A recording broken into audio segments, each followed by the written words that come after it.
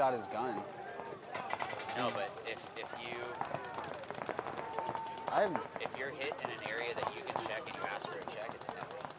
He didn't ask for a check though. The ref just came in and checked him. He looked at it. Oh, he did? Ref. Oh, my bad.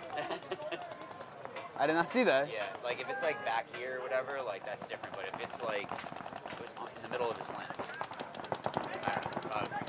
I think the rule actually says like if you ask for a check in like an obvious place, the penalty can be thrown on you. Yeah. I think that one's like a. Oh, we're live. Oh, we're live. Hey! All right. So for those just tuning in, we have Revolution Black is what I'm calling them because there's another Revo line in this set, which they're two completely different teams, but they're the same name. So. Yeah, you got Tiki's Revo and Revolution. So this is Tiki's Revo. Yes, sir. We got Tiki's Revo in the black. Who's winning this game? Right now, we have Tiki's Revo is up 3-1. Okay. And in our other set, Reckoning and Revolution, I guess it would be Revo Red. Reckoning is up 2-1 right now. Okay. Do want to give a huge shout out. You can see brand new bunkers, thanks to Carbon for providing that. Being a great sponsor. I know they've been sponsoring the league for a while. MVPS, I remember when it first started. So it's really cool to see how much it's grown to. And of course, DLX, Dirty Dan, Tiki's, Die, everyone that supports the MVPS, we thank you guys for all of that. But it's been a little wet of a morning. Yeah, definitely some oversliding here and there. You just got to account for that when you're playing. But And I think race to 4. I think Revo Black takes this one. So I think they're just going to burn the clock because it was 60 seconds. However, I don't think that matters if it is race to 4. yeah, I would say go for the point margin. You never know. You don't want it to be that you don't move on because of 1 point that you didn't score. There you go. So, for those that are maybe new to paintball, there are little buzzers on the back of those back center. You see that ref that's standing there, just gave the thumbs up. That's where the players have to start. So you're going to see the players starting up, we just kind of call it, nicknamed it the box. So the starting gate, I think, is the technical term for it. But Why did we start calling it the box? It's a box. Yeah. It's just a box. Yeah, that's fair. I think that's all that it is. So the players have to have their barrels starting there. They have to have it literally touching the box. If they don't, or they start early, they will be eliminated. Flip the monitor. But basically, the whole idea of the game here is that they're going to. So the main idea, and in this, it's a race to 4. But to score a point, you just have to get to the other team's box and hit the buzzer. That's really it. It's kind of like a capture the flag. There actually used to be a flag back in the good old days. Back in the old days. Back in that day. I feel like. But it just makes it easier if you eliminate all the other players. And elimination just comes from shooting them. Player, is shot, and the paintball breaks on them. So that's why there can be a whole pit crew helping out. So as we get into this next point here. Oh, 2 coming off for Tiki's Revolution, Revo Red, Tiki's Revolution, whatever we want to call them, however they're going to get called throughout the day. And then we have Reckoning 5 alive. So I think if Reckoning wins this point, how did he not see that guy? See, it's this Dorito player. And by the way, if you're watching this and you're brand new to paintball, the Dorito side, you see those little pointy little bunkers. Those have kind of just been nicknamed the Dorito. Well, they look like Doritos. They do, but like if you go over to Europe, then they say tea bags. So, Yeah. Actually, so the Doritos are on that side, so we just called it Dorito side, and then the steak side. Great. He almost completely missed him. That should be that's amazing. That should be amazing. That was a little sketchy. He was shot. Interesting. Yeah. So if you've ever played paintball before, and you go to any local paintball field or whatever, usually they'll have like a 10-foot rule, so you have to say bang bang or whatever. In tournament paintball, you can shoot the player point blank. I really don't like the bang bang rule, because then they get surprised and shoot you anyway. Yeah, obviously, like if you're going against newer people, like they're just gonna a kid's little birthday party, bang bang them. But I don't know, if you're playing against people, especially on speedball, which are the inflatable bunkers, then you got like hyper and then mounds and like other fields call them different things. But tournament ball is played on these air bunkers, as you can see, and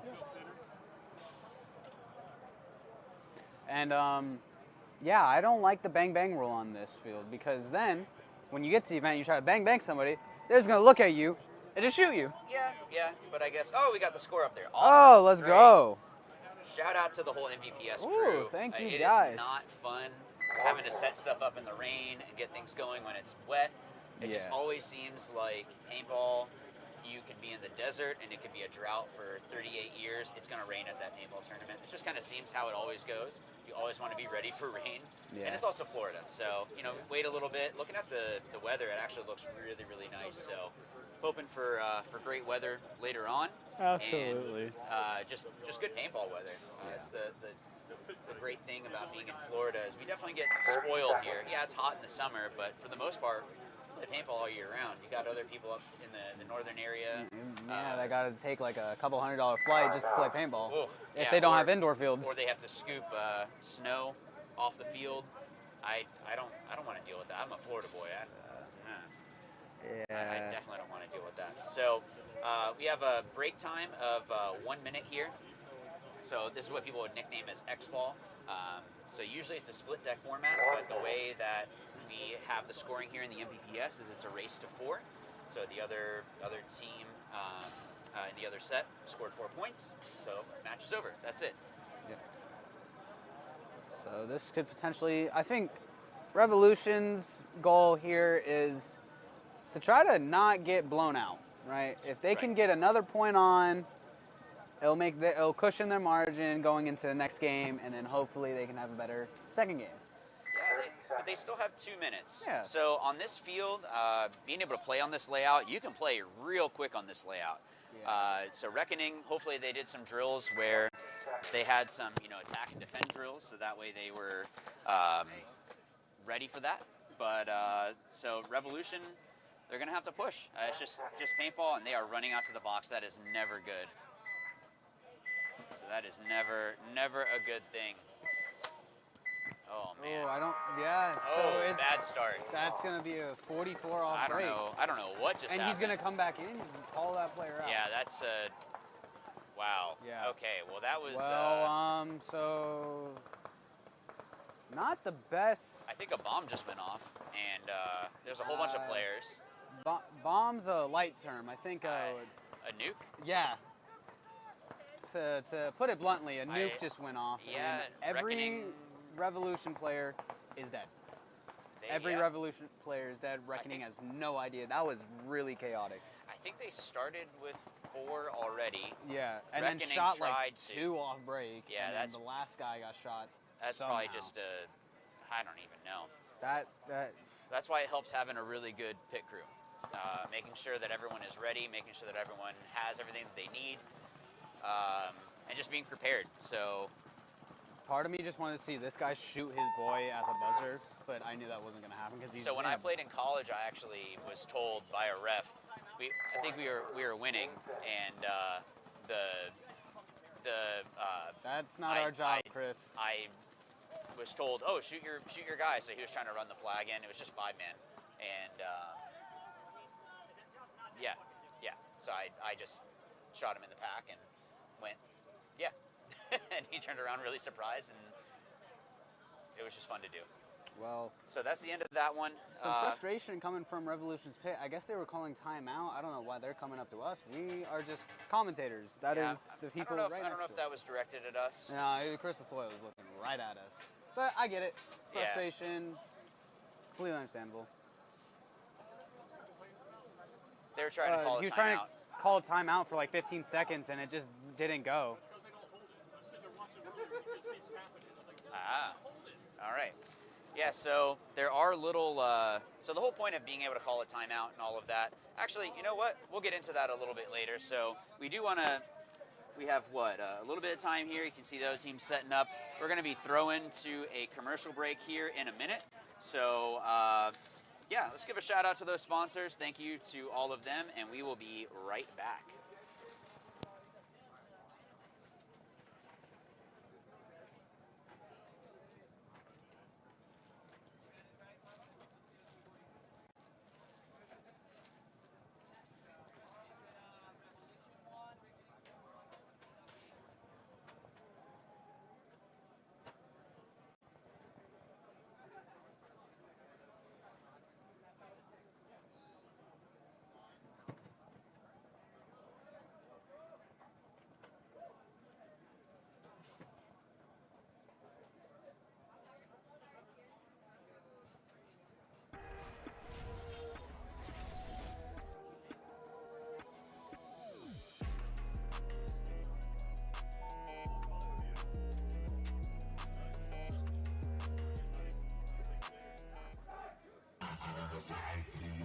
Hey,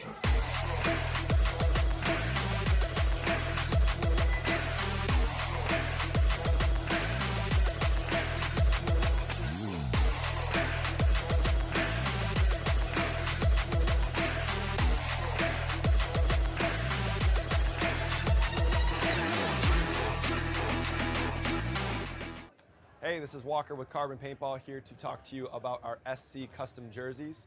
To start your team's design, head over to crbnpaintball.com, fill in some team information, including what colors, what template you want to base your jersey off of, upload your main team logo and any sponsors, enter your name and your number, and we're going to kick you back a 3D image of your jersey. The custom jersey is built on a 5-panel design that's all customizable. The jersey features a DWR coating all throughout the jersey, so it is water resistant. It also is stain proof, and it has side mesh venting. The jersey is also very fitted, so it has a compact neck collar, and it also features elastic thumb loops to keep the sleeves in place while you're sliding or running. To start your team design, head over to crbnpaintball.com.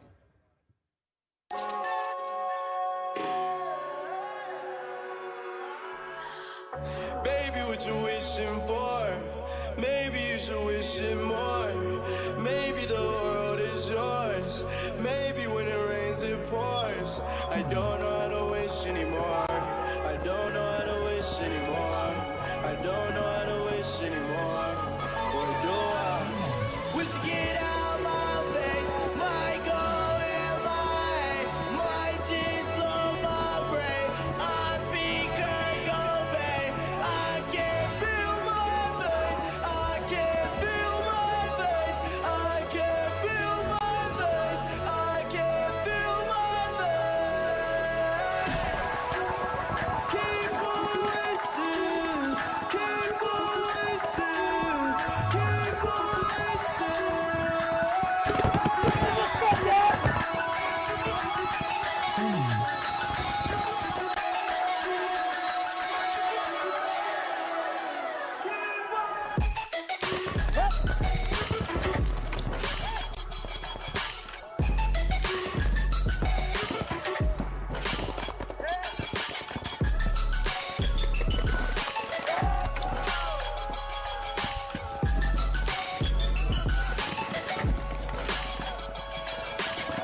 I wish you would find your chill, cause Lord knows this shit get real. And for this price, you know you kill. Man, it's big brack, you know the deal. Man, it's big slat, you know the deal. Draco a big dragon fire. Can't save me, man, say yourself.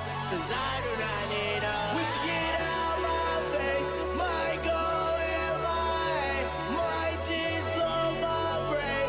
I be Kurt Cobain. I can't feel my face. I can't feel my face. I can't feel my face. I can't feel my face. Keep on wishing. Keep on wishing. Keep on wishing.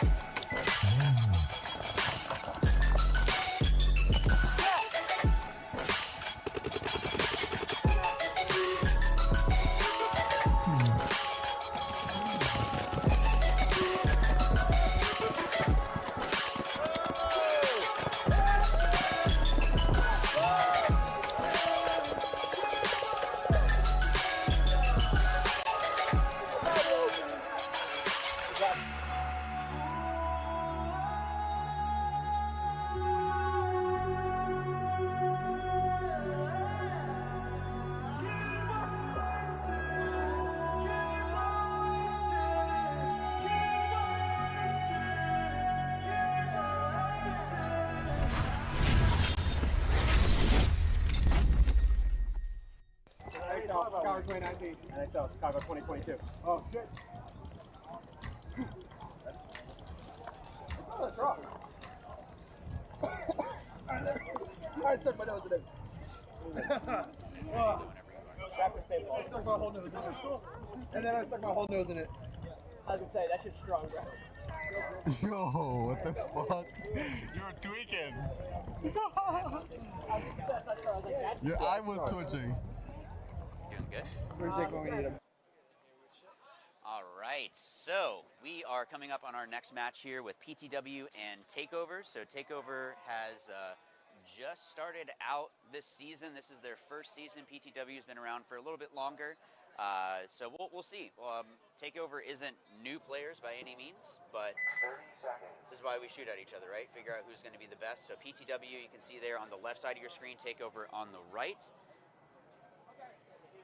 Coming down on 20 seconds. It has rained a little bit here, so teams are going to have to be careful about oversliding. So if they try to slide into a bunker and they basically go past it, it's really all that it comes down to. So you don't want to get shot on something like that. So you just have to account for a lot of different variables when you're playing paintball.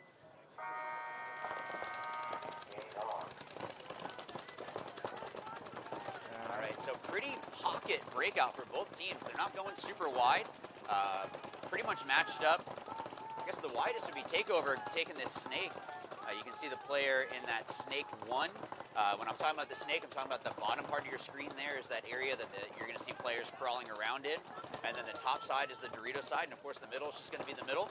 And then you have those bricks in the center there. The towers are going to be the larger temple looking structures in the middle. The cans, that's exactly what it looks like. They're cans. They look like little soda cans.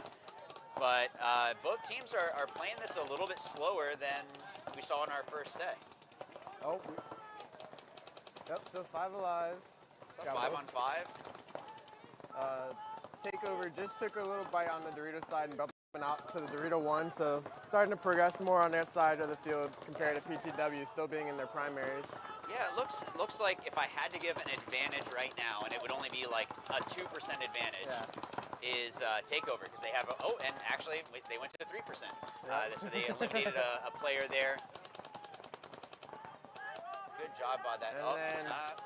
I liked the idea, just trying to help out, but these gaps between these bunkers, if the team is doing their job and making sure that they're holding those gaps, whenever players try to make those moves out, they're just gonna get clipped, and you can see that that's what's happening here. Takeover making him to the snake 50 now, and they're fighting that lay down wedge. Now, I don't know that I necessarily like that this snake player is trying to battle this wedge. This wedge has to shoot at him. He has to worry about him. Yeah, and PTW is moving up the snake now. Yeah, but I feel like this snake player on Takeover should probably focus more on playing the outside. You have 2 players behind you. You have the one in the snake corner there, and then another one in the tower. Good move. Oh, well, that close. Yep, I thought so. That was pretty close. I don't know. I kind of felt like that was a trade, but that's why the refs are out there. So that basically means that Takeover is going to take this point. And I think PTW may be starting down 1. They should be, because they only had 1 player to pull. So if you see a red flag go up in the air, that means that it was a major penalty. So along with the player that got the penalty, 2 more of their teammates are coming with them. So they get pulled out by the refs. If there's no players left over, it carries over to the next point. If you see a yellow go up, you're going to have a 1-for-1. So the player that got the penalty, and then also the player that is the next closest is usually what's done. But that's only the first point. It's a race to 4, so it's still a lot of paintball. Definitely a lot slower of a breakout than we saw, like I said, in the first match there. And so here we have our next set coming on. Yep, we got Shock and University of Central Florida. So the Knights. I remember my college paintball days. A lot of fun. Actually, they're doing an alumni event, so some of the old Florida Atlantic University guys, we were talking about maybe trying to do something. I really want to get like Ben Gay and Aleve as the sponsors on the jersey. It's just a really good time. So if you guys are in college, you might have a team, or you can just start one. I expect to see a lot of aggression out of Shock. see. Yeah, take the snake corner for Shock, make it in line, but UCF sends it into the snake. Yeah, it looks And like I think he took a hit on his head. Yep. Yeah. So I like the aggression. I like the fact that they're trying to make that move. There are some bigger gaps. It's deceivingly small when you're running up to it, but the gaps going into that snake, there are some decent shots. So if you have someone that has that gap, they actually have some time to be able to adjust there. Shock making him bump from snake corner on the inside to snake one. Yeah, great move doing that. Just trying to play the aggressor. Whoop. Oh, I think he got lucky there. I think that sprayed off, and the ref didn't see that. So technically, the ref can pull the player out if they see it break off of you. So sometimes you get lucky. Sometimes the paintball bounces, and you're not hit, you're not called out. So that's always fun. Kind of get that second life. So it looks like Shock kind of got a second life there. Now they're stacked up here on the snake side, and nope, they just killed the center player for UCF. Yeah, So now UCF's down to 3 bodies, and Shock has 5 alive still. Yeah, and the snake player, there we go. Yeah, snake player doesn't need to battle. Get further up into that 50 snake wedge right there. Be able to just be a thorn in their side and let your other guys, paintball's a team sport. I think some people forget that. They try to put on the Superman cape, try to do everything by themselves. And he's got that can pushed in so tight right now for UCF.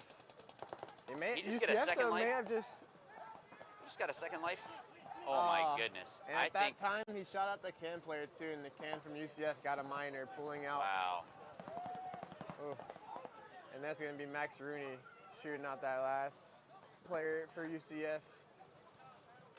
I think the snake just tried to shoot his own player. Yep, he definitely tried to shoot his own player. He already got 2 extra lives there, I think. I'm pretty sure that he got hit in that 50 snake as well. But like I said, if there's no paint left on the player, if the ref didn't see it break off, that's why the refs are there, is to help make sure that everyone is playing fair. Oh, man. Starting to get some trash talk. Yep. That is the fun thing, though. I think it's fun when you get to play against friends in a tournament. Because then you go back to practice and you do drills and you're like, oh, I remember when I shot you in the ear there. You could have a lot of fun with that. So coming out on the next point, we have Takeover and PTW again. They're going to switch sides every single point. So as long as a point is scored, they switch sides. It's the split deck format. So we have 2 matches going on at the same time. Hey, Takeover! 54! The Takeover ended up taking that first point because of a couple late penalties there. Let's see if PTW is able to clean it up a bit. Yeah, I think it's important to remember when you're playing. Oh, and they are starting down a body, like we said, because of that penalty. So PTW has to hope that they can get an elimination off the break, and it doesn't look like they were able to. Yeah, Takeover only really risks out wide to the Dorito 1. And PTW loses a body. So now they're down 3 on 5. And I like that. Oh, 2 Takeover. 2 on 4. Yeah, 2 on 4. It's not impossible to come back from that, and there's still 9 minutes left on the clock. There's a lot of time. Yeah. Players that are nice and calm, cool, collected, they're going to thrive in situations like this. The guys that are trying to play too aggressive or trying to do too much, that's when you end up getting eliminated. Yeah, so Takeover took a big bite into the snake 2 there. PTW still just 2 alive. So what do you think of this setup that PTW has? Well, I was going to say how's the setup, but now it's a 1 on 4. Yeah, he was making the right play to get out there wide and spread the field to try to contain it some more, but at this point it's time to call the towel. Yeah, I don't know why PTW is still playing. Once they lost those 1 or 2 bodies, they probably should have just conceded. Yeah, the 2 on 4 I would have given them maybe like a minute, see if something happened. Yeah, but at this point, you just need to towel this. Yeah, that's really unnecessary. Yeah. Maybe they wanted to teach him a lesson. Yeah, maybe he said something bad to the coach, and the coach said, "Oh, okay, all right." Coach remembers all. That's what you get for waking me up too early. Yeah. I could have slept in a little bit more, and you made me wake up earlier than I needed to. This is payback. So Takeover is just gonna waste some more clock. Yep. So the towel there for newer people that are watching, I know we might have some moms and dads or, you know, boyfriends, girlfriends, siblings watching that have no idea. They just, I mean, my wife still doesn't really understand it. She's been with me with paintball for like 12 years, and she's like, look, as long as I see that you're happy, then I know something good happened. So what you can do is concede the point. So you can throw the towel and save time. It's kind of like in football where the quarterback will spike the ball, so that way they can stop the clock. Or maybe if you're trying to burn out time, like you saw Takeover doing there, they're gonna, all right, we'll wait for you to throw the towel and give us the point. So that would be kind of like, I guess, running the ball in football, trying to burn more time off the clock.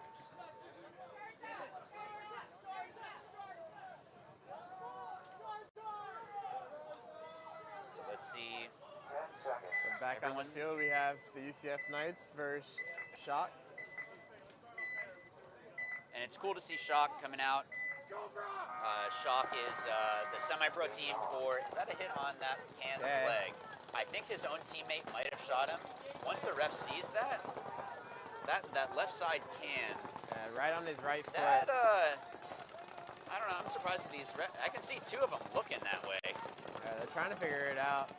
Maybe they just, I don't know. Because even if your own player shoots you, you're still out. Yeah. As long as there's paint on you. Knights are going to work their way up the field now, moving two bodies on the Dorito side up to that wedge. But he takes the shot to the chest. Yeah, but I think he might have traded with that can.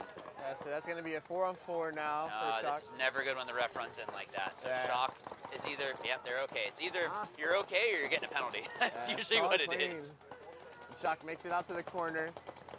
And UCF moving down the snake now into the snake 2. Good job by UCF. I like that move. He saw his player get over. Nice and they get the elimination wow, on the Shock. What a fill for Shock though, filling out back to that snake corner all the way from the Dorito side can. Oh, and you're gonna get a major penalty from the snake corner. Yeah, the snake corner. Could it have been that shot on the foot from earlier, maybe? Oh, possibly. You know, I mean, and they don't know how long it was. That's an obvious hit. Yep. But this snake player is saving the game here. As long as he can close it out clean. Oh, and he just got shot, I think. Oh, you got so lucky. So what this snake player should have done is actually crawled down. So standing up and doing that, why not crawl and get behind the guy and pop up and have a whole target instead of like a little tiny little mass to shoot at? But still a great job. Number 18, is that Bennett? So great job by Bennett getting in.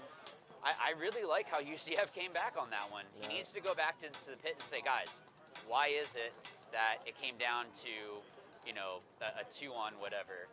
You should have had more bodies. Don't throw your bodies away. We can't have penalties. If you feel something, you got to ask for the check. And that's 2 in a row now that they've had 2 penalties. This time they were able to get away with it and still earn that point, but you don't want those penalties to be the end of your, make your end of your day, or make your day early. So Takeover is, I guess pun intended, taking over right now with PTW. PTW is actually a nonprofit. Some cool stuff that they do for using paintball. So it's cool that they've been around for at least like 7 or 8 years now. For sure, I know. It's been a while. I've been on the scene since like 2018, and I've known them ever since then, and they were on before that. Yeah, so it's really cool. Actually, with my YouTube channel, I think we might be doing some stuff. I think I actually have done some stuff with PTW before, so shout out to them. Paintball is definitely one of those, it's a very aggressive sport, but I know guys that are like, yeah, I'm not a part of like a gangbang kind of thing, you know, gangbanger or whatever. Or they're getting off drugs or whatever because of paintball. And so it can be a very positive thing to get into this sport, have something to really focus on. So let's see if PTW can come back on this point. Takeover only going out to that Dorito 1, so not a real wide. And actually him running and gunning out there, there's definitely a risk. That Dorito, you can definitely get shot doing that. Oh. Takeover losing their back Dorito player there in the can. That's going to be a 5-on-4, giving PTW the advantage. They had a similar breakout, just not going out far wide to the Dorito side as Takeover did, though. Yeah, but I don't know if that's really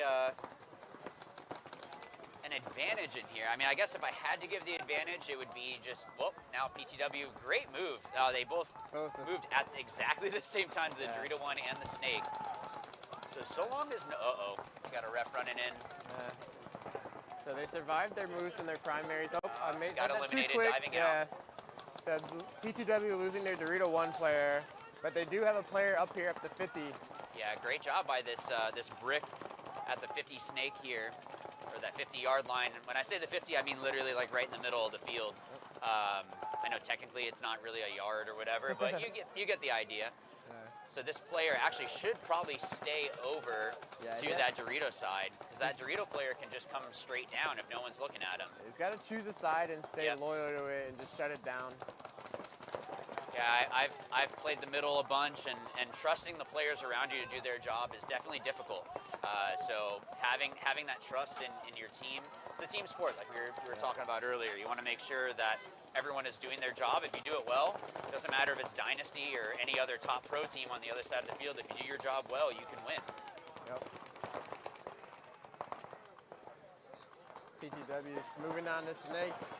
I don't think he sure knows if they about fell that brick. asleep. Yeah, I think they may have fallen asleep on a little mini break here on the snake side. He's going to get that shot, so at least he got that. Yeah. Oh yeah, he left. Oh, they have no idea. Yeah. You can hear the player in the snake here saying 100 only. Yep. He's about to get shot in the side of the head, or... So he's calling out that there's only a Dorito, but... Oh, so lucky. So at the same time, from crossfield, Takeover Yeah. lost their snake back player, Great job. letting PTW get 1 point on the board here. Got to be called clean first. Let's Yeah. see. And Great they're job. Corner proof, so PTW coming back, giving it 2-1. Yeah. So we got ourselves a game. I think if Takeover had gotten that third point, it's definitely really tough to come back from a 3-point deficit. 1 point, you still got a couple minutes on the clock. It's a quick layout. Yeah. Especially with it being race to 4, you only have up to 4 points to get a chance to. You don't really have a buffer. So let's see. What I like is that I don't see Shock being down on themselves right now. Okay, all right, we lost that point. It's just 1-1. Still basically 8 minutes left on the clock. Lots of fun. They have a great organization. So Tyler Stansel running that. They have great backing from Todd Adamson, who owns the Chicago Aftershock Pro team. But definitely want to say a huge thank you. If you haven't noticed from last season to this season, there's a really bright orange bunkers on the field. Thanks to Carbon for the sponsorship. They've been supporting the MVPS for a while now. Same thing, of course, with Tiki's, Dirty Dan, DLX, Die Paintball, all of those that are supporting this league, growing it to what it is today. Really, really great to see. So we're gonna have pretty similar breakout. Both came out 5 alive. Shock gonna sneak into that Dorito 2 though. So at the same time, Mike Whitney makes his bump into on the inside to Dorito 2 as well. And now he's looking heads up. And they're matched up on the snake side, not pushing too far up. Yeah, I think it's probably just that they're both basically tied. Yeah, it's okay. Just play it like I'm used to always say. Look, play like it's 0-0. Just play like it's the first point because we're tied 1-1. You can win by 1, and that still counts as a win. You just need to get that W so that way you can move on. So it's better to slow play it. Make sure you can secure that point. Right, right, Especially when they came in with 8 minutes on the clock. right. You move into that little baby Dorito by Shock. Just trying to put more pressure on the team. On University of Central Florida. The Shock player is looking tempted on making that bump into the snake corner or into the snake. Yeah, I'm wondering, is he trying to maybe try to hold his mirror in from trying to dive in? But he does have that can behind him that can do the same pop job. the top and bump out it wide. was the corner. You were right. Yeah. So great job getting wide, just trying to get those angles. Basically, paintball is just chess with guns. You can be actually less athletic than the opponent. If you can outsmart them and make the move at the right time, it's knowing your body, knowing what you can do as a player. And again, working as a team, like, hey, I'm going to move out to this corner. I need you to keep this guy in. And they say, okay, I got you. You make that move. And Shock has made it up into the Dorito 4, I want to say now. No, it looks like he's in the 50 Oh, yep. Dorito. He's, Yeah, up, he's he's right bumped all the way there. to Dorito 50. Yeah, I didn't get to see that one. So great job by Yeah. Shock making that aggression on the Dorito side. UCF's doing a good job staying alive with that player being that far up there. I'm not sure if they know. It looks like they might know now. Because I know that you can block out a lot of players with just kind of the bunkers that are on that Dorito side. There's ways that you can get up into that 50 Dorito. So UCF, you can't see it on your screen, but they do have a Snake 1 player now, and Shock has gone into the Snake and made it to the Snake 2. You'll see him all the way crawling to the onto your Snake screen. 4. Yep. Great move. So now he's up into your Snake 4. You see him there on your screen. Now what he should do is just make the move into the 50 Snake. There's no Yep. reason. Oh, and the UCF player Okay, there on got the the Snake kill. can. Great Didn't- shot. Didn't notice that Max, I believe, got into the Snake, picking Great. up 2 quick kills on the tower, and then the Snake can. Yeah. Serzer for UCF, switching over, trying to protect that. Looks like Shock lost their Dorito side player, so clearly UCF knew about that player, and now they have taken the 50 Dorito. So it's definitely, Shock just made a retreat over there with their Oh, they Dorito, did. their Dorito 2 or 3 player, I mean. So now he's back at Dorito 1. I don't know if the Shock player knows that there's a Dorito 50. no, Nope. they definitely didn't. Shock That just lost snake the corner. Snake corner, yep. So that's Whitney over there down on the Dorito 50. Oh, but UCF is going to lose their back Dorito player. And let's see what's going to happen Oof. here. We're going to have a nice snake battle between UCF and Shock. I don't think. Oh. If If Whitney doesn't cross over, we might have Max going down the highway and picking up the big hill here. yeah, let's see, because I don't know that Max here in this. Oh, he's playing the pin. I don't know if he knows that there's a 50 Dorito. Yep. Oh, I Maybe- think he maybe might. he Just does. because he made that read to that break, I think he might. Or he's trying to watch But out that to is see if there definitely a is good someone. trap that he's setting on the Yeah, snake great, player. great move. I've done drills with Max before, seen him grow a lot as a player. So seeing him on this organization, I told him, like, look, learn as much as you can. They're going to Big have. kill from Whitney over there on the man. Dorito side, heads up on the Dorito player, so it's going to leave 2 players for Shock. Oh, did he eliminate Shock's the still tower? at the tower. He eliminated the tower, and Great he's going to pick job. up the crossfield wow. kill. So what a play over there on the far side by Mike Whitney. Picked up the kill, heads man. up, then shooting at the tower player and going to pick up the crossfield kill on the Snake Wow, that was a great play 50. by UCF. That's at least 3 confirmed kills. Definitely. Wow, that was. It might have actually been 4, because I think he might have shot that first Dorito player. Yeah, So wow, great job. That's what I'm talking about. The cool, calm, collected players, even though that they were definitely in more of a defense, putting the team on his shoulder and just saying, like, look, I got you guys. I'm going to help carry you through this. Snake player doing great, not being too aggressive, just working stayed together. alive. And yeah, exactly. Yeah, not You're dropping his side. You're more valuable alive than you are dead. Yep. Don't always have to engage in every battle you get into. Yeah, absolutely. So after kind of a long point there, we have Takeover and PTW coming back on the field. PTW picked up their first point, the last one. So let's see if they can keep it rolling and What do you- tie up this match. What do you think? Do you think they're gonna tie it up? Think PTW is gonna come back on this one? I see Takeover taking this one. Just Yep. because they had a penalty last one, I think they're going to come back and play it safe. They're going to stay 5 alive and not get a penalty. Yeah, let's see if they don't get rattled. Some teams, they're great players, but then they fall apart in the pit. They just don't know how to work together as a team and work past things. I've heard it called selective amnesia. You just forget about it. You can't do anything about that last point. Just move forward to the next one. Focus on what you need to do. So PTW with a similar breakout that they've done every time, taking out their just primary bunkers. I think we're going to see that a lot with these cans. The tower. There's kind of just safe bunkers to get to. I didn't really get the chance to see it at the field too, but it does look like there's big gaps trying to get into the Snake 1 or Oh, Dorito yeah. 1. Like there's Oh, some yeah. big gaps there. So Yeah, the can on the Dorito side has a great shot going into the, just past that brick, the little baby brick that PTW player just came out from and slid into the Snake 1. Now they're matched up in the Snake, so we'll see. We'll see who's the aggressor in this. They're a little bit more up the field, up the middle too. There's the Snake, like at the Snake Tower, or not Snake Tower, but the 40 Tower, I would call that, I guess. Wow. All right, so Oh. PTW getting another elimination there out of the Snake. Yeah, but great move by Takeover to recognize that, all right, we dropped this side. I have to get wide. Yep. And made it in without anyone noticing, and he was able to pick up a kill there on a snake can. Yeah, so we were talking about with those, making sure you have eyes on those gaps. If you don't see that, the player came off from the can from PTW with his, putting his hands up to the sky, wondering what happened. It's like, well, because your team didn't see that someone went out that way. PTW's 50 snake player, though, was able to pick up the kill on Dorito can by Takeover. And there was another player that came off of the Dorito side for Takeover. Oh, yeah. So maybe PTW is going to tie this up. We'll have to see. Oh, it's only one left, and his own player just shot him with PTW. Great move. Yeah.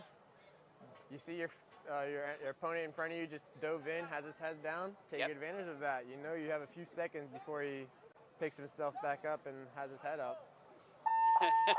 You can hear the player on PTW saying, sorry, my fault.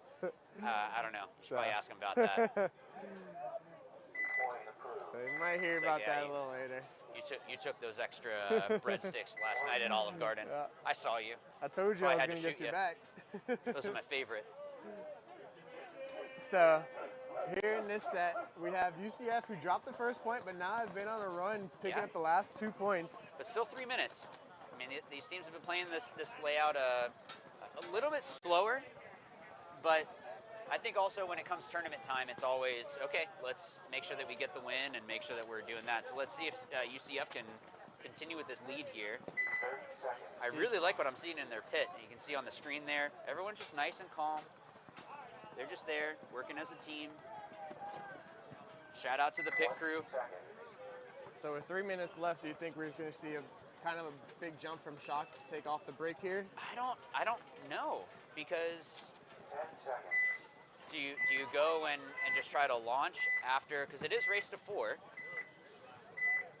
I don't know. We'll have to see. It looking like a big snake run by Shock. Yep, going up into that 50 snake structure to see if he makes it. Great move. I don't know that anyone saw him. Yeah, down on the inside. Good job. Let's see if he can pick up this tower. They did get... No, actually, they're both 5 alive. And I don't think they picked up that he's there in that snake 50. I think that the Dorito side got bounced from UCF. I think that they... Because the ref ran in looking like they saw something.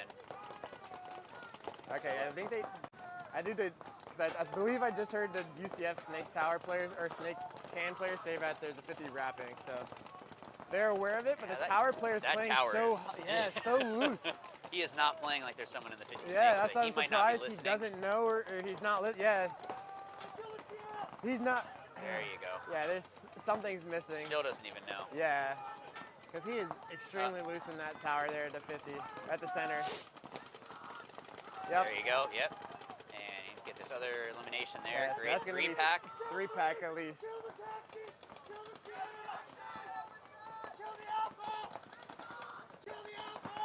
So it's just going to leave 2 players alive for UCF.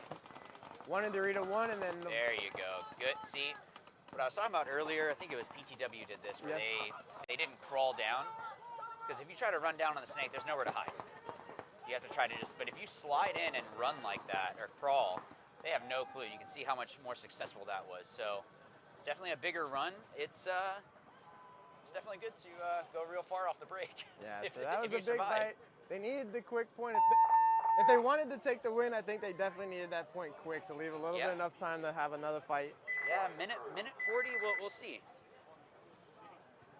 So. I mean, a tie isn't as bad as a loss, but obviously you want to win because you don't want it to come down to, well, we beat so-and-so and they have to lose to so-and-so, and if they win by 2, and it's like, oh, man. The moment you start doing math, it's never good. It's not good. Now, it has worked out before. Like, when I played at the ML Kings, I remember there was one time that it was like, well, these 3 things or 4 things, and then all of a sudden, we're watching, and it went, oh, we just made Sunday. So it's definitely definitely possible, but you don't want it to come down to that. It's like, just go win. You don't have to do any math.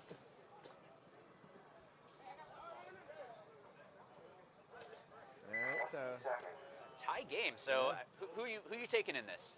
Takeover or PTW? I'm going with momentum. Let's have PTW. I think you have to, right? PTW's gained a... They definitely got the momentum. I think Takeover maybe is a little dejected now, maybe a little bit down. So we'll see if they can fight back from that. Takeover gonna lose one body off a break over there for the Dorito side. They stacked up the can there on the Dorito side. I wonder if that was a mistake. So 4v5 PTW advantage.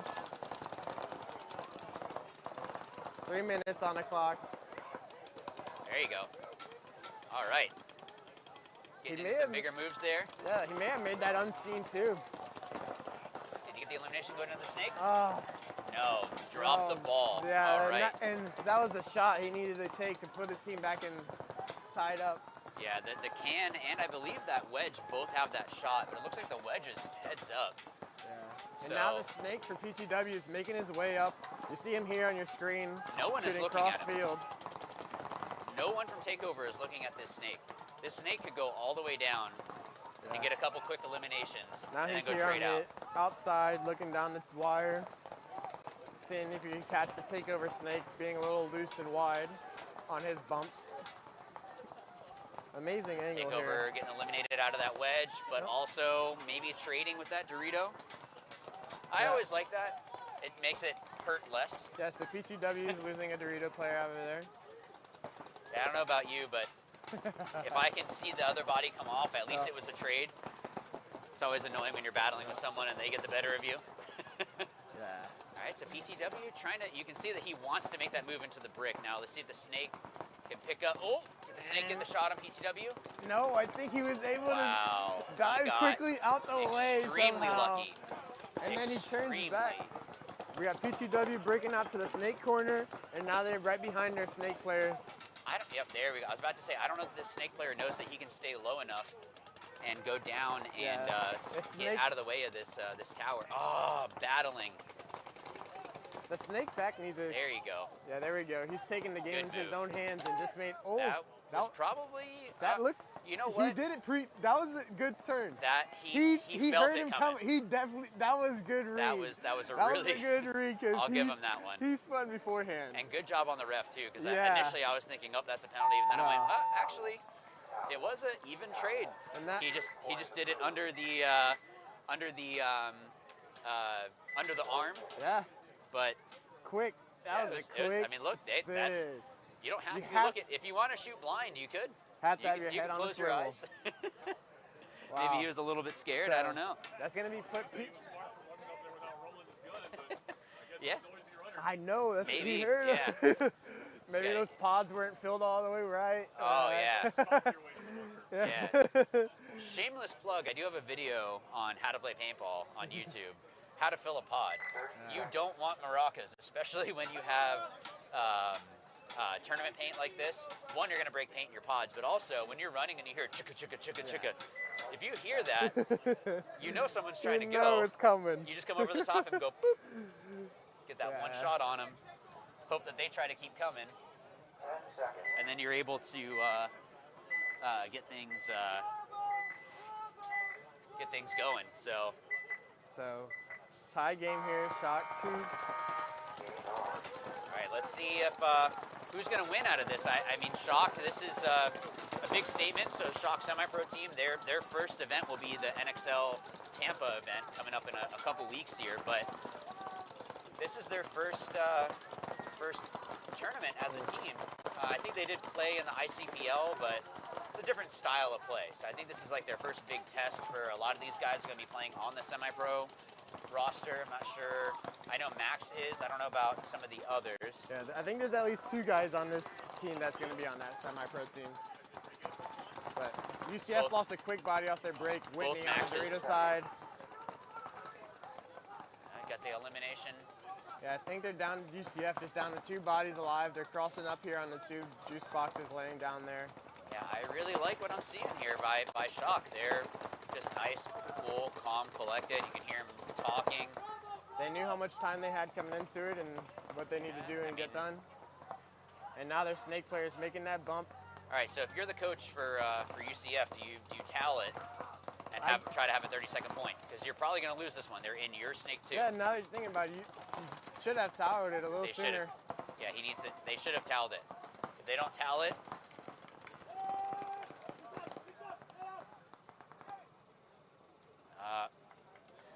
So I feel like Rooney should have waited a little bit just to, Yeah. but it's only 13 seconds. I'll give him that. So Shock's gonna get a point on, giving them the lead with just 13 seconds left.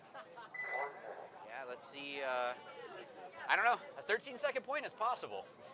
All it takes is, I've been playing long enough that I've had it where we won a match because someone got a major on the other team.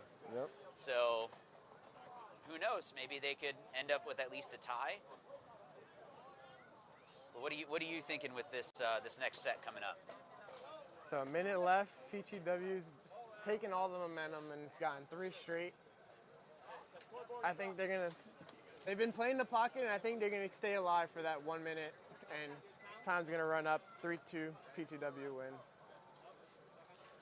Yeah, I mean, PTW just needs to get this last point, and that's going to be it. But Takeover, I mean, I know that this field can play fast. We just saw it, right? Like you're able to go right into the what is it? The 50 snake. There's ways that you can make some bigger moves on this field. So it's just sometimes you just need that little extra oomph. It's like, look, we got to win in 20 seconds or we lose. Hey! And that's it. Yep, that gives you that little extra adrenaline. Now! Discuss it right now! And you might be able to hear Coach Sid, Ron.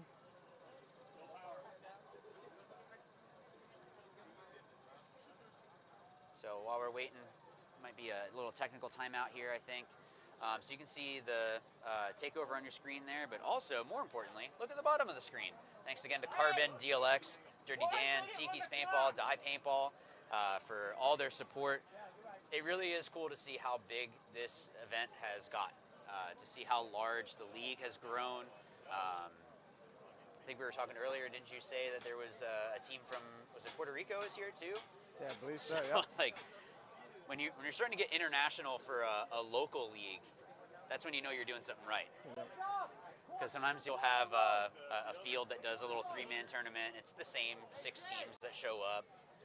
When you get all as big as the MVPS has gotten, it's really cool to see that. So shout out to Alex Zudell and the whole crew here at the MVPS for everything that you guys do. And maybe if you guys are newer to paintball, I'm going to do a shameless plug here. So this is Greg, by the way, talking. So I run the How to Play Paintball YouTube channel. So I also do clinics as well. I've actually opened up to doing online clinics. So if you go over to howtoplaypaintball.com, or if you hit me up on whether it be Instagram. Yeah, you can't call timeout when the time is not. Yeah, you can't call timeout when. So anyways, at How to Play Paintball on Instagram, or also you have Greg at howtoplaypaintball.com. However it is you want to hit me up, definitely got some options there. So yeah, so hit me up and we can set up a clinic, do that online clinic. Also, I have a whole bunch of different drills. And thanks, Onel. So yeah, hit me up, Greg at howtoplaypaintball.com. Definitely do clinics and doing some online clinics too. Where you can send me footage. Doesn't matter if you're in another state. You can send me whether it be individual or team stuff. Whole bunch of different options, trying to make it where it's something that's going to be great. If it wasn't for players that were helping me when I was coming up, trying to get into pro, it was definitely helpful to have those little things are what makes the difference in paintball, and you don't know those little things unless someone tells you. So I appreciate Onel putting that there. Appreciate it, guys. There actually is a free drill ebook as well if you go there. If you go over there and I think you just have to put your email in and then it gets sent out to you.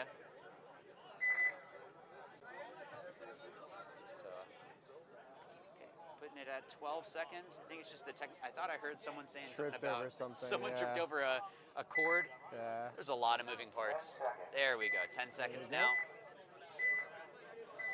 All right, let's see if PTW can either secure their win or if Takeover is going to tie it back up. Takeover player trying that inside snake run. And made it. Wasn't the fastest, but still made it. Wow. That's all that matters. Minute left. And let's see, 5 alive, both teams. PTW make it all the way out to the snake corner. That's a little different. I mean, if I had to give the edge, say takeover. I mean, if PTW just lost a player out of the snake corner. The snake player needs to realize that and just get his head down and I don't know if stay his low. teammates are talking to him, though. I think that's the issue. Oh my God, someone just core sampled pretty bad there at the 50. You can hear his tank. Oh, got it back working. Yep. A little bit of surgery. Snake 50s players rapping, but time is dwindling, and they're Wow, here at the 50s, yeah, but haven't progressed much further. PTW is down to 2 players left, so they could.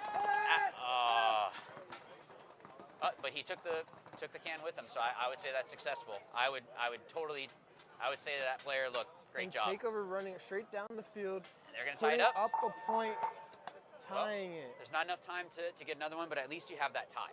So it's not a loss on your record. Having the tie is much, much better. So great job.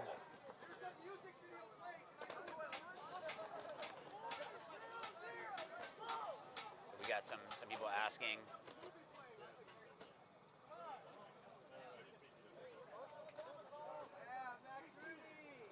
So great point there by Takeover, being able to tie it up. Way Right. better than a loss. So I'm gonna ask you the same thing. You think UCF is gonna have a 13-second point and tie it?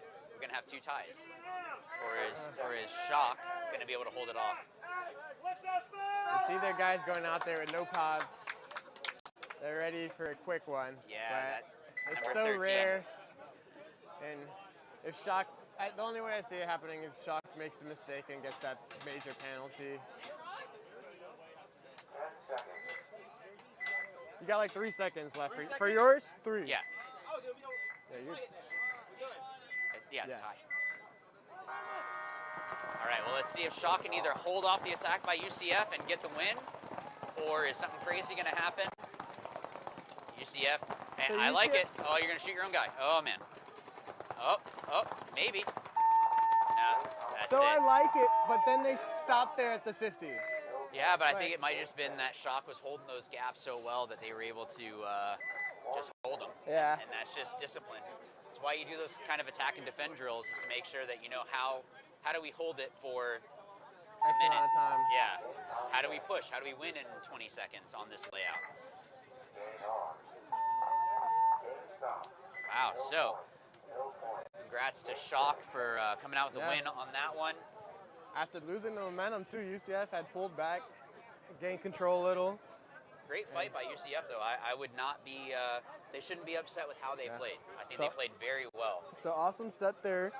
Close matches. I don't think Takeover's going back out there. No, I think that's going to be... They look like they are, but I don't believe they're going to go back out there. The game's over. So we're actually going to be shooting over to a commercial here. Thank you again to all of the sponsors. So again, Carbon, DLX, Dirty Dan, Dye, and of course Tiki's Paintball just down the road here. So we will see you guys in a little bit. Oh, never mind. Hey, take over.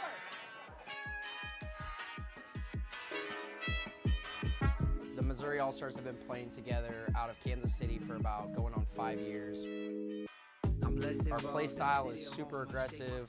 We like to just be in your face constantly, can just keep the gas going the whole time.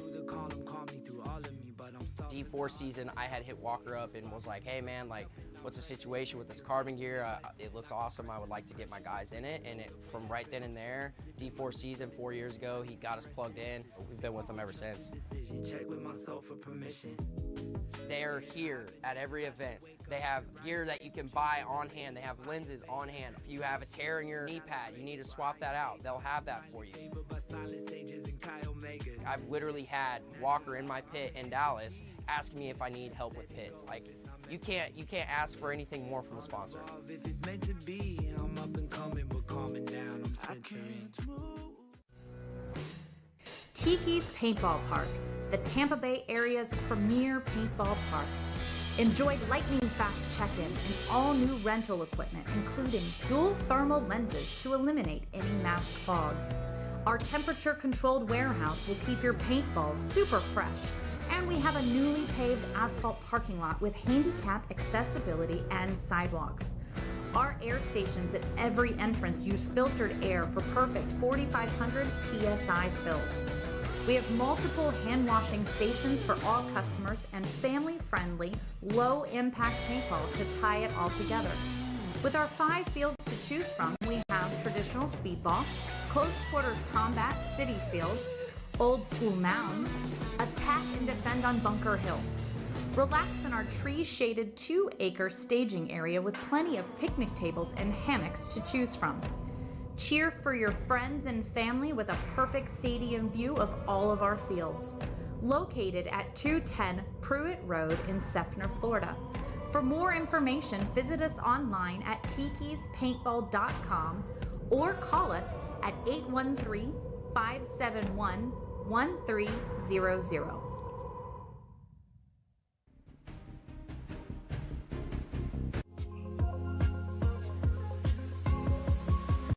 Hey, this is Walker with Carbon Paintball here to talk to you about our SC custom jerseys. To start your team's design, head over to crbnpaintball.com, fill in some team information, including what colors, what template you want to base your jersey off of, upload your main team logo and any sponsors, enter your name and your number, and we're going to kick you back a 3D image of your jersey. The custom jersey is built on a 5-panel design that's all customizable. The jersey features a DWR coating all throughout the jersey, so it is water resistant. It also is stain proof, and it has side mesh venting. The jersey is also very fitted, so it has a compact neck collar, and it also features elastic thumb loops to keep the sleeves in place while you're sliding or running. To start your team design, head over to crbnpaintball.com. We are about to get started on our next match here with the Orlando Invaders and Ghost Ops. Ghost Ops putting on their pack still, so, oh, there we go. Wow, so big bite here for Orlando Invaders, straight up into that snake brick. I like it. It kind of looked like he was trying to read, can I go into the snake or can I go into this brick? If you didn't plan on doing that, just say that you did, because it looked good. Yep. And so he's on the inside, cutting off that Dorito side from any progression. I think you're going to see a lot of this same breakout. You can be on the right side of your screen with Ghost Ops. Those 2 cans, the tower, those are 3 bunkers that you're going to be able to make 99.9% of the time unless there's a weird shot that happens. And even some of the ones that are a little bit wider out, but that's only if they have a really good shot, and that's going to happen. Yeah, so Invader's going to make that read, getting into the snake.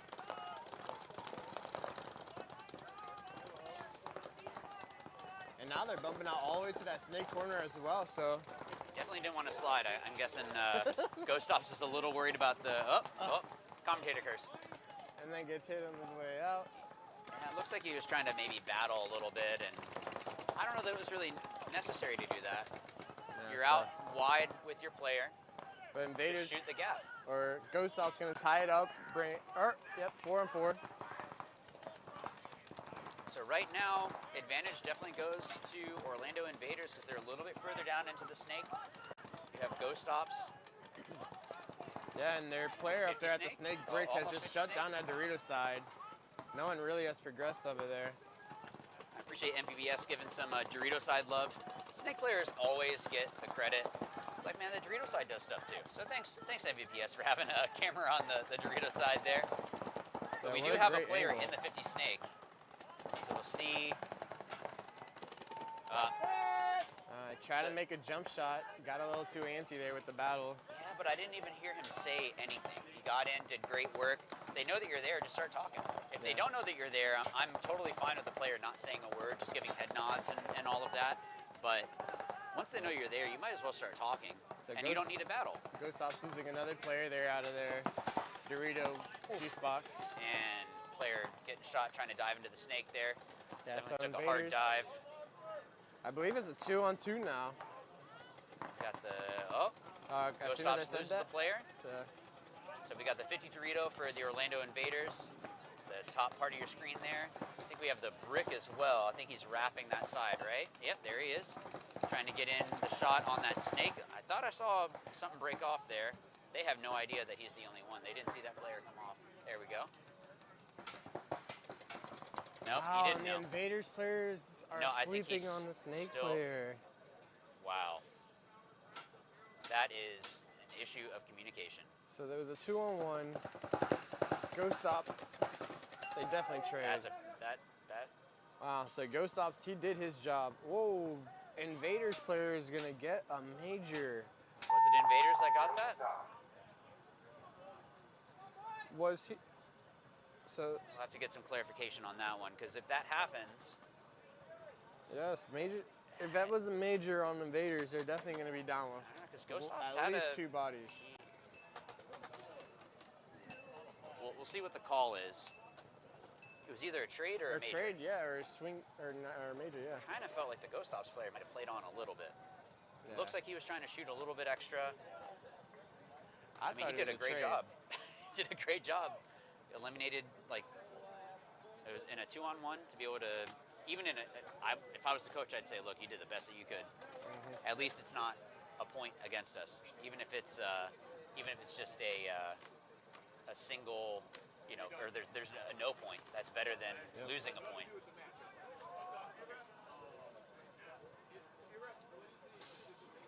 Okay, so next up, let's see who we have walking out here. I think we're still trying to figure out what happened. Yeah.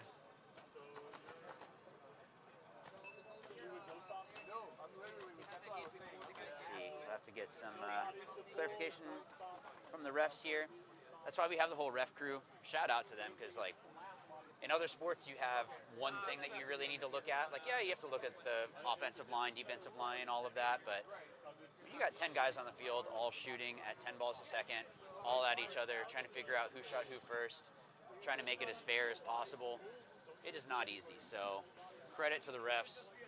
They always get the short end of the stick, so it's never the player's fault. You ever notice that? Never. It's always, oh, we lost because of the refs. Well, how about you go ref? Yeah, it's a thankless job for sure. Absolutely. I guess I can feel it too. I'm a high school science teacher.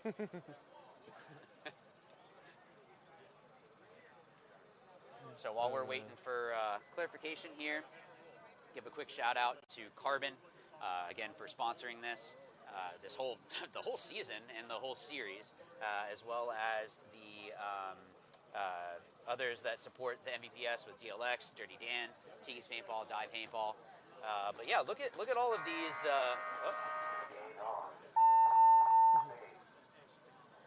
Hopefully you guys like that we have some more cameras going on too. I think it shows a lot of the team, you know, just to see how is it that they're handling themselves in the pit. Try to see how if they can stay cool, calm, collected. We have a whole bunch of stuff, by the way. If you guys are coming out to watch this live, have a whole bunch of vendors out here. So thank you to all of them. Saw some barbecue out there. Maybe I'll have to go get some later. So we'll see. We've got Busters and Gulf Coast Gorillas. Busters have 2 players up here quickly. It's at the 50, but they lost one off the break. So only 4 bodies alive, but they definitely have the ground. You can definitely tell that Busters have more of that aggressive mindset, just by the way that they broke out. Yeah. But I know the Gorillas, I mean, I've seen those guys out at Legacy. They definitely put in work. They're definitely trying to really make a name for themselves, trying to do something. Oh. Yeah, Buster's gonna lose their Snake 50 player, just leaving 3 players alive as Gorillas make it down to Snake 50, or Snake 4 right now. Oh. They peek each other, they see each other there. So Snake 4 just peeked the corner and noticed that there's a snake break. Good shot. And he's gonna catch him. Great job. Is that number 9? Great job by number 9. Can't see your name. And as he shot out that player's shot there at the Dorito. Good He's gonna job. come out now. You're gonna And shoot just your own leaving guy. one player of the Busters alive. He's calling off a clear field, no. There you go. Yep, now he realized there's 100 alive. Great job. Yep, Gorilla's making a statement at the end there. Yeah. Winning 5 alive. 5 alive. That is Pretty 5 quick alive. point. Wow. And I would say they were definitely at the more defensive side in the beginning there. So for them to be able to do that is definitely good. Again, just that working as a team. They weren't trying to do anything crazy. The Busters took all that ground, but they were kind of like over-aggressive once they got there. They were looking for the battles rather than just setting up those traps and letting people fall into their guns. and you have so much time on the clock. Like, the game just started. I can understand if you were down by 1 or 2 and you have to win and you have to fight.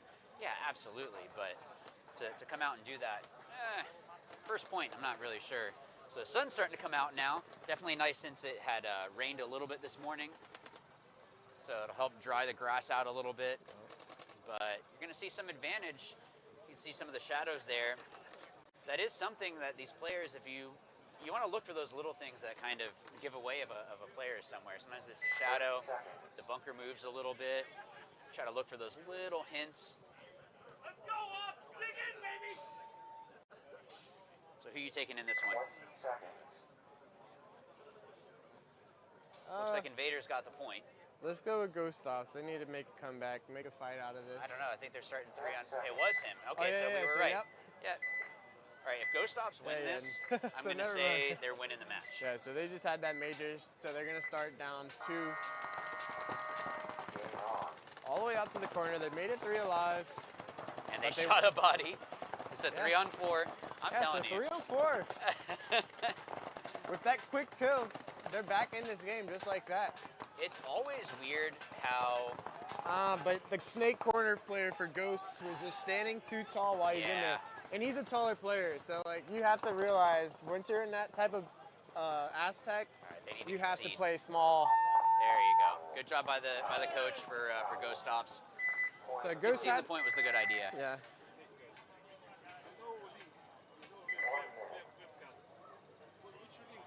Link. Oh, MVPS. It's on MVPS Paintball on Twitch. I think it's on YouTube as well. Do we have it on YouTube also?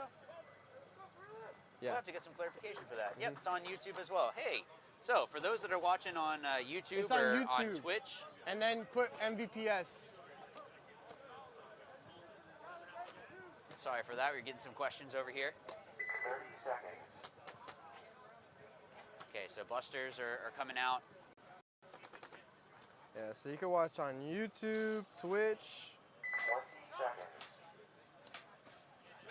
So let's see if Busters are able to come back. 10 seconds.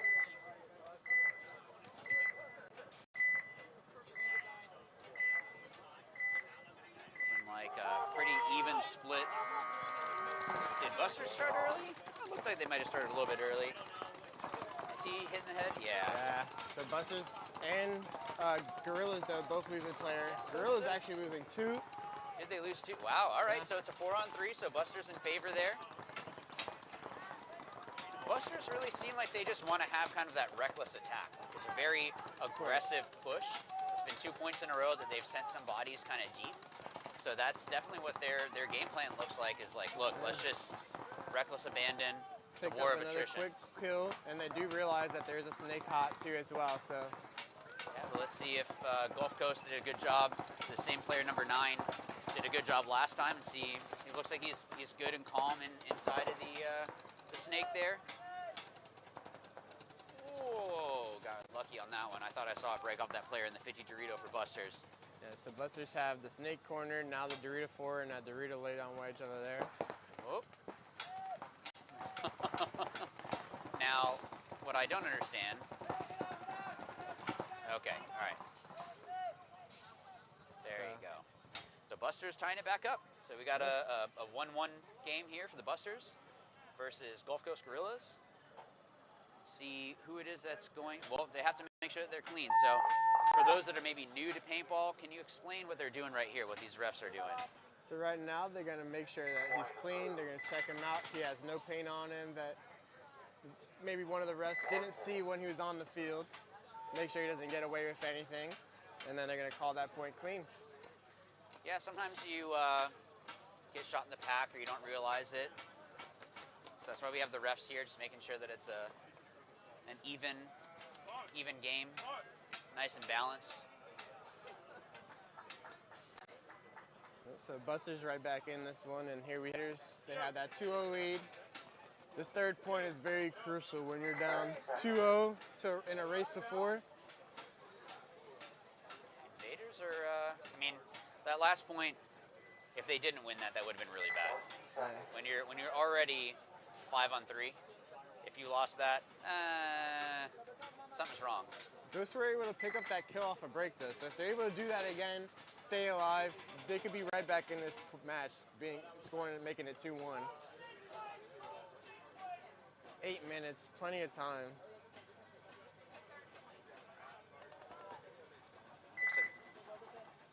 I think there we go. We had a little technical timeout there. What I don't like is some of these players are setting up way too early on the box. So you can see the other box. And Yeah, see, Invaders player may have left early. and oh my goodness. The Invaders player left early and they lost one on the, or got shot off for the break. Wow. So Almost looked like the center tower there was about to call himself out. yeah. And maybe might he, have gotten hit. maybe he was hit and got away with it. No, so he's all right. called clean. 3 alive for Invaders, and I think I did see a Ghost player walk off the field. So it's going to be 4 for Ghost and 3 alive for Invaders. Or actually 2 now. They just lost that tower. Now, Ghost Ops has that full Dorito side, that top side of your screen there. So they can just wrap that whole side of the field. They are in their side of the Dorito. If for some reason Invaders pull this back, that would be one for the history books. The Snake corner player was able to kill that Ghost Dorito pushing up the field. Yeah, so. but it's a 3-on-1. And it's the same number 9 that he's been anchoring it down for them. Or no, different player, sorry. I mean, I like that he's trying to just be calm here. That's exactly how you should play it. Especially, look, if I was his coach, I'd say, hey, man, burn off as much time as you can. But he makes that bump up the field. Yeah. Like, in that moment, you just have to realize what moment you're in. Yeah, you're up by 2. Up by 2, 1v3. Kill as much time as possible. Exactly. And yeah, it's going to be painful. That's just, it's just one of those things that, look, it's not going to end well for you on that point, but I also would yell at my coach if they conceded. I would say, why? You're not at a conceding point. You just have to burn it and take the brunt of what's about to come. Yeah, all those neck shots that are going to happen and all those real nice close shots. Dig in. Yeah, but that's just part of the game and just just try to burn off as much time as you can. Hey, maybe you get a penalty thrown on the other team. You never know. Never know, for real.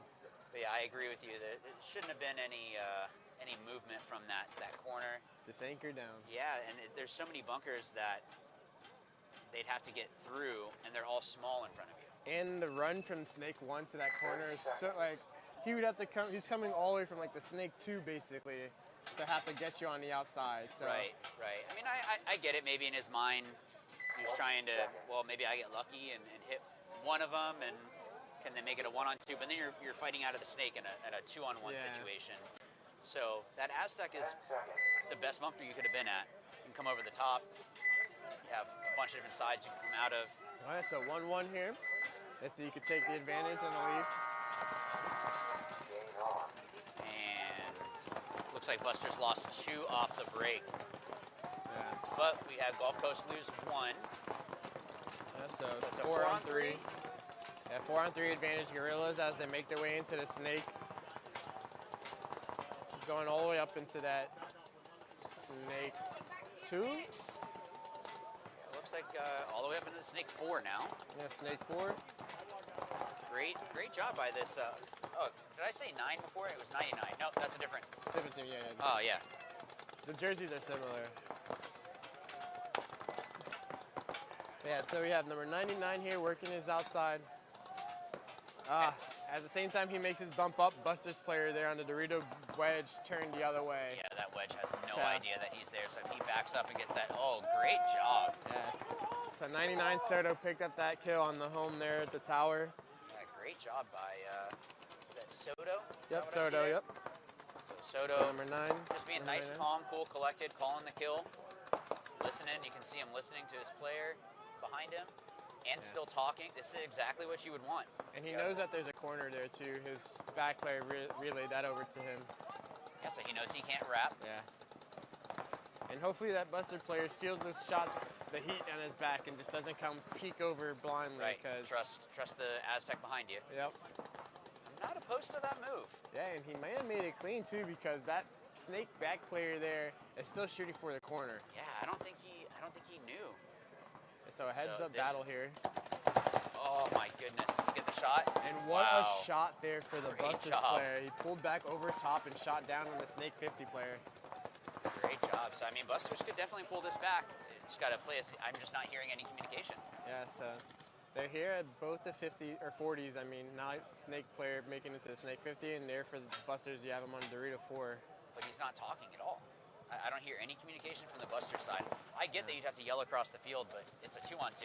Yeah, you have to realize that. Oh, but Snake player is getting called out somehow. I didn't see the shot come in, Came but in he from must have got hit. The on- Dorito yeah. 1 there. And now that opens up this whole Snake side. And that's so what you were talking about there. He was antsy. He never really talked with his teammate. No. They didn't put it together and what was happening. He was kind of just got into those battles. Now I wonder if what happened is when he was in the Snake, because he didn't hear anyone talking, he might have thought he was the only one. I think he might be having gun problems over there in the Dorito 4 because he hasn't really done. And Great as I shot. say that, he's gets shot in the back, but his gun wasn't really up towards the end of that point. I'm wondering if that's what happened though, because Yeah, if you can't see your communication player, kind of fell. but yeah, that's why you have to have those kind of calls of understanding how many are on our side. Because if you still have a player, you got to talk to them, because they could have tried to cross it up a little bit, try to make it where it's really difficult for the other two to come and get you. You both are tied, so there's no reason to have to try to push like that. There's no reason to battle. And that's what I think is going to be the difference with a lot of these players. You'll see some of them. That's the thing with these local tournaments, is that a lot of these players have maybe only been playing competitively for a year, 2 years. They're still learning. This is where you're going to make your mistakes. Of course, it's high stakes. It's not practice. At practice, you make all your mistakes there and try stuff. You make a mistake here, that could be moving on or not. So, I mean, it's all a learning experience as long as they see that. But 30 seconds. There's no better reps though than these type of events. oh yeah, you get the pressure, you get the tournament, you get the refs. The refs. A lot of players should become practice heroes Yeah. and not ever call themselves out. Yeah, they never get shot off the break at practice, but then they die all the Yeah, time at the somehow. event. Weird. Or, man, I wasn't shooting anyone at practice, and now we're getting kill 2 off the break. Yeah. So Ghost Stops were able to put up a point last time. Let's see if they bring it back and tie it up here. Sent out a quick player into that 50 snake, and neither of them know that they're there. Wow, and he got there really That was quick. real quick. If he can wrap, he's going to get both these towers and then be able to come through on this brick. I like that both of them did this. I don't like these pocket plays. Yeah, so They're not fun to watch. So I haven't seen this yet, but the snake, or the center tower there, he's like laid down almost, it looks like. He's that tiny into that position. Yeah, I'm wondering what he's trying to hide from. He's about to get. He does it. There you go. Good job. Oh man. He doesn't know the snake 50 years. He's just killed him. I mean, he's tucked in. Yeah, he's super tucked in. Oh. But he's just shooting the inside. He's not really containing the outside. Yeah, it looks like the ref is checking that 50 snake.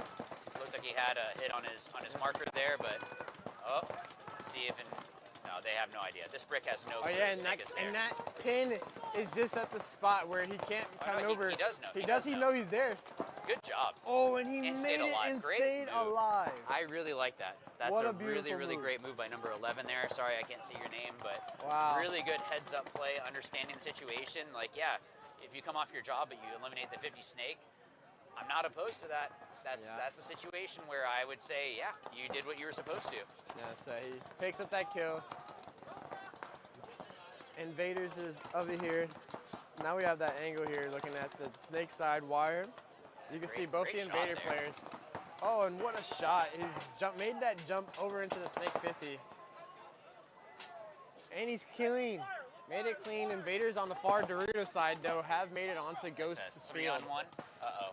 Oh, but Invaders was called on a penalty. Yeah, but they're going to be... So they still might actually be down a body because of what just happened That down here, should the be trade. a point to Ghost Stops. Because they didn't have enough bodies to pull. Yeah. We'll have to... Yeah, so see. they were still missing one more body. Yeah, so they're definitely going to be starting down one. They weren't able to pull the other player in time. that's going to be a no point, right? And they just start down one? I guess, yeah, because it's not under a minute. Right? But yeah, that was definitely, that was Invaders' game, or point to to win. lose. Yeah. That was all on them. They had that point. Yeah, there was, I think it was a 3-on-1. Yeah. And then it would have been, if that Dorito side had just traded with the Dorito and not tried to put on a superhero cape, the Snake side would have been able to trade, and then you still have another They would have been 1 or live 2 with bodies. Yeah. That's just not trusting that your guys are doing what they're supposed to. Yeah, so there was a penalty there on the far Dorito side, pulling, which was a major, pulling the last 2 bodies, but at the same time they lost their Snake 50 players, so missing that extra body to pull. Yeah, well, they had thrown the penalty, and the player's not eliminated until they're pulled off by the ref. So because he traded with the other player from Ghost Ops, they only had 1 more body to pull. Yep. So then they are going to be starting down, unless something maybe. Other refs are down there. It's always going to be just guessing up here, and it doesn't matter what we think.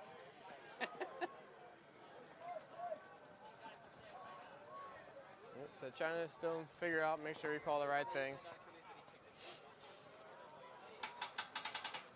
So another shout out here to Carbon. See this beautiful new bunker set for the MVPS 2025 season. I know this is supposed to be the Winter Classic, but it's a Florida winter, so it definitely doesn't feel like winter. So beautiful weather. I think it's going to be pretty bright today. Later on, just a little bit of rain in the morning, but I think it's just going to be nice and just like perfect paintball weather. This is perfect, seriously. But thanks to Carbon for sponsoring the MVPS, along with Dirty Dan, Tiki's, DLX, and Die. Thank you so much to them for all that support.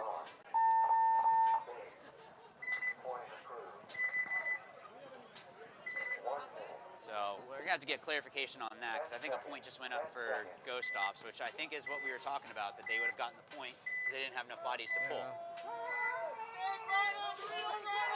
So Gorillas with the advantage. Oh, Did he get shot going he in? definitely got shot on his leg going in. He definitely, yep. And that's a major penalty off the break for Busters. And at the same time, I think they lost a player. Oh, wow. So that's going to be 4 quick bodies off the field. They need to concede. Yeah. Concede. Concede, just 1 body alive I for realized Busters. that you would only have 1. There you go. Good job. That's the right move. Like you can't be down that many points and then try to win a 1-on-4, Yeah, 1-on-5. He got shot in his leg.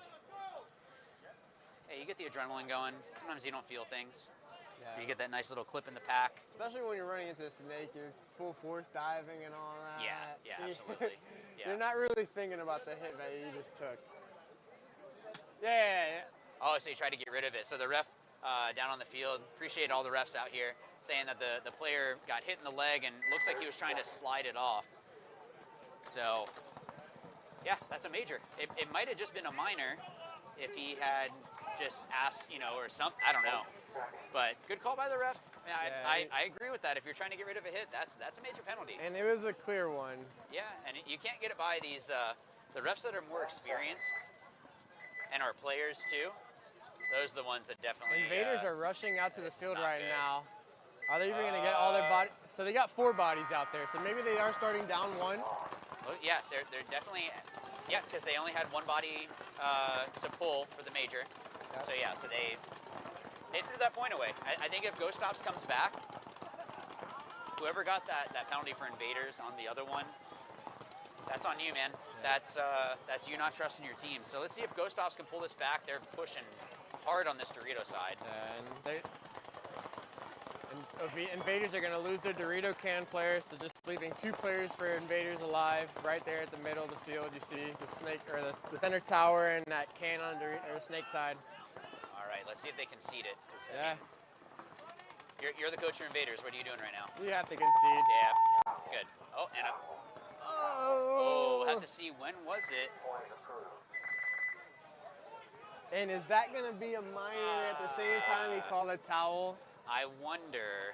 I think the ref is calling That's- that he needs the body. Yeah, I mean, if they threw it And and, the ref- then it conceded, I think the ref is going to get that body too. wow.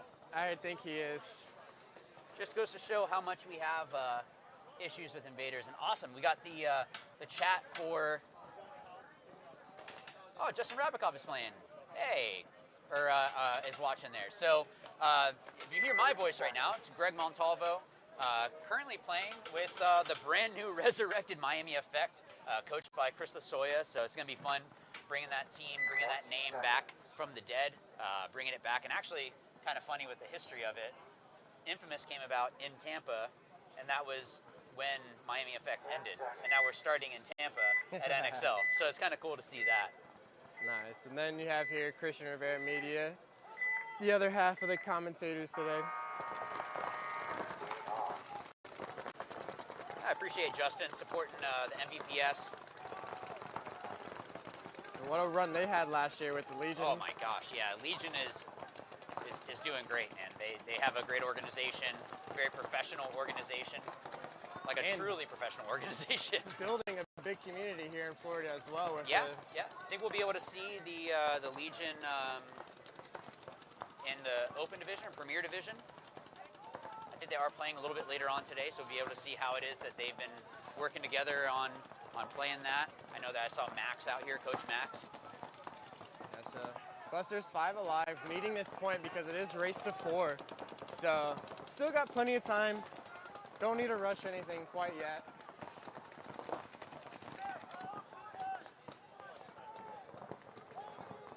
Good job getting into that snake, trying to make something happen. See, the thing I don't like is this can on the busters. It's just trying to one ball. You gotta flood that zone sometimes with just a bunch of paint. Just make them not even want to look at you. Yeah. And also, you're down. And get your snake player up the field, yeah. Yeah, Oh, he might have just got clipped by one. Wow. So he played too tall over the top and is getting clipped. I think he's trying to make something happen. You know, they're down. This is the do or die point. This is gonna be it. We got our Dorito side over here. Oh, we're jumping around. All right, they got the elimination on the Dorito side, so maybe Busters. Yeah, you're gone. Yeah, you're hit right in the hop. Yeah, straight off onto your mask. Yeah, so Buster's losing their snake player. Gorilla's doing a really good job being just calm, cool, collected. They still have plenty of time, so they don't do. have to force anything quite yet. No? But I would give this one advantage to Gorillas just because how spread they are. Yeah, it looks like they have the center of the field, the Dorito 1, I want to say, and then they're here in the it's snake a 3 on 2 is what it's looking like. So 3 for Gorillas, 2 for Busters, and the Gorillas clearly understand the situation. They're not trying to fight. They're not trying to do anything. They're like, look, we're up 2 points. We can relax. It's 3 on 3, so 1 here, and then these 2 right here. Oh, it is 3 on 3. Okay. Oh, I'm blocked out. I apologize, guys. I didn't see that wedge there. But yeah, maybe. Oh. Now it's 3 on 2. Now it's 3 on 2. This snake player. So this is the number 9 that we've seen earlier. And I like what I'm seeing out of that guy. Yep. He's definitely. Is that a hit on his elbow though? It is Yeah, looking looks a little. I mean, there's the ref standing right there, so we're trusting the refs, but definitely looks a little. Yeah, they give him the wave, so it's rub. Yeah, maybe the management team and the coaches for Gulf Coast are like, look, we can save a little bit on the paint budget too if we just drag this point out. Don't have to keep playing. They're the ones with the lead. They really don't have to be he's pushing the issue. At these moments, you don't. When you're in the advantage like this, you don't want to force anything. No, he's doing a great job. And they forced. Okay, so they got the minor penalty on Busters, and that's going to be it. That is giving Gorillas the point and the match. I don't think. And the snake wants to go shoot someone else. That's number 9. Still a bunch of energy diving into. So Williams, do you think you took number 9 because of Keith Brown? Playing the snake over there? Yeah, if you need some inspiration, I think Keith Brown is definitely a good guy to look after. It's a great match there for number 9 and the Invaders, or not the Invaders, the Gorillas. Yeah. They're gonna take that set. Yeah, I did used to play for the ML Kings and the Latin Saints. Took a step back from pro. Just some stuff happened, and still was playing semi-pro. And then it's going to be playing with Miami Effect. We'll be in semi-pro this year, but bringing that name back just really cool. So have actually Chris Lasoya is going to be coaching. He's helped a huge amount. So we got a lot of support. So now it's the do or die. We gotta put in the work. So actually, shout out to Tiki's. We're gonna be out there practicing a couple other teams out there for NXL Tampa. So let's get into this next one. I'll stop talking about my stuff. So 4 minutes left. Go Stops in the lead. They've sort of taken control of this. And what a huge flop into that Snake 50. He made it in clean though. He made it look good. He's definitely going to be feeling that. Yeah. He might not be able to breathe it right now, but... Especially if he's wanting to fight. I mean, I don't know if... I think both of them are playing it pretty well. I like the move. That was a nice clean trade. Yeah, but I feel like Ghost Ops could have shot him and taken that 50 snake instead of trying to continue for the trade. Yeah. I mean, a trade's a trade. You still got the 50 snake off the field. Great job.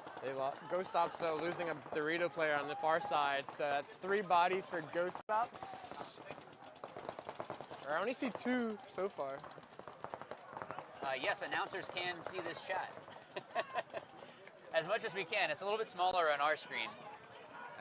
So yeah, if you guys have shout-outs, definitely put it in there. Oh, great job. Ghost Ops player running out through the middle of the field, trading out. Kind of looked for a second like he was going to try to keep going. He thought about keeping it going, but it's like, in that situation, you just need to call yourself out. Realize that you cleared the field, and your team's going to be putting up the point and securing this match for you. Gotta have the trust. Trust is key. Okay, so another good set here. Yeah, no blowouts. I like it. I love it because it keeps back and things forth is interesting. always good. And it's showing that the layout is quite fair.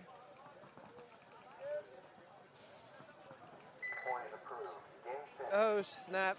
Is that Cyrus Garinger, the reigning World Cup MVP, in the chat? Are you not entertained? Oh man. Yeah, crazy. We were talking about like trusting your guys and doing what you need to and working as a team. Paintball Fit is a perfect example of that.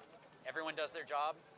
You're going to be successful. Legion, another one we were just talking about, Rabikoff. Yeah. You do your job, you're going to do fine. It's trusting and working as a team. Don't try to put on that superhero cape. It's only going to work maybe once or twice. You're not going to win a match. Just started in this league, very own league, what, 5 years ago? And now he's the MVP of NXL. Yep. So a lot of bright things come from this league. Shout out to our sponsors, Carbon, Lux, Dirty Dan, Tiki's. Thank you everyone for tuning in. Just a quick little break between this next set. And we'll be right back.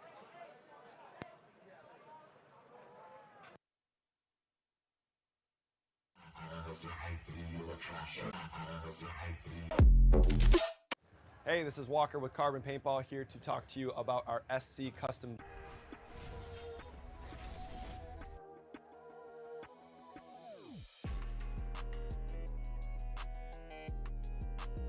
This is Walker with Carbon Paintball here to show you the difference between the SC and the CC harness. Our premier pack is the SC harness. The first thing you're going to notice when you grab that is actually how light it is and how small it is. In fact, it is 1 pod less in width than a traditional harness as well.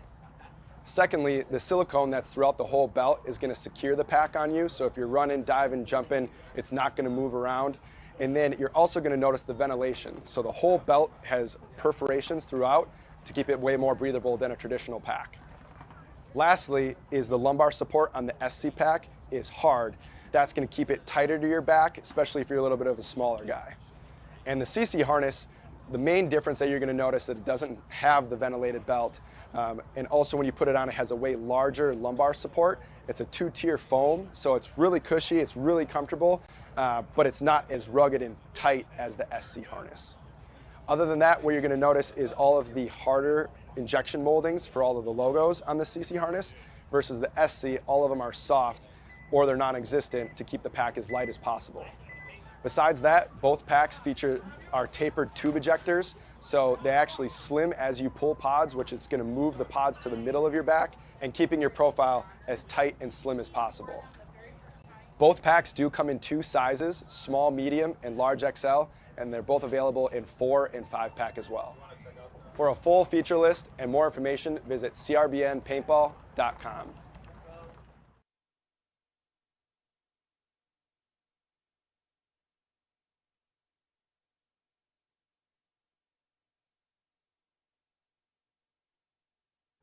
Hey, what's up everyone? This is Walker with Carbon Paintball, here to show you the difference between the SC here with Carbon Paintball. I'm gonna run you guys through our new CC Pro bottom versus the SC bottom. The first thing that you're gonna notice if you're actually trying these on is the fit. The fit is a little bit more loose, it's a little bit more relaxed. So in the SC, I wear a large personally, but I would wear a medium in this product. The reason for that is it is a little bit looser in the calf region and it's 3/4 length. So if you're a skinnier guy like me, I would still suggest the SC Pro bottoms with the full length. It's just gonna be a little bit better coverage for you so it's not moving around. But if you're a little bit of a bigger guy, these do go all the way up to 3XL. And then the last feature to note is our new knee region. It's got a Cordura weave on top of our padding. So if you're not wearing a paintball specific pant, this is probably gonna be a little bit more durable for you. If you have any more questions, you're looking for any more info, visit carbonpaintball.com.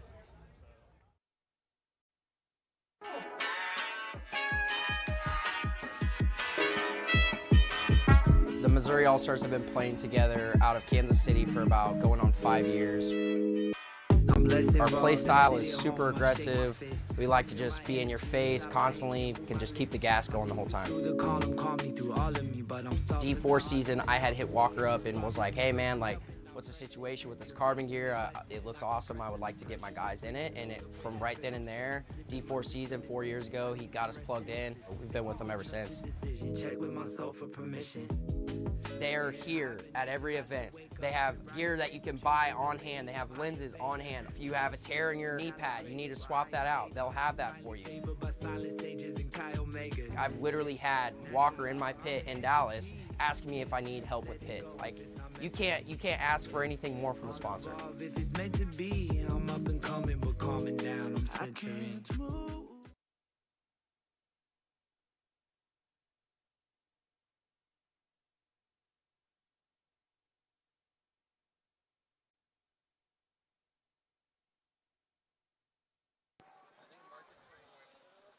All right, so we are going to be moving into the velocity division here.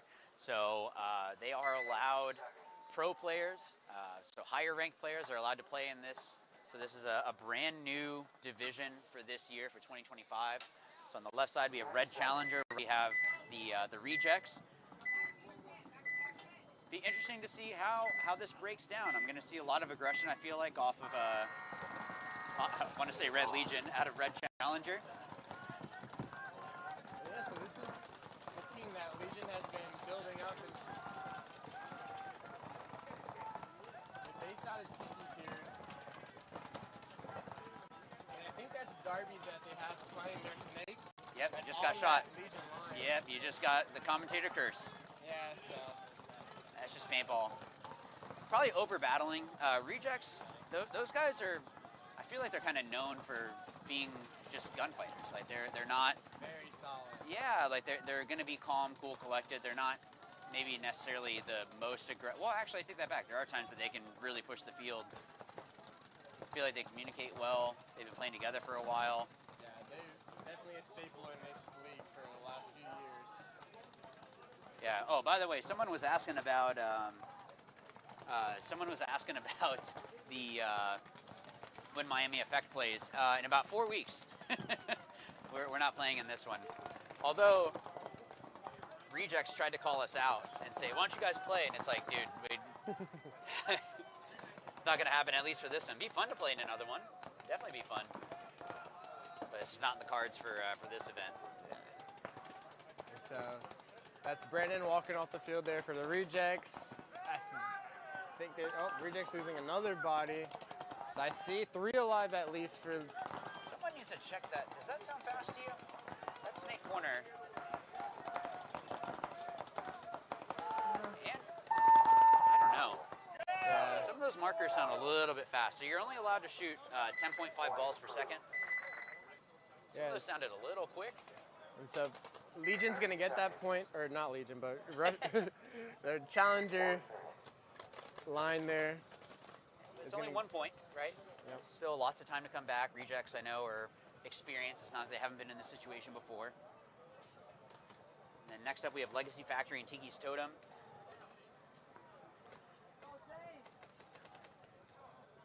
So in this new Velocity division, you're allowed one fully ranked professional player to be allowed on your team, and then a number of D1 players are also to be allowed to play along.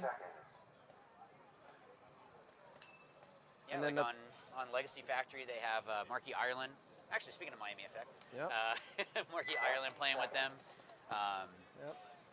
Plays for Tempe Damage in the NXL. And so you're allowed like any pro player kind of, because Marky's on damage, his points are probably 7,000 plus. So imagine what type of other players you could bring down here. Along with Marky, shout out Marky for being willing to play. Yeah, cool that he's doing that, being able to help grow some of these other players. I feel like you're probably going to see the more experienced players in a situation of more of like being in that 3 role, more of a communicator than an aggressor. So 5 alive for both Legacy Factory and Tiki's Totem. And don't worry, for those that are watching, yes, Tiki's is a sponsor, but these refs are going to throw penalties if you have a penalty. So it doesn't matter if Tiki's is sponsoring this. Tiki's Totem is the home field team for Tiki's Paintball. Playing in semi-pro. Been very consistent lately, so it'll be interesting to see.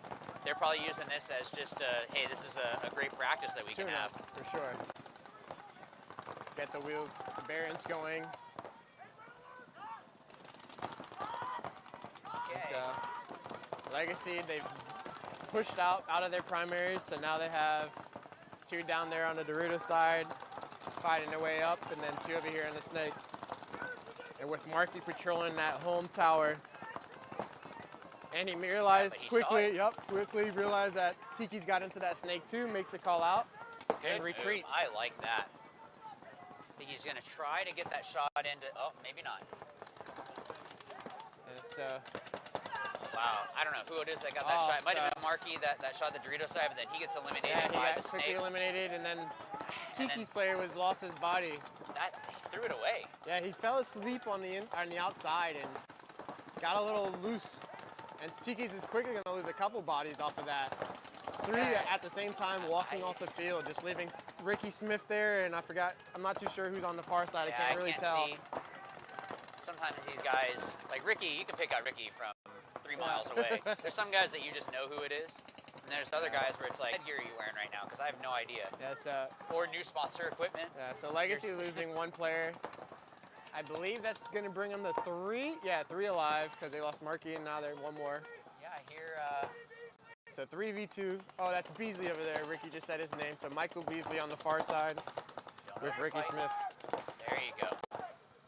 Yeah, hearing Blake Connor there. Yep, realizing that he still has his back player and doesn't have to over push anything. He doesn't need to do that. It's the first point. Very crucial. Some of it, I think, is also, Legacy is a new team trying to make a statement against a solid, semi-pro team. And I believe this is race to 4 still as well. I believe so. Oh, Connor and Ricky going to trade out. Traded, yeah, but I don't know if I like that trade because now Legacy has the whole Snake side and get that elimination. And that's going to be Eli Roberts. And great job by Legacy. I mean, it's only 1 point, so that's not going to be.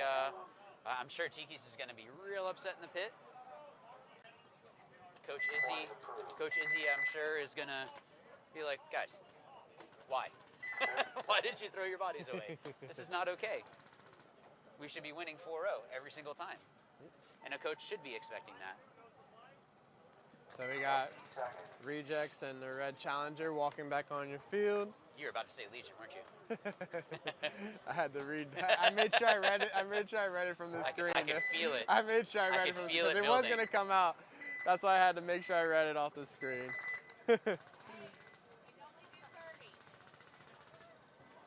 So. Okay, a little technical timeout Yeah, there. the clock rushed. It only reset it to 30 instead of the minutes. So. Okay. Yeah, so they kind of got rushed out there. Am I miscounting, or is there only 4 for rejects? He's right behind the can. Okay, so he's hiding. Yeah, He's just blocked out for me. Okay. Yep. Right, was there a penalty I didn't know about? Oh, yeah.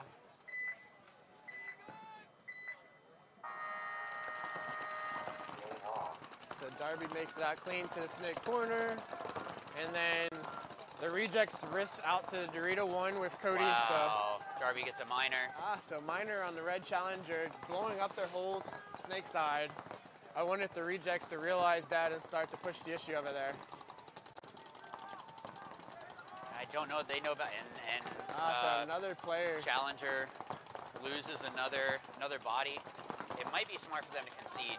Yeah, so it's going to be a quick 5-on-2 for rejects. Wow. Well, I guess actually no, I take that back. You don't concede, yeah, right? Yeah, but red is up. So you're just going to let. And there's 12 and a half minutes on the clock. I wonder if Coach Max is just like, look, let's let it roll a little bit, see what happens. Yeah, no. And he should probably concede. Yeah, number 19, Markey from Rejects, got that cross-field shot and just going to leave one challenger player alive. And he went to probably one of the worst bunkers to fight 5 guys out of. Yeah, he quickly gets peeled off, and that's going to be 5 Rejects players Great alive. job by Rejects. Yeah, they say 5 alive, and quickly got that point back. That's making a statement. I like how Rejects, they've been here before. Hey, it's only a point. You can come back. Now it's 0-0 now. Focus on the next one. Yeah, no moment's too big for the Reject guys. They've been in a lot of these situations before through the years.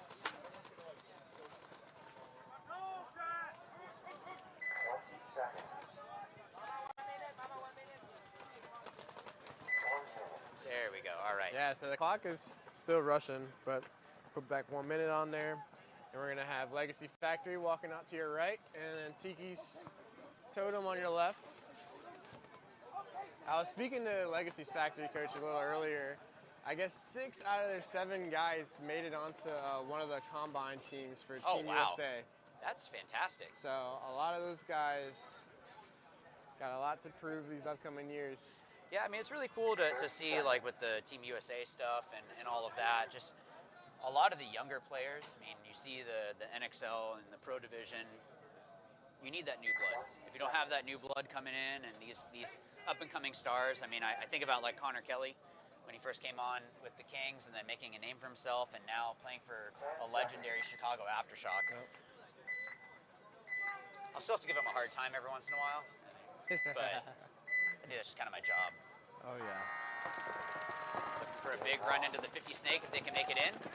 He might have made it clean. I believe he does. Yeah, he bumped that 50 snake, though, so they know that he's there. Yeah, so that's Devin Marquise.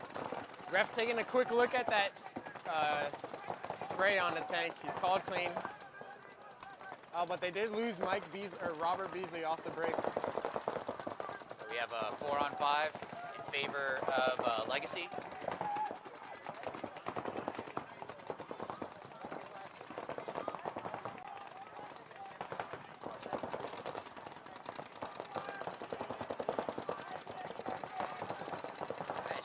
Not a whole lot to talk about, just good paintball. Yeah. It's tough to break some of this down because they're both teams are playing well. I would like to hear Devin talk more. Yeah, Cardona's getting there behind Devin. But I mean, just, hey, this is what I'm seeing. Devin tried to... He got shot by his own guy. I think he did, yeah. That's right on his right shoulder, clear as day. Wow. And Cardona moves up to this position and gets shot as well. So Legacy's 5 alive, kill 3. Maybe Tiki's had the same issue. I just realized it's kind of a battle of local fields. Legacy Factory and Tiki's Totem. Oh, man. So, I was thinking maybe some of the guys on Tiki's had the same issue that I did. Oof. All right, my 2-year-old was coughing and all that, keeping us up last night. So I got an extra energy drink up here for myself. Legacy gonna take They're that point as well. They're looking really good. They are looking solid. Other than Warren, he kind of lost his body there a little loose, but that's 2 points up, Legacy. And solid points.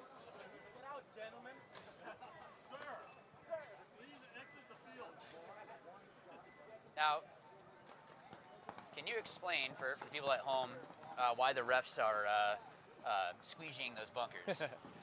So you can't see it too much on the screen right now as we're looking at the wonderful pit view that we have. Shout out to everyone being able to get that for us.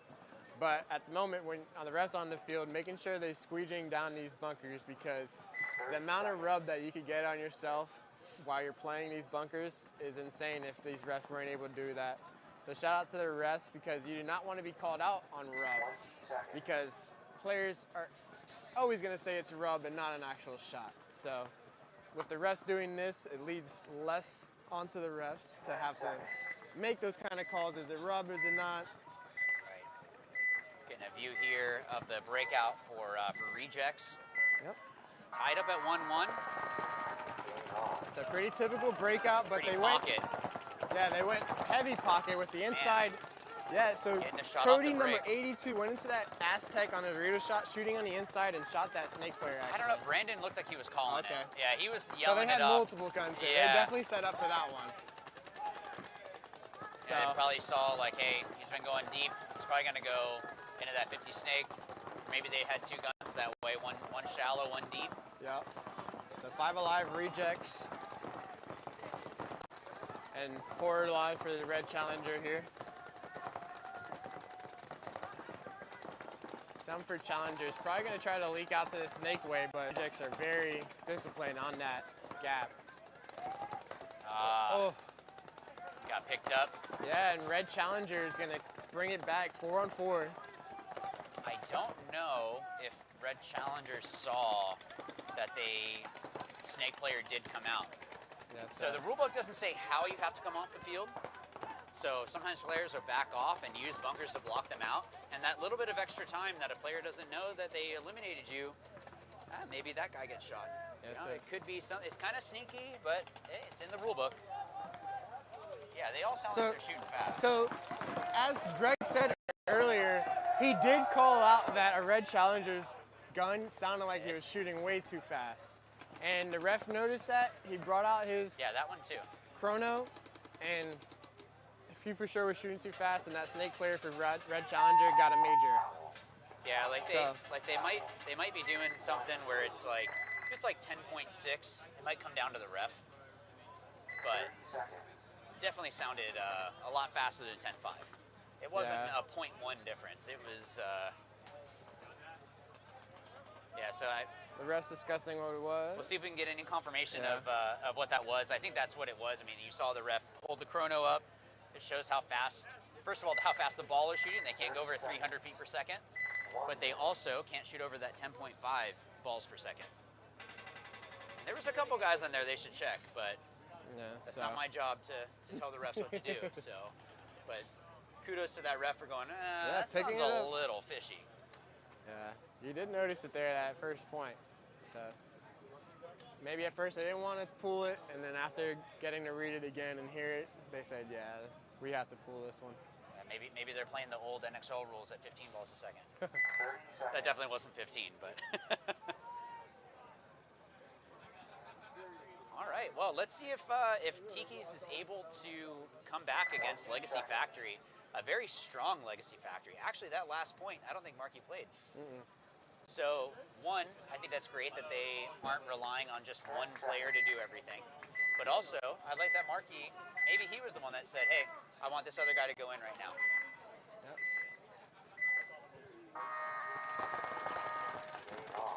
So Legacy taking that inside bite on the snake. Oh, gets eliminated going in though. Real quick player. I don't know who that was, but that was a good run, but those gaps they're there. Yeah, and as you make your way up the division, those gaps are smaller and smaller. Yep.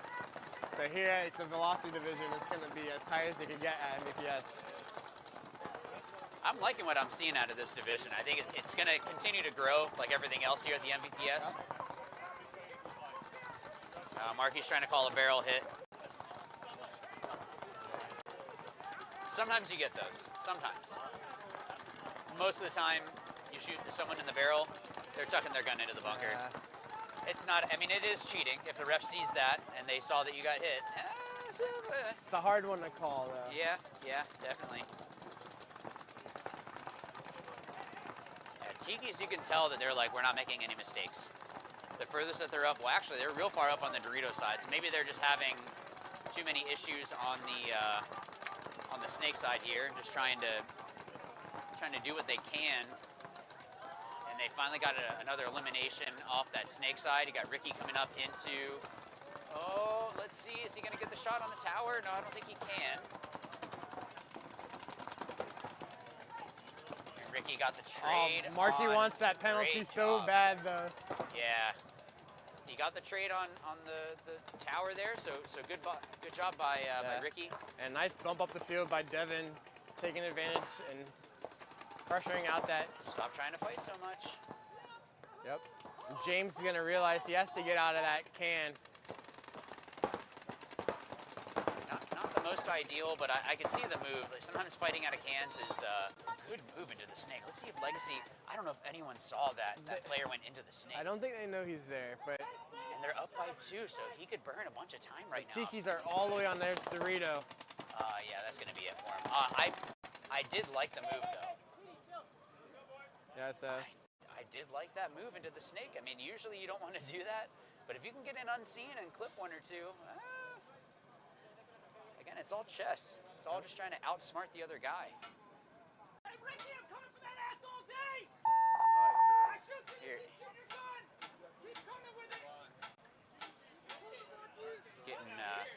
Getting some chirping. I guess we gotta have a parental advisory whenever we hear something from the pits. You won't hear it from the booth, but I guess even some people accidentally might. So apologize in advance if any small children might be watching. You can hear Marky. So Tikis needed that point because I believe it is a race to 4 as well in this division, and so going down 3-0 is just so hard to make that comeback here. Okay, so it looks like there's a little bit of confusion. Yeah. So there's usually a minute between each point, and there was an issue with the board going at 30 seconds.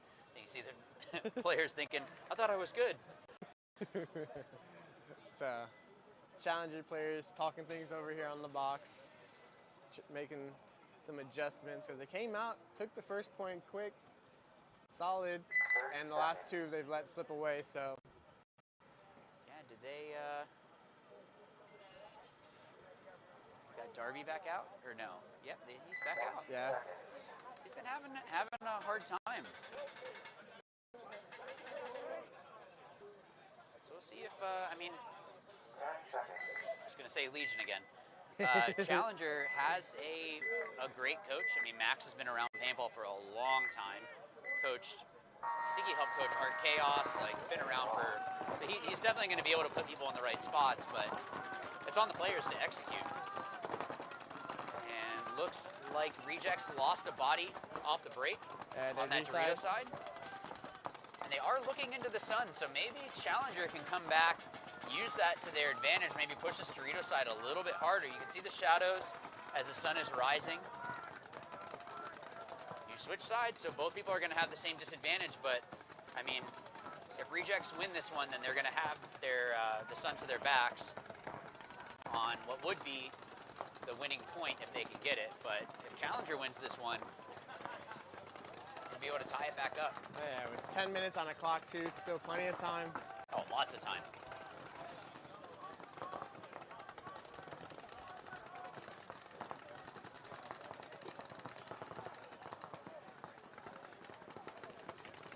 Yeah, guys, if you have any shout-outs, by the way, for anyone that might be playing, if they go back and watch later, maybe we can try to help you with a shout-out here, too.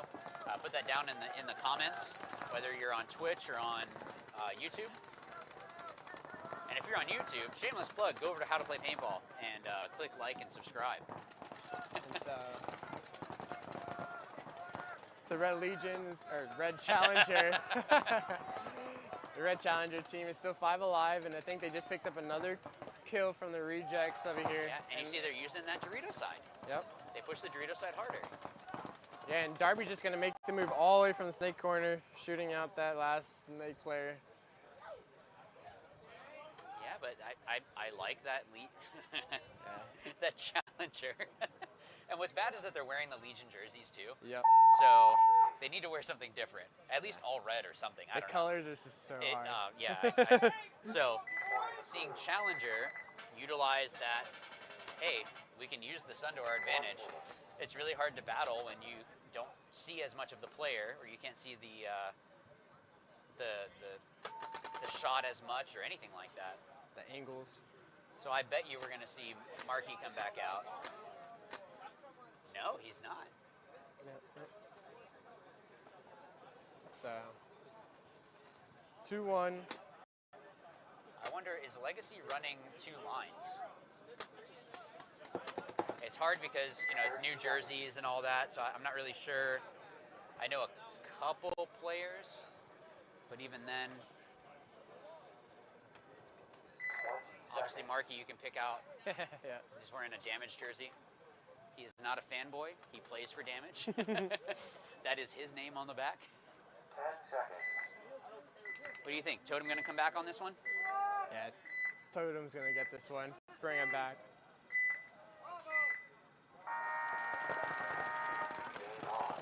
I thought Ricky was going to shoot his guy in the back of the head for a second, but they got underneath it.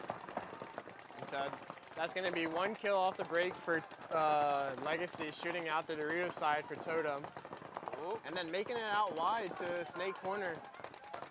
He kind of had a hesitation there. Kind of looked like maybe the Legacy player going after that Snake Corner was, he saw a ball or something.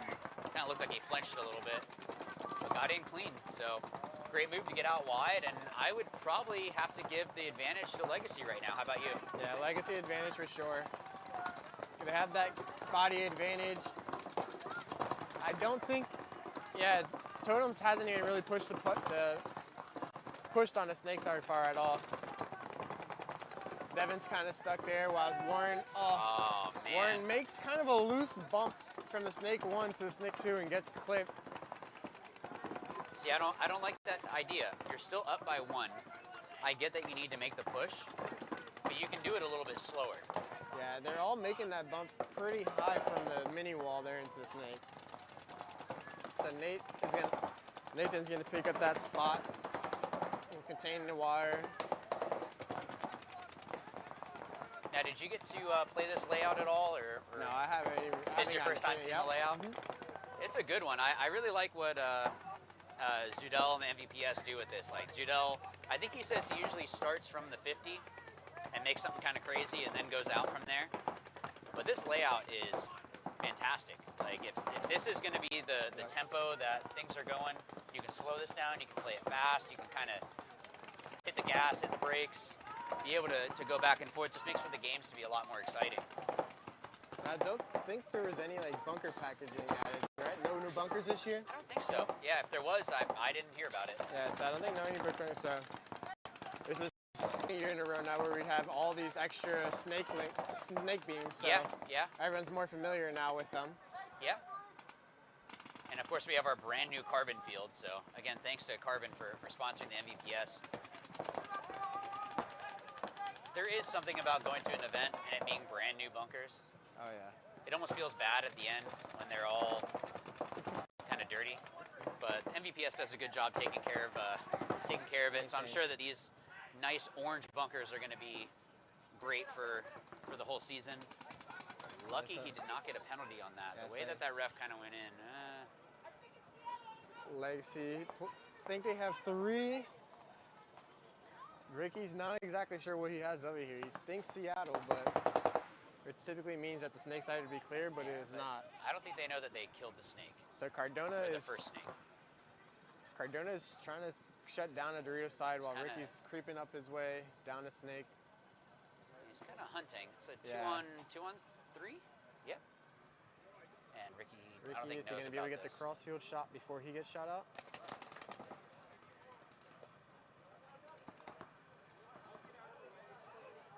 So Ricky was able to get the shot off. Wow. He was able to pull up at just the right And- time, and great job. Yeah, so Ricky traded out here in the snake side, and then Cardona and another Totems player was able to clear Oh, there things was up over another there. body. Okay. Yeah. I thought it was okay. I'm not opposed then to Ricky taking out that snake player. I mean, he definitely wanted. He didn't know about him. Just had his head on a Yeah. swivel. Would have been better probably if he crawled into their snake 3, right? And then was able to shoot those cross Dorito field players. shot and then trade out. Yep. Or it's gonna, the snake's gonna hear him shooting. Yeah. But then you have 2 other guys behind you. You have 2 other guys on your team that can eliminate that last player, and he's gonna be diving into the snake. Like, you got a little beam. It's hard to survive in there sometimes. Yep. So Totem take that point, tying things up. So great, another set here. This all morning so far has been back and forth points. No one has been quite blown out yet, so I love to see that. Yeah, I haven't seen any 4-0 matches so far. I mean, this is only the 3rd set, I think, that we have right now. So there's still time. The only times that you like blowouts is when you're playing, or it's a friend of yours that you're there to support. 10 seconds. So Red Challenger took the last point. So tied it up 2-2 here.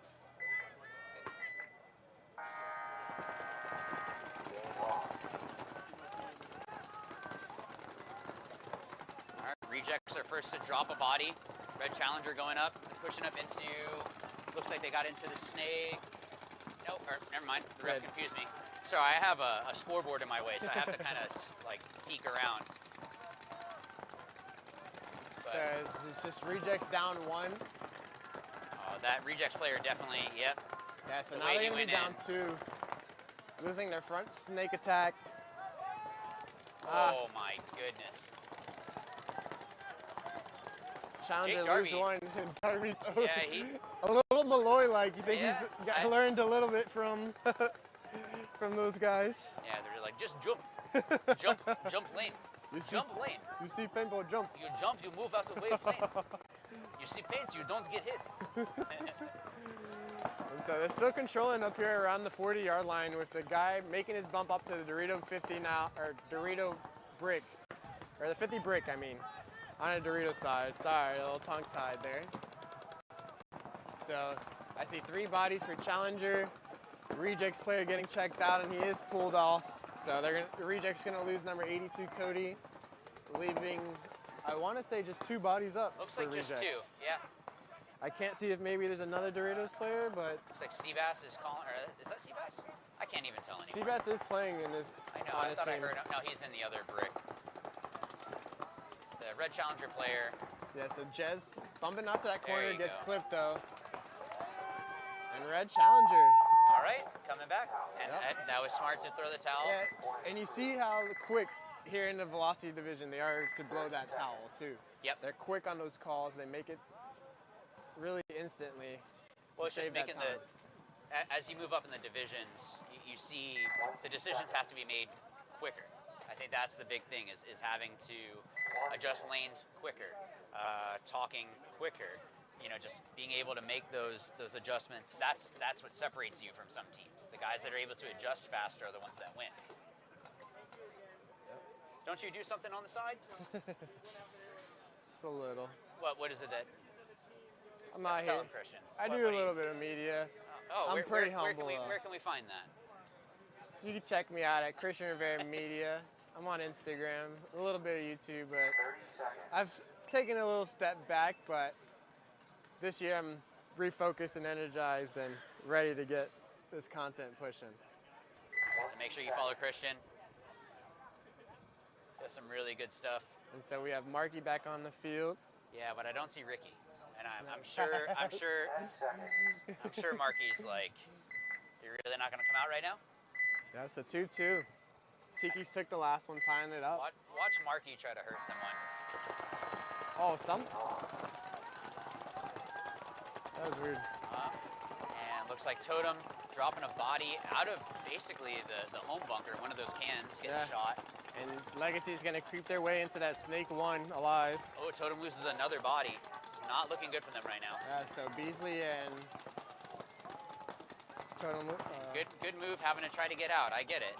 You got to try to. You can't let the other team push up like that. Marky making a big move. Dive. And Totem loses another body. Yeah, so just 2 bodies alive. Is it a 5-on-2 or 4-on-2?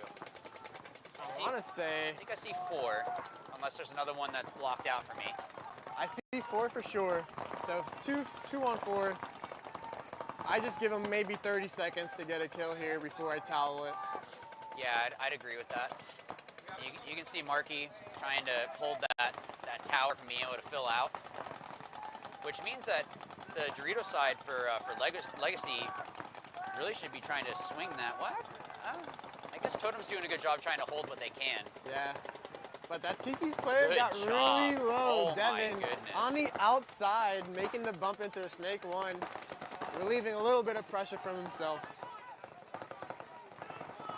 And Totem player there at that home tower, fighting for his life, relying on I his think gun. this player is going to get a penalty. Wow, and a huge penalty on Connor number 27.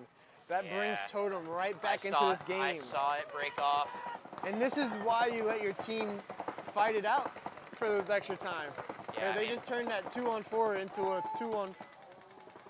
Wow. Wow. And now Legacy just lost another 2 players walking off the field. Yeah, Legacy might want to. Oh no, it's a 2-on-2. I think it's just a 1-on-2 actually. Is it? Did they not Because have of a minor. They had a minor, right. and Yep, then they then just got 2 Dorito's players, gone. and then now, so, wow. Legacy, or Totem, Great job coming back. that's on point.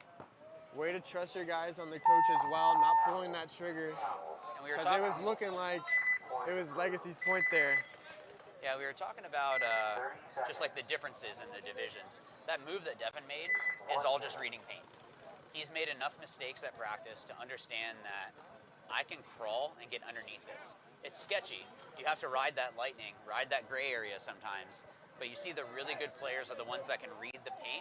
Like we were just joking about like Malloy and Kirill, but those guys have been playing long enough that they know, oh, I can jump over this, or oh, I can get underneath that. You know, Oh, they're it's able to falling make here. those. Yeah, exactly. Oh, I can back off and shoot this bounce, and that'll go in, or you know, whatever it is that they need to do.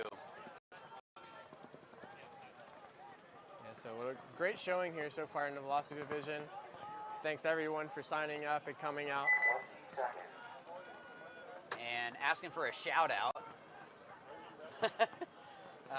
Alec Ambrosic and Christian Hughes. And yeah, Legacy might have to do some laps after that one. Matt might be Yeah, Coach Matt. a little upset about that one. Legacy Rejects looks to be taking a bite. Yep, Rejects take a bite into that snake one and make it in clean. Oh, And Challenger is gonna lose 1 body off of the Dorito side. 4-on-4. Yeah, 4-on-4. Brandon Johnson walking off the field from the Dorito side. Losing a big gun. Brandon is definitely the leader of the Rejects. Does a great job being able to hold things down. If he can shoot, he's gonna. Yeah, and Markey's there in the Snake 3, or Snake 4, I mean. He's trying to get that shot Yeah, on he's the trying to. that brick there on the Dorito side. He is pretty loose. I wonder if he can back up a little bit, Yeah. but then that can, I think, is able to shoot him. So he's trying to thread the He's needle got to here. get a funky angle to be able to shoot that one. You know what he could do? Crawl up to the 50 snake and then crawl back the beam. I think he'd be able to get the angle that into way. the entrance of the Snake. Yeah. He doesn't have to do it. Yep. It would have looked really cool, man. You should have done it. So Rejects 4 alive. Wow. Quickly clear out another one, and that's just Jake. leaving McDarby. 4-on-1. Yep, and yep, looks like I like that. So the fact that Rejects read the situation, understood, I don't need to shoot this guy. Sometimes people get it in their heads so much that they just go, well, I need to shoot this body. No, you don't. You need to hit the buzzer.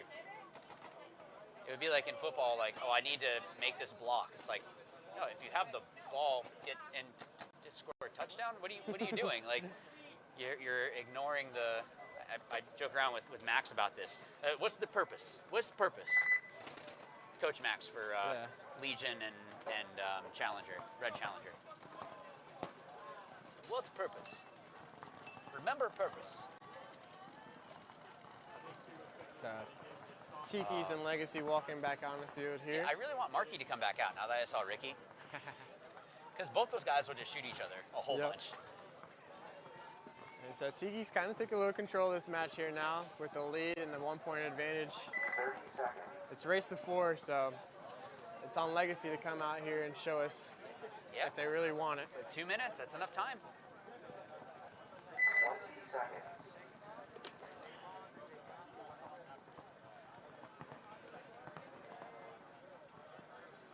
I think something else that you see a difference is how early some of the teams set up. I guess You really don't want to set up until like 3 seconds. So Ricky almost shot his guy. in the yeah, back of the head. Tiki's, they kind of had a little tough breakout, but not as Legacy tough as dropped Legacy, two. losing 2 players off the break. Looks like a third maybe coming. That The was way a that rep was running. But they did tuck in. bring one back, so 3 on 4, but Can't beat that. Tiki's is all the way up into the Dorito 50. I'm not too sure if anyone's noticed that. No, and this brick playing kind of loose. Okay, they made the call, the 500, but what is he gonna do? Well, if he gets this shot, that's a great read. So he's just going to get him, but he needs to stay alive as well. Yeah. Wow, big kill. Wow. He's So gonna get this the shot guy on in the on 50 brick, and he he stayed picked alive. up 2 kills oh now. my goodness. Great move. So, Wow. wow, beautiful move here by number 1, I think that is, for Legacy. And run it in. And Wow, they got a and penalty. a minor penalty there on Ricky, I Wow. believe. And I do not think Tiki's is gonna have the body to pull. Who was that for Legacy? Because the laps that they needed to run for the last one, he doesn't need to do those anymore. He made up for it. So That was high level thinking. I really like that. You know, being able to go over, read the field, take the risk, but a calculated risk. Fantastic. Great move. beautiful. He got that information from his player behind him. Yep. Read the field, like you said, took his time, don't have to rush anything. Yeah, there's still time on the clock. Yeah. What a beautiful point. And honestly, they were down. Was that a 2-on-4? They were down a lot. So maybe his thinking too was, look, either I'm gonna get shot and we lose, or this works and then we have a fighting chance. Yep. I like it. I like it. Shout out to the new Rejects coach, Morehouse. Rejects here, tied up with Challengers. Got 3-3. Next point's gonna take it. Yeah, but I wonder what they're gonna do, because there's 5 minutes and 44 seconds. These have been quick points, and I could just see this whole 5 minutes running out. Yeah. Unless something crazy happens. 20 seconds. Like, someone's gonna win, or someone's gonna take this point, but it's gonna be a long one. Yeah, unless I don't see it being quick. maybe one of the challenger players has a gun shooting 13 again. Oh, it's race to Oh, it's 5. race to All 5. right, It's never race to mind. Velocity 5. is race to 5. So thanks for that that correction. This is brand new for this year, guys. So velocity is race to 5. So still time on the clock, still time to fight. I like it. So maybe we won't see so long of a point. I guess they still could. You just need to get the win. So breakout, both 5 alive, with Challenger taking more real estate, and now they just have a player dive into that Dorito 2 alive, but they lost their Snake 1. Snake. Looks like a 4-on-5 in favor of rejects. Yeah. 3-on-5 in favor of Yeah, rejects. 3-on-5. So Challenger is losing another body. They have 2 bodies up in the middle, though, controlling the field, crossed up.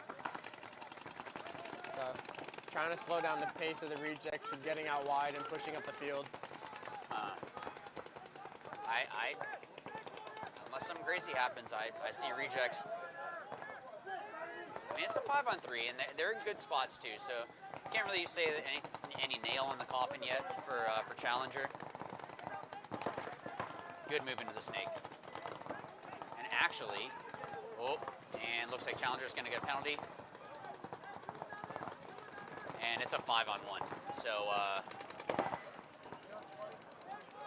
this is not going to be good for Jake. Wow. Yep.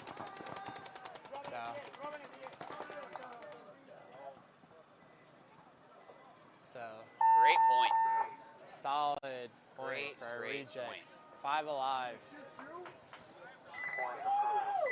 right, well, not that there isn't time for Challenger to come back, and isn't Legion still holds at a 9-second point for the quickest point? Yeah. So Texas, I believe. it's the same group, same teachers. So maybe they're like, you guys all have to be able to do a 9-second point to be on this team. Is Ricky coming out? Is Ricky coming out? Doesn't look like it. No, it doesn't look like Oh man, Marky, I'm sure is just upset every single time. Yeah. Just wanting to see that red jersey come out. It's, I'm impressed with Legacy with that last one. They're gonna come in with a lot of confidence in this next one. There's something about that when one of your guys doesn't move like that, or you're able to. I mean, one, if you're the player that does that move, you just come in cloud 9. And I think Tiki's starting down body because that Right. penalty by Ricky there at the end. So Right. advantage Legacy going into this point here, 5-on-4. Markey looking like he's gonna bump out wide this time instead of up the middle. So Tiki send Devin into the snake. And all the way up into the 50 brick. Yep, and Beasley, and they've taken control of the 50s quick. And did they get a shot on the Dorito side? They did shoot the Dorito. So Devin shot the Dorito. So they take Elimination control, out of the can. and Devin's just gonna try to run the highway. Oh, and he makes his move, cuts back in. I don't know if he knows about the. Oh, maybe he does. Oh, and Markey knew he was there. That should have been a penalty, I think. That I thought it was too, Yeah, but because wasn't no call, but he continued to go through and shoot more. Man. Yeah. Beasley in just the corner maybe, or is there anyone else No, alive? that's it. Beasley needs to make the read and realize he only has 14 seconds.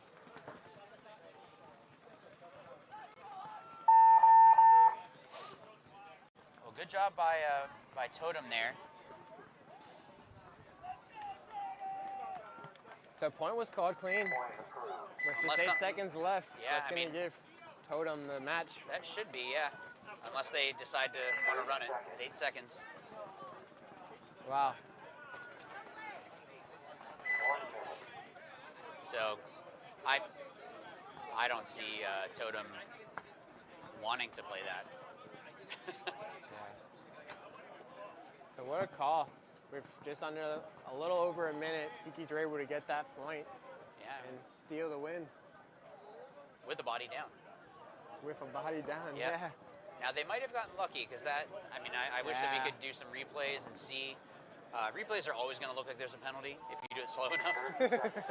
But that didn't really seem too much like bang bang. It looked more like Markey got the shot on Devin. You can see Markey was upset about that call. The ref is going to do the best job that he can. We've said it before. It is not easy. It is not easy reffing. So we have a technical timeout. The refs are discussing Yeah. some things over here. From the prior point. So we're doing this technical timeout. Again, huge shout out to Carbon, to DLX, to Die, to Dirty Dan, to Tiki's Paintball. Everyone that supports the MVPS, thank you so much. If you guys are out here, by the way, one, it's gorgeous weather, so you should be out here. But also, make sure that you're checking out the vendor row. So there's others that are out there selling some great products. Also some good food out there. I'm loving My the mouth new is watering layout a little too. bit. The new layout that they've set it up, the way they set up the fields this year, I'm yeah. a big fan of how open it looks when you walk in Oh, with it's that great. vendor row. It's really nice. And I really like that the parking, I was like, oh, this is, like, they definitely upgraded the parking here. And, like, having it all, I mean, I felt like I was at Disney. Because they were, like, bringing me in, and then I got the okay to stop. I'm like, oh, okay. It's always nice too when we have these events and we don't have the soccer tournaments at the That's same time. true, yeah. Because sometimes you get those, and then you have to be in that line for another Yeah. 30, 45 minutes. Yeah, I pulled right in, and it was like, oh, awesome. All right, well, let's see if Rejects can put the nail in the coffin, or if Challenger is going to put up a fight. Oh. Let's go. Oh, almost a bad start. Well, Darby for Challenger gonna go all the way up into the snake four. Yeah, but And he it's- can't make it past that because of that tower. Look at how much his head Wow. is down. That's how small you have to get. I stand corrected. I didn't think you could make it past that gap. His face was literally in the dirt. Rubbed his And mask got the whole 2 way. shots there. And was able to pick up 2 quick kills without the snake corner of. He's gonna get shot. He threw his body away on that. He didn't realize what was on That the was snake really, side really still. unnecessary, Jake. He definitely cleared out the middle of the field, Yep. but he has to realize what's still right in front of him. Right, get up into their snake 2 or 3, and then if someone comes and gets you, that's 3 bodies for you. Let everyone else clean up. Yeah, so rejects, they just killed the corner. I think challengers, yeah, so 3. I see 2 reject bodies for sure. Not sure what they have on the Dorito side. I've never seen someone use their mask as like a sled. So, style points for that. Yeah, so. Challenger, they know it's in a snake. You have Jess wheeling and dealing. It's a there 3 from on, the home. oh, now it's a 2 on 2. Wow, it's a 2 on 2, and they And don't know where drop Jez the is. ball. Jez is smoking all of That's them. a 1-on-1. He picked up It's a 2, 1-on-1. This could and be now for the game. Jez is just This could with be the for the game. one-on-one. He doesn't know it's a And one-on-one. the challenger player does not He know has he's no in that idea it's a one-on-one. one-on-one. All right, Oh. so this is either, this is fighting for the game. Can the power of Kirill, the jersey he's wearing, I know, go right? through him right now? Maybe he'll be like, didn't Malloy Jez- bunker someone in a one-on-one? I think I've seen him do that before, and I'm just like, dude, I think he may have lost him, but he picked him back up.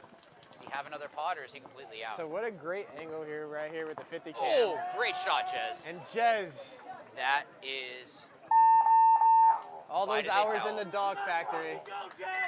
wow, they gave them that one. I'm not sure if they knew about the race to 5. So But fantastic job by Jez Yeah. to be calm, cool, collected. picked up the last 3 kills there.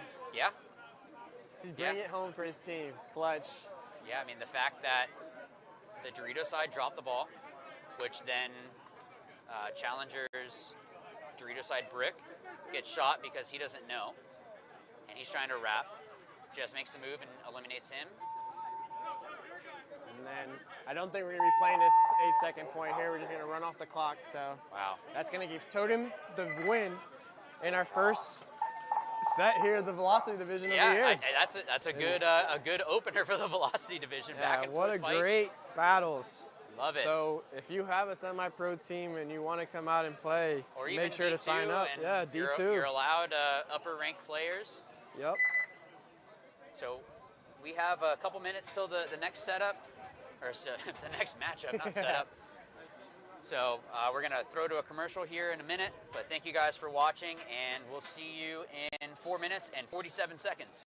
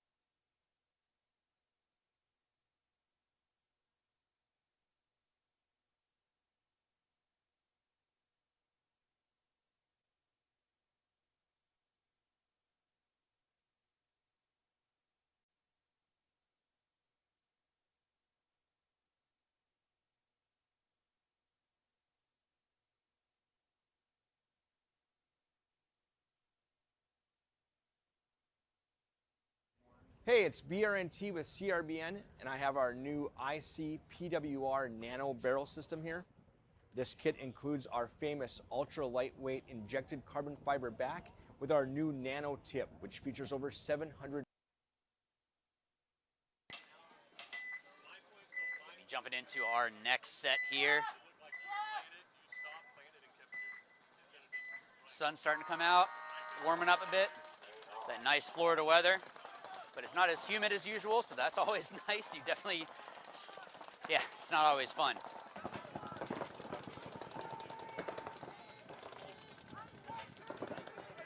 Right, so 2 eliminations off the right side there.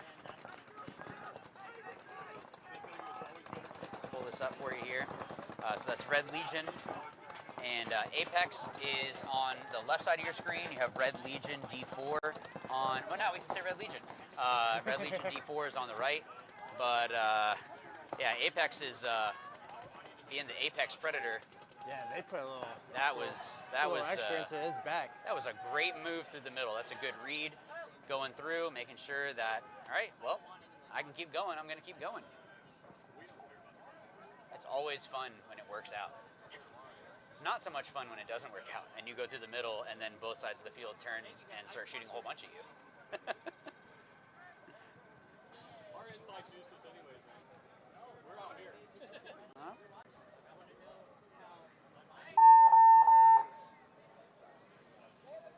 All right, let's see if they got the... Hey, Turner. Shout yeah, out we got Turner. the Shout out thumbs everyone up. in the chats. Appreciate the comments, the likes, the subscribe if you're over on YouTube. All right, then... Twitch, I'm not, what, you just follow on Twitch, right? You don't subscribe, I think? Yeah, I think you just follow. Or maybe we can subscribe. Can you, like, do we have, are we part of that? Can they subscribe? Whatever it is that you guys can do to Yeah. help out MVPS, you should do. That's all it should be. This stream is not easy work, and shout out to Onel and everyone else behind the whole scenes crew, that make this happen, because I'm sure that they're happy that it's not raining anymore, because that makes things a lot more difficult. And well, you know, having to deal with a camera in the rain. Yeah. You just have the one camera. They have like 7. All right, let's see. So we got Tampa Bay Mermen and Port City Grizzly.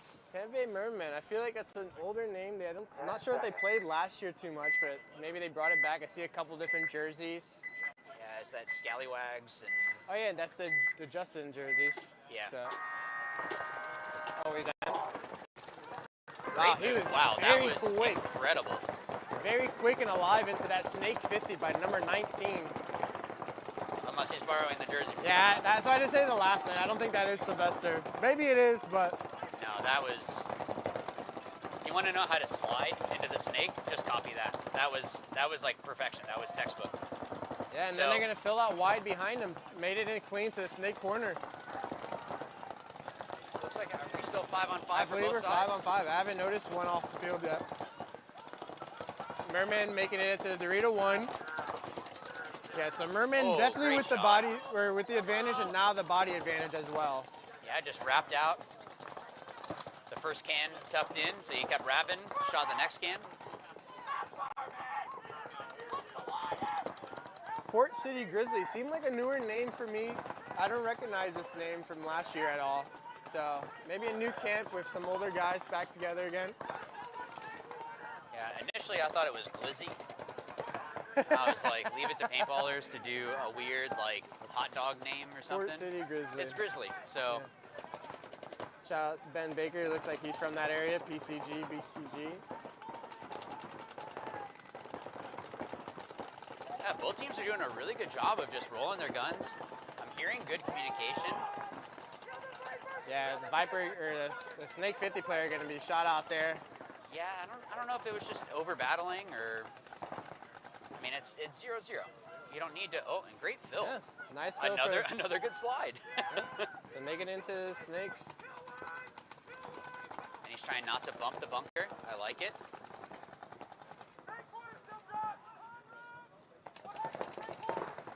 Let's see. Can this Snake produce a couple kills out of here? Oh, I think they know that he's there now.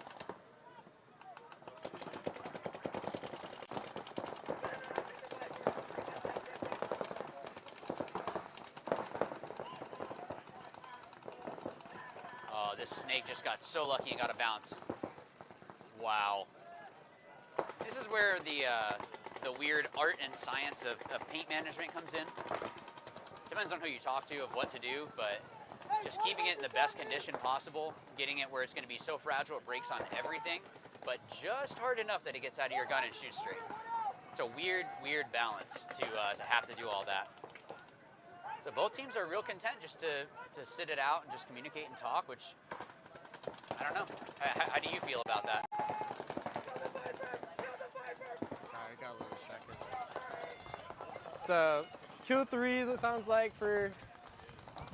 Got 2 bodies on the merman. So he's still in that snake corner, anchored down. And big bite here for Port City. Yeah, Port City just lost another body in the middle. So it seems like the moves are good, but it's like the execution is the issue that I'm seeing here. But I like the aggression, still, trying to push into the snake from both teams. Okay, we lost our 50 snake. All right, we're gonna go. Yeah. And now it's a 2-on-2. So this has been back and forth. Oh, great shot. Oh. All right. So Port City Snake 50 is gonna pick up that kill on the snake corner. Let's see if number 3 is a Davies. And so we have this 3-camera angle here. Oh, look at that. Oh my goodness, this looks gorgeous over here. So we have the 50 snake eliminating, looks like the last player there. Yeah. Good job closing it out like that. That was very back and forth, just a war of attrition. Like one side would lose a body, and then the other side, it was just, at the end there, it was just back and forth. And Port City was able to hold that out till the end.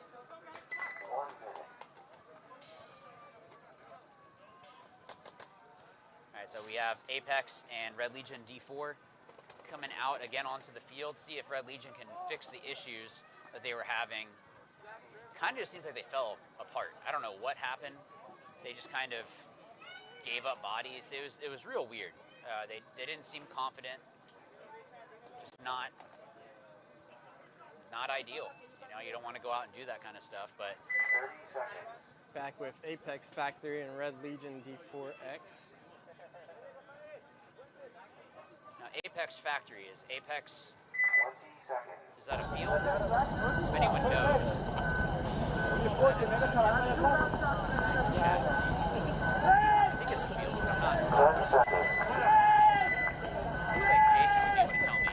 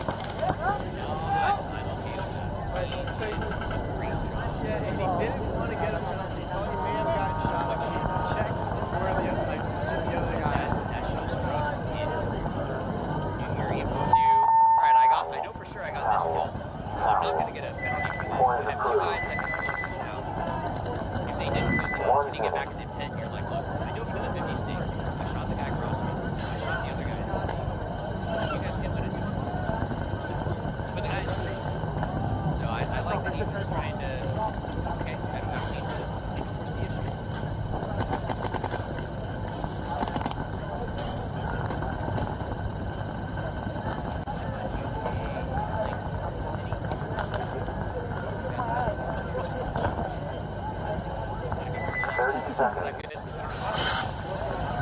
So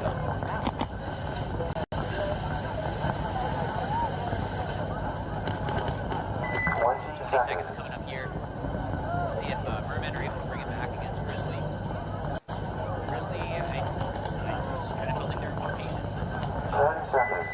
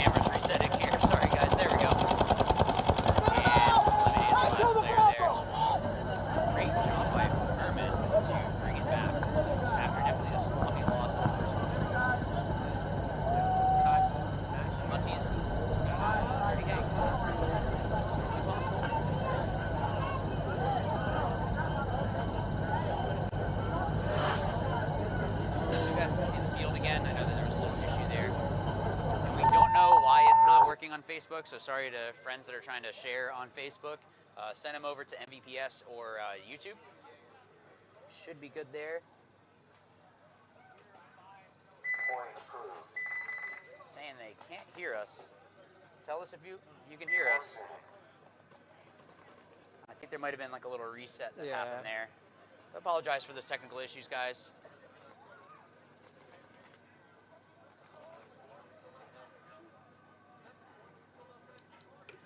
Let's see here if Red Legion D4 is able to come back, fight back with this. Definitely had a deficit here, but there's 9.5 minutes. So there is a whole bunch of problems. Sorry about the little issue there. Yeah, I think we're back now. It's a little better now, yeah, so just a little bit. It'll get better, guys. Yeah, kind of a skeleton crew here, so. Appreciate everything that the crew does for the MVPS to put this on. 10 seconds. Never a good sound. All right. So Apex has the advantage here, 2 points to none. Let's see what happens. Apex is cut. Yeah, and they risked up all the way to that Dorito lay down wedge, and he died. Yep. So 4 alive for Apex.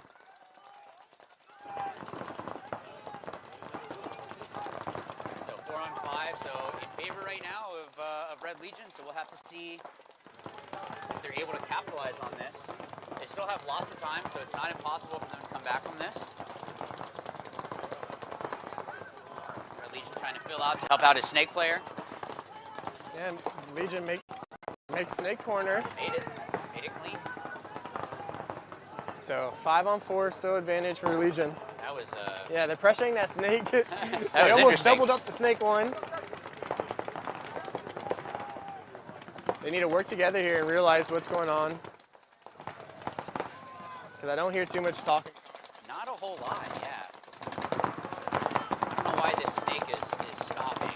Now he's going to get maybe picked up by the tower there. Oh, never mind. He picked him up. They don't know that they shot the other player. You can hear them calling kill one. Yep. It's not good. It means means that you guys are not communicating properly, and that can be make or break. I mean, this guy's doing work. Yeah, so 2 kills for sure. Yep. Definitely, he just shot out that Dorito player trying to make a bump out wide. The Dorito player is very confused. Yeah. The way that he was walking off, like, wait a second. He said, who was that? Is that from another field?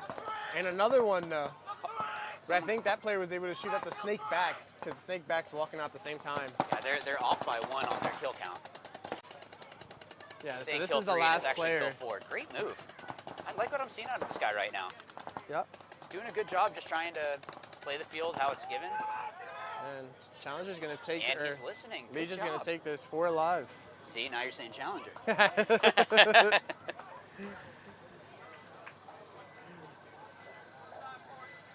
right. Yeah, well, great job by Crucial point. Legion. This 3rd point's so big. Yeah, that would have been real tough to come back from, but, you know, basically 7 minutes left on the clock. That was, what, a 2-minute point? Yep. Just about. So again, if you guys are just tuning in, Greg and Christian are up here. So if you guys haven't seen my YouTube channel, head over to youtube.com/howtoplaypaintball. Have a whole bunch of drill videos and all of that up there, just breaking. Actually, I had a breakdown of this field, being able to critique myself and see the mistakes that I made, being able to learn from those. So it actually helps me out just as much as it hopefully helps you guys out. But if you go over to howtoplaypaintball.com, you do actually have options now for online coaching. So you can send me footage and I can go through and critique it and just help you to grow faster as a player, rather than you going out and hoping that you can figure it out yourself. You know, I played with the ML Kings and Latin Saints, and in pro, took a step back from pro. Now playing with Miami Effect and semi-pro, trying to bring that name back to the pro division. So now we got our shot in the pit here. Legion looks a little bit flustered. I don't know, it looked a little bit hectic in there. Nothing too terrible, but... So 1-1. Up. Port City losing a quick player off the break. Yeah. They try to risk it up to that snake 50 break. But making it out into the snake though. So able to get into the snake, so that's good. And it looks like Mermen sent their main snake attacker actually out into the snake corner. So maybe they're trying to play a little bit slower. And paintball, just for those that have maybe never watched paintball before, it's just like any other sport where you have to try to figure out the chess match, the ebb and flow of the game. How do we have a better play that we can put out? Maybe we play slower or faster, make it where they can't pick up on things. So it's definitely just like any other sport.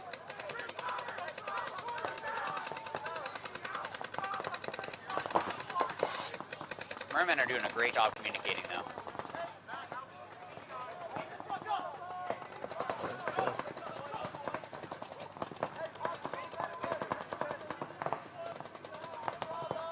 There we go.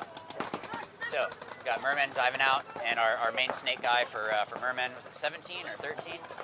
Can't remember, but once he gets over here, we'll be able to see. But doing a great job, getting in, doing work. Hopefully I don't commentator curse him. Okay. Great move. Yeah, I okay, really like it. So Oh, man. Yeah, so I just... He bumped the bunker just a little bit. Oh! Wow. And he tried to, he got a little hungry. gosh. He saw that It Port kind- City had that brick player and he got hungry for it. Yeah, but I think he might have gotten those 2 kills technically. Because the snake corner shot the other snake player. Because he was the other snake player on Grizzly was shooting at the Merman player at the 50 snake. They did cause a lot of madness. He was trying, yeah, I mean, like, technically that's kind of like an alley-oop, right? You didn't get the, was it a penalty on you? I'm commentating right now, sir. We can talk later about this. Ricky thinks that he's like on another level. He's like Mr. Celebrity over here. I play for Tiki's Totem, blah, blah, blah. Right now, yeah, we're live right now, yeah. And so Merman's gonna creep up here. They're trying to realize what the field count is. Is it 2-on-2? Yeah, I see 2 bodies for sure for Port City and 3 for Merman. They have that Dorito player who just bumped up to Dorito 3, and then that home tower. I feel like Mermen don't know that the snake is clear. Because if he knew, he could crawl all the way down, get to the 50, and start wrapping on that tower, dive into their snake. Kind of seems like, because you see how the snake is looking around? We have our Dorito side camera right now looking at Port City. Yeah, Port City, trying to so they're crossed figure it out. Which I like it. You know, they're doing their job trying to do that, but yeah, because so at this point they probably realize they are down on bodies, and with the time dwindling, and it's tied. Yeah. So you're at this point where you don't want to make that mistake and give the point away. Yeah, but I don't. Mermen are just not putting it together fast enough that, hey, there's no one on the snake side. Yeah. And granted, it's always easier on the outside of the field, right? We can see everything. When you have your head in a bunker, you have no idea. Great so they just shots. shot, yeah, so both players for Port City at the same time are going to get shot off the field.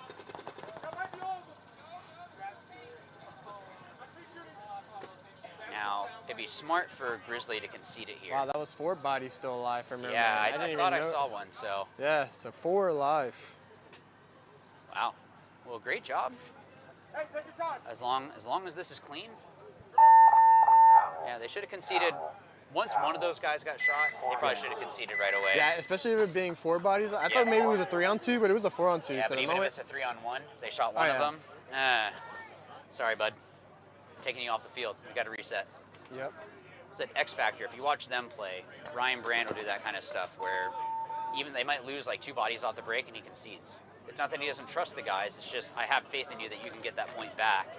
And everything fell apart with what we were planning, so I'm going to concede it, and you have to trust me. So, as a player, you just keep playing hard the whole time, right? Are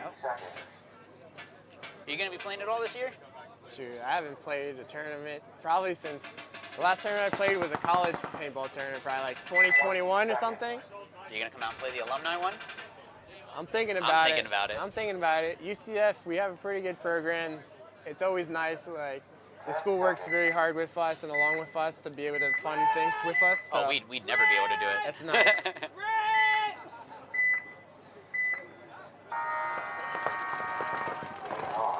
Apex quick out into the snake. And Legion busted out wide to the snake corner. 5 alive. Apex getting checked out, and he is and pulled. Penalty. He shot, and he's asked why he got shot, so now you're going to get that minor. Wow. He probably wasn't going to get the minor until he started talking. Well, I wonder if because he got hit and then continued to move, maybe it was the forward progression. He was questioning it. Oh yeah. Okay. I guess I didn't see that. So, man, not a good break for Apex, but could be a good break for Legion to start coming back, trying to get that bounce shot. He was trying to, unless they weren't trying it, but I think this guy might. Yeah, Legion, there you go. He's starting to look around like, wait a second. He's got to read the paint. Yeah. Yellow. Wait a second, maybe I can go underneath this. I just saw McDarby crawl on his face and get underneath it, so maybe I can do the same thing. Yep.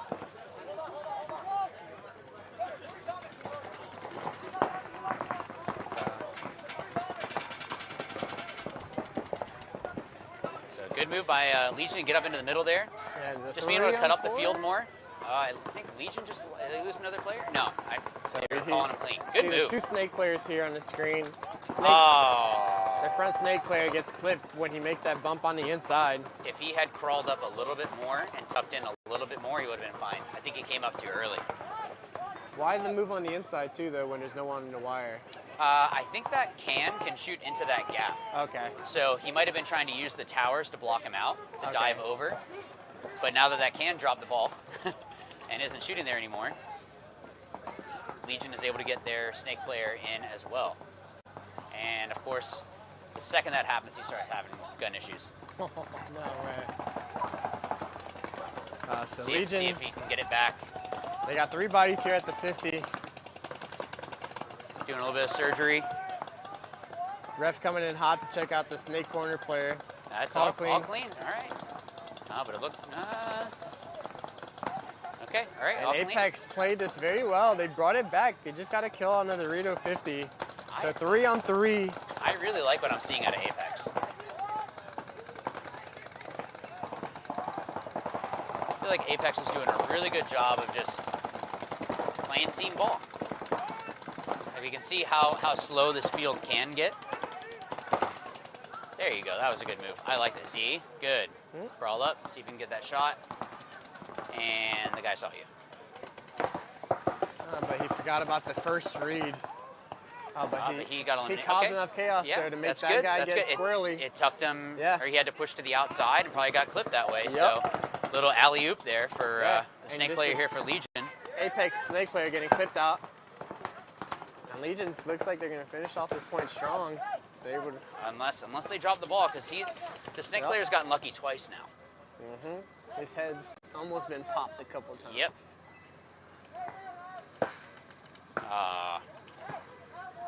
I don't know that he realizes that they're the ones that are down, because he just waved high at him, and his other buddy just got shot.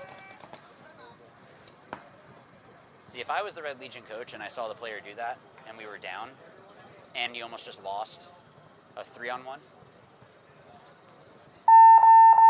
depending on how far back you go, some of the coaches might give you a punch in the back of the head, but definitely be, hey, you're going to sit for at least a point, because that was stupid. So Legion 2 points in a row, tying that back up. Clearly adjusted something right.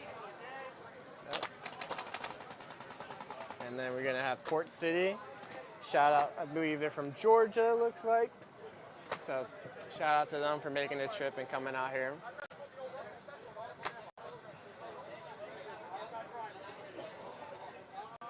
I hearing some trash talking? Oh, okay. Thought Matt was doing some trash talking there. I think they were just trash talking each other. Yeah.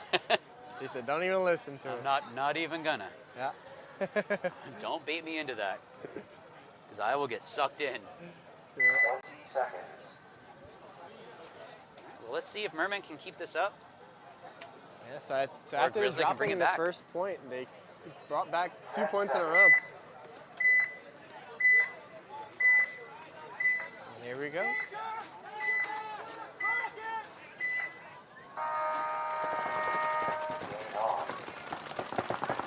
I'm really liking the flexibility out of this player from the Merman that plays the snake side. Yeah, so I recognized him. So that's Zach Bodner.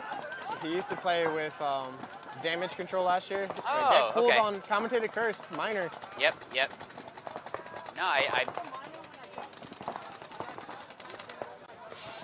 yeah, it's playing on with a hit. That's a minor.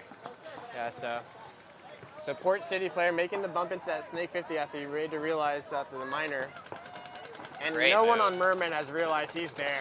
He's Yeah. gonna pick up a couple free kills. Yep. Yeah, even the can got shot and just went, yeah, Yeah, so we didn't know about you. that's We got a game. one way to bring this game right back into We got it. a game, and it's either going to be crazy or a tie. Yep. I'm thinking crazy. Yeah, they're I'm gonna thinking come for crazy. this point. This is probably their second match of the day, and you don't want too many ties. So I'm No. sure these teams are wanting to put a W on the board. Yeah, but there's only a minute left on that one, so that's what I'm saying. It might be kind of crazy. It might be nothing. Yeah. It might be just a tie. Yep. I like crazy.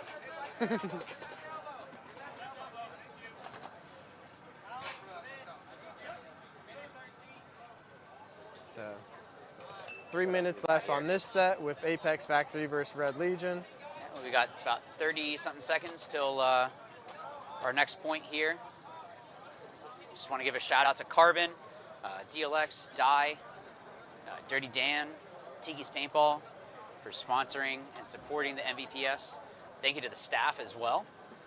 Like, yes, I realize they're getting paid, but this is hard work to put together an event like this.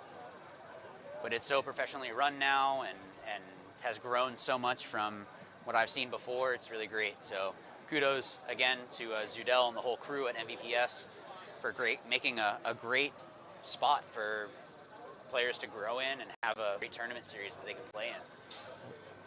So this Apex Factory team already has one tie on the day, so Ooh, that's not good. they definitely need to put up a point on.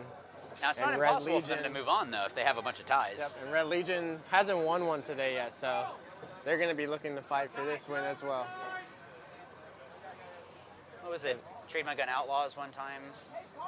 Everyone in their bracket went 1-3, and they somehow had the head-to-head against someone that they moved on to Sunday.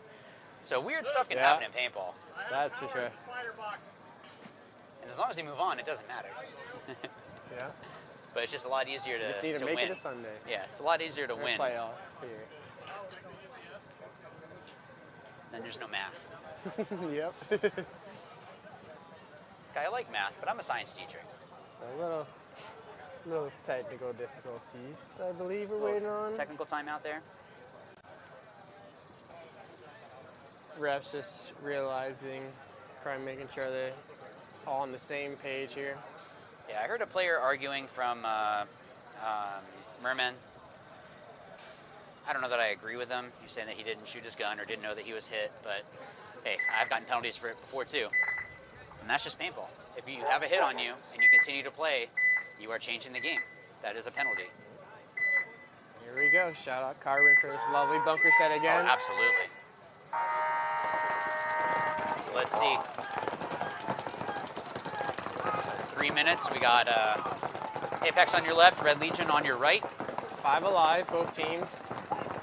And kudos to Rabikoff, by the way. I saw him comment in there, hoping that he's still watching, supporting the lower division guys, helping grow the new players coming into the organization.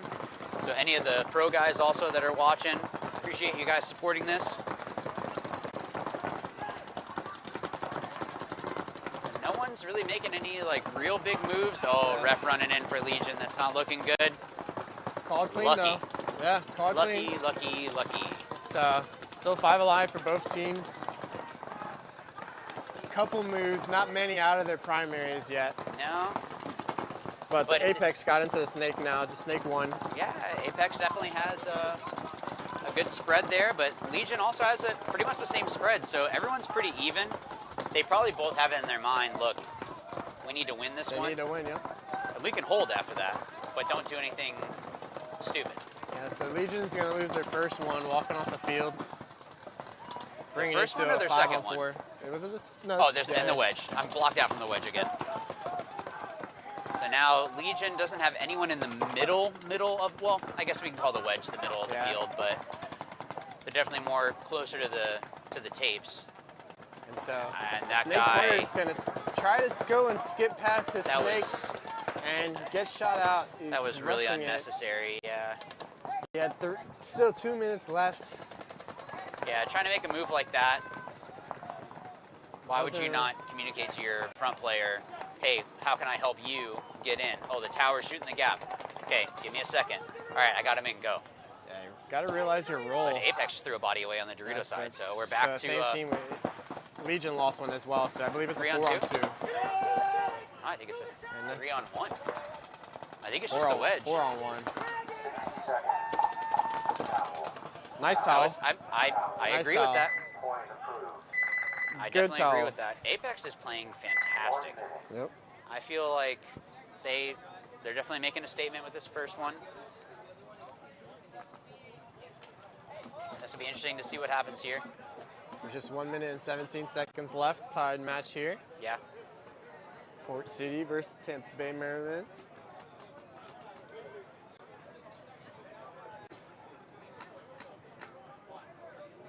Yeah, I'm really liking how the grass is like perfect. The field's like perfectly flat. Can't ask for better. Maybe a couple degrees cooler would be perfect. So this is like almost perfect. Yeah. But right there. MVPS cannot control the weather. And so let's see if Merman's snake player can stay alive, because when he does, he does causes work. A lot of does damage. a lot of work. Oh no.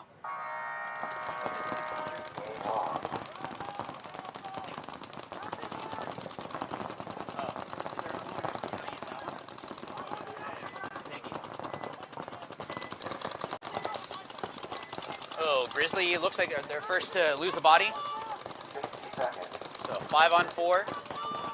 Yeah, with 60 seconds left. Good move down the Dorito side into that little Dorito on the top side of your screen, top left side. Trying to make that push. I'm wondering what the snake, there you go. There's our player again that we were talking about. Quickly goes to the one. wrap. Should be He getting might 2. have gotten that, yep. But don't get shot stupid. They got 27 seconds. And they are gonna get it.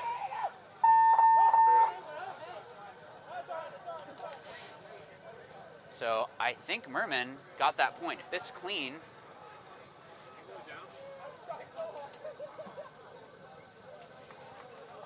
great job by Merman to get that point. I like too, so there's the 60 seconds. Thank you. Just telling the players that, hey, there's 60 seconds left. I like that both sides didn't try to push real hard immediately. You still have time. You know, they were definitely pushing, but they are able to use the time wisely. Because if you go too quick, then you're going to start making mistakes. Now, if you're down by points or whatever, then you have to do that. You have to take the bigger risks, but that's just part of the game there, right? Yep. So what do you think of that last point? 30 seconds. So there's only 16 seconds left too, so Merman, great way to seal that win almost. Almost, yeah, hey, Almost. 13 seconds is more than enough time. Almost, I said. More than enough time.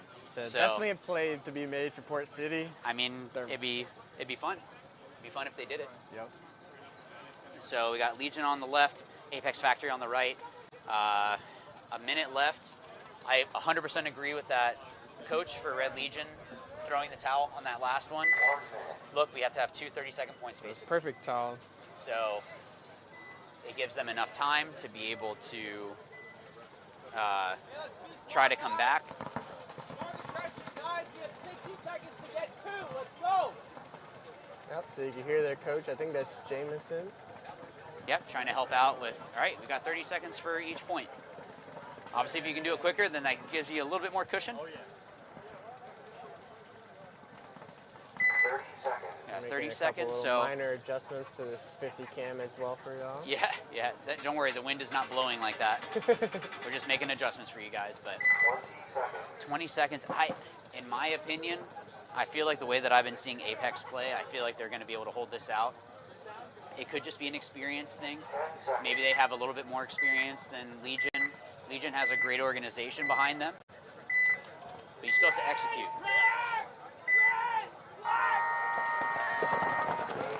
Real simple pocket breakout. Legion loses one off the break on the Dorito side, trying to push into the middle there. It's not good when the ref is running in like that though, because if it's it's only a minor. They got lucky with him, and he's still playing, so now it's probably going to be a major. Wow, he got lucky with that. So the player there in the middle probably should have gotten a major for that, but it is what it is.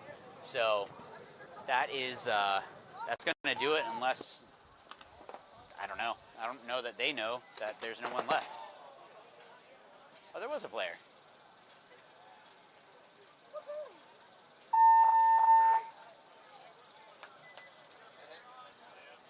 All right, well, good job by Apex to put the nail in the coffin there.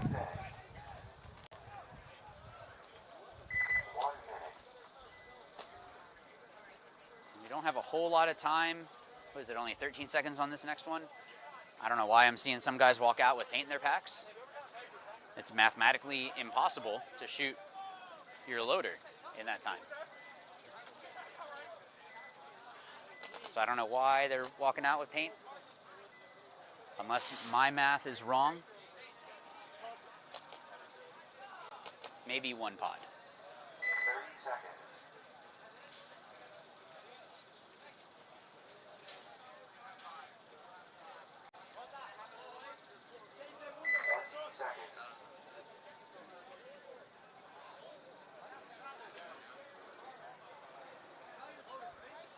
So let's see if we're able to see Grizzly be able to do this, at least try to tie it up. Crazy run. And they lost 3 bodies. Yeah, that's going to be it. That's it. But I like to see that they're going out on their sword, or on their shield, I think it's the, die on your sword, make sure that you're actually going out. But good job by Tampa to go ahead, get that win, hold tight, not do anything too crazy.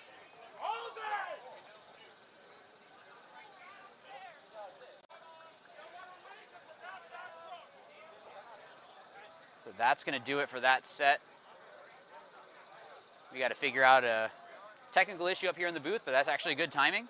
So we're going to be throwing over to a commercial here in a little bit.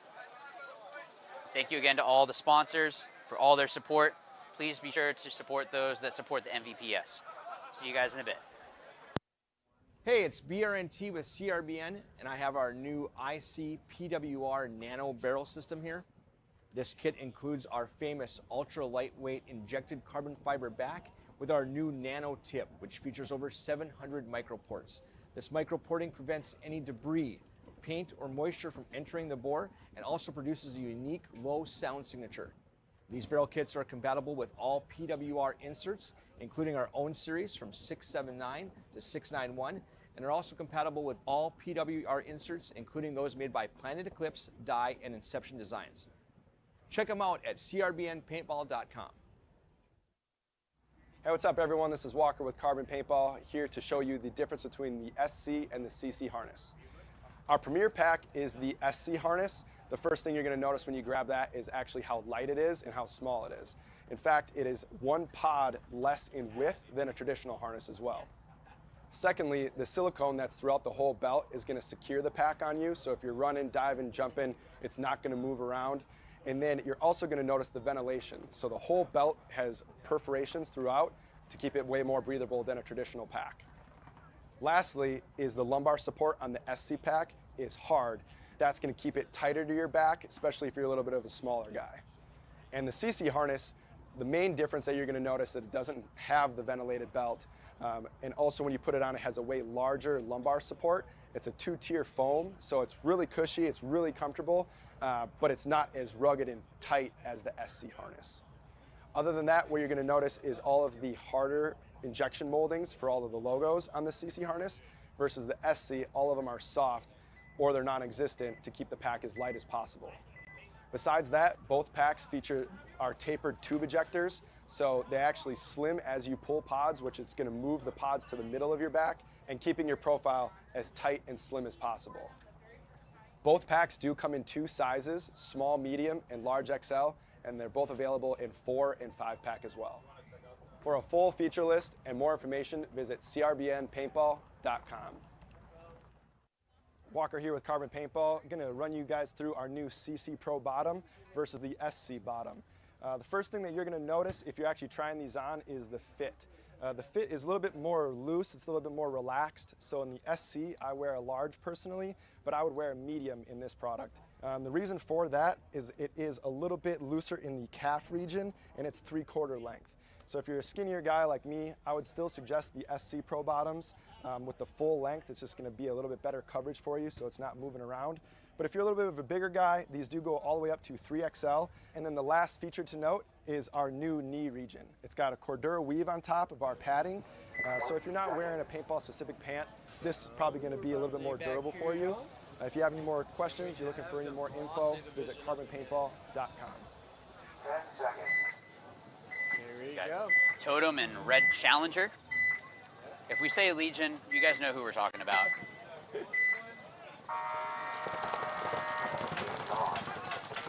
And both these teams are 0-1 right now, right? Did they both? I think Totem won.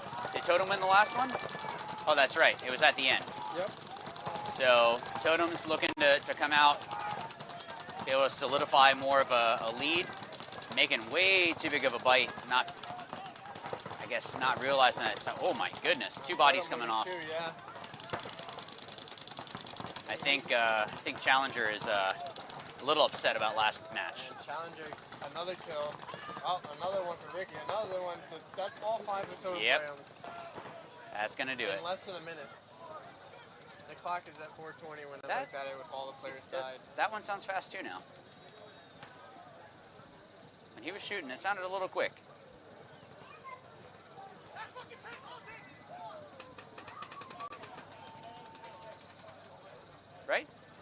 I just crazy? Far side one. Yeah. So you'll see the refs when they walk out that the refs are going to have like this little, looks like a little radar gun. That's exactly what it is. So they're able to check the speed of the paintball that's actually coming out, but it can also see how many balls per second. So it has to average out to 10.5 as the max. So if it goes over that, you can get a penalty, which is what happened to Challenger on the last one. So they, I guess, wanted to shoot real fast. Trying to think like Ricky Bobby. Got a view into the pits here for Totem. You see their coach Izzy. Yeah, another experienced player. Played with Temp Bay Damage when they were first coming up in pro. And speaking of damage, we got Marky coming out. Looks like Marky just doesn't want to walk to the far side of the field because he's only played on this left side. So maybe he's just, I'm not going to walk over there. So, got a view of both breakouts here. Yeah, the split screen breakout. Yeah, Legacy on your left, Rejects on your right.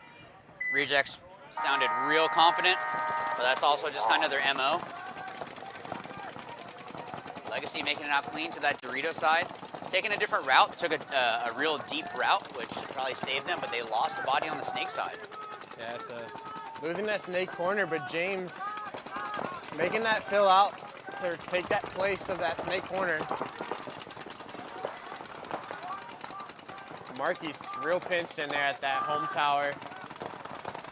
Looking to just stay dominant snake way. Yeah, Marky and getting another elimination on Reject. So right now, Legacy has a leg up by one player. Yep. No, they don't. It is 4 on 4. I thought I saw another body come off the Rejects, but I was wrong. So 4 on 4, Rejects they're making back it into even the now. snake. So something that you guys will notice watching this compared to other matches is that you're going to see, whenever you see the Velocity teams playing, they're going to be a lot more disciplined. They're going to be a lot just better with communication. It's always just that next step up. So this is brand new for this year. It's going to be a race to 5 instead of a race to 4. So hopefully we'll see this Velocity division continue to grow. It's great that we were able to get it off the ground. I know before just wasn't enough teams to be able to really get it going, and this year we were able to, so hopefully we can get that continuing. Legacy loses another player. Marky filled out to the Dorito side though for Legacy. Yeah, the nice top of your screen. Nice, beautiful one. But great move by Rejects to get into the snake like that. Get the shot on the can. So that's just gonna leave 2 bodies alive for Legacy with Mark in that Dorito 1 and James in the snake 1. Good job. You can hear the communication from Brandon. So that's Jez. Yeah. Yeah, beautiful. Just saying like, hey, it's kill 3, but I only know where this guy is. Where's the last guy? And none of them are going to be making moves to try to do anything crazy. They're all just talking, try to figure it out. Just really, really good discipline. Really, really good. Now you see a battle here for the snake side. Marky's shooting cross field. Yeah, he's looking down the wire now. So I don't know if he's trying to look for a wrap shot or something. That's a Marky on Marky battle right here. Number 19, Marky shooting Marky Ireland from damage. It's a Marky battle? Yep. Oh. And Marky won. And Marky won. So 4 on 1 and 4 on 0. Rejects gonna put this first one on the board. Rejects are looking real strong. It's a towel by Legacy.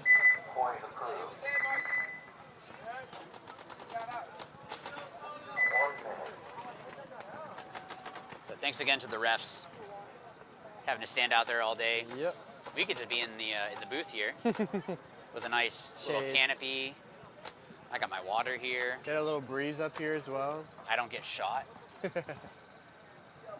And then not be able to shoot back. See, at least when you're playing, if you get shot, you're like, all right, next point. You can get someone back. That's one thing I don't miss about recording out there on the field. That is very true.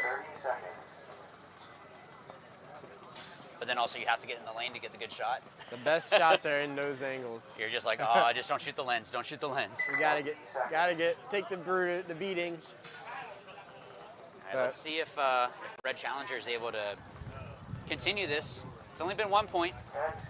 I would still say it's anyone's game. It was definitely a dominant first point, though. Yeah, absolutely. So let's see. They were definitely upset.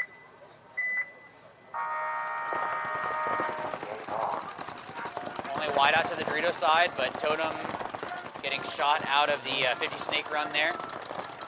That gap is actually pretty big, so if they're showing that run, there's a lot of room for the player on the other side of the field to be able to shoot into that to lane you off the break. So it's a high risk, high reward. So maybe they're just trying some different things there. Obviously, Izzy had faith and said, look, we're going to send this. Yep. So that's going to leave 4 bodies alive for Totem. Still at their primaries for the most part, while Challenger has made it all the way up to the Dorito, or break 50 right there you see on your center screen at the top of the screen. Now we have a nice wide angle of him. You can see what he's trying to control there on the Dorito side. Breaking out wide. Beautiful shot. And by the way, for anyone that might be newer to paintball, when we talk about Doritos, we're talking about those pointy things on the other side of the field. You're looking at the snake right now, which is on the, oh, there's the Doritos. So the little pointy bunkers, those are nicknamed the Doritos, just always have been. If you go over to Europe, though, they're tea bags, but on the bottom side of your screen is the snake there. So there's a snake side, Dorito side. Darby. Sometimes there's a weird mix, but seeing Darby getting the snake? Yep, Darby went from the snake corner to that snake one there. I like that I'm seeing Jake slow down a little bit. I don't know if he kind of felt like he needed to have the team on his back, like he needed to do a lot. Just considering like he's on the roster for the pro guys for Red Legion. And as you say that, he takes a big jump all the way from the snake 1 to snake 50. Made it in clean. Yeah. Now he just needs to stay alive because he's caused enough madness around him. Yep.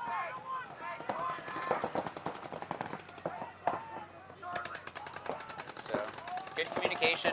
Yeah, so still 5 alive for Challenger with that advantage being up 1. And being 2 in the 50s. Yeah. That's definitely a big advantage. Yeah, so then you see the other center player right there at the tower. He's getting creeping more and more onto that. He wants to go to the snake brick bad. You can see that Jake really wants to fight this wedge, shoot across field. Yeah. Oh, did you get him? I think he shot the bunker. He put Costin in. So you got Costin in there tucked in. Darby's pushing at him. He might have shot him in the foot. Costin's asking for the check. Yeah, if they find something, that's going to be a penalty. Clean. So maybe it broke off the bungee. Yes, called clean. He's back out. Yeah, it is something that as the day goes on and it heats up a little bit, the bunkers start to inflate more. You have to watch your feet. I mean, a hit's a hit. Doesn't matter how it happened. And so we have Darby here, out wide. He's trying to make something happen, and his now team he can just wrap. Yep.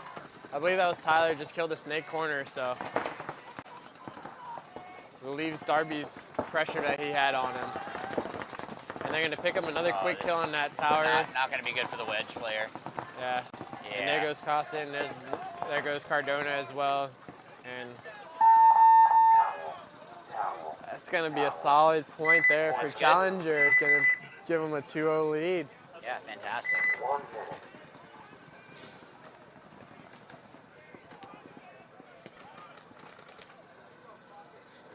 So yeah, if you guys have any questions, we do have Onell is on the boards, I believe, helping answer any questions that maybe we don't see. As we see Legacy coming back out to take on Tempe Rejects. Rejects are only up by 1, so it's still anyone's game. 30 seconds. It's the good thing with paintball is, all right, let's go do it again. See who wins in the end. 20 seconds. So thank you again to Carbon, Tiki's, Die, Dirty Dan, DLX, everyone that supports the MVPS. Appreciate you guys.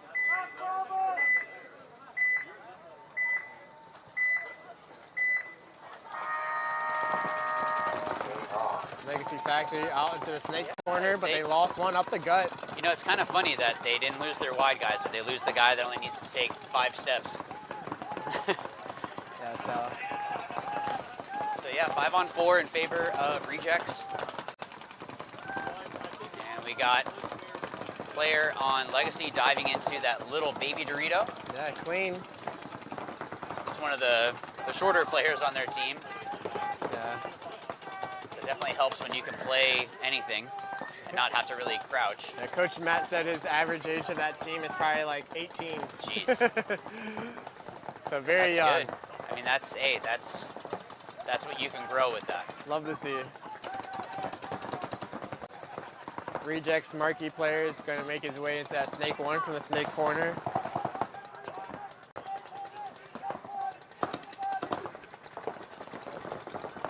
Rejects failing out to Dorito 1. And now Mark is making his way up to snake 3. So you'll see him crawling onto your screen there down to your left. So confused me for a second because I was thinking Marky Ireland, and I'm like, wait. He doesn't walk to the other side of the field.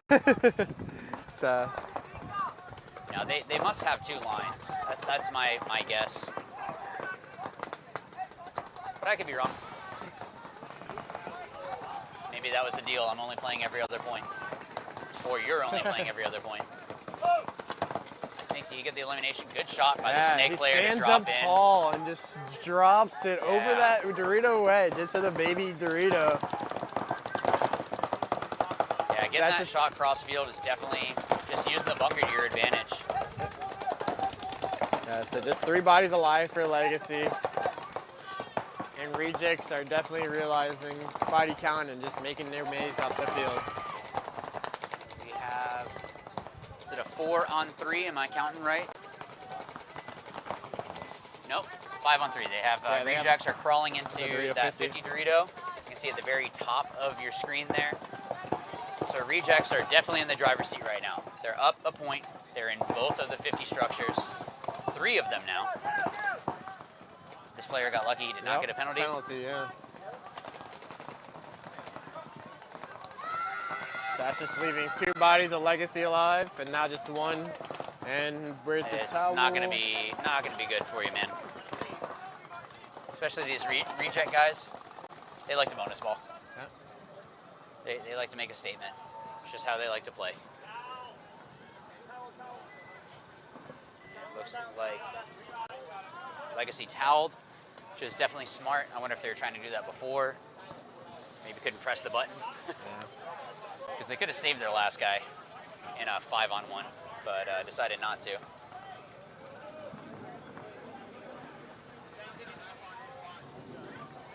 So I think that the snake player there definitely got lucky that he didn't get a penalty.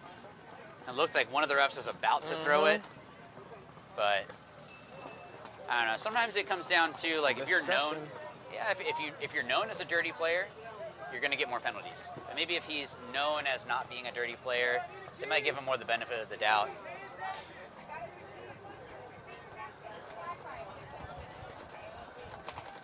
Like if it's kind of borderline, sometimes you get lucky.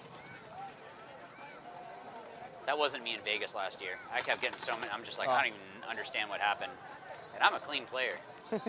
Like, we were talking about how they're squeegeeing the bunkers here so that there's no paint left over for rub. Yeah, I got called out on rub and then got a penalty. Like, great, fantastic. And by the way, if you didn't notice the Dirty Dan in the bottom left part of your screen there, this is brought to you by Dirty Dan Paintball. So if you're looking to sell your marker, buy a new one, flip it and upgrade, whatever it is that you're trying to do, Dirty Dan's able to help you out there. And it's not just markers. I think he sells pretty much, if it's paintball, I think he is involved with it. So whatever it is that you guys need help with, definitely hit up Dirty Dan. Thanks to Dirty Dan for sponsoring the MVPS. That's another one that it's funny to see how much he's grown. So from quickly. A little booth to his own banner and sponsoring a league.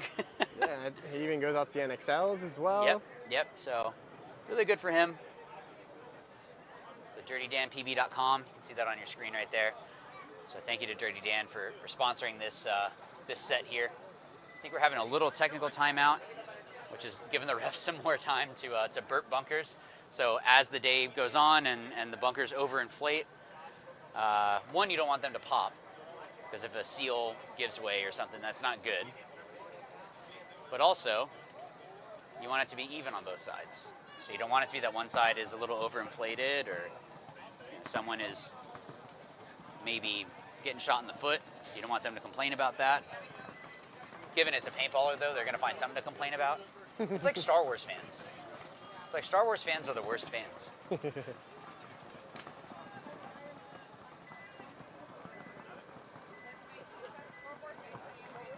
So get some people cheering on for Tiki's. So we're waiting to get this this next point started here. Yeah, scoreboard issue, I believe.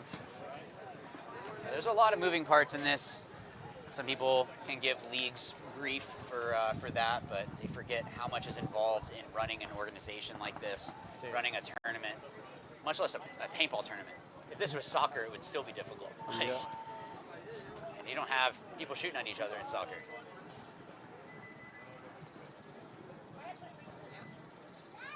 So put in the comments, who is it that you guys think are gonna pull this one out? We got Tiki's and Red Challenger. If you put Legion, we'll know who you're talking about. And Challenger with the lead, 2-0. Yeah, Challenger's looking real strong right now.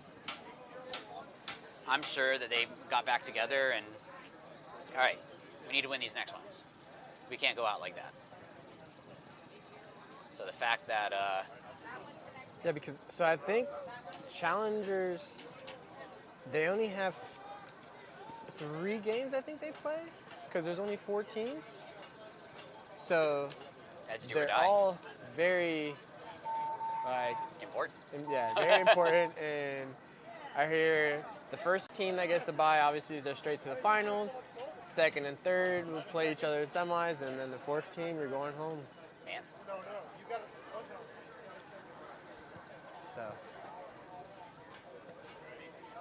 So I guess while we're waiting for this, we'll throw it to a commercial break here in a minute. But thank you again to Carbon, DLX, Dirty Dan, Tiki's, and also Die for sponsoring the MVPS. We're gonna. Oh, never mind. I just heard 10 seconds. I guess we're not gonna go to. Maybe. Yeah, it looks like they. I thought I heard 10 seconds, but I haven't heard the beep. Oh. All right, sorry, you Dropping guys. it to 10. Yeah. You guys have to hear us talk more. 10 seconds. 10 seconds. All right, let's see if Tiki's can come back.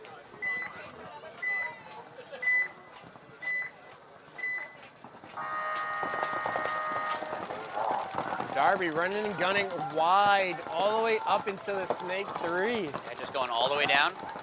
Yep. And look, and now he using does the his, same thing. face down into the dirt.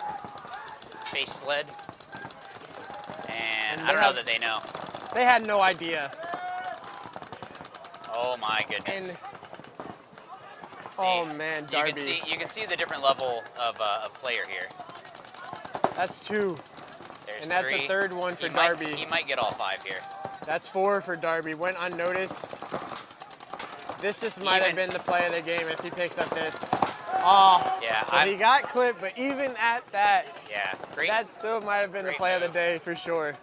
Yeah, because the other guys on his team don't even know that there is 5 gone. That is the play of the day. That so was that is great move. But this is what I was talking about earlier, where taking advantage of getting to their side, get closer, get behind them.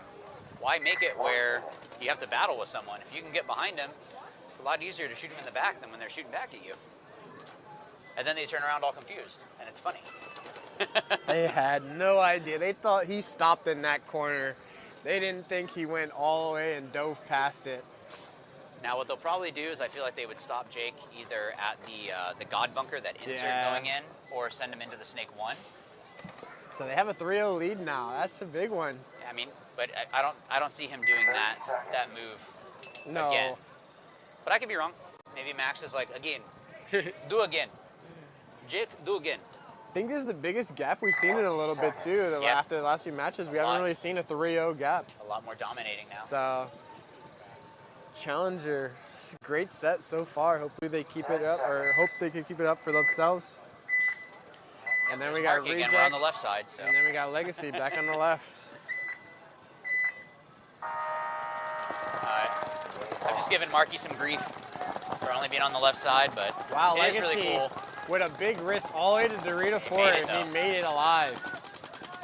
It is really cool to see Marky out here supporting Legacy. So their home field is Legacy Sports for Temp Bay Damage. So cool that he's helping out with these younger guys, being able to be a leader. And looks like Rejects losing a body. Yeah. So 5 on 4, definitely the advantage. Even without the bodies, I would say that Legacy has the advantage. Yeah, Legacy they're has in the Dorito 4. A Dorito 4 and a Dorito 1. But this counter into the snake, I like. Yep. Now, I don't know what's stopping the Dorito player. If he stays low enough and crawls, he can get up into the 50 Dorito. Yeah. So I don't know if he's not sure if there's something. And is there a little gap on the inside too of that Dorito, or is it right next to It's that? right next to it. Okay. Yeah. So you can see the Dorito side here on your screen. Yeah. So Got the Rejects trying to put things together. I like having some Dorito side action on the webcast. Again, Snake always gets all this credit. Like, oh, Snake God. Dorito side does damage too. If you can't tell, I play there sometimes. So. Yeah. The Yes. Dorito side is just always a lot tighter usually. That's why you don't really typically see much film from that side. There we go. We have Rejects player Marky over here at the Snake 50. I like the fact that Rejects are still pushing, even though it is only one body, but they are still down a body. What a beautiful angle there of that. Yeah. And that Snake corner is going to walk off the field, and Got then the shot. Wow. Marky may have Great got job. and but then gets eliminated. But beautiful shingle. yeah, he didn't know. Clearly, you can see how he walked off like that, looking at his guy behind him. Like, you didn't tell me there was someone behind him. I'm trying to do work. You got to give me info. Yeah. Oh, he did crawl up. So Legacy crawled up into that. That Marky 50 there Dorito. in that corner from Tampa Bay Damage. Trying to put things together. His teammate's so far away though, so this is when it's hard to start communicating. If he can pick up on this, no one is looking at the snake. Yeah, so Now he can't go. Oh, so Legacy had 2 players alive and he just lost 2. Yeah. Mark had a chance. Yeah, so that quickly. everyone was looking Dorito away. He could have gone into the snake, gone all the way to their side, flipped 2 bodies, and turned the whole field. But he might not have had all the info. You could see how he was looking around. He was trying to put it together. It got quiet once they got that far spread. Yeah.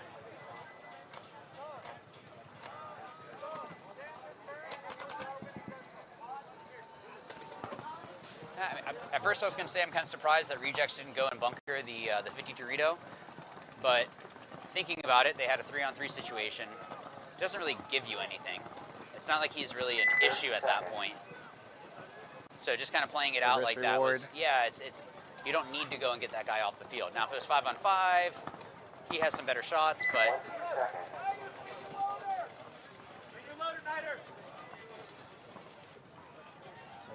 let's see if Totem can figure it out. Yeah, so Challenger up 3-0. You'll see them bricking on your right and Totem on your left.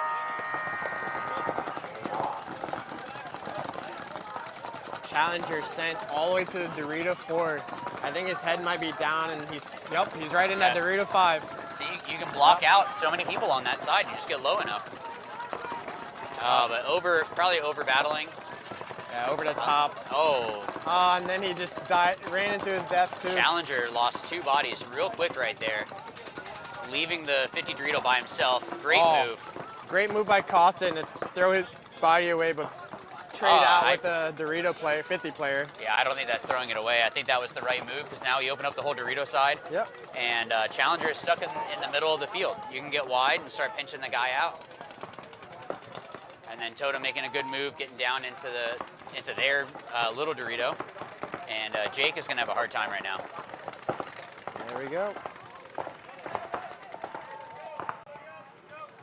So Totem gonna put one on the board here. There we go. All right, well, let's see if Totem is able to start getting this momentum going. Down by 2. Still time on the clock, of course.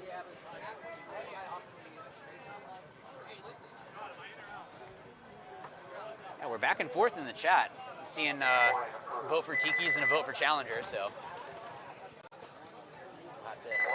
have to see. So come up in a minute here for our timeout here for the next point.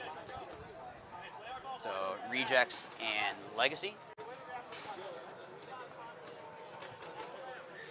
Shout out to the pod runners. That is a very, very tough job. I think I've gotten lucky and not had to do it before. I've been in the pit. When I was coming up, I remember helping pit for the Ironman. 30 seconds. But I don't think I've ever had to run pods, and I am very grateful for that. 'Cause it's terrible. Yeah, Like, pod it's just- running. You have 1 minute to get. Sometimes it could be up to like 40 pods on the field, depending on how long the point was. Yep. So to make it all the way to the far side and back, Make sure in they 1 don't take your minute. pods. That's why you gotta have 2 pod runners. It's quite the battle for real. And if you're on the opposite side of the field of your pit. Legacy started a little bit early on that one, but the ref thought otherwise. So Legacy losing their snake player off the break. Still a 5-on-4, so not anything Legacy can't come back from.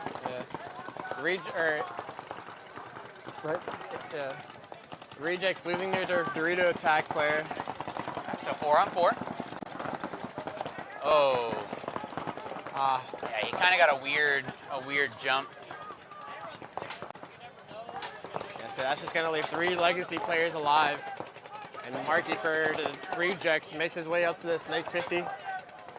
He's gonna start looking for some kills. Hit on the loader. He's hit on the loader in the 50 snake. Yeah. He got lucky that wasn't a penalty. He definitely pulled back and continued to play, so. I guess he didn't shoot his gun, and I don't know what they're... Yeah, on his bump out, he got shot. Yeah, I mean, Legacy player, so just gonna leave 2 bodies now for Legacy, both on the Dorito side, and don't think they know what's happening at the moment. That Snake is coming down the field. Yeah, I don't necessarily disagree with that move from the Legacy player to try to come out onto the Snake side, just kind of doing some damage control, trying to stop the bleeding. Rejects being real strong in that point.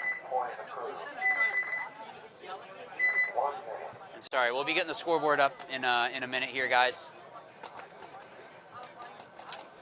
In the meantime, thank you again to Carbon. You can see how much they support the MVPS, that they provided a brand new field. So thank you so much to them. And of course, thank you to Dirty Dan for sponsoring this particular set here. It's been a good one, so he picked this is a good one for Dirty Dan. And thanks to Dye and DLX, as well as Tiki's Paintball, for their support of the MVPS as well. Coming up on 30 seconds here.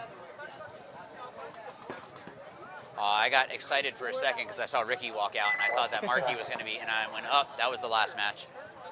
Marky Ireland was not exactly happy about some ways that Ricky was playing. And I was really hoping to see them go at it, but they didn't.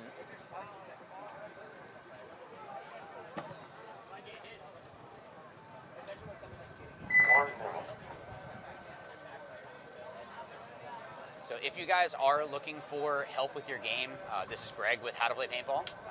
Yes, I am going to do a shameless plug. So if you go over to howtoplaypaintball.com, or if you email me, greg@howtoplaypaintball.com, there's online coaching options where you can send me footage. Of course, I can always come out and do clinics, things like that. So hit me up, be able to help you guys out. I know for me, if it wasn't for those players helping me out, the reason why these guys on Legion, the reason why these guys on Challenger are so good is because they have players on Legion helping them out. And if you don't have those players that can help point out the little things, you're not going to progress as quickly as you could. So look forward to helping you guys out with that. Let's see here. So we've got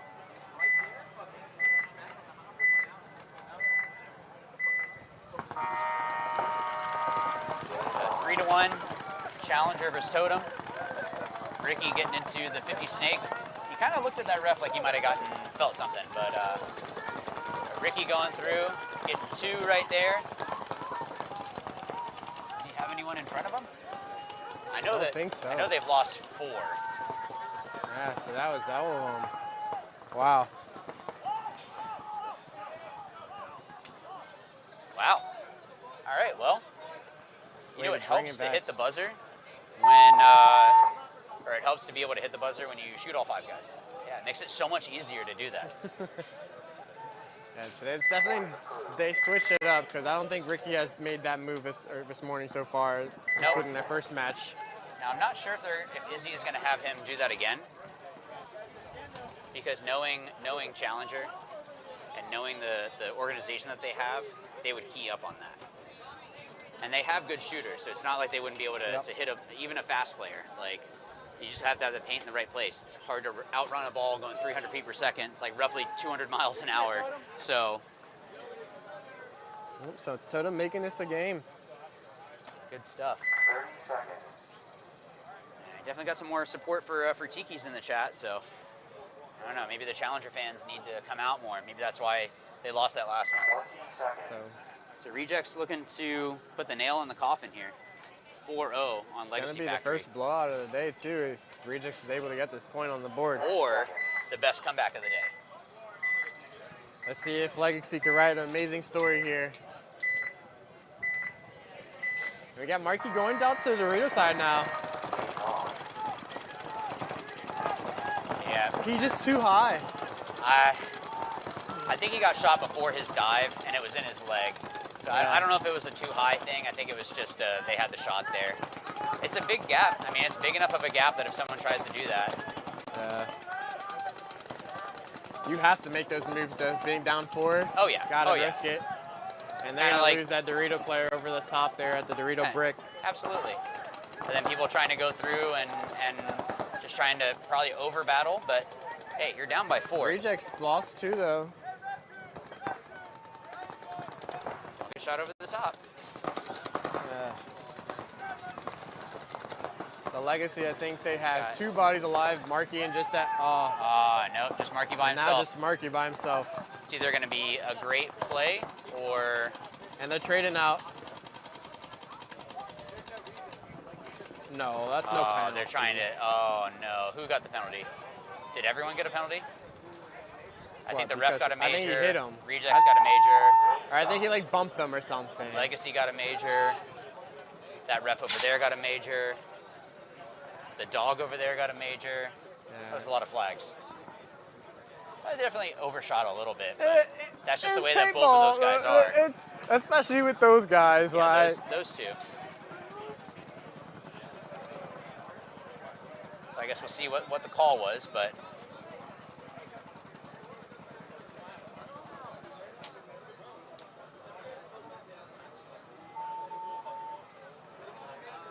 When I saw it come, I just saw it building up.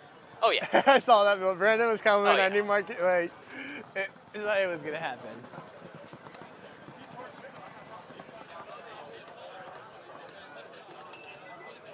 I don't know if I agree with the argument that, well, he shot me, so I shot back.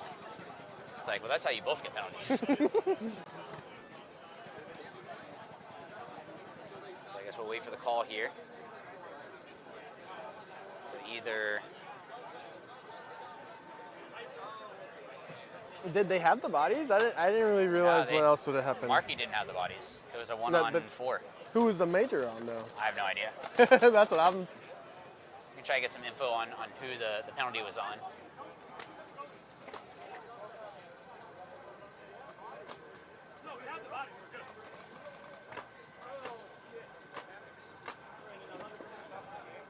No, we're going to talk about it.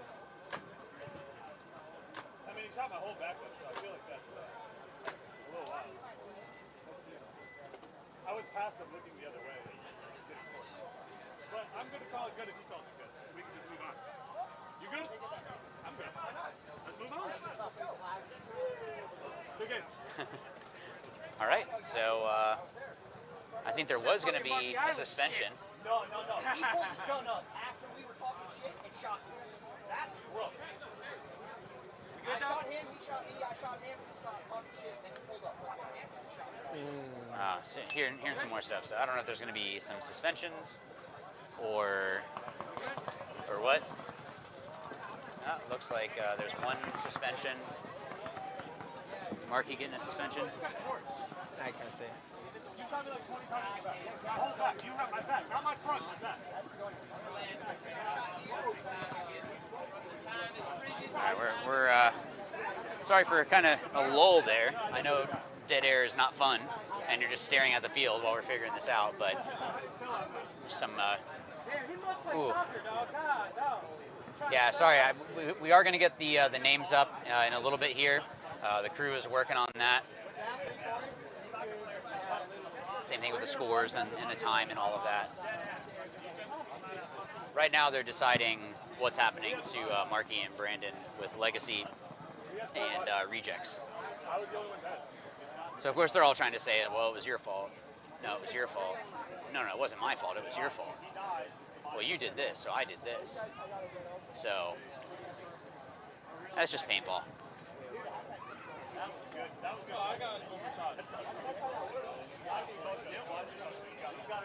So we'll have to see.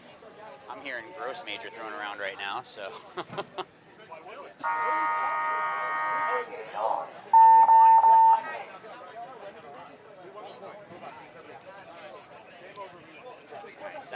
Sounds like yeah, Rejects got the points. They won 5-0, but there might be a suspension. So was it worth it? Was it worth it?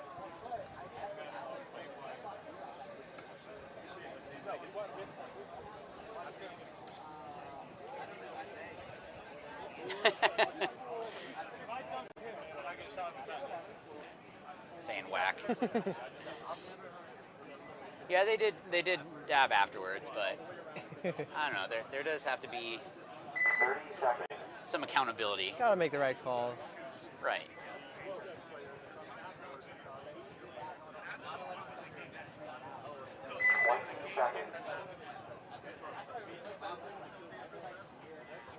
I mean, they both were talking afterwards. I don't know if you guys could maybe hear it a little bit from our mics, but just saying, oh, you're good, I'm good, yeah. But whatever, we're gonna get into this next one. So we got Challenger and Totem. Totem on your left, Challenger on your right.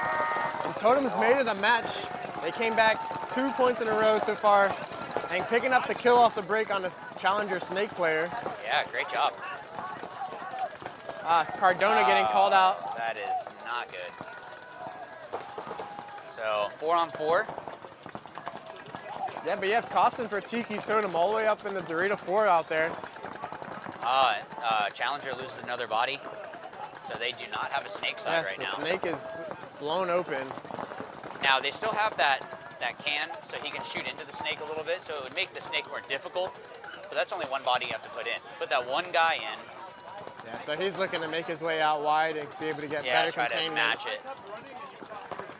I would be interested to see, is that Ricky right there? To go up and dive across into the 50 snake. But now that Challenger has their Aztec switch, they can see that gap, so he would get shot on the way in. But there was a point where he was not looking there at all.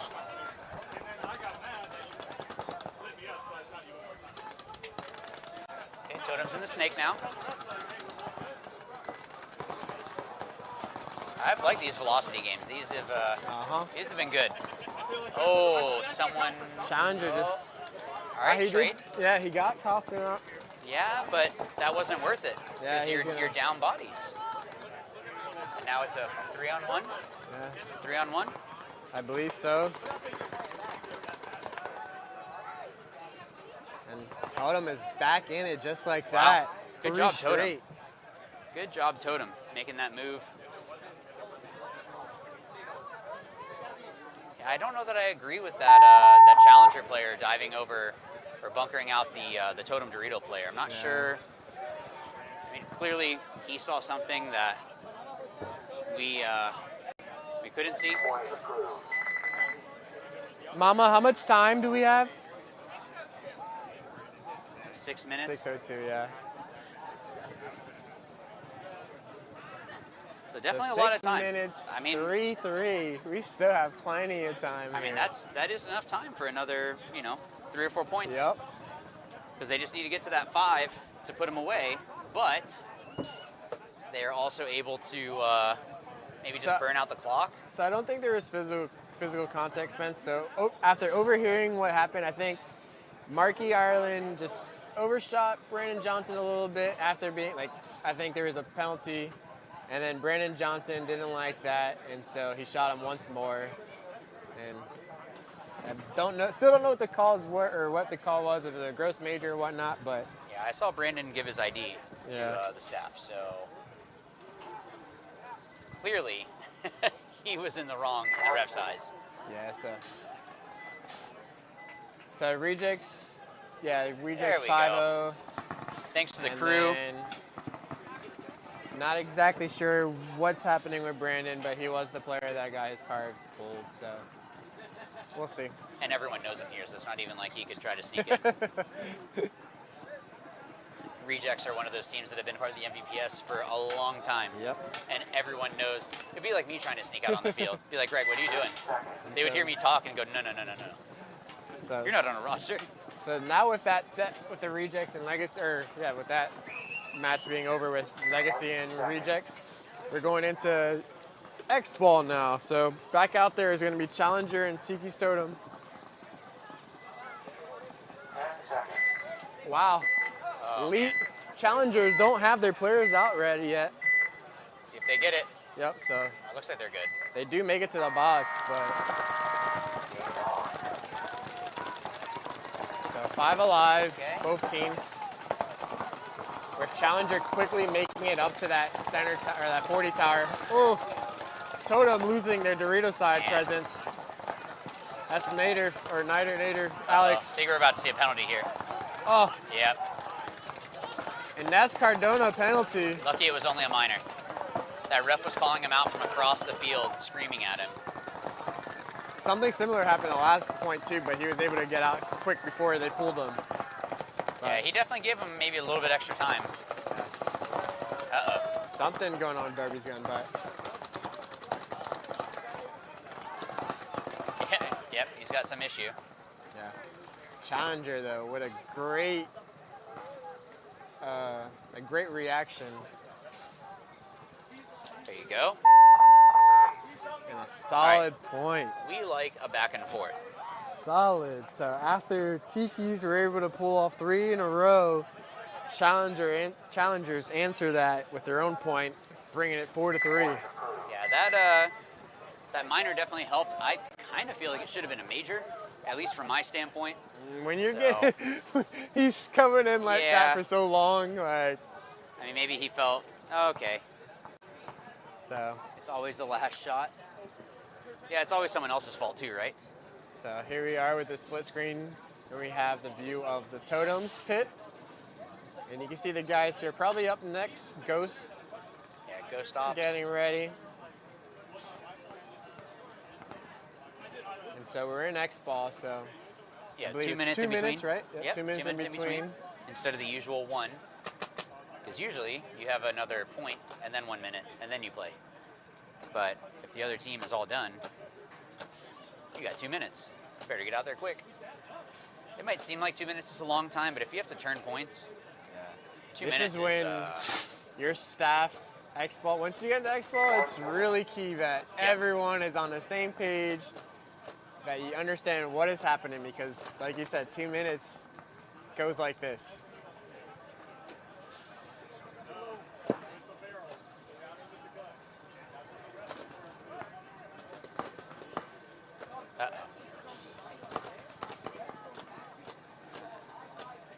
Sounds like we got some more marker problems for Challenger. Yeah, if you can hear it, Casey, you are right. They are saying, so they're saying that like Brandon like shot him once and like put his barrel on him, I guess.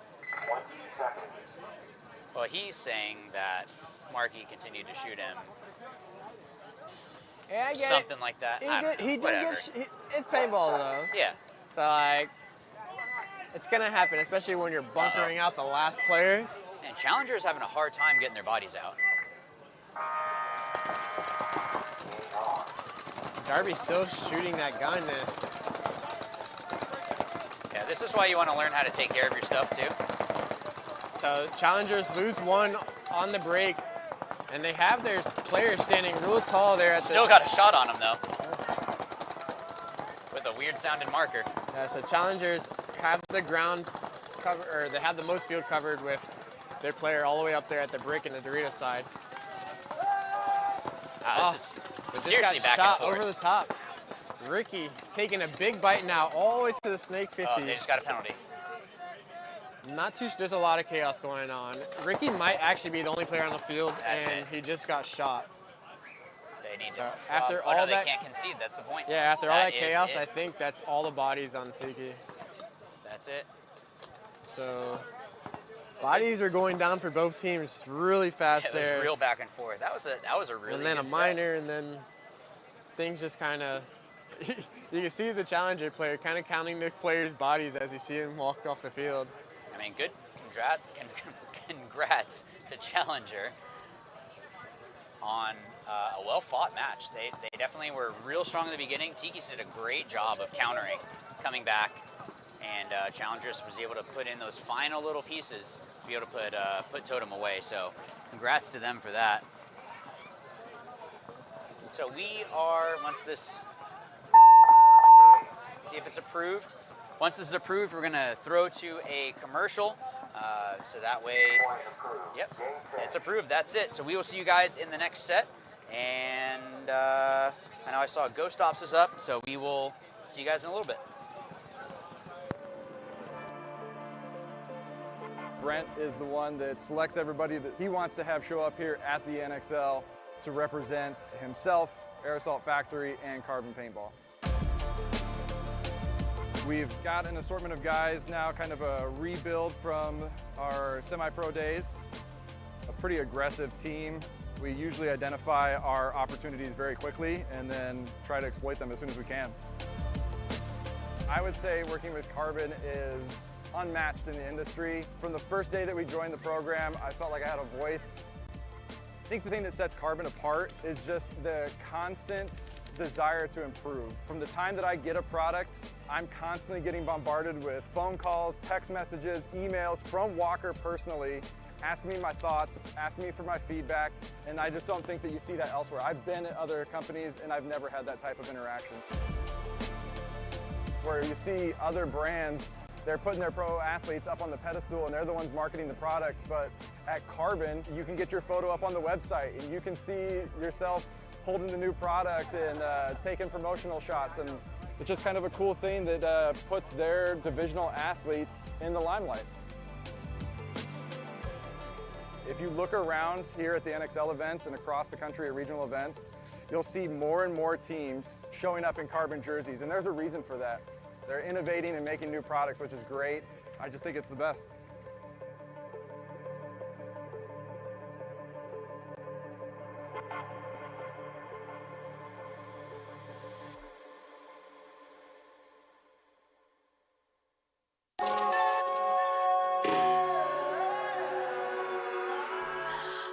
Baby, what you wishing for? Maybe you should wish it more. Maybe the world is yours. Maybe when it rains, it pours. I don't know how to wish anymore. I don't know how to wish anymore. I don't know how to wish anymore. What do I wish to get out my face? My goal and my just blow my brain. I peak and go back. I can't feel my face. I can't feel my face. I can't feel my face. I can't feel my face. Keep on wishing.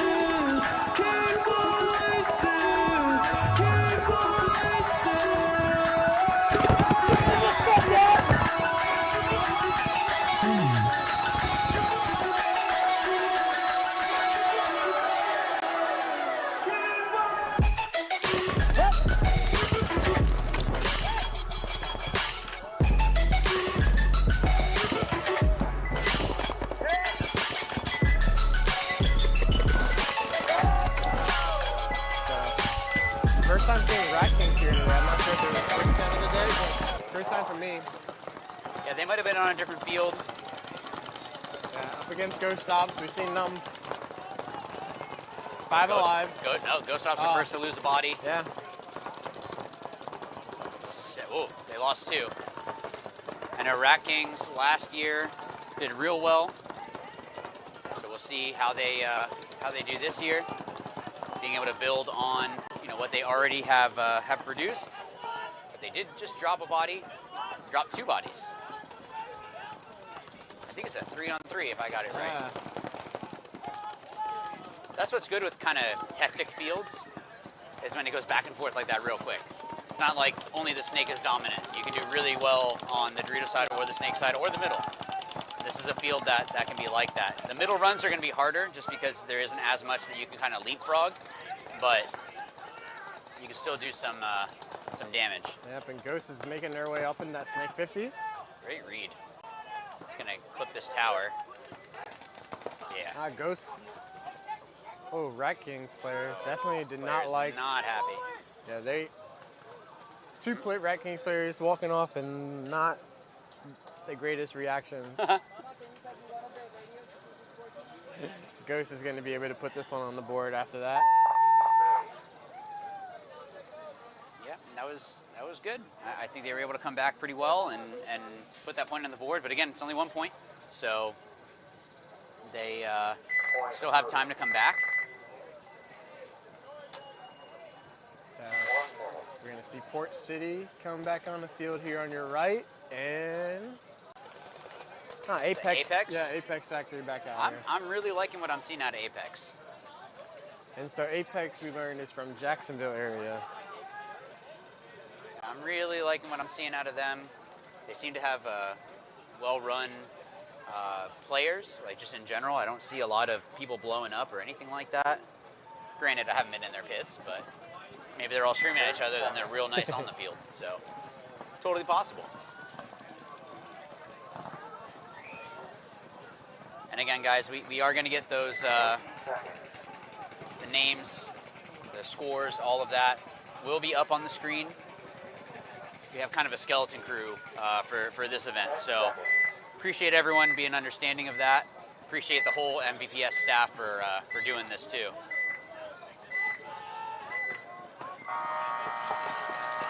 First point, both teams take exactly the same bunkers. Yep. Port City quickly break out to that Dorito 1. Definitely taking that risk, but Apex going up into that wedge, probably trying to cut off the snake gap. Or actually, from that gap, I don't know that you can see the guy going to the snake 1. So it might have been better for him to sit back a little bit more. I can't remember exactly if that's where the shot was.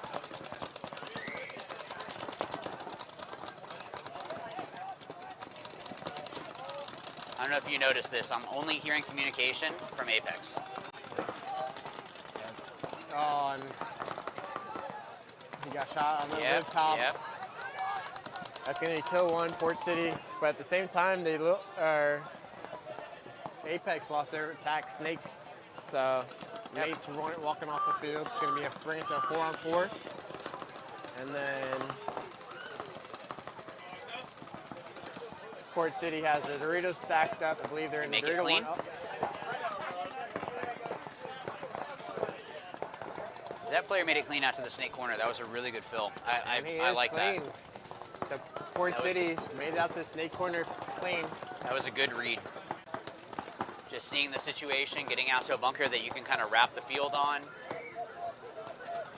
I don't know about that move, but they still have 4 bodies, so. Port City making that outside move to the snake 1. Yeah, I guess considering that they have that player in the Dorito and that little Dorito in the top part of your screen, top right side of your screen. I guess making that move out to the snake side wasn't a bad one, but got Apex coming through, getting into the snake 4. Seeing if he's going to be able to get up into this 50 snake, maybe surprise someone.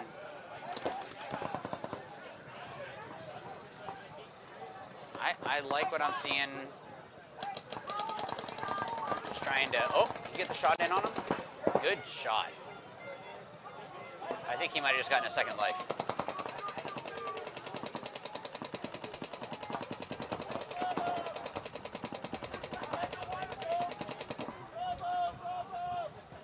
try to come and get this guy, I think.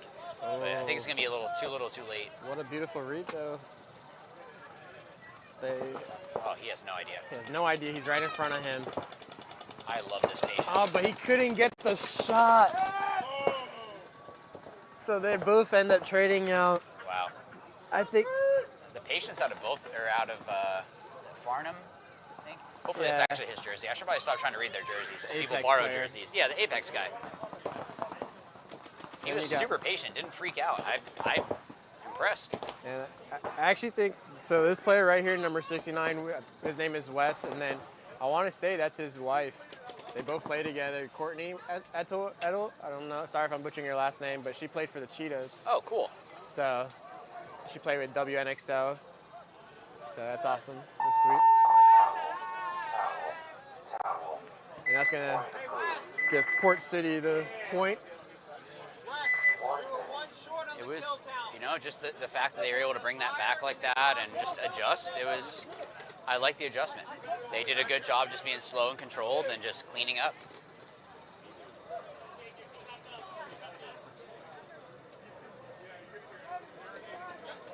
So, Ghost coming out on your screen here, walking to the left. Yep. Ghost in the white jerseys, Ghost Ops, and Rat Kings in the black.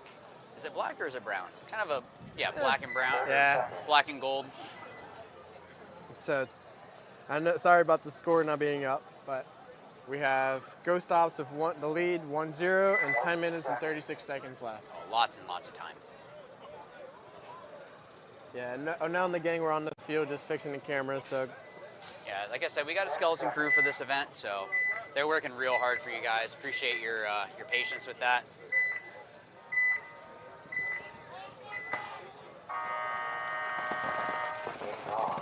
Big bite for Rat Kings. I feel like last time I saw them play, this guy here did those kinds of moves, so clearly they have the faith in him to do that. And he gets the shot on the Dorito. Good shot. 4-on-4. Rat Kings lost one at the same time, though.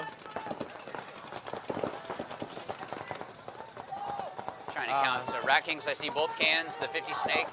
Yeah. So that's 2 kills now for the snake player for Rat Kings. Ghosts have the snake corner, snake 1, and then Rat Kings did a great move into that 50 Dorito they're into Dorito. I think that was a good read, just to see that I have no one in front of me. I can go and wrap. The snake player is doing work and trades out with the last snake player. That was. He picked up 3. He shouldn't be upset about that. His head. He kind of put his head down a little bit. No, that was a great snake play. Yeah.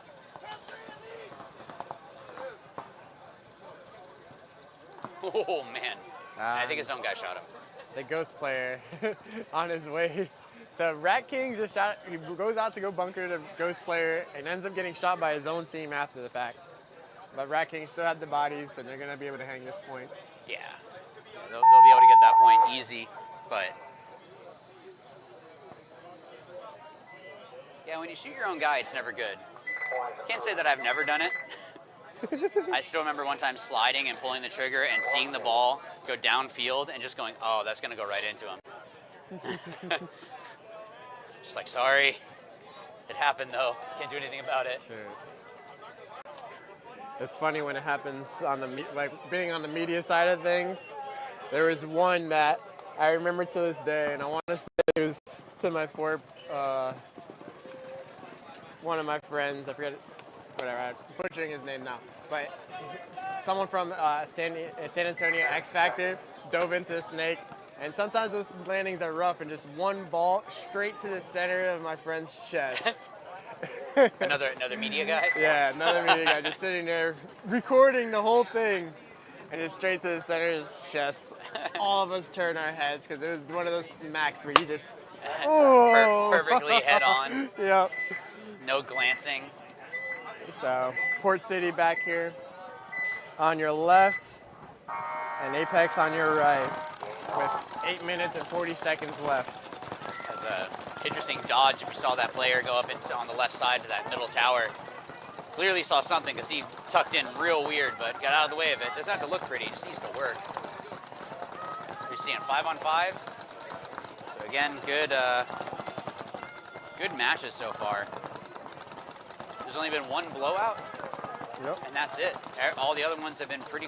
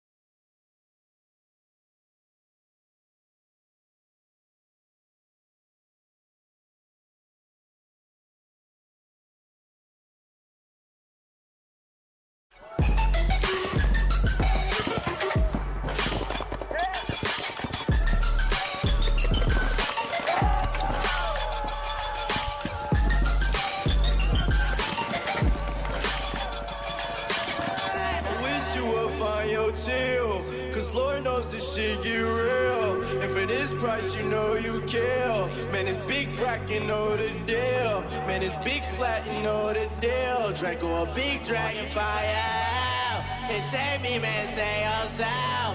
Cause I do not need a. We should get out my face. My goal in my jeans blow my brain. I peak Kurt Cobain. I can't feel my face. I can't feel my face. I can't feel my face. I can't feel my face. Keep on racing. Keep on racing. Keep on racing.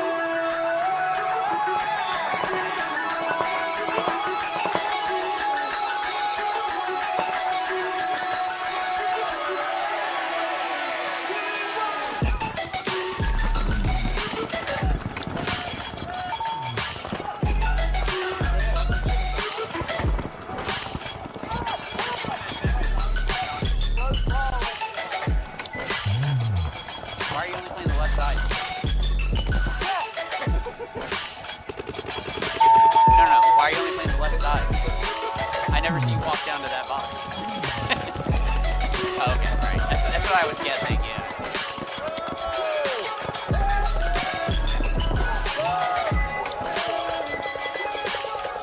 Yeah, you're helping them out.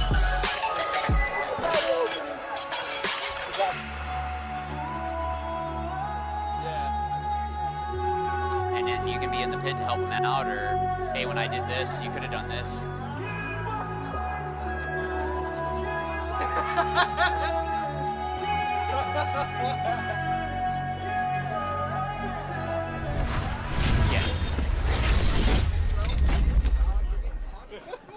Now you see why I was asking you about the logo. You're like, I have no idea. The one that Devin got, that should have been Devin. The one that Devin got away with. And then I stuck my whole nose in it. I was gonna say, that shit's strong, bro. Yo, what the fuck? You're tweaking. Your eye was switching. Where's Jake when we need him?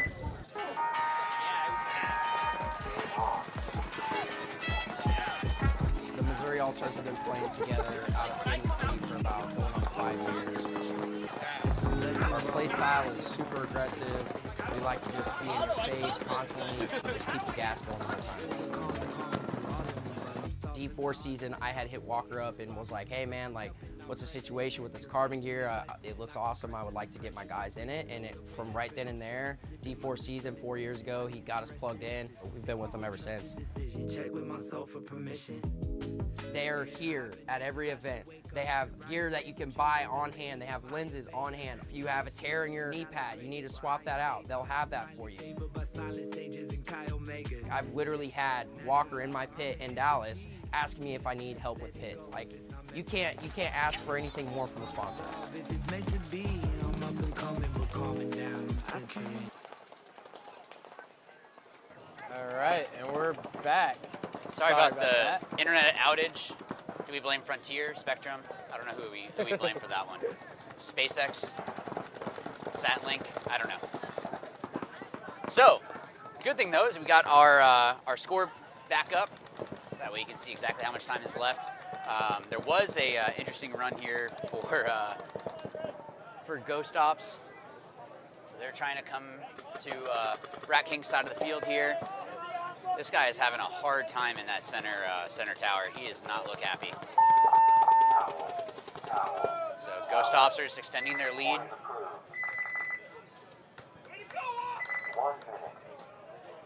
So next up we got Apex Factory and Grizzly. Grizzly's looking to put away Apex Factory, so trying to make sure that they can kind of put the nail in the coffin.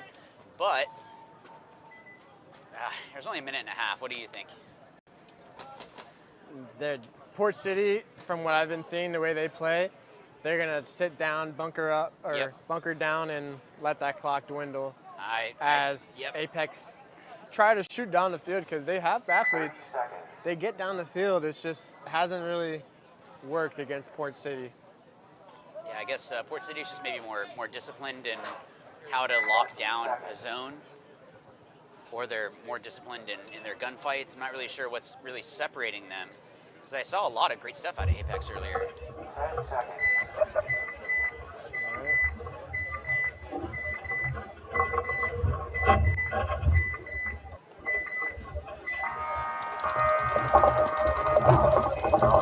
We got our new Dorito 50 cam over here.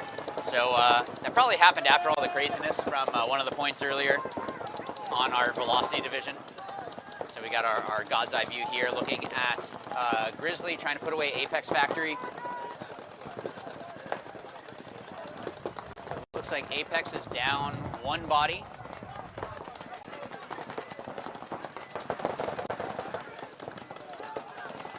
And I'm only seeing 4. I'm only seeing 4, really. Oh, there's a 50. Wait, nope. They're getting over to their Dorito. Wow. So Apex is really all up. Apex. I like that move. I like that he's trying to do something. Gets over to their side of the field, just trying to look. We're down by 3. We're either gonna lose, or I'm gonna put a point on the board. We got our snake side over here trying to do the same thing for Apex, but Port City is doing a great job holding them off, staying disciplined, staying tight, not giving them anything to shoot at. Just making it where, like, look, you're gonna have to make the mistake. I'm not going anywhere, and it's not looking like it's gonna happen for Apex for this one. Yes. There you go. Might as well at least try, right? There's not enough time. No, but maybe you can put it. No, you're not even gonna be able to put this last one on. But he's trying. You can see him fighting. I think the fight there was good. He's trying to do something. What I don't like is these two guys in the back bunkers. Yeah. That's not how you play that. If you're up by 3, are you gonna move? If you're down by 3, are you gonna move? Yeah. That's one thing that's going to get you yelled at easily when you come back into the pits. If you're in that corner bunker or the first primary bunker when you're needing 3. Yep. Now, if you were running coast to coast and then the point, okay, you're still trying to make moves. You're still trying to do something. But the fact that they were still in those bunkers is not good. Not good at all. So congrats to Port City Grizzly for taking the win on that one. Still got 4 minutes and 41 seconds here with Rat Kings versus Ghost Ops. 20 seconds.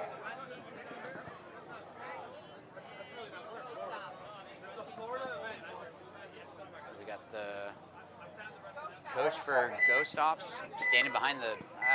get out of there, man.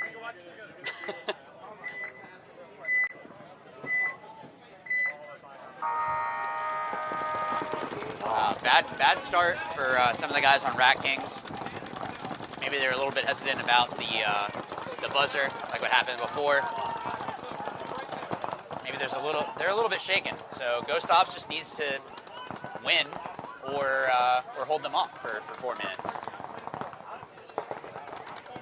Clearly, Ghost Ops is feeling real confident. You can't see it on your screen, but the player in the little brick going into the snake is way in the back, like not even behind the bunker. So they're feeling good about themselves.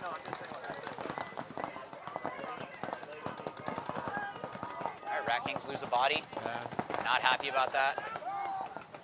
4 minutes left. Ghost Ops making it into the snake.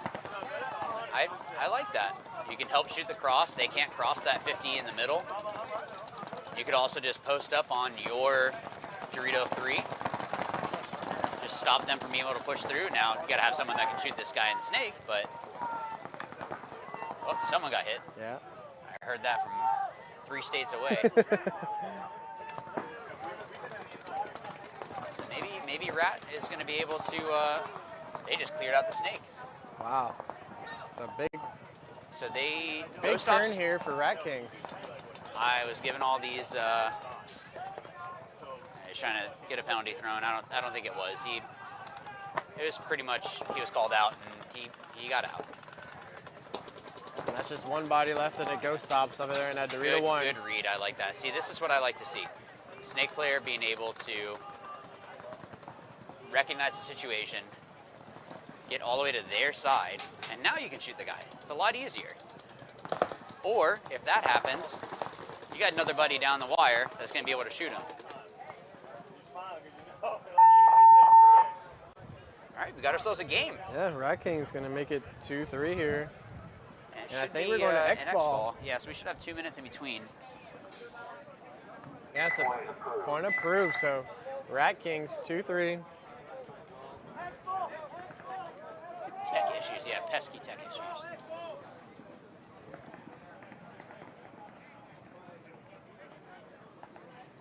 So yeah, be sure to share this on your socials, whether it be the MVPS Twitch account or the YouTube one. Whatever it is, guys, the more that we can get the MVPS out, the bigger it's going to be. We're going to be able to do more and more. So please make sure that you guys are sharing this. Make sure that you're spreading paintball into the masses.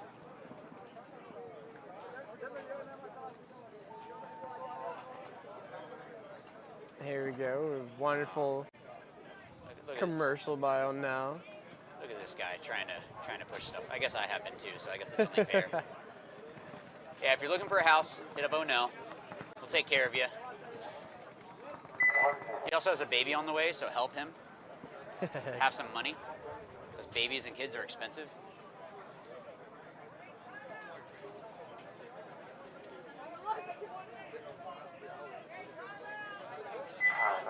Oh, it's a timeout. That's actually my house. I'm kidding. I do not live in that. All right, so we got a minute, 37 seconds. So they called timeout.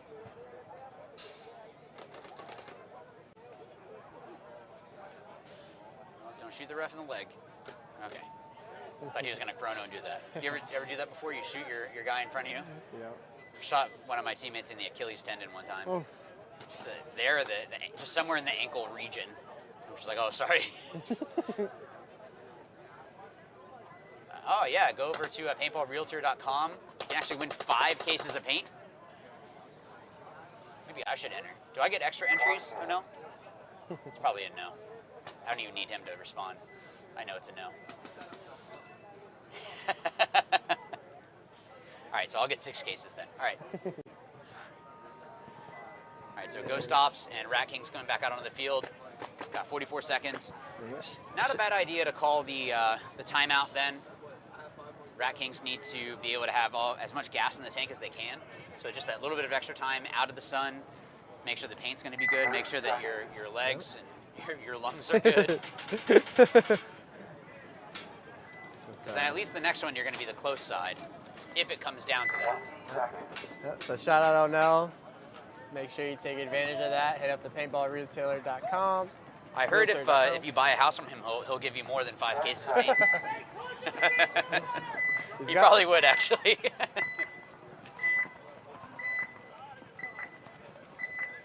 All right, so Rat King's taking a big bite to the 50 snake. Makes it in clean. Did he? I thought I saw something on his foot. So far. Maybe it's just a sock. No, he's got hit on his ankle. Yep, and the ref wasn't in the right position too. No, he definitely has a hit on his ankle. So yeah. Either he didn't feel it or he felt it and went, I'm just gonna play the odds here. So Rat King's definitely, yeah. It's kind of like before when we saw with Legacy. Player got hit in the 50 snake. Yep. What is it about the 50 snake? Tried to switch. He got a penalty though. But hey, it's tough to ref, guys.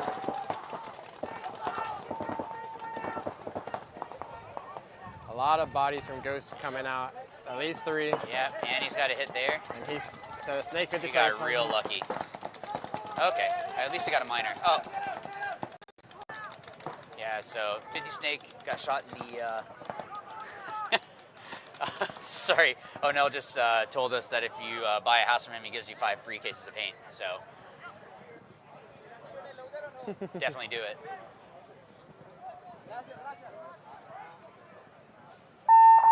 So Rat Kings are tying it up. So this is going to be do or die here for both teams. Now, Rat Kings, I think, got lucky that was only a minor on my end. And of course, we see things different up here. On my end, I would have called that a major. But it is what it is. That's paintball. So So the teams are going to switch sides here. They get another minute, 40 seconds. And this is big for Rat Kings too, because if they end up coming back and taking this win, they'll put them at second in their bracket rather than third. And top 2 in each bracket move on. So yeah, we don't have any wild cards in this division, right? Do we have any? 2 wild cards. Okay, so they could still have a chance, but the ideal situation is, again, secure. You don't have to worry about math. Yep. You just go win and move forward, and that's it.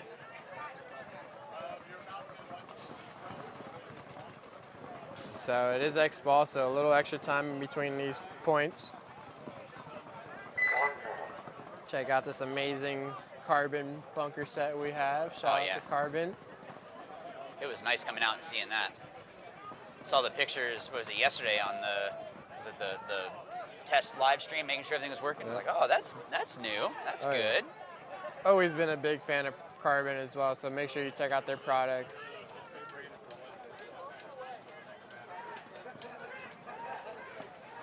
So again, squeegee in the bunkers for those that are maybe new to paintball. Yep. Refs are doing that just so no one gets called out on something that isn't an actual hit. But also, if there's a lot of paint on there, if a player does get hit and they push into the bunker, that hit kind of disappears. So just trying to make it as fair as possible, making sure that it's a level playing field. Yep. 10 seconds.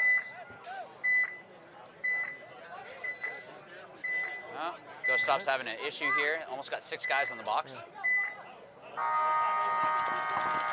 This is it. This is do or die for both teams, so they got to make sure that they are playing smart. It's only a minute and 20 seconds, so it's not going to be a long point. Oh, Ghost Stop's first to drop a body out of that can. Rat Kings going after that Dorito 1. Rat Kings are the widest on the field right now. So I feel like at 60 seconds here, you're going to see the Rat Kings player and the Snake go. 50 seconds. Rat Kings spilling out to that Dorito side. 4 alive still for both teams. Or, yeah, 4 alive. Ghost has that Dorito 3. And the wedge that I'm blocked out from, I just saw him. There you go. Yeah. So they're coming up on 30 seconds here, so. Ghost making a move to that Snake corner to try to stop the attack from the Snake, but he did get clipped out on the way. So, number 82. Oh, getting the shot on the wedge. Yep. Great job. And the Dorito. It's only 20 seconds. Only 20 seconds, so. Oh no, he didn't hit the Dorito, he just switched. Yep, so either Ghost is going to hold this off or someone's going to get a penalty. We're coming up on 10 seconds here. I think it's going to be a tie. I don't think this is a tie. This is not enough time. It's going to be a tie. Unless somebody gets a major.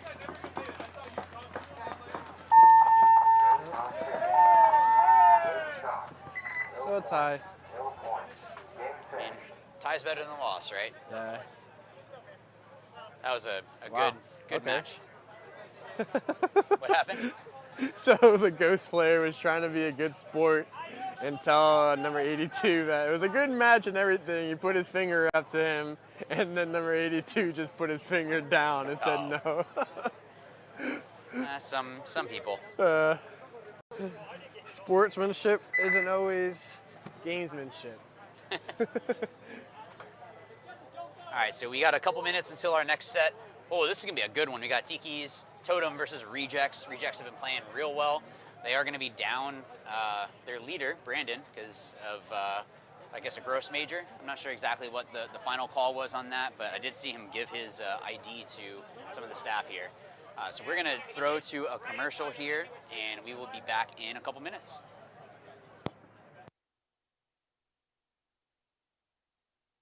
First thing you're going to notice when you grab that is actually how light it is and how small it is. In fact, it is 1 pod less in width than a traditional harness as well. Secondly, the silicone that's throughout the whole belt is going to secure the pack on you, so if you're running, diving, jumping, it's not going to move around. And then you're also going to notice the ventilation. So the whole belt has perforations throughout to keep it way more breathable than a traditional pack. Lastly is the lumbar support on the SC pack is hard. That's going to keep it tighter to your back, especially if you're a little bit of a smaller guy. And the CC harness The main difference that you're going to notice that it doesn't have the ventilated belt, and also when you put it on, it has a way larger lumbar support. It's a 2-tier foam, so it's really cushy, it's really comfortable, but it's not as rugged and tight as the SC harness. Other than that, what you're going to notice is all of the harder injection moldings for all of the logos on the CC harness versus the SC. All of them are soft or they're non-existent to keep the pack as light as possible. Besides that, both packs feature our tapered tube ejectors, so they actually slim as you pull pods, which is going to move the pods to the middle of your back and keeping your profile as tight and slim as possible. Both packs do come in 2 sizes, small, medium, and large XL, and they're both available in 4 and 5 pack as well. For a full feature list and more information, visit crbnpaintball.com.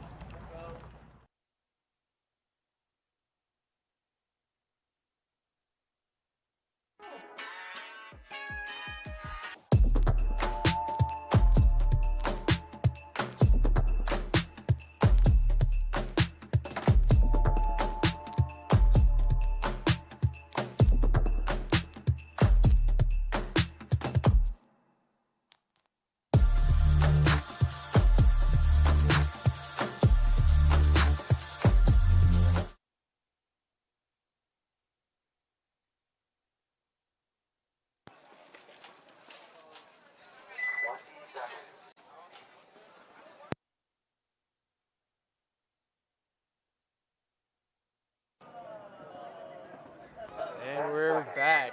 And we have our velocity division here again with Rejects on the left. They're 2-0, and Tiki's Totem 1-1.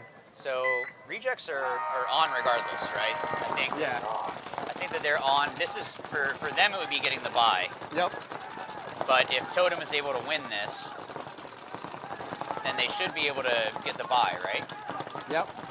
Is that how that would work? Because then it would be the head-to-head. Head-to-head, and they have that advantage, yeah. So who is it that's out then? I believe Legacy is going to be out. Is Legacy 0-2? Yeah. Okay.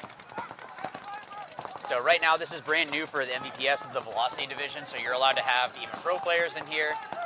Obviously the whole team can't be pro players, but you're able to have, it's more of like an open division. So the competition here is going to be real tough. Rejects are doing a great job of being able to just control the field. They've looked real solid the whole time. So one thing I've noticed all morning so far with Tiki's, they've had a lot of slow starts. First point against the Red Challenger, they were down like at first 1 minute. Right. Now this is another quick first point minute, but they're always able to come back. Is that kind of their MO for tournaments in general? I wouldn't say it's their MO, but they're definitely always in it. Like I've seen them come back from being down a lot of times. So. They need to be in the hole a little bit. Yeah. Oh, look at the cinematography here. Oh, look at this. Look at the shot of the paintballs. No problem, dude. No, you're good. Yeah, so everyone, go to check out It's Birdman Productions. Make sure you let them know happy birthday out here. And we got Dakota's media. I see Dakota out there. Go check out all the media. Make sure to hire them prior to the event so you can get your footage. And don't ask the night after the event, where's my photos or videos? Because if you are want not gonna get to it. make sure to secure your photos and videos, hit us up beforehand. Because when it comes Monday and Tuesday and you make the posts about, oh, did anyone have the photos from field 2? Yeah, you might get one. No. So make sure you do the right thing, hire everyone beforehand, and check out paintballrealtor.com to win 5 free cases of paint.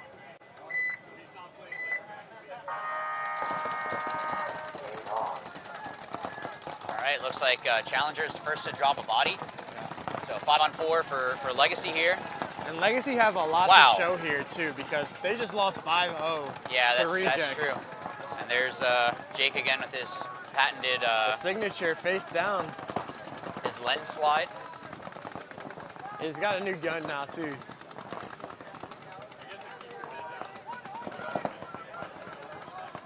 So we got, both teams have someone in the 50, it's just on separate sides of the field, and neither of them can see each other. Yeah. And that was a great run by James. He's actually one of the co-owners of King's Creations. Oh, cool. So make sure you check him out. So we got, like I said, both 50s. I guess the advantage would technically be to Legacy because they're up 5-4 right now. Trying to see where all 5 bodies are at. Got 1, 2, 3, 4. Wait, are they only 4? Are they 4 on 4? They might be 4 on 4. He's at the wedge. At the little. See, it's all the things that I'm blocked out from. Good move by Jake. That was Marky. Marky. Up in that snake 50. He's hunting for Jake. See, I like this. You can see the higher level thinking because he heard the gun. He did, but he's also not just going around to shoot the 50. Yeah, because he heard him back up. He was like, it's not as loud as it was before. Well, and the fact that he didn't just go around and try to bunker nothing. I think the fact that he sat and listened is just like, all right, that's definitely the higher level thinking there.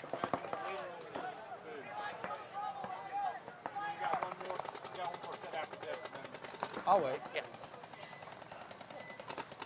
So Legacy looking good right here in the first one. Did you see where Marky got shot from? I believe they must have been someone out wide. It was right here, like in his shoulder. Okay. Because I didn't see the hit, and he just kind of called out. Yeah, because I think Jake shot him. Marky shot Jake. Wasn't sure if he did or not, and was second guessing the next move, but he got shot at the same time. Yeah, I didn't see the hit on Marky, so I was Yeah, confused by it that. was like right here in it. So starting to heat up. Yeah, appreciate the support, Matthew. Thank you. Yeah, thank you guys. It's only gonna be a high of 82 today. It's not too humid. It's a nice, nice Florida weather.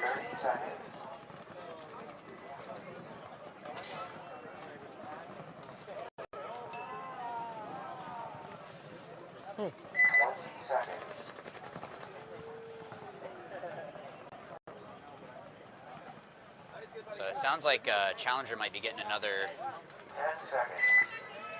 penalty here. Saw the refs going over to check a marker. Looks like they have a fast gun penalty.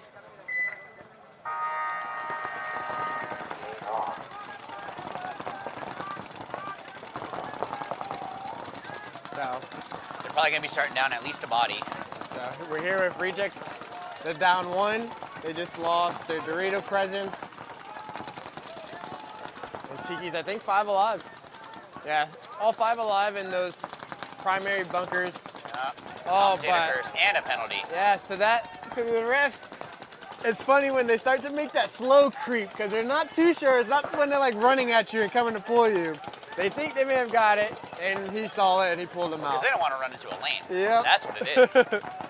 So they can kind of look and see. I mean, I don't blame them. You can't shoot back. And then Cardona makes the bump up into the Snake 4, or Snake 3, I mean. So. Let's see if Rejects look like they're pulling this back. That minor was definitely a gift. I don't think that they saw.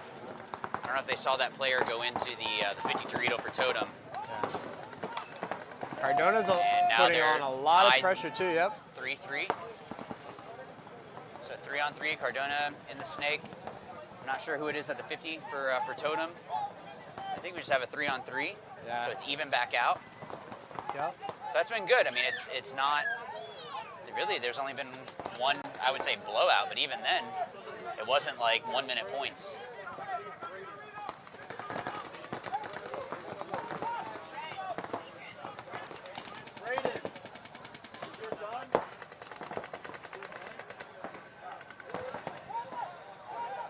Things are starting to tighten up. Oh, Totem getting into Reject's side of the field. See if he can capitalize on this. If he gets a shot on the tower, that'll help, and he does. Oh, Good yep. shot. Good job. So great shot by whoever it is. I can't tell who that is over there on Totem. I think that's Alex Snyder. Okay. Yeah, good job. Yeah. If that is Alex, good job. If it's not, whoever you are. Yeah, so just 2 Rejects players alive, crossed up. You got Jez in the corner there. I don't know that I like that Jez is moving around so much. Oh, maybe. It looked like he was flipping a lot. Oh, shoot Trying the to get bounce, lost, Jez. but they Shoot the know he's bounce. there in the snake. Shoot the bounce off that pin, Jez.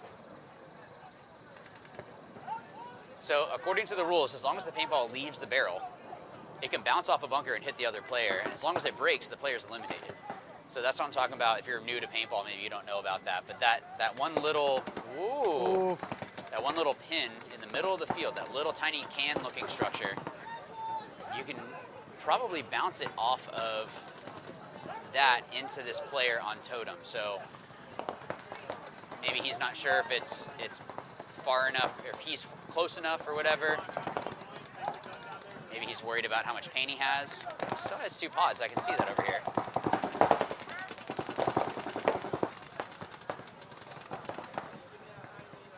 Jez is definitely playing this smart. You know, he's not, you can see Totem looking at the 50 snake, worried that he's gonna try to come around that way because he's completely blocked out, which I think is smart, but the not smart thing would be for Jez to go into the 50 snake because you're down a body. If Cardona trades with you, now it's a 2-on-1.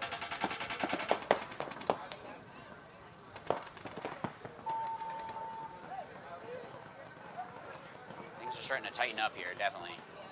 Definitely a lot more tension. Jez going on the attack.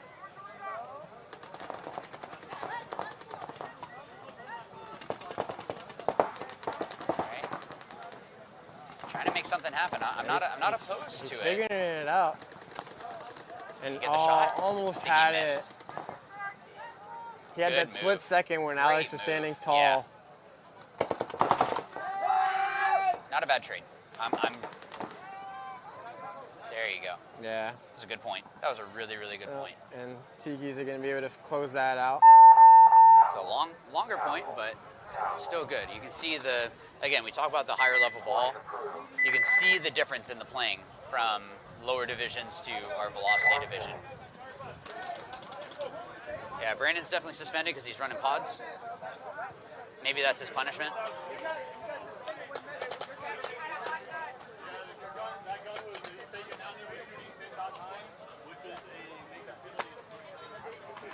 So we'll see.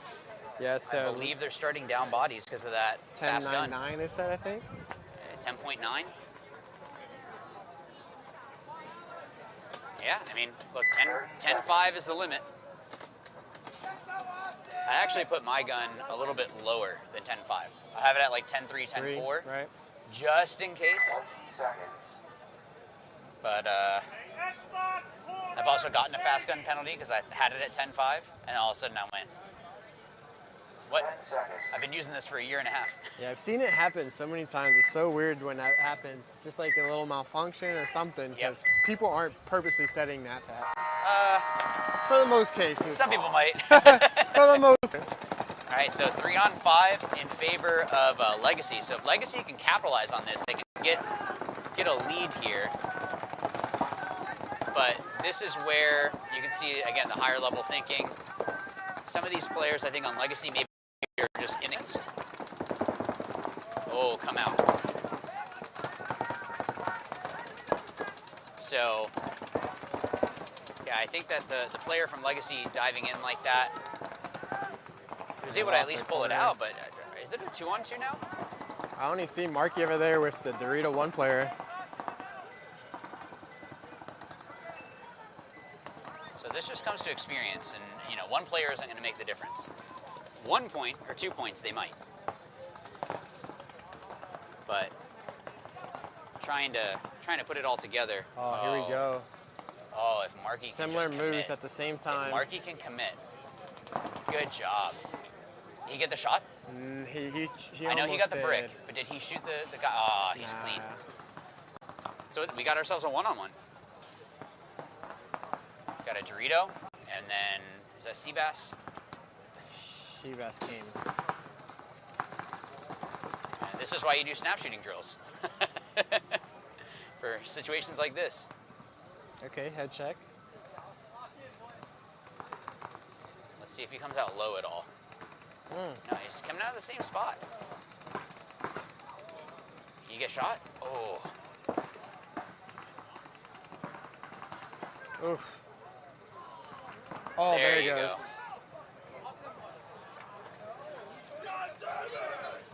Dang.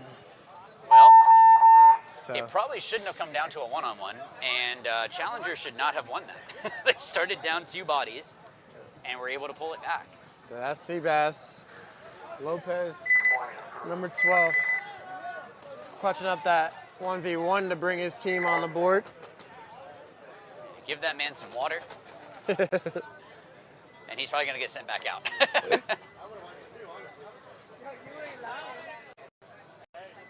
So again, as our next points against Rejects and Totem are about to get set here in about 40 seconds. We'll get started here. Another quick shout out for Carbon, for Dirty Dan, for DLX, for Dye, and for Tiki's Paintball for sponsoring the MVPS. We literally cannot do this without them. So thank you to all of them. I'm liking what I'm seeing out of Totem. They're starting to pull it back together. I don't know if maybe Rejects just don't care. Like, they know that they're moving into the next round regardless. But that bye gets you right into the finals, right? Just because we only have the 4 teams. Hopefully the Velocity division will keep growing. We'll get more and more teams. I think the competition here is fantastic.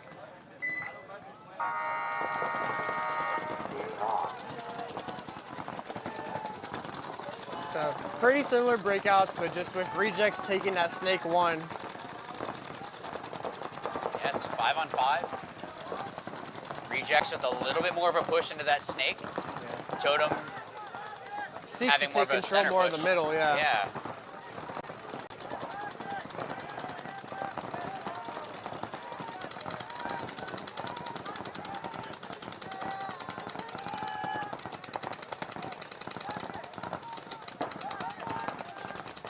Totem loses the body at the Dorito side.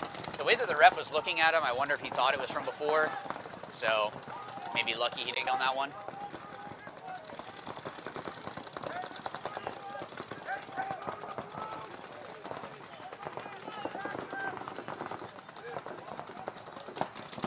It is funny to see how it'll slow down a lot. Mm-hmm. Where's the snake player for? Okay, so he's still in the snake 1 for Rejects. And maybe that's why they have that tower there, so that way he can shoot into the snake. He didn't stop the player moving out to the Dorito side, so it might have just been, hey, I'm going to hold the snake now. Someone else needs to pick up on the Dorito. Yeah, no one wants to make a mistake. This is do or die for Tiki's. I believe Tiki's are 1-1. Yep. Rejects are 2-0. So this is to go right in. All right, so Beasley has been on the shot the whole time, and now Marky's finally working his way up on the snake. Let's see who's able to win that match.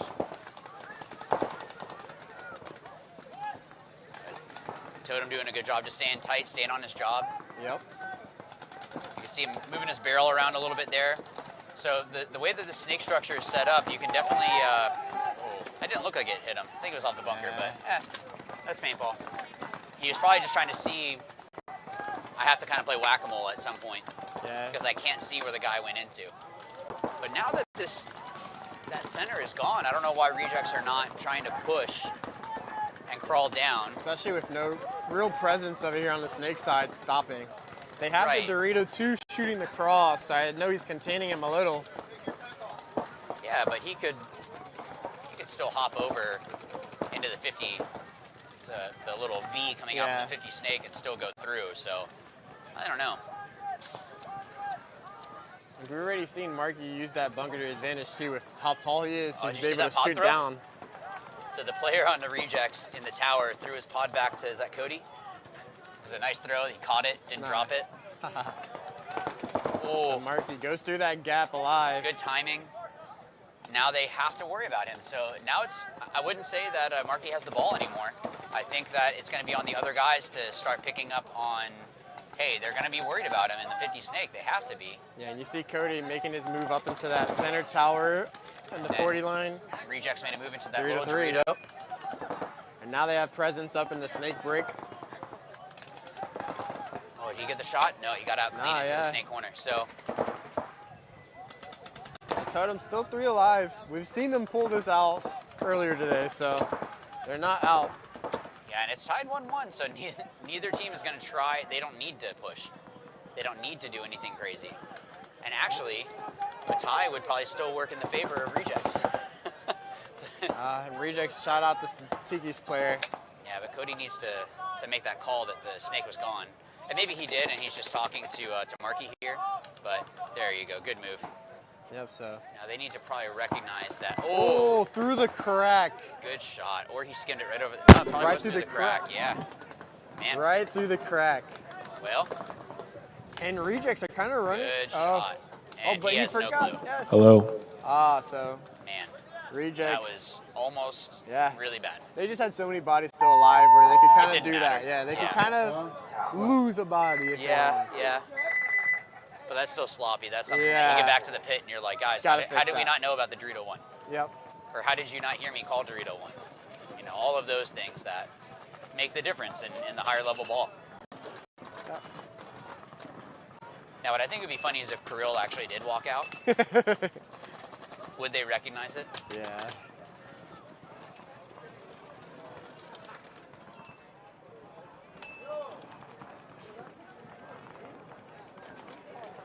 Thanks, Matthew. Appreciate the support there. Saying that you're loving the feed. Yeah, guys, make sure that you're sharing all this. Cheer on your friends. Cheer on people against your enemies, I guess. I don't know. Maybe there's a team that you don't want to win. Whatever it is. 10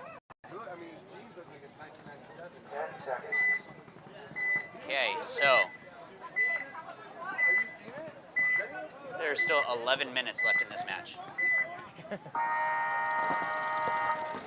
So we'll have to see what happens here. Jake making that big run out to the around that big run. Yeah, I mean, hey, and there he goes again with his. Look. I mean, it works for him clearly, but it's working. I mean, I can't say don't do it if it's working. Yep. He's able to get up there fine, so. And Marky's gonna get shot here. He's starting to realize that shadow, maybe? Yeah, that might have been what it was. Because I'm not too sure how he realized he was there. Yeah, but good move by Jake to recognize the situation. Being able to pick up that, like, oh, he can't. He's looking the Dorito way. I can go through and get this body at least and maybe trade with someone else. It's going to force them to have to try to come through on me. Good. I was going to say Jake doesn't need to battle. Yep, just wait for his team to fill out around him. Yep. Cause the chaos, and then they have to come and get you. So don't try to overdo it. Yep. 1 minute.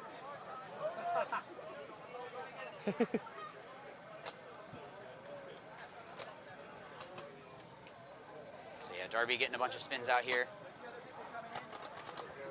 On that team, he's probably the most experienced player. Just thinking about the roster.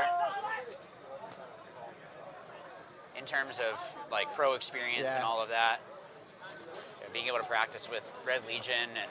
Well, I think last year was his second full season, I think, with them, so... I thought it was longer than that. I thought he was with them for a longer period of time. But you'll learn a lot. You get guys like Rabikoff and Malloy and all of them teaching you. You're going to learn a lot.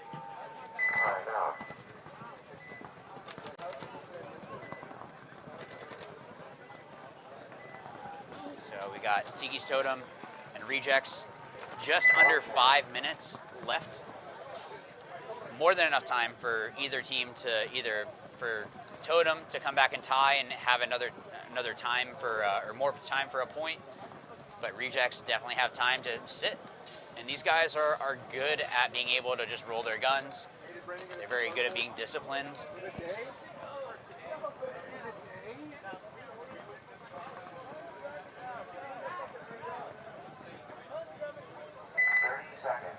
So 30 seconds before we get into this next point. Thanks again to Carbon, to Die, to DLX, to Dirty Dan, and to Tiki's. So I know some of the cameras we're using are GoPros, and then there's a couple other cameras. I'm not exactly sure which ones they are. There are a couple camcorders. I'm not exactly which brand.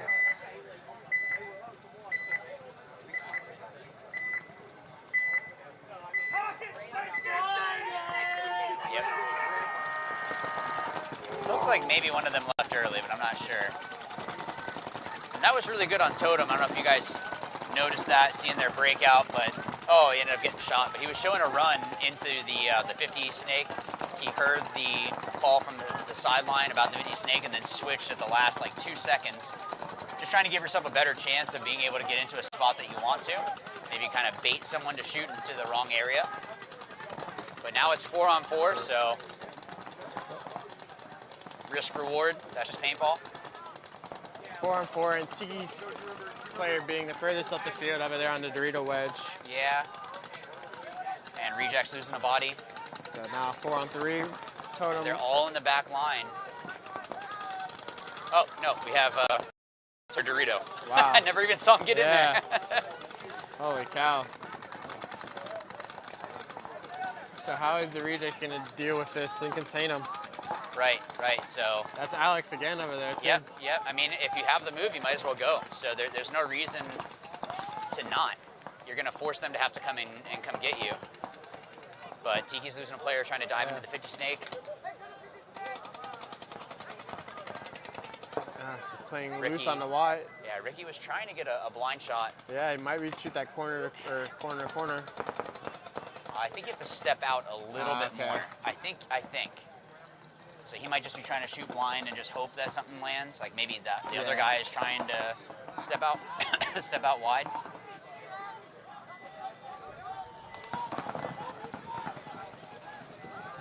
So actually, Niter there just retreated back from Reject's side of the field to his own. So he's at the 50, Dorito. Oh, good job getting out of the way of it. Oh, maybe not. Now you're dead. Man. So a bomb just kind of went off. Yeah. So 1-on-2. Tiki's lost a player, and now they lost another one, Ricky. So I believe it's just going to leave it to a 1-on-2 Rejects. So, Rejects. See if Alex can pull it out. Yeah. I don't know. See, you can hear Rejects not sure what's going on. And with Alex retreating that far back, what do you do in this situation? If I was, I don't know. If I was Totem, it's almost how much time? Like you give him another 20 seconds. Yeah, this is the time where you have to. Because you'd have to, if you concede right now, you have to get 2 points just to tie. And after that retreat, I would have conceded instantly because. I mean, he's gonna play the whole time, but because these guys aren't gonna come. There's no they reason have for no them reason to come. So when he retreats like that, it doesn't really put him in any better position. Yeah, if anything, he probably should have just tried to go. Yeah. And just like, look, we're 1-on-2. Cause chaos. Yeah, see, that was a good call. See, I told you, about 20 seconds. So, looks like Izzy gave him, look, I'm going to give you about 25 seconds. Yeah. See what you're going to do. And smart play. Yep. So, Rejects taking the lead, 3-1. And Challenger having a hard time with their markers.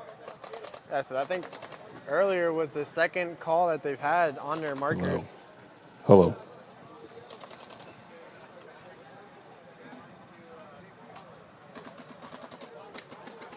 I guess the programming might be a little bit off or something, but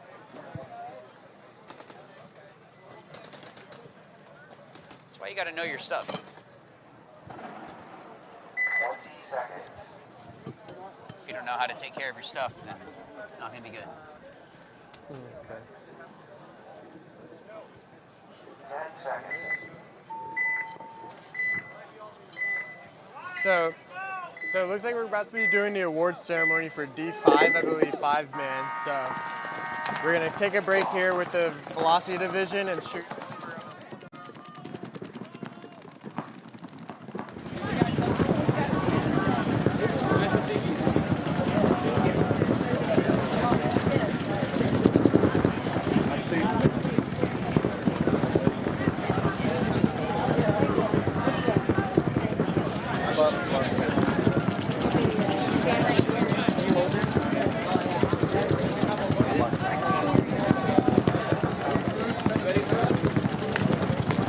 One sec. All right, we are here midday.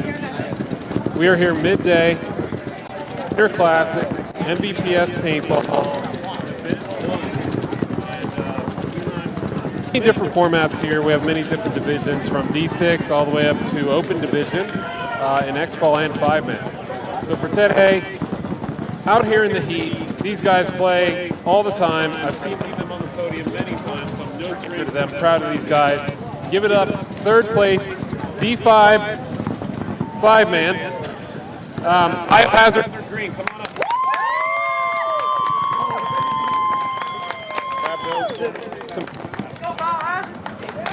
And they get 10 free cases of paint and half off entry into the next event, and some Exalt bayonets, which I will have for you in a few minutes. Good job, guys.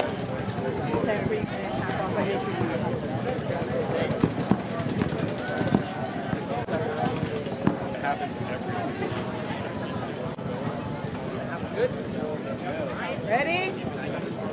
1, 2, 3. Woo! Good job, gentlemen. Good job, boys.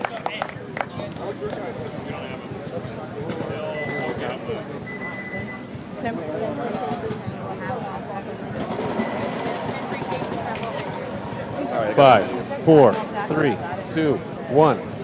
I got the video. All right, good job, guys. Third place. Good job. What do you got? Where did you get that? Oh, okay, okay. I stand corrected. My bad. Good. Oh, you're wearing yours. All right. Hold on. Why is it bronze this time? You're getting worse? You're getting worse. Get out of here. Taking it easy on Get out of here. Someone else has. All right. And second place, D5 5-man. Akoa, come on up. And Nakoa, they're going to get the silver medals. They're going to get 10 free cases of paint, Exalt bayonets, 5 crispy $100 bills. Good job, guys. All right. Good job.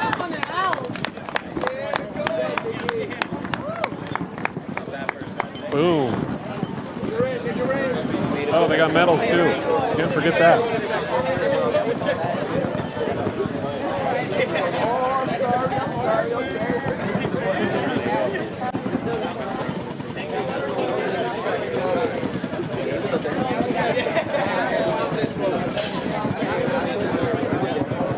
What led to second place?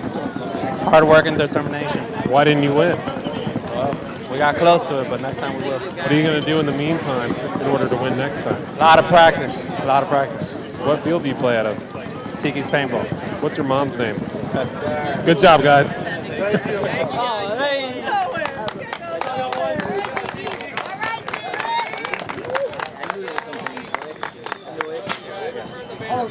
I wouldn't give him my pick. 5-man. I'm a fan of this team mainly because of their jerseys. They're out of Tallahassee. Their jerseys are sick. I love the simplicity of it. D5 5-man. First place. Come on up, Impact.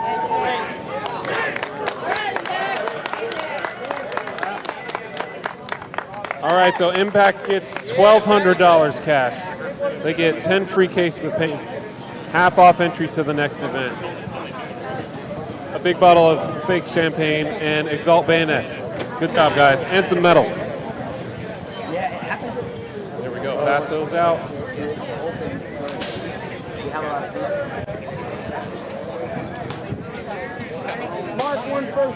Who's getting money thrown at him? Who can catch? Boom, he caught it all. There's that. We got more. Here, tell everybody who you are and what field you play. Josh Bloodworth out of Impact, out of Tallahassee Paintball Sports. Yep, go ahead.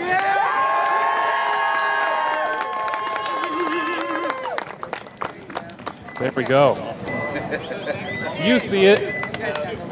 You see it. Impact D5 5-man champions. I'm going to stay out of their photo. Right. Hold on one second.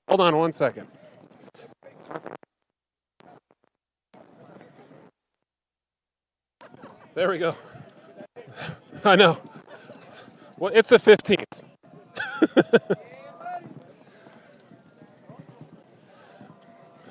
All right, well, there you have it. We're going to get back to the games as these guys get off my podium. I appreciate everybody tuning in. Great job, guys. Proud of you. Proud of you.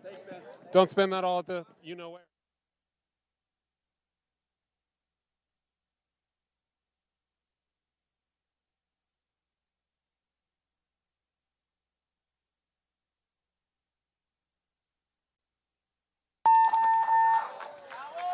Okay, so we are back. I know some people didn't like seeing that, but hey, the team goes and wins, gets on the podium. They definitely deserve to get some recognition. It's not easy winning a tournament, no matter how many teams there are. So for all of the teams that were on the podium there that you got to see, congrats to all of them. So we are looking now at Tiki Totem versus Rejects. Unless something crazy happens, it's looking like Rejects is going to be taking this, but look, 40 seconds, 10 seconds a point. Could they come back? Yeah, it's possible, but who knows? Who knows?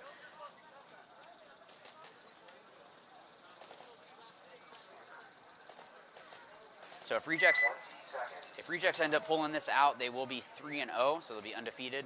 I'm not sure where Totem stands right now, but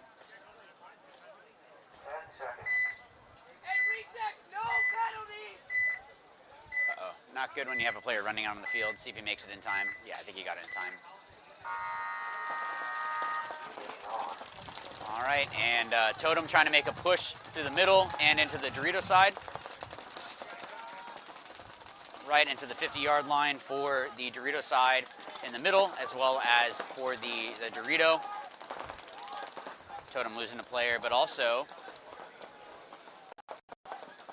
yeah, Rejects lose a player there as well. So they are 4-on-4. Totem making a push, but it's not a little too late. They're just trying to come for blood right now.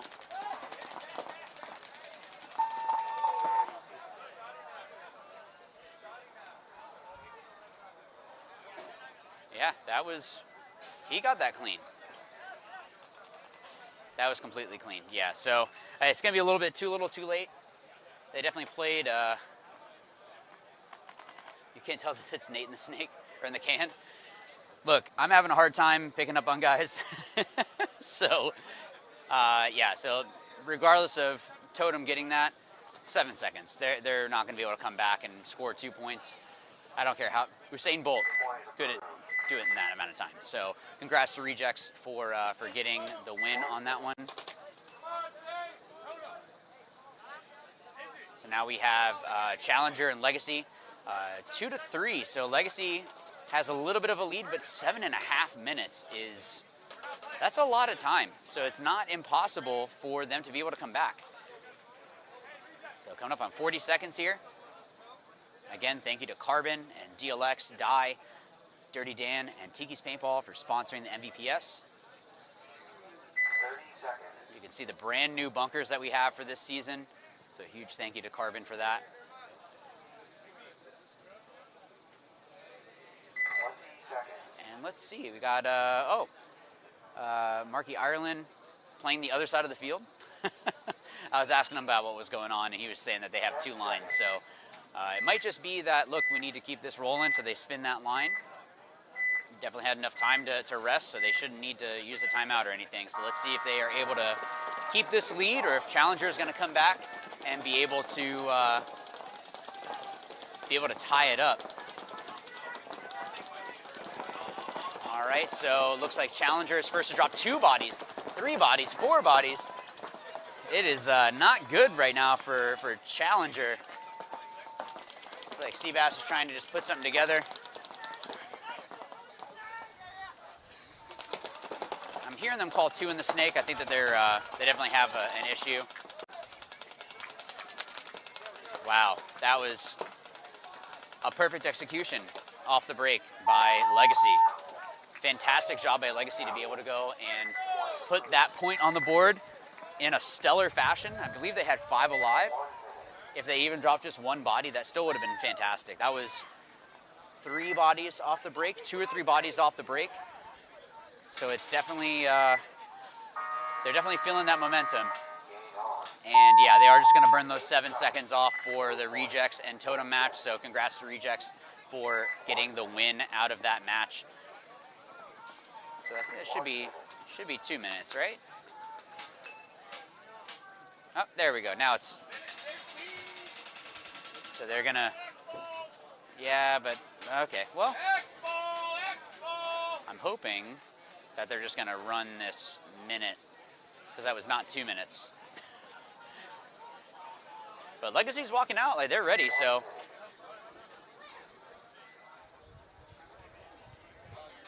And Red Challenger is kind of strolling. My guess is they feel like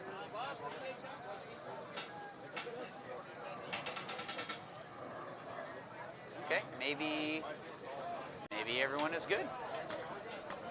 Got 30 seconds, so Seabass was trying to fight, trying to pull that point back. I liked seeing the aggression out of him, making sure that, look, I'm going to try my best to make sure that I'm able to at least give my team a chance, even though it was a 5-on-1.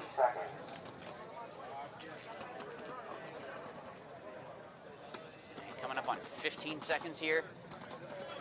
And that is, sounds fast. Huh? The ref has the chrono, so I guess it wasn't fast. Let's see if Legacy can do the same thing and shoot basically like 3 bodies off the break. Eliminated out to Snake Corner. Jake making it into the 50 Snake. And he might have gotten hit there. Oh my God, yeah. So that's what you were talking about earlier today when these bunkers, yep. Later in the day, the bunker started getting really inflated. Yeah, I don't see anything on Jake though. I wonder if maybe possibly, yeah, or maybe they saw it break off of him. Yeah. So if they see it break off you, you're gone. It used to be, it has to be bigger than the size of a quarter. Now it's, the ref sees it break off you, you're gone. So don't argue. And even if they were wrong, you're gone. Yep. Or else you're gonna see a little yellow bird flying up. So I believe we have 4-on-4 right now. Legacy is in the driver's seat, which is good to see. Like these guys are definitely younger players. I know that we were talking with Marky earlier, and weren't you saying earlier that it's like 6 of the guys are going to be playing with Team USA. Yeah, so I mean, really great for them. The definitely UA team. have a bright future. Got Blake getting into the snake there. Yeah, they've been running 2 lines, Marky told us. Yeah, but they actually spun it, so I think this is the third time. Yeah, because I see Marky on the field again. He just played the last one. Nope, that's not Marky. Unless he's over on the Dorito side over there.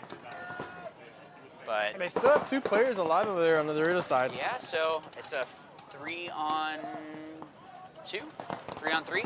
Oh wow, Red Challengers are making it up into the Legacy side of the field. Now this is a situation where they need to know that they dropped 3 bodies. You guys just need to stop flipping around like that and just cross it up. Yeah, so 4 live. Just cross it up, guys. Oh, he got the shot. He did. Good job. I don't know if it was Blake that picked him up or if it was the Dorito 1 player. I can't tell who it is from here. 2-on-3. Oh, 2-on-3. Challengers still have the advantage. Tuck in, stay tight. You guys got 4.5 minutes. That's a lot of time to burn off. It's up to these 2 to connect and kind of figure out what they want to do. Right here at the 50, they're super close to each other. Yeah, some of it, I would almost say this player in the brick, tell him, look, you need to shoot at the outside of the snake. I'm going to wrap. And then once I get the chance to launch, I'm diving into their snake. It's going to force Blake to either have to come and trade with him, or Blake has to try to go and hopefully the brick picks him up. But you still have an extra body. So they're running low on paint. This Snake 50 player just threw his pod to the brick. So now he has no more pods. The guy in the 50 brick has no more pods. It's going to be interesting to see what happens. We have a 2-on-3 at this point. Still basically 4 minutes. I mean, that's a lot of, there you go. There's the hunting. Just launch, just launch. Stop trying to get a shot. And then he goes all the way back. That was not the move. Yeah. You guys are up bodies. I wonder if they don't know that they're up 1 body. I wonder if they think that it's even. And they don't want to just trade. He took a look back at the time, so he knows the time. He Yeah, sees you that it's guys 3 are minutes down left. by 2. I mean, Legacy is playing this right. They're like, look, I'm just going to tuck in. I'm just going to keep crossed with you. And even if they run me down and there's still 2 minutes left, we can still burn 2 minutes. I wonder if coach is getting mad right now. 3 minutes. Yeah, 3 minutes left. Okay, trying to make something. Is it going to be too little too late, though? Trying to make a move like that was, I don't know that I like that move, because now he has to go through this no man's land. Yeah, so they haven't really like communicated about what they want to do. They're all. Did he get the shot? They're all making their own reads. He missed the shot on the snake. The snake is still alive. Legacy is still alive in the snake, even with them being on their side. Oh, he had loader issues. His loader is on his hand, but still got shot. Oh my God, he might be alive. Oh no. So Did he shoot his own he player? did trade. No, so the Legacy player, he ended up killing 2 players at the end. But I mean, look, those guys played that exactly how you should have. The fact that Blake got into the snake one, shot the cross, and then the Dorito one, whoever that was over there, I couldn't see who it was. I've just done enough drills with Blake that I guess I can pick him up. Yep. Just keeping that cross, getting the kill on the first one that was trying to go through. Whoever it was that got him, it doesn't matter. They got the kill. Yep. Brought it to a 2-on-3 and forced them to have to burn off 2 minutes. Actually, more than that, about 2.5, 3 minutes. If I'm their coach, I'm like, that's exactly what I want you guys to do. You did exactly what you should have done. And even with Blake having, looked like he had some loader issues. Because his loader was off, so maybe there was some broken paint or something. The fact that they were able to hold it that long. Maybe challengers having a hard time with being able to trust each other.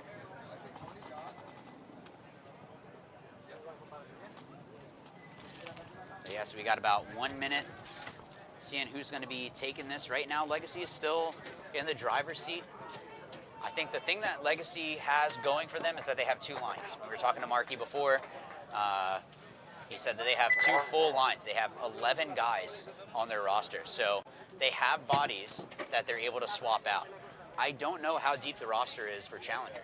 They might be having to, and they are spinning a lot of the same guys. There are only 7 people actually. So that's tough in a situation like this.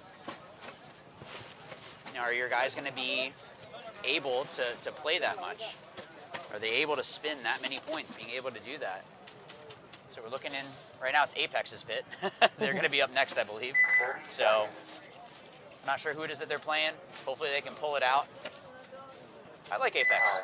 I like Apex. Seeing them play, I like how they play. They seem to have a good thing going for them. I want to say they just started this year because I want to believe, I think I seen some flyer, they had tryouts and everything, so they're definitely a new up and coming program and wanting to do everything the right way. Good. That's a big thing. So even when we were putting together Miami Effect, that was something where it's like, there were some other really good players that we were kind of looking at, and like guys that had pro experience. And it's like, look, there needs to be buy-in. You know, if someone's just going to be jumping ship halfway through the season, we don't want that. We want to have guys that are going to be committed. We want to have guys that believe in the program and understand it's going to be an uphill battle. High expectations, and we have to execute.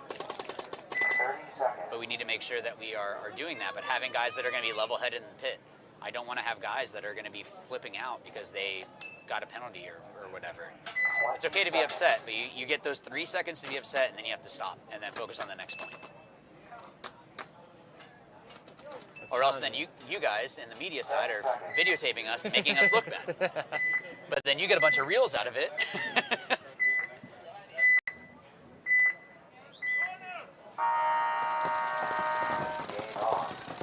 Looks like, I believe the snake got shot going into Legacy. I thought I saw a hit out off his pack, but I could be wrong. So Challenger's really trying to force the issue here. If they don't win this one, that's it. I don't know. I have to look up their score here. Oh, it's not good when the ref is coming in like that. Okay, yeah, he's clean. All right, good. All right, Legacy doing a good job. Well, yeah, because if Legacy wins, it's a head-to-head, and they have the advantage. So Legacy would be 2-1. 1-3. Because they're both only have one. Oh, so this is for, Yeah. this is to move on. So actually, like that yeah. can just got shot. Now you got the trade. Yeah, so I'm just not realizing that. Yeah, challengers, they need to win this. Because all they have is one win, but if they lose the head-to-head. Yeah. Oh, this is do or die. Yeah. So, and Darby just got clipped out there by Legacy, but Yeah, Legacy but I think also he, lost a player yeah, at the I same think time. he might have clipped that guy. I think the tower might have shot him, Okay. but the Darby clipped the Aztec at the same time. Yeah, oh, minor. A minor on the challengers. So that's gonna pull their last two bodies, I believe. But he does look like he's doing a dead man's walk. He is doing a dead man walk. Yep, he did it. Wow. He did a dead man walk. He just dead man walked Marky. So this is why you bonus spot people. Yep. Just a couple. Yep. You don't have to be a jerk. I seen it But coming. if they're in bounds, as long as they don't step out of bounds or call out, Yep. that is a legal move. It's kind of shady, but hey, that's part of the game. It's cool when you do it. When you pull off those things, it's awesome. Yep. When it happens to you, not so cool. And I recognize it because it's the same kid. He always does it. It's one of the Klein brothers. I'm Yeah. not too sure which one, but he always does that. He's done it multiple times throughout this series, or like throughout the MVPS. I've seen him. So I am not surprised when everything like that was. Hey, and I thought that that they had that. You could just tell he was like he looked like he was running out, but he was inbounds like The whole time, yeah. So I knew it. Man. But yeah, that's what happens. And now. And it's legal. The guns are gonna turn up and. Oh yeah, I'm sure Marky's gonna be like, I'm bonus balling all of you until I see you step out of bounds. Yep. Yeah. So, I mean, hey.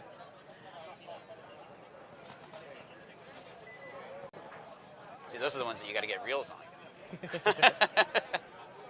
Those are the ones that you hope someone was filming. You're like, you guys saw that, right? Like, oh no, sorry, I was looking the opposite direction. Like, oh. It's like when you have a really cool slide. Definitely it's the temptation to be like running and gunning and sliding at the same time or something. Yep. You're like, did anyone catch that? Oh, no, okay. Let me focus on my game. Oh, Marky's back out. You know that he walked back in and went. He said, I'm not coming out. You're going to put me back out, right? He said, I'm not coming out. 20 seconds. And so, as we were saying, like, this is whoever wins this is going to make it into a playoffs. So what happens, though, if they both tie? Or if they tie? I wonder. We would probably have. It had to be point margins. Yeah, point margin. It would be nice to see overtime, but I think there's not going to be any overtime. overtime. It would be point margin. Is Marky hitting the leg? Darby just got shot quick off break. Marky does look like, or is it? It might be the swab. Swab. I don't know. That ref is staring at him. You can see him like. All right. Okay, so they got it's a 4-on-4. And Legacy popping out wide and getting that snake 3. Yeah, I got 20 seconds. I'm not sure how it breaks down. We'll have to see how everything breaks down if all the teams, or if both these teams go 0-2-1. 7 seconds, so it's going to be a tie game. That's going to be it.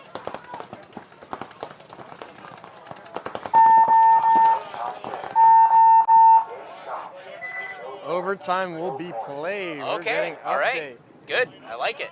Yeah, I'm working on it. I'm working. All right, so the way that overtime is going to work is that it should be 5 minutes on the clock. See the 5 minutes up there, so OT, yeah, let's I go. like OT. Now, I want them to burn out the time so we can go to one-on-ones. Should I start the one-on-one chant? Not yet. OT's fun. OT, OT. All right, so you're the coach for Legacy. Do you try to hold it, or do you try to throw something at them? What do you think? I feel like Legacy's the team that's gonna just sit back though. Because challengers are the ones that have been attacking, like taking all the risks off the breaks. Yeah, yeah. I think you definitely have to worry about the the presence of Jake making some big runs. Do you think they'll push the Dorito side, or? I mean, Jake's been able to get up there consistently, and if he can get a kill at least, even if he trades with someone else, but then there have been sometimes that he gets up there and then just gets shot. So it's tough. How do you counter that? What a huge point. What a way to end the Velocity Division the first time. For prelims. For prelims. Let's here just hope the at finals MVPS. are like this. Let's hope the finals are like this. That's what I want. Yep. So OT. It's always good. I remember, like, whenever there's blowouts in the finals, it's always boring. I remember, was it Aftershock and, was it Legion? That was the high scoring one. That was the one that was on ESPN. That was like 7-4. No, I'm talking about back in the day. Oh. So yeah, this is do or die. We're getting information that this is, whoever it is that wins this moves on. So it's either you win this and keep playing, or you lose and go home. And nobody wants to go home. You know, you got guys like Darby and Seabass that have been playing with Red Legion in pro. Like, they definitely are like, no, that we are not going to lose this. We're going to win, and we're going to move on. But then you got guys on Legacy that want to make a statement and go, yeah, we are the new guys, but you're going to have to watch out for us. Yeah. I'm not sure which one it was, but... Oh, it's talking about the Klein brothers? Yep. They do it. It's dirty, but... I've been a beneficiary before. When someone on my team has done it before. You're like, yeah, and good we job. made it on because of it. Ended up winning the event, so it does suck, but it's for the other guy, it's a part of the game. I mean, it's all legal. It's all legal. It's a little cheesy, but here we go. All right, Winner so this takes is do or all. die. Makes sense that they sent Marky's line out again. Just you have to put in the best 5. These guys are playing strong.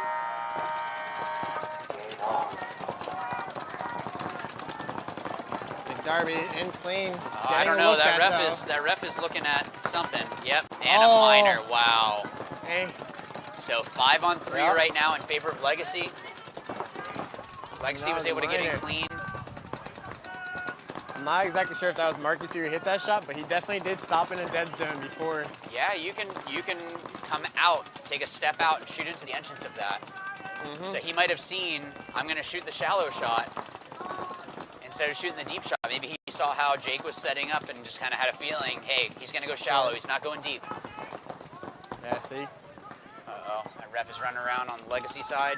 Oh, they're just readjusting. Okay. Yeah. All right, so good job. You got Russo checking out the inside. Oh. Oh, Now at this point, just start playing the rap. Yeah. Stay alive. You don't need to battle. You have 4 minutes. There is so much time, and you just need 1 point. And have nothing in front of him, really. Nothing. Now there's a 50 Dorito, though. Okay. So, Challenger, go. Oh. Challenger player didn't tried know to do a about retreat. Oh my God, Seabass is all the way on Legacy side of the field. No base. No, keep it going. Keep it going. Yeah, there was no base. So the Challenger player accidentally shot. Yeah, so the Challenger player accidentally. Oh, is it? Yeah. That's it? That Legacy has taken it in overtime.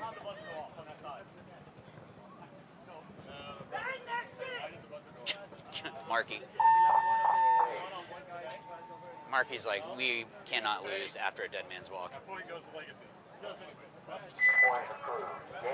Wow. So congrats to Legacy. For pulling that one out against a tough red challenger coming in, trying to make a statement.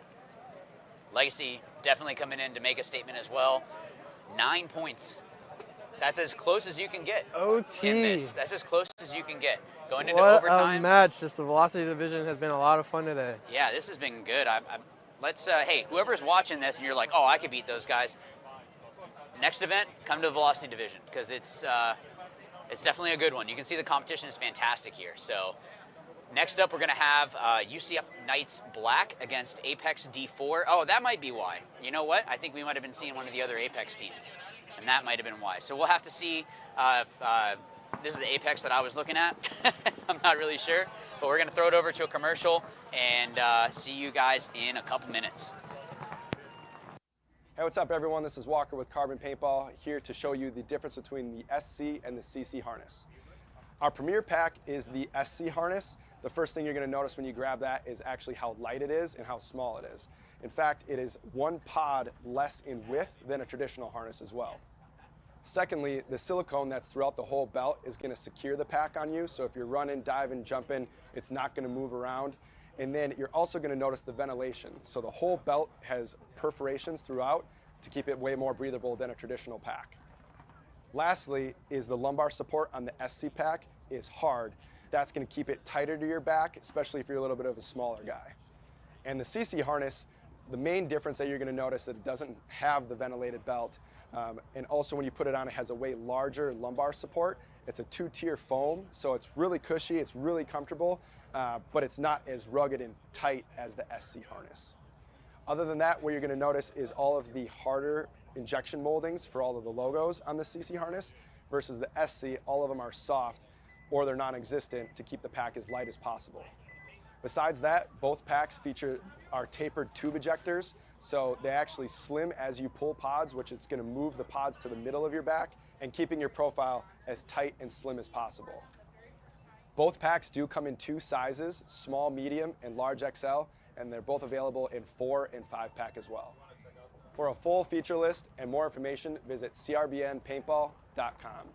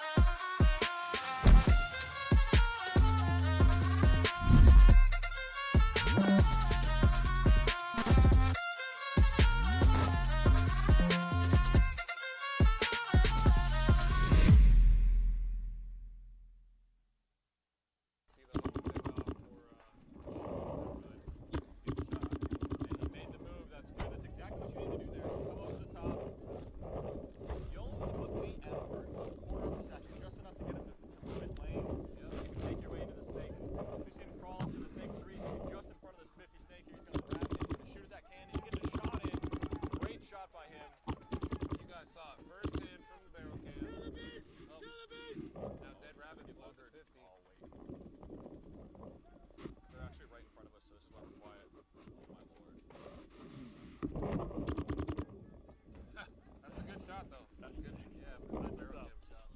Yeah, that looked great. That was cool. All right, we're gonna turn that barrel cam off. Go back up. All right.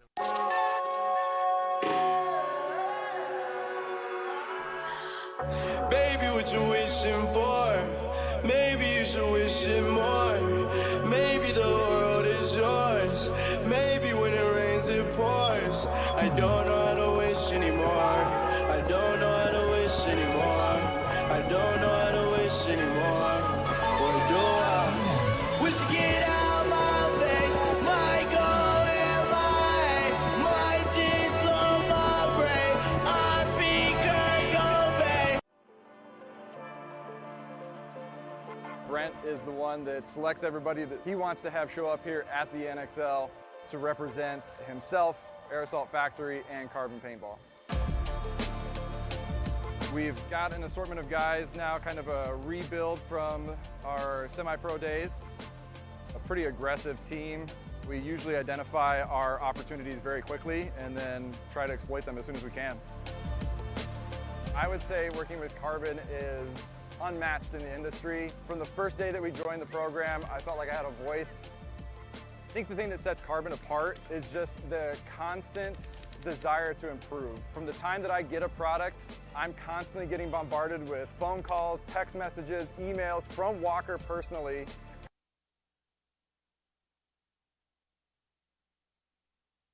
$5 in the morning, like posting like 8 times a day. Jumping into our last set before the lunch break here. You've got UCF Knights Black on your left and Apex D4 on your right. UCF is first to drop a body. But they do get into the 50 snake at the same time. In a real good spot. So I would say it's kind of an even split. Yep. Even though UCF is down a body, the fact that they have such good positioning right now, and he's going to be able to get that elimination there and even it back up. So great shot by this UCF player here at the 50 snake. Yeah, so now they know he's here. At first, they didn't know. Yeah, he should have been careful. He had a little bit of tunnel vision there trying to get that shot. That's when you end up getting clipped out, just because you're hanging out trying to get that last little bit of a shot. It's like, look, just tuck back in. You'll get it back. Don't worry. And so there, he was just trying to play both sides. Yeah, but Apex loses the body out of the 3-1. So I see on the screen here, we got our Dorito side. Show some Dorito side love, even though the player just got shot there, but that's okay. We see the UCF player though on our screen. Yep. So yeah, if you guys are in college and you're playing, either start your own team, like when I was at Florida Atlantic University, I helped start the organization, or just look and see if they have one. Sometimes even the school will help pay for some stuff sometimes, so hey, cheaper paintball, right? Sometimes you're lucky. So it's cool that UCF has still been going on. So the NCPA I know is doing stuff. It's actually going to be over at Tiki's, isn't it? Yep. So the national championships. So Tiki's one of our sponsors. Yep. So Apex going to run. Oh, Apex being nice. They were definitely being nice. I don't know about throwing the towel on that because they were crossed up. But UCF throwing that towel, okay. So we have Rejects taking on, is that Supra Parentis? I hope I'm not cursing in Latin. I'm just gonna say Supra, because I know that's a car, and I don't speak Latin, so. Unless it's Spanish, and I'm only half Cuban, so I only understand half of it. So Rejects have built a really cool program. They have a big, I mean, clearly have another team here. I'm not sure how they're doing, so we'll have to see what's going on with them in a little bit. But you know, just the fact that they have another team out here, being able to grow players, being able to bring more players up into the Velocity division, and Rejects, I believe, are going to be playing Division 2 as well at NXL. So let's see how they do. And a slow run into the 50 snake, but it looks like Supra made it in clean. Rejects Rejects gonna lose their lost the snake, body. yeah.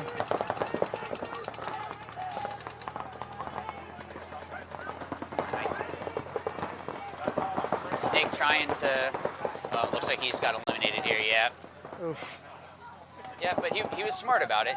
You know, it's harder to see some of those shoulder hits sometimes, so asking for a check is better than just assuming that it didn't break. Because if you get a penalty, that's on you. A pack hit, that's not really your fault. Loader hit, you don't really hear those all the time. And a penalty on Supra.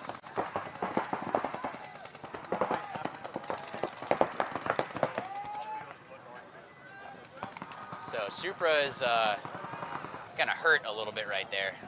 Yeah, they're coached by Silos. Silos is helping out with Supra. So maybe it is Spanish. So Silos now of AC Diesel. Yep. So playing with AC Diesel in the Pro NXL. So it's cool that he's helping out other guys. That is something cool that you see out here for MVPS, is you got more experienced players coming in to help out. I mean, our coach for Miami Effect is Chris Lasoya, and I saw him out here helping out with another team. So, you know, being able to come out and just share that knowledge is huge, to be able to help out the next generation.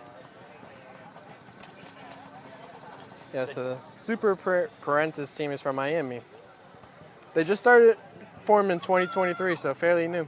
Okay, maybe they started in the D6 division. Okay. And they're working their way up. 30 seconds. That's the way to do it. So got UCF coming back out. Going to be on the right side of your screen. Apex on the left. Apex getting that first one. I'm not sure who called the timeout. Probably UCF. They only got 3 guys over there. That is not good, though, that the second point, you have to call a timeout.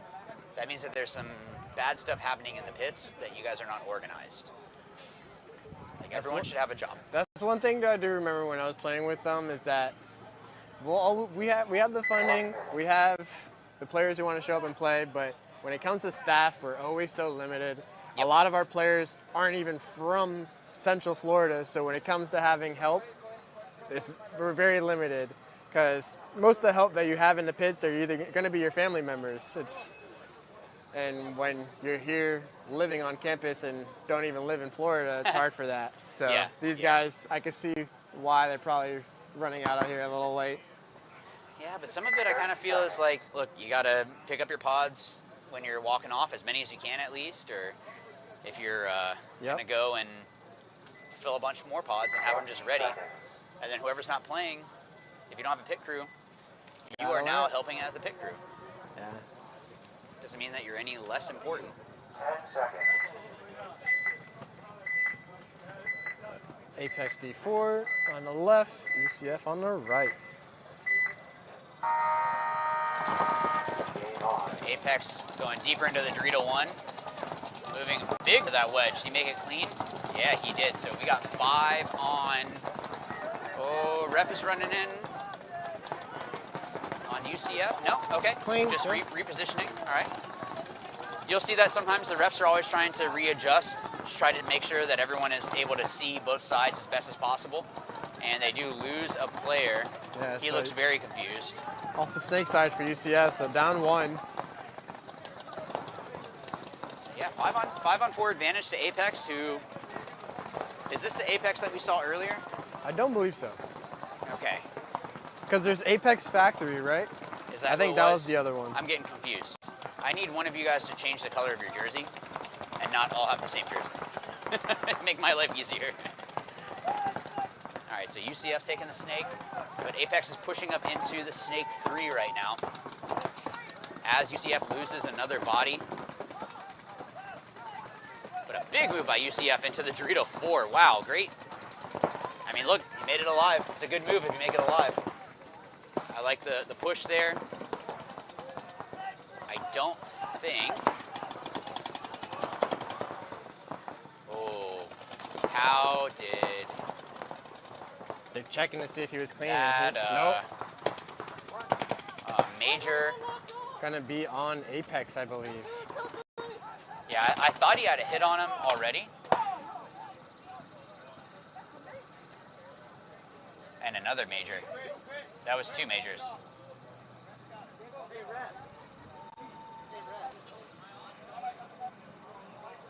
So we'll have to get some clarification on that. It might have been an unsportsmanlike conduct, something like that. Shooting the snake player again after you just saw your guy that was 2 steps in front of you. Shoot the snake player.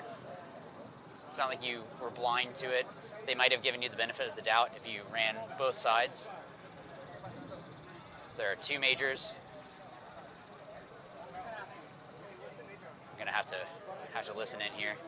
Sorry, it's gonna be a little quiet.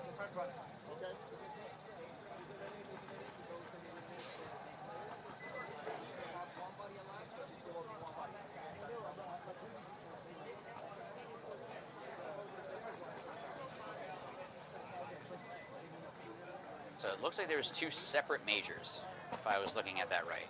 On the Dorito side, the Apex player, I thought had a hit on his back. I don't know if you saw that when he went through. Shot the player in the Dorito.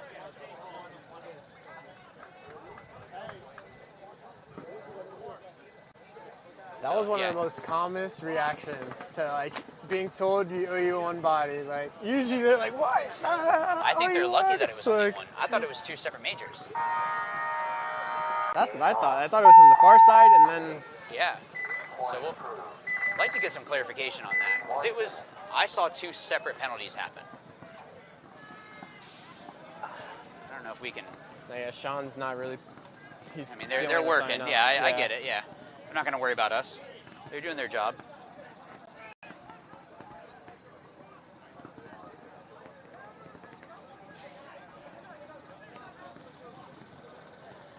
So I think they're trying to figure all this out. If my math is right. Uh-oh.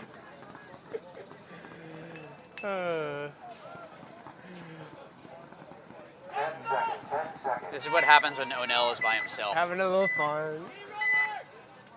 So we have Supra back here on the left against Rejects on the right.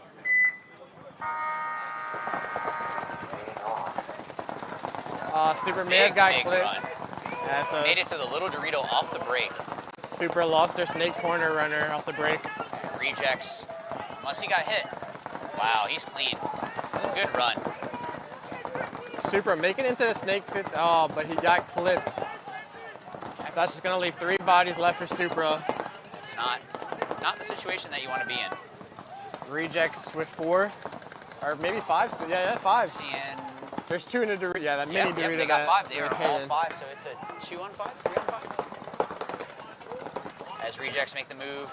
And then we hear into the Rejects 50 player. snake. Yep. And that tower is completely pinched in. You can see him.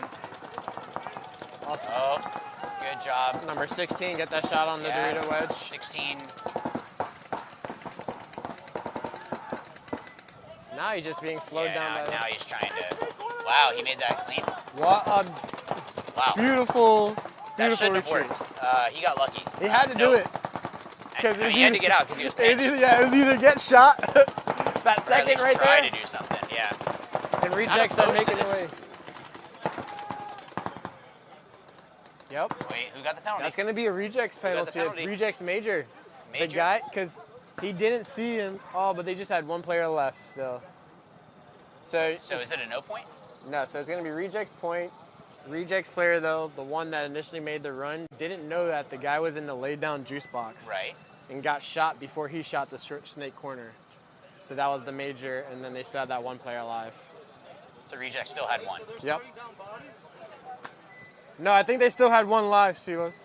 No, this ref is showing nobody. Or maybe they didn't have 1 live. All right, we'll see what point goes up.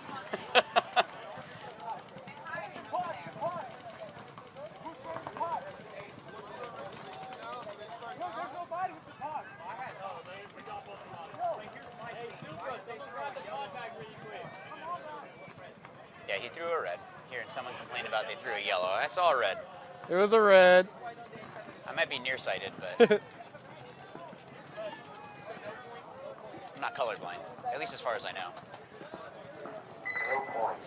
So no point, actually. So nobody's alive. For either team, yeah? Yep. Okay.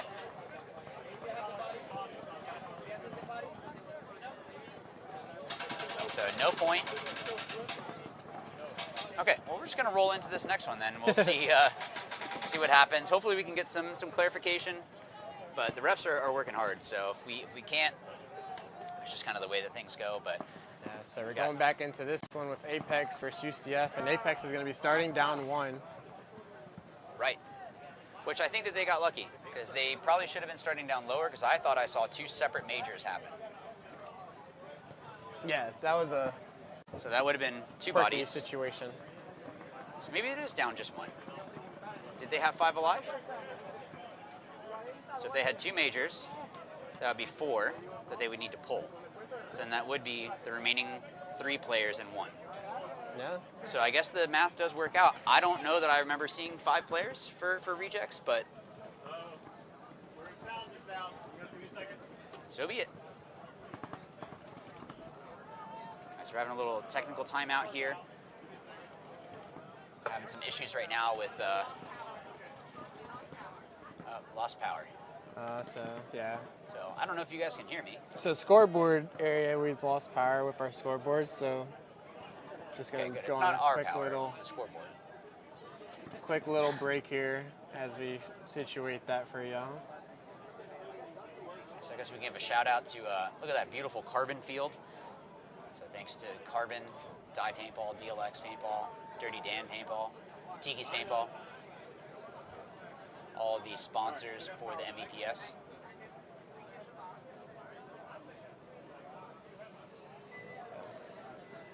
So these players that are on the field should either try to hide in the shade as much as possible.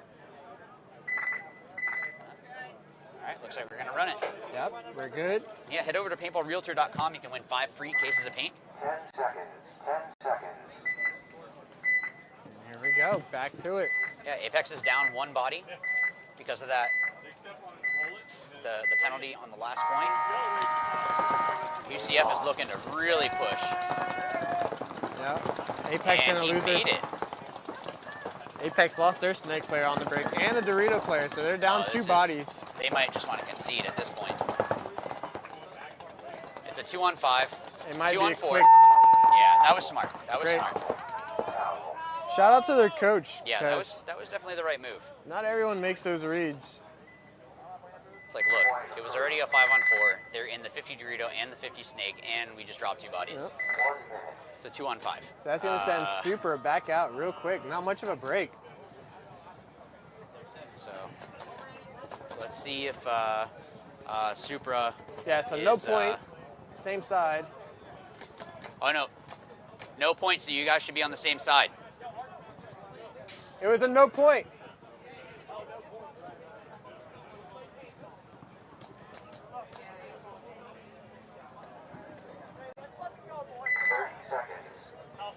So some of them, I don't know, we'll see who wins in the end and who got lucky with that no point.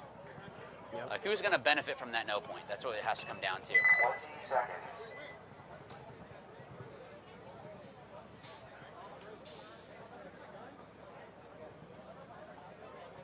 10 seconds. All right, 10 seconds rolling. Three Doritos! Three Doritos! Snake 50! Three Doritos! Black!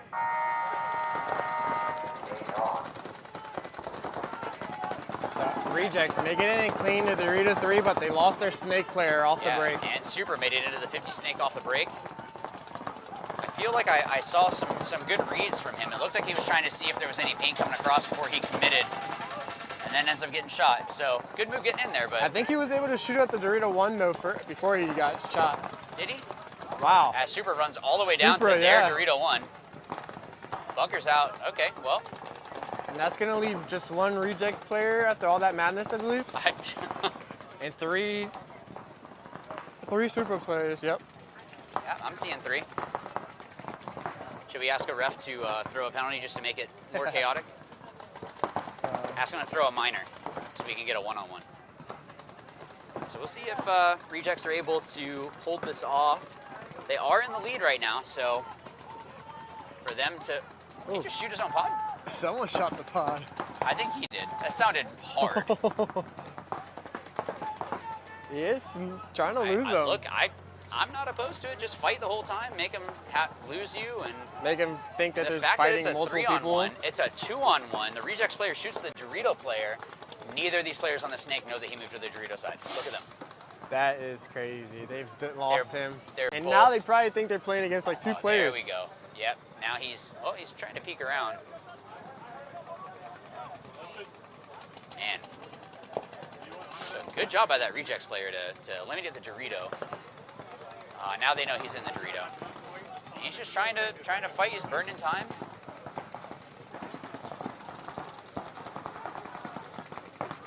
I think he caught him. Did he shoot him? Yeah. But he doesn't know what's He going doesn't know on. it's a No. 1-on-1. He's going to get shot. All that. And he started celebrating He a started little shooting after he got hit. A little too soon. So he had thought he just brought his team back. I mean, 1-to-1-on-1, but it was a 2-on-1. yeah, you can't celebrate that early. Got to make sure that you clear the field, make sure there's no one else. It's better to go slow and win than go fast and lose. I mean, great fight by that player, whoever that was on rejects.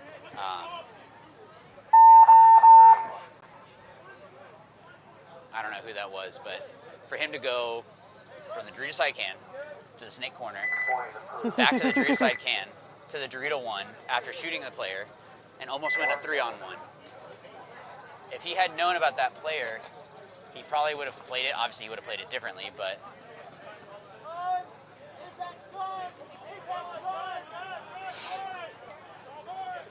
good play. If I was the coach, I don't know if I'd necessarily be upset because your team fell around you. It was a 1-on-3. But also, come on, clear the field. Like, don't start celebrating. So 30, we have a technical timeout, I think. Yeah, I think we're trying to switch a couple plugs so we don't have those issues of power.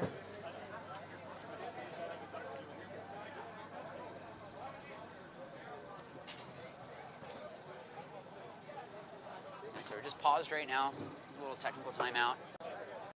Those are always good, especially when you want a timeout when you're playing and you don't have to call the timeout. You're just like, I'm real tired. And then it's like, oh, technical timeout. I'm like, all right, cool.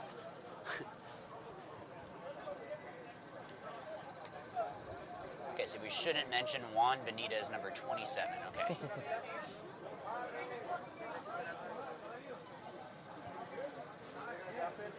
So UCF, 2-1 lead right now.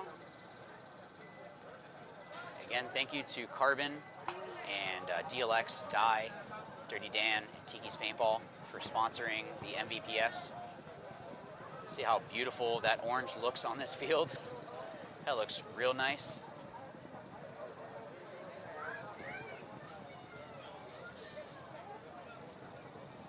Yeah, definitely a technical timeout though. Should be 10 seconds. Nope, they're running it from 30. Are they going to go to 10? There we go. Dropping it. All right, so they announced it. So we're going to be 5-on-5 here. Apex D4 down by 1 to UCF Knights. Oh, UCF's going to lose their snake player off the break. Yeah, and it looks like Apex was able to make it into the Dorito 1, but also UCF made it into the Dorito 4 off the break. So big run by them. So big risk for both those guys.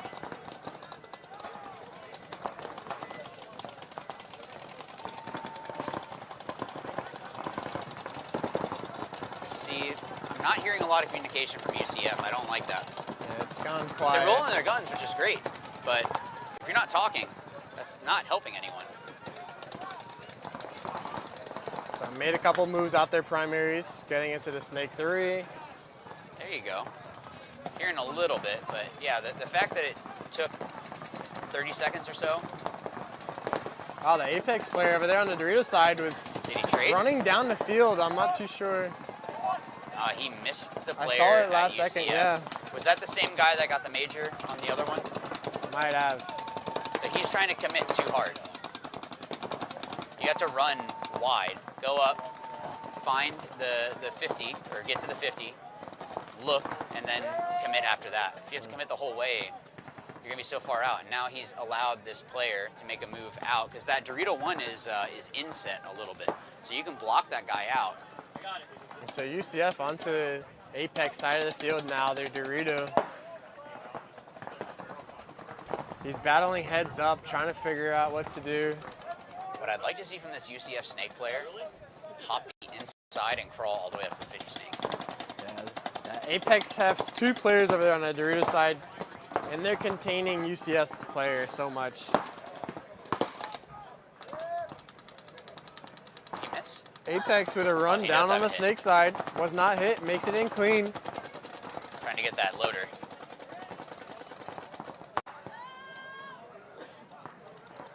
They signal out that last UCF player. And Apex is gonna come and hang on this flag. Apex tying it up. Coming back from a real bad double major. And sometimes I think those are just based on just not trusting the guys around you. If you're not gonna be trusting that whoever's next to you is gonna do their job and you feel like you need to go and do everything, you're not playing like a team.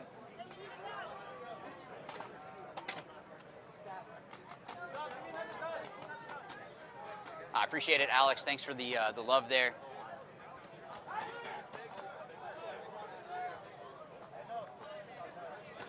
Hopefully my voice holds out.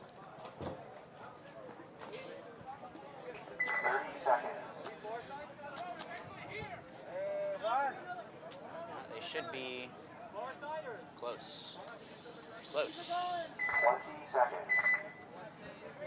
Yeah, a lot of confusion. So whenever there's a no point, you don't switch sides on the next point. So because Supra had a no point, it's confused them completely. They've just completely forgotten where to go. Like I said, these guys just started 2 years ago. Look, I get it, but they're learning. That's something that confused me too. 10 seconds. 10 seconds. it's one of those you're gonna learn today kind of things.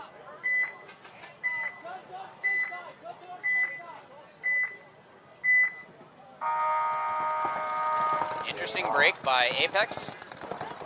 Player making it again into the 50 snake. Was that a hit on his back? Nope, never mind. I thought I saw something on his back, but I guess I was wrong. And forgot to turn his loader on. Yeah. And I think he might have had the shot on that wedge if his gun was working, and now the guy's tucked in.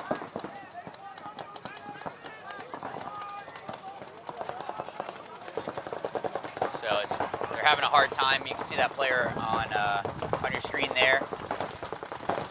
Just getting pounded from the inside. I wonder if they shot that bounce and shot it in. Yeah, I think that's what it was. That tower, you saw him just shooting at that little pin, that little can.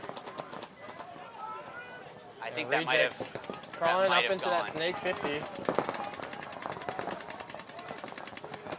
So good move by Rejects. He didn't bump the 50 snake. That was really smart of him not to do that. Super dive in from the snake corner all the way to shot snake 2. You see him shoot the Dorito 1 from the 50 snake. That was a great move because no one saw him get in there. He didn't bump anything.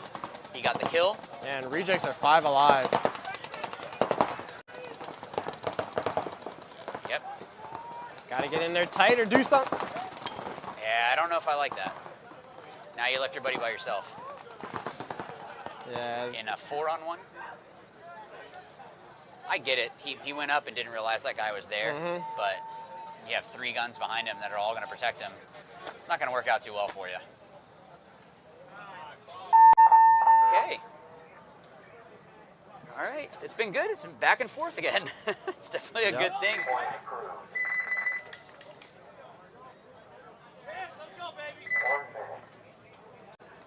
So we're tied up with Apex D4 and UCF Knights Black. So does UCF have 2 teams? Yes. Okay, so black and gold, right? Yep. Apparently I should have gone to UCF. Clearly they had more funding than FAU. College paintball is a lot of fun. It's definitely some of the most fun paintball you'll play. Good competition, but still fun. Oh, yeah. It's a different vibe. I don't know how to describe it. It's a completely different vibe than NXL. Something about it. It's a lot of fun.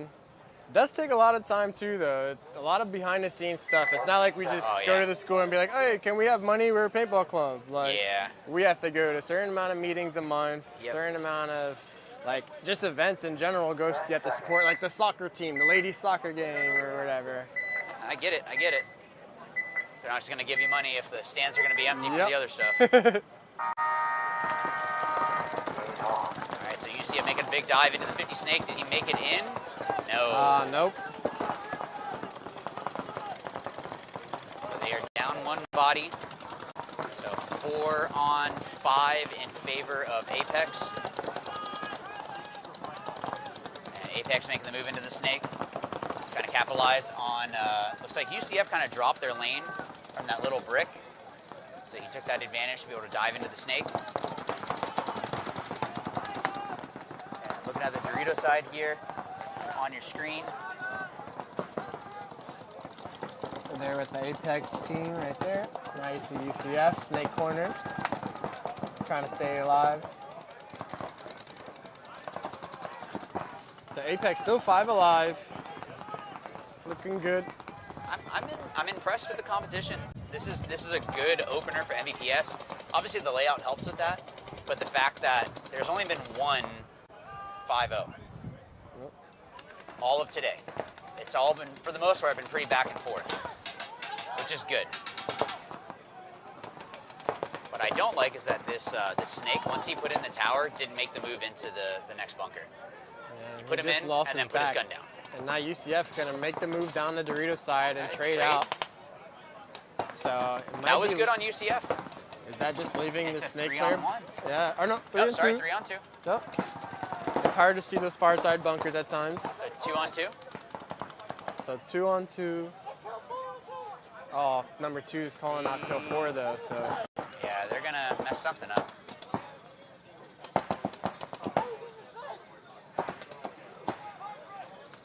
Try to run down. Yeah, that's not going to work for you. He didn't trust his teammate. Wasn't necessary. He was calling 100, which I believe is the Dorito 1, and he just walked right into it. Yeah, I mean, if Apex was smart, they would concede right now. Yeah, got to. It's a 2-1-0. And in the same boat with UCF, I wouldn't even hang this. Oh yeah, just walk it in. Just let them towel. Unless they need the margin. Yeah, the time and the spread. Yeah, that 4-1 instead of 3-1 could be the difference of moving on or not. So it's been great paintball. Like this is really, really good. I like the fact that Florida paintball, like, it used to be a huge thing, and getting back to that is really, really cool.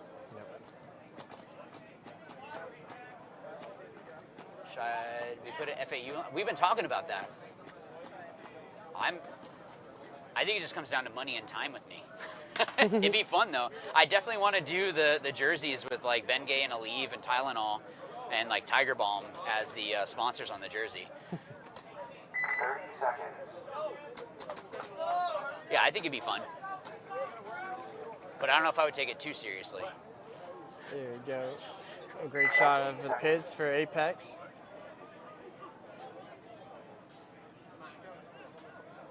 Just reading through the comments here, so yeah, I appreciate you guys supporting. Here's Silos trying to call over.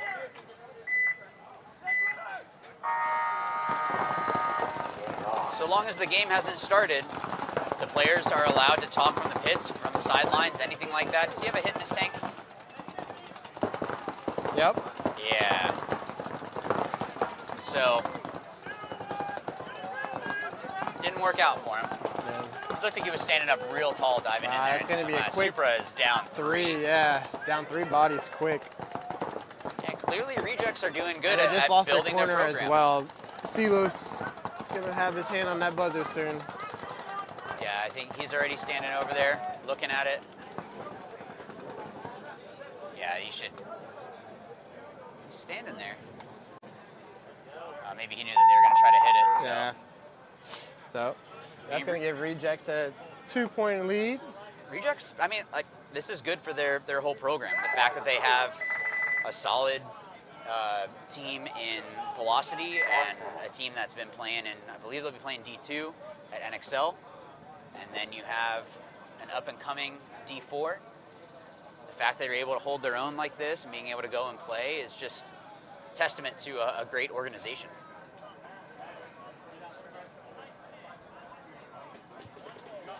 Sorry, there is no game right now. It's still the the timeout.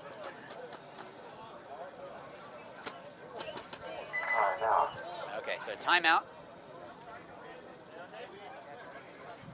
So if you guys are newer into paintball, if you don't know my YouTube channel, How to Play Paintball, yes, it is a shameless plug. Go over to youtube.com/howtoplaypaintball. There's drills, there's tips and tricks, there's things where I go through even this layout. And here's the mistakes that I made when I was practicing on it. Here's good things. Here's all of that. And then at howtoplaypaintball.com, you can either go there or email me, greg@howtoplaypaintball.com, and I'm able to do clinics, but also I've opened up the opportunity for online clinics.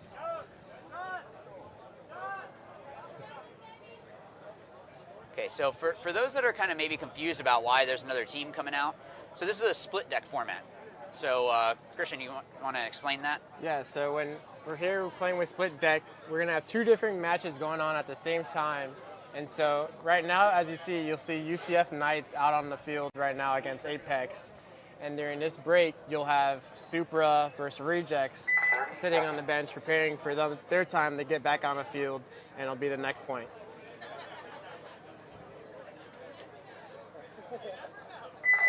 So I know it can be confusing. Once you've played, it's different, but if it's still a bit confusing, I've said it before, my wife has been around paintball for 12, 13 years, whatever it is now.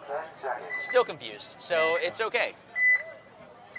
So we're just running 2 different matches at the same time, but here we'll have Apex versus UCF Knights. Good move. They make it clean.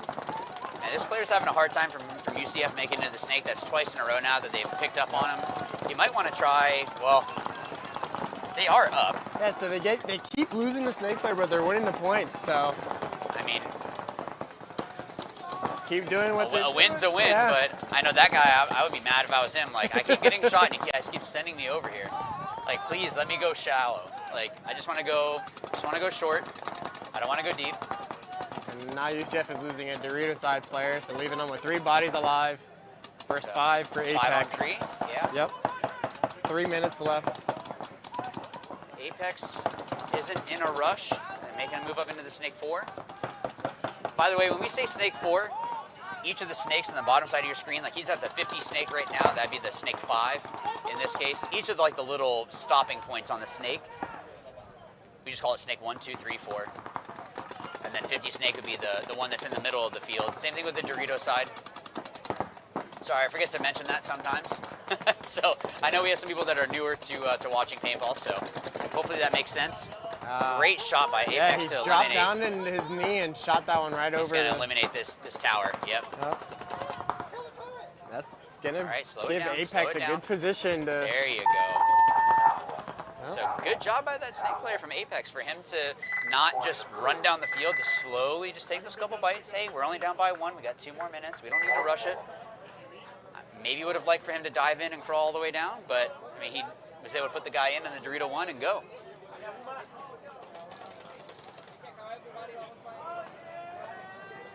So next up, again, going back to the split deck. So we have Rejects and Supra.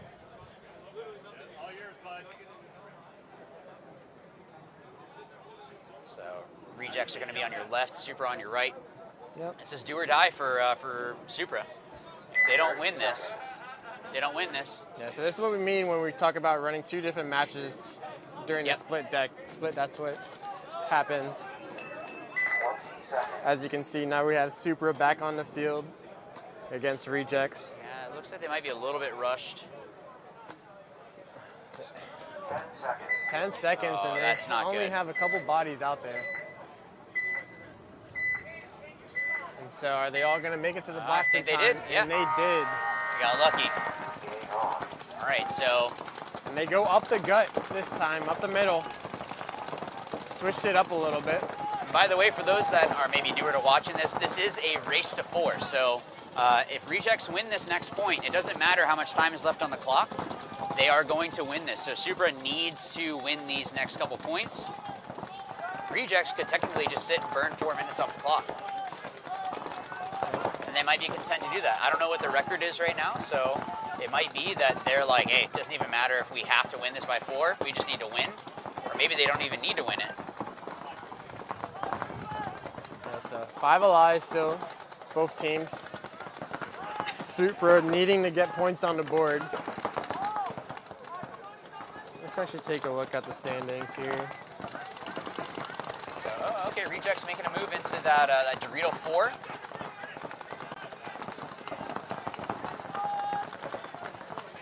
Was it Dorito 4 or Dorito 3? I thought I saw him go in there. Maybe he made a different move out there, so. And then Apex, trying to Apex Supra, making a move into the 50 snake. This guy's been doing a good job getting in there.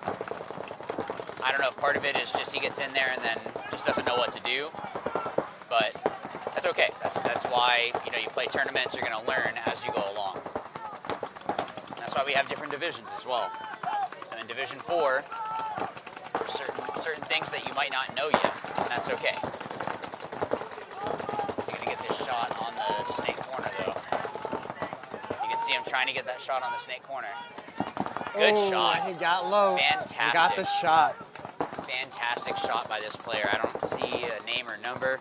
A really, really good job.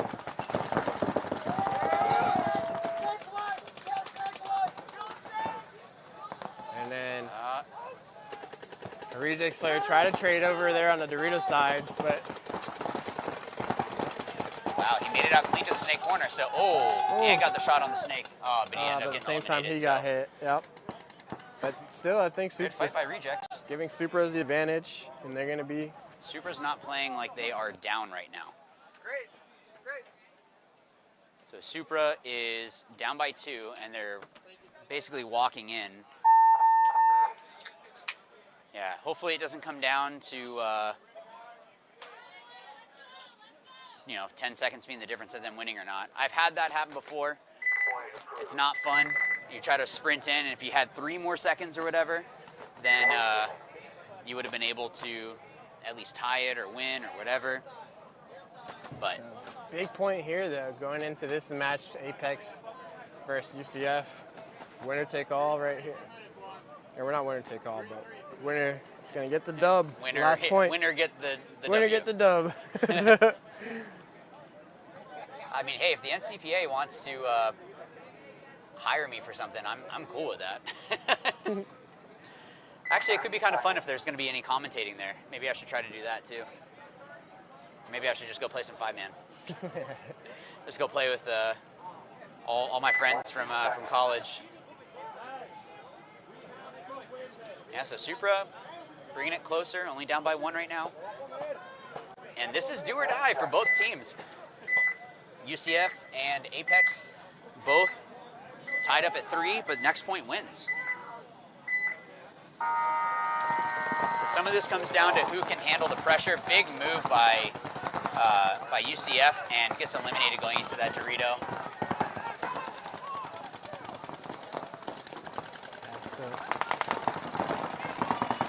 It's a big point for Apex because I believe if Apex goes out on a win, they're going to need some help, but they might be able to make their way into the playoffs. Okay. UCF they're already out. Okay, so this is just for pride right now. And Apex have a chance, but... Is the UCF black or UCF gold the one that's kind of the top line, or do they try to I think they're pretty even right now because a lot of the guys are all newer. Okay. There's I a didn't know few, if there was there's like a few a couple top line or bottom line. There's a couple players. I think their highest player right now is like D3 when it comes to all the active students. Gotcha. They have a couple alumni, but... All right, Apex is definitely going to take this one unless something crazy happens. Yeah, that's just leaving Joseph over there in that Dorito. I'm hearing kill 3 by those guys, but I think it's kill 4. I know there's Dorito 1 for sure. Unless is there a little wedge? I can't tell the wedge, but he I might. can't see it from here either, Yeah. so... Apex player telling his team to push up behind him. I don't know what his other guys are doing behind him. He also just needs to get down and crawl. With 60 seconds, UCF is trying to hold off all 4 guys, or There all you go. 5 guys. Got the shot in on that Dorito. And you got time to even check your guy, make sure that he's clean. Now hopefully he's he just gonna doesn't end get up getting shot by his own team. guy. Yeah.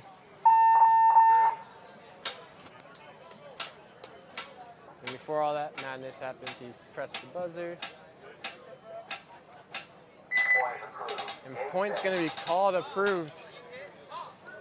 Hand on the hip, exhausted after going down that snake. And now it's the time where it's hot. All right. Time of the day where it's not cool like it was. Nope. The clouds are nowhere to be found. Nope. It's going to be pretty clear skies today. Yep.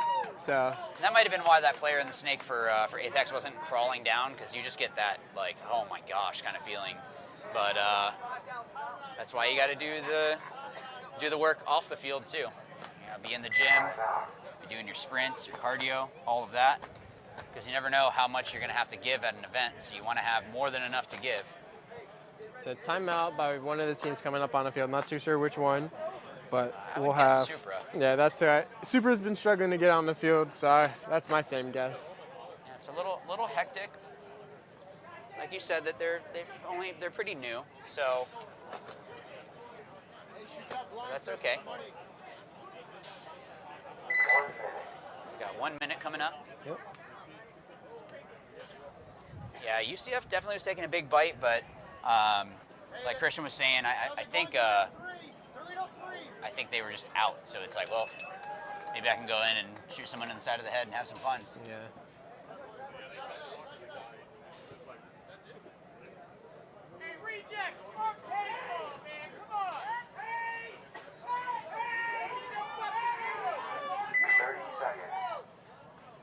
Okay, so 3-2. So either rejects are going to win this, or Supra's going to tie it up. And there is just under 2 minutes left, so more than enough time for 2 points that Supra could come back. Hey, Dorito 3! Dorito 3! Dorito 3! And looking into the pit view here for Apex. Definitely happy with themselves after that one.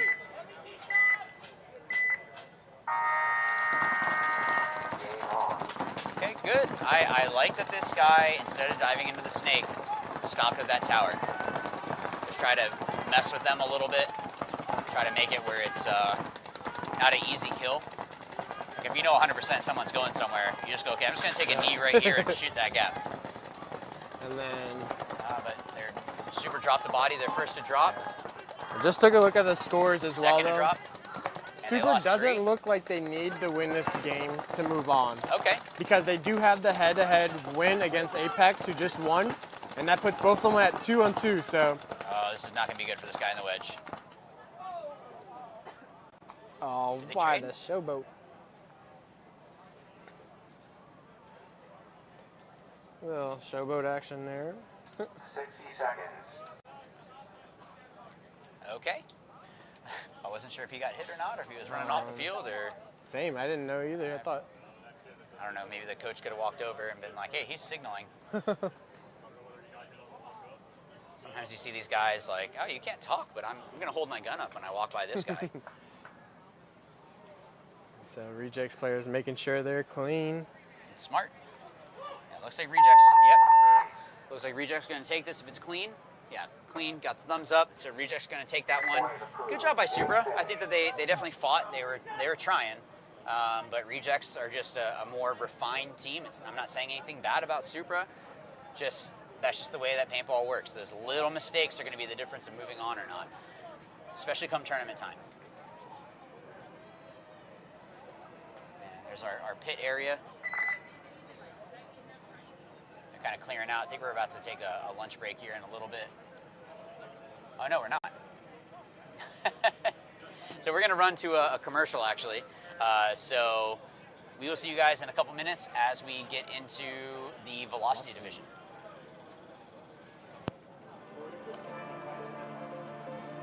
Brent is the one that selects everybody that he wants only to had show one up here at the NXL to represent himself, Air Assault Factory, and Carbon Paintball. We've got an assortment of guys now, kind of a rebuild from our semi-pro days. A pretty aggressive team.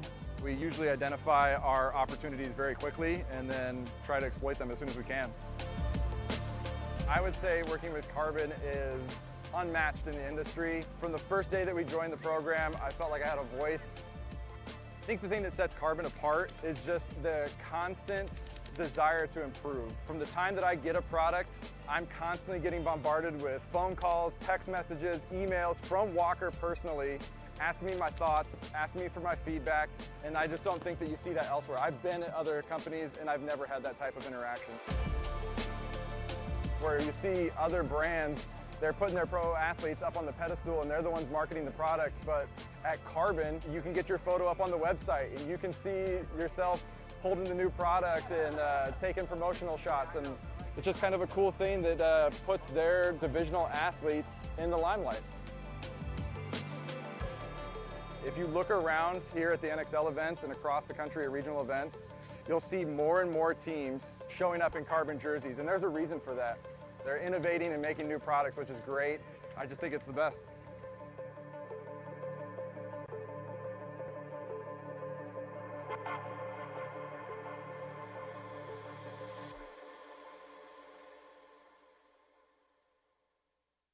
Walker here with Carbon Paintball. I'm gonna run you guys through our new CC Pro bottom versus the SC bottom. The first thing that you're gonna notice if you're actually trying these on is the fit. The fit is a little bit more loose, it's a little bit more relaxed. So in the SC, I wear a large personally, but I would wear a medium in this product. The reason for that is it is a little bit looser in the calf region and it's 3/4 length. So if you're a skinnier guy like me, I would still suggest the SC Pro bottoms with the full length. It's just gonna be a little bit better coverage for you so it's not moving around. But if you're a little bit of a bigger guy, these do go all the way up to 3XL. And then the last feature to note is our new knee region. It's got a Cordura weave on top of our padding. So if you're not wearing a paintball specific pant, this is probably gonna be a little bit more durable for you. If you have any more questions, you're looking for any more info, visit carbonpaintball.com.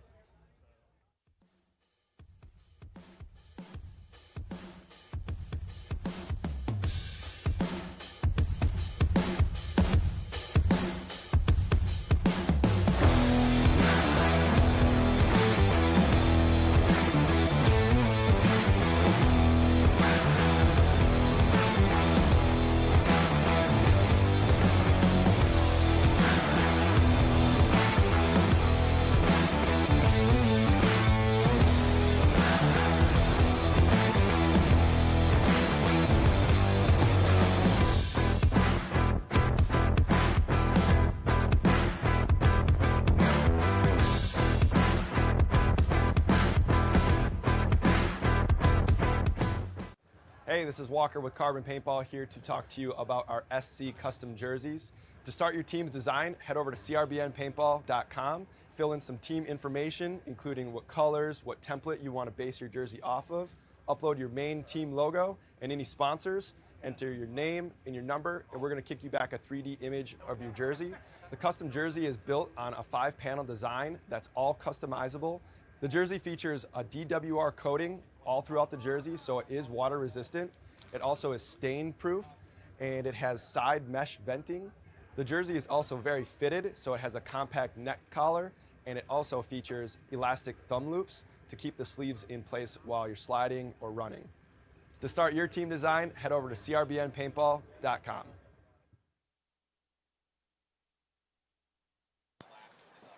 All right, so we are jumping into the velocity division. So you guys are going to see the expertise here jump up for sure. Yep, so and this is playoffs now. That's right, yeah. So we got Legacy Factory taking on Red Challenger. And whoever wins this is going to be... Yeah, this is to go into the finals to play against Rejects, right? I believe so. So they got a nice little break. They're able to go through. Uh-oh, looks like a penalty. The way that ref started running in, looks like a penalty, but Challenger is the first to drop a body on that Dorito side. So it looks like a 5-on-4. Again, looks like a 5-on-4 in favor of Legacy. You're probably going to see things slow down a little bit here. Whenever it gets into the next rounds in paintball, things usually slow down because you don't need to worry about margins. You don't need to worry about any of that stuff. You're just going in and like, hey, we just need to win, and that's it. You don't have to worry about, all right, I need to win this many more points than this guy.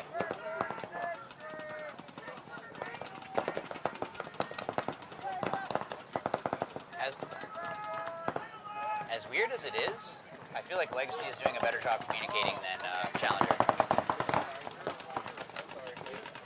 Not yet. I'm a little confused on why Tiki's didn't make the playoffs, though. And Legacy somehow did. But I have no idea. We're here. Is their margin better?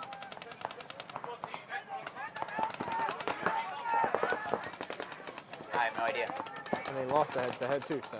Unless are they doing, everyone moved on and then there's a bye for Rejects and you play the other team one time and then it's best out of that. We'll have to get some clarification on that. Yeah. So whenever there's only 4 teams, it's definitely tough. So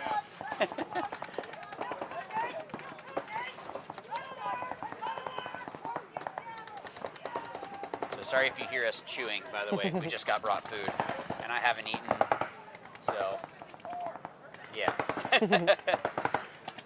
But appreciate the MVPS taking care of us.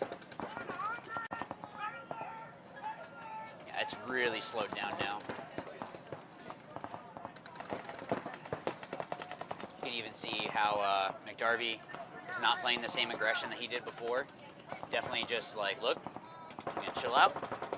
I'm gonna make sure that I'm doing what I need to, and we just need to get the W.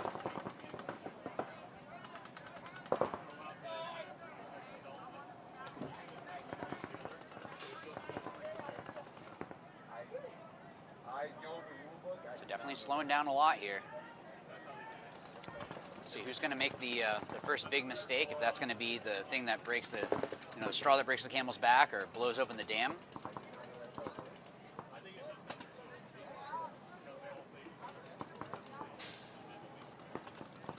Not really a whole lot to talk about right now.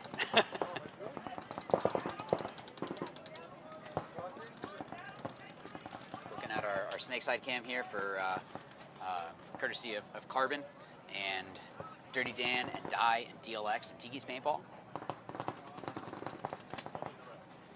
You can see Marky trying to make some moves around there. On Dorito side, making a move. Red Challenger made a move and gets clipped. So that was the next mistake. Looks like I think Legacy is going to take this unless something crazy happens. Is it a 3-on-2, 4-on-2? Yeah, I'm trying. I know I see 2 for sure for Yeah, challengers. Markey making a back move into. Oh, it's a 4-on-2. And they're crossing it up though at the same time. Oh. I think now they know it's a 4-on-2.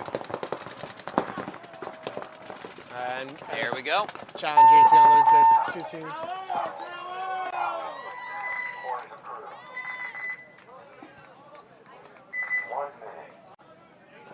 Markey's throwing up the, doing the hopper dump.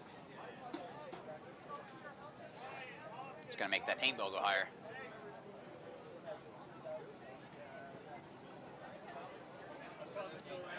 Now we have Shock versus Zimbabwe. Coming all the way from Zimbabwe. Legacy doing a real good job Is this on that last one. Bedford's team, like the Zimbabwe Sea Lions or whatever?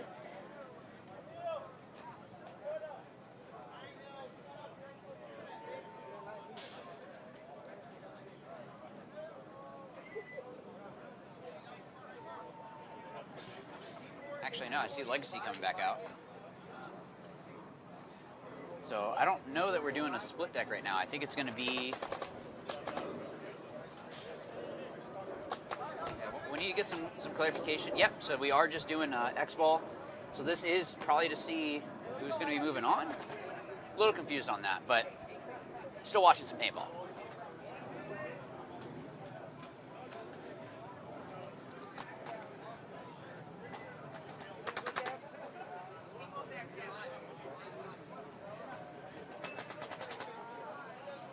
So under a minute here. Makes sense that they're going to spin that line. Legacy's going to spin the line. I was going to say Legion, but Challenger. with them being a part of the Legion organization, they really like to run the same guys. And you know they practice and they have the cardio to do all these spins. Yeah, but then you bring a guy off the bench and then he pulls something because he hasn't been playing. So clearly it's working for them. I mean, they won 2 events back-to-back in pro.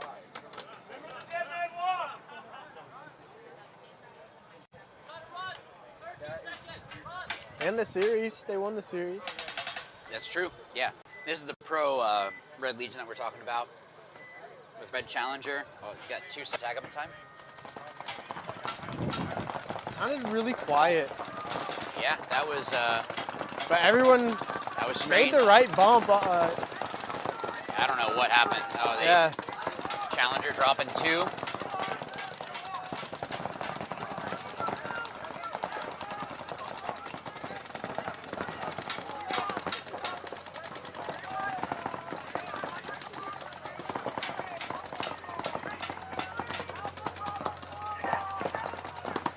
I'm surprised I'm not seeing Markey shoot these guys on the sideline. Maybe because they're so far out of bounds. He knows.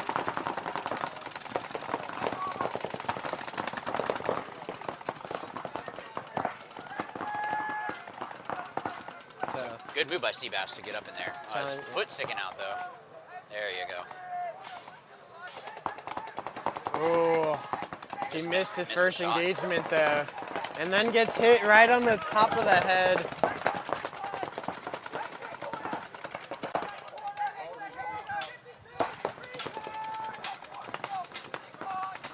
Good job. Yeah, I'm hearing a lot of the good communication from Legacy.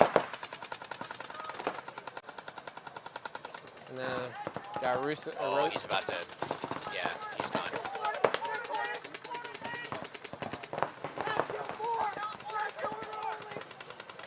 Surprised I'm not seeing Challenger concede this because they should. Yeah, here it comes.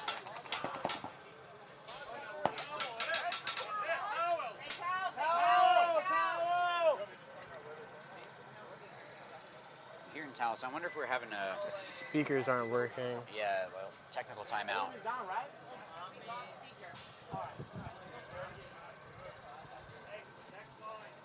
All right, well.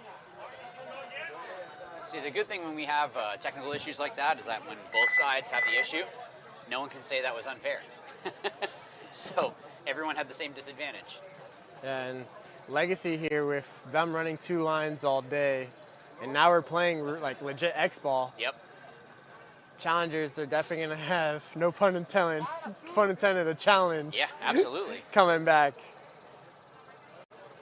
I mean, I know the guys that play with the pro line are definitely athletic enough to be able to do that, but it's also different when you have players behind you. Speakers went down for a little bit.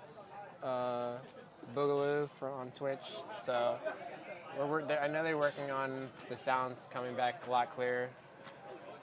Oh snap, we got Swaggy K23, we know who that is, Keith Brown. Who's that?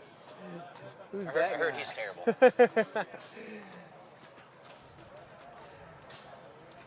Yeah, Keith, you got another guy out here that's number 9 that's doing pretty good in the snake. You got to take him under your wing.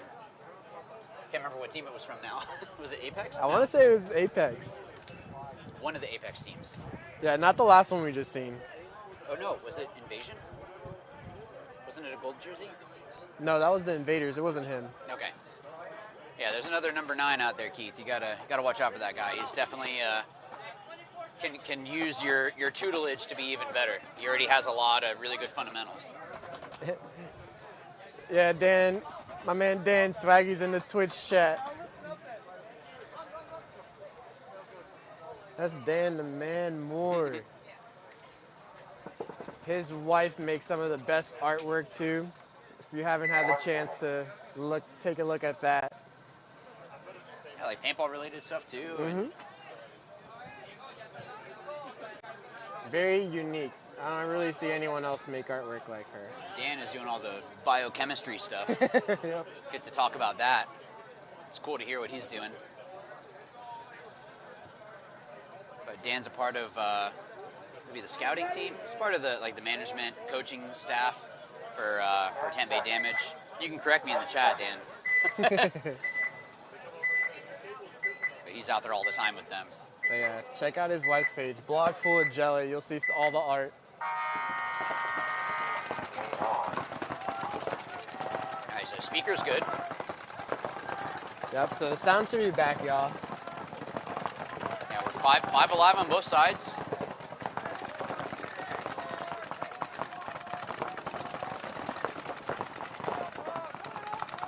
Legacy losing their first player out of that snake side can. Yeah, you can hear Challenger is talking a lot better now. So this is a new line for Legacy because I see Connor's in over here on the Maybe snake they side. need to give him a break. Yeah. And look, Mick Darby with the signature. Head in the ground, face in the dirt. He gets in alive every time though. So. Yeah, Keith, tell us what you think about that crawl. Now we got a view on him shooting all his outside shots back onto the inside. He's searching. He doesn't have a shot though. Now quite they yet. know that he's there. Good move. Oh no. Yeah, they don't know that he moved into their snake. Yeah, so they're still shooting. Legacy Good just fill. filled out. Yep. Good fill. So they still don't know where it is. Darby, Connor was trying to make the bump to get Darby. He felt the presence near him, but he got shot, put him across field before he was able to make a move happen. Legacy losing their snake corner. Oh, ref going in for a hard check on the. Okay, good. Looks like he's clean. Yep.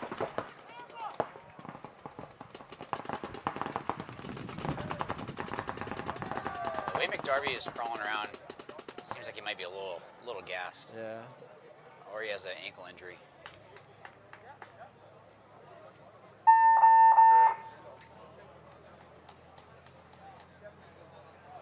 So, gonna get a point of proof here, giving red challengers their first point. Gonna be a 2-1. This is good. It's been back and forth. That's what we've been talking about.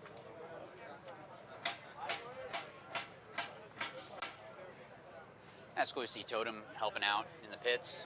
I don't know if we have a camera in that pit, but they're helping out with Red Challenger. So Legion and all of them practice out of Tiki's Paintball. So having the whole family atmosphere there. I wonder if we have any Legacy teams that are helping out with Legacy Factory.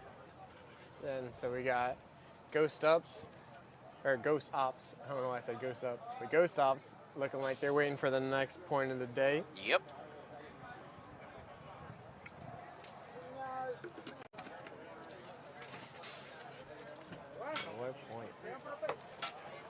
These 2 Dan minutes Lawrence. seem long Coaching until you're staff. playing.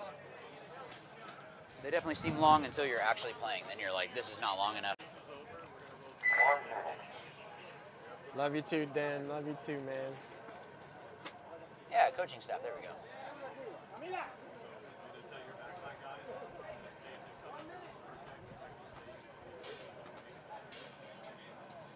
Oh, getting in between sessions. So Keith is apparently playing today, doing drills, and then coming over and watching, I guess, a little bit is what Dan's saying.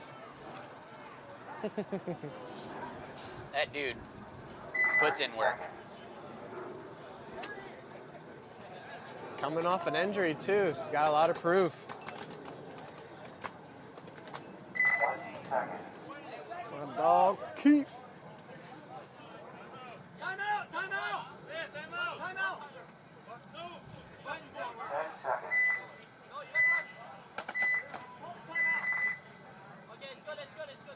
All right. So we have some issues. I guess the button isn't working for the concession/timeout.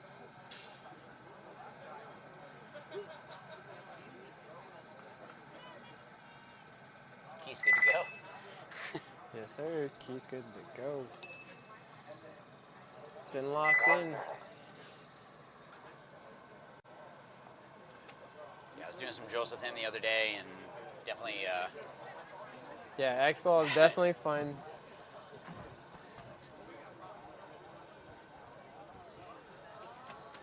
Yeah, so I guess while we're waiting again, give a shout out to Carbon Paintball, Die Paintball, DLX Paintball, Dirty Dan Paintball, and Tiki's Paintball for their support of the MVPS.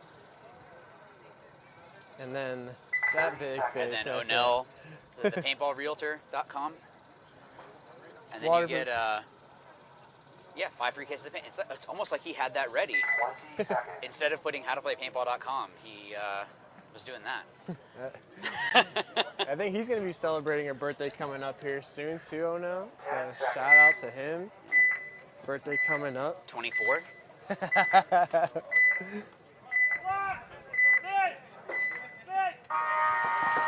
you. All right, so we got Legacy making it into the snake, going straight to the snake 3 off the break. Great move by them.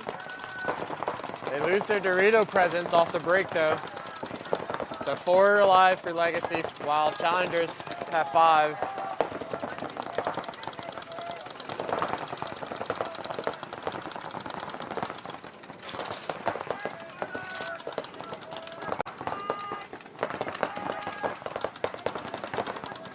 Yeah, you can hear Marky talking, 45. We got a 4-on-5 situation going on.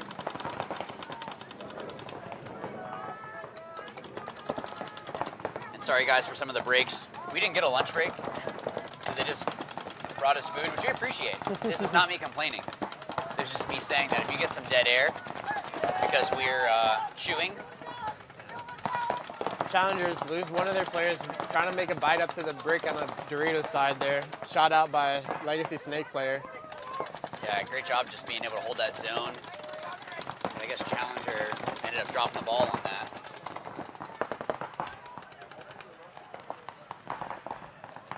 Yeah, we're not sure how all of that worked out with Legacy moving on. I don't know if there's going to be like this match and then another match or what exactly. Yeah, I was kind of confused on that as well. So maybe after this match we get a little more information on that and explain it better for y'all. Right.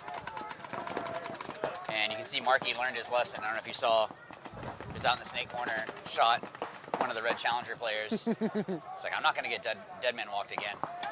But Red Challengers in the Dorito side, Traded out. Did they trade? Yeah.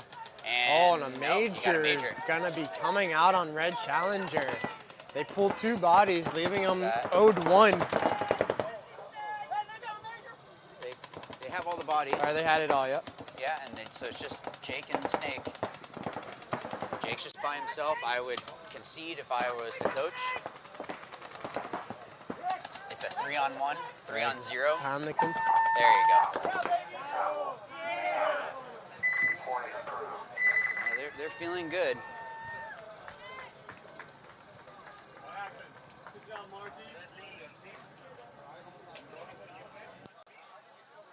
So great job with Legacy coming out. They just are firing on all cylinders here. I would say of the teams that were in the Velocity division, they were probably the ones that were the least expected to move on.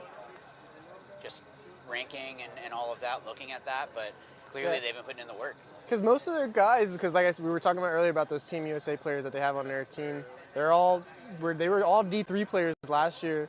I'm not too sure what they're ranking in now, but compared to the other lines where they're more solid, like more actual D2 ranked and higher, Legacy's team isn't like that.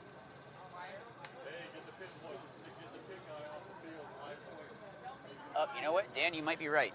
Maybe they are playing for 3rd and 4th. We're not sure. We're just watching paintball and just commentating on stuff. Yeah, we're trying to figure it out.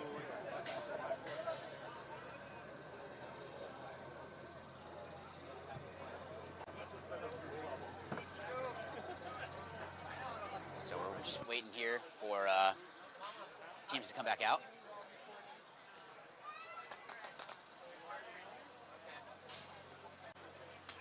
Getting word. All right, so we just got confirmation that it came down to point spread, and Legacy was able to move on because of that. So Legacy had a better point spread. That allowed them to move on. So good job for them. I mean, this is a big test for them.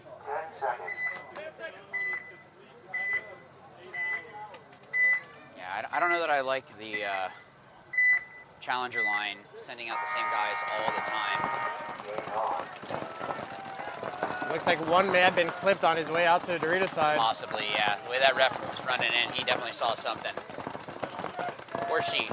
Yeah, she. That's she, yeah. One of the Tiki's Ohana players. Oh, cool. Yeah, shout out to the WNXL. Really cool what they're doing there. Legacy drops a player. Marky trying to fill out just to help with support for his player in the snake, which looks like Blake, I think. Yeah. Or actually,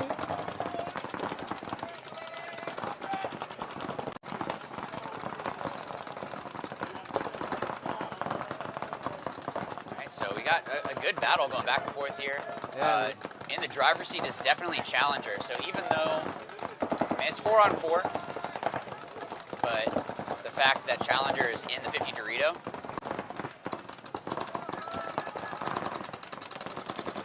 yeah, they definitely have the control for sure. Yeah, absolutely.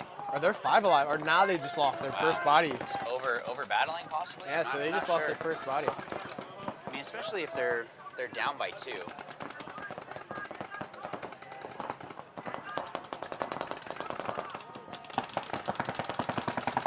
Good job by Mark. I can hear him from here saying, "Don't worry, stay inside. I got you."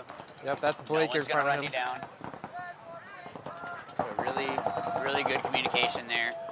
Just again, working like a team. Just like, hey, we can burn 3 minutes and win.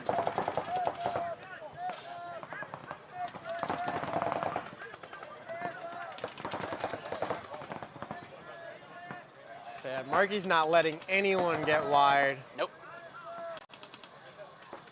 And Blake's containing that Dorito wedge player from doing much more. I think they shot Seabass. Yep. Shot Seabass going up into Legacy's Dorito. Oh, and that's another kill there for the number 1 player. I wonder if they should concede at this point, because you know Marky's going to say, "Don't you? None of you move." Yeah, and it is race to 5, so you do have that. That's not good.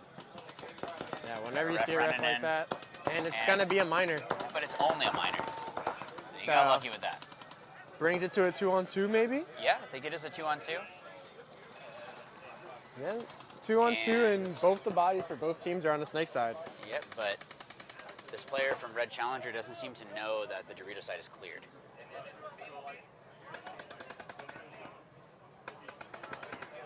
So that is not looking good for them right now.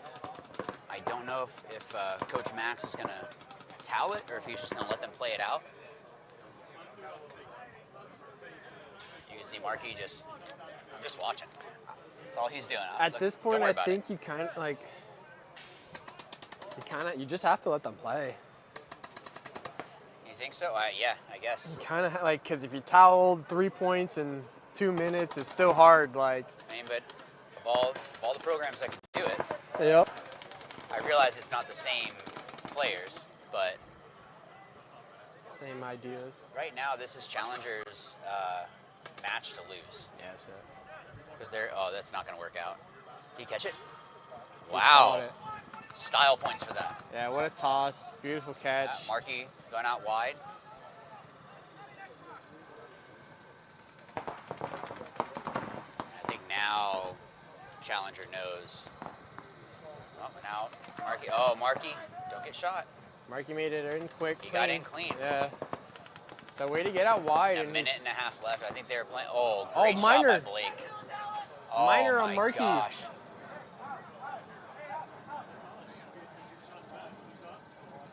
Let's see if this player on Challenger can run it in.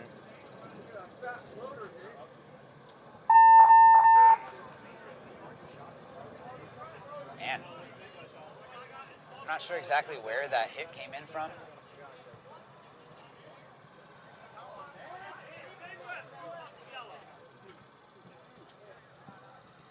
Wow. All right, so put 2 more minutes up, and we'll see how this breaks down.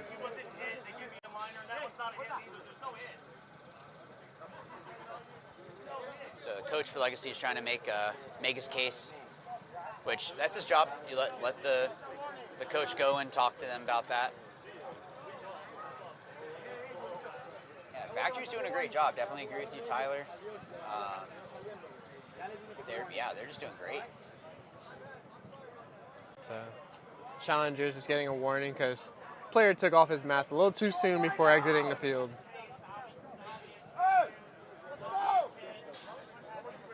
Yeah. Oh. Ryan right there, number 4 walking on the field on your screen. Zayden Gonzalez, number 38. Well, are they sending out the same line? They're sending out the different line, right? Eli Roberts. Yeah, they're I sending think this out. is a different line. Yeah, so this is definitely having faith in those guys because Challenger can come real tough. They can come real hard against these guys. So if they're not disciplined, that 1 minute can feel real long. Like when you're trying to hold that gap and trying to fight people, like understanding when to roll off and all that, it's real difficult. So wow, this has been good. I like this velocity division. This is really, really good. Good competition. Great paintball. Yeah. Really, there's only been 1 blowout all day today. Yeah. There hasn't been more than 1. And sometimes, that just happens. And we might get to see that rematch. Depends on what happens here. Yeah, that's true. Yeah, Jake's gonna go real hard.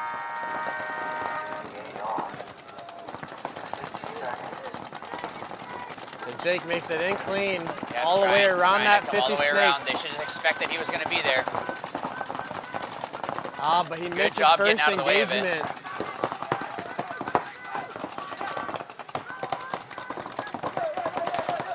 Yeah, Jake gets a minor. He's probably lucky that wasn't a major. And that is gonna be it, I believe. Unless something crazy happens in the next couple seconds, Legacy should be taking this. I don't know if some of it is maybe Jake didn't have someone behind him to watch his wire to be able to help him out that way, but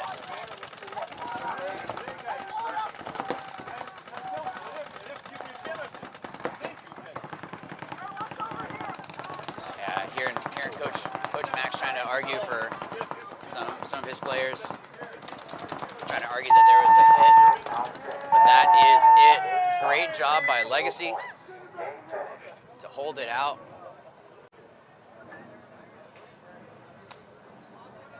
So great job by them to just fight. Yeah, that's really all that it came down to. So definitely a good one. So congrats to Legacy for winning that. Yeah, you got to hit that first shot. Absolutely. That's where those drills come in. Shameless plug, I have some on my YouTube channel. How to play paintball.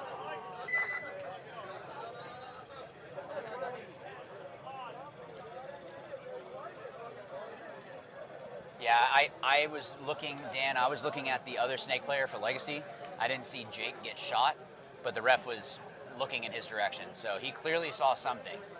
And the guys on Legion don't wear any yellow anything. So clearly the ref saw something. Is the one that selects everybody that he wants to have show up here at the NXL to represent himself, Air Assault Factory, and Carbon Paintball. We've got an assortment of guys now, kind of a rebuild from our semi-pro days. A pretty aggressive team. We usually identify our opportunities very quickly and then try to exploit them as soon as we can. I would say working with Carbon is unmatched in the industry. From the first day that we joined the program, I felt like I had a voice. I think the thing that sets Carbon apart is just the constant desire to improve. From the time that I get a product, I'm constantly getting bombarded with phone calls, text messages, emails from Walker personally, asking me my thoughts, asking me for my feedback, and I just don't think that you see that elsewhere. I've been at other companies and I've never had that type of interaction.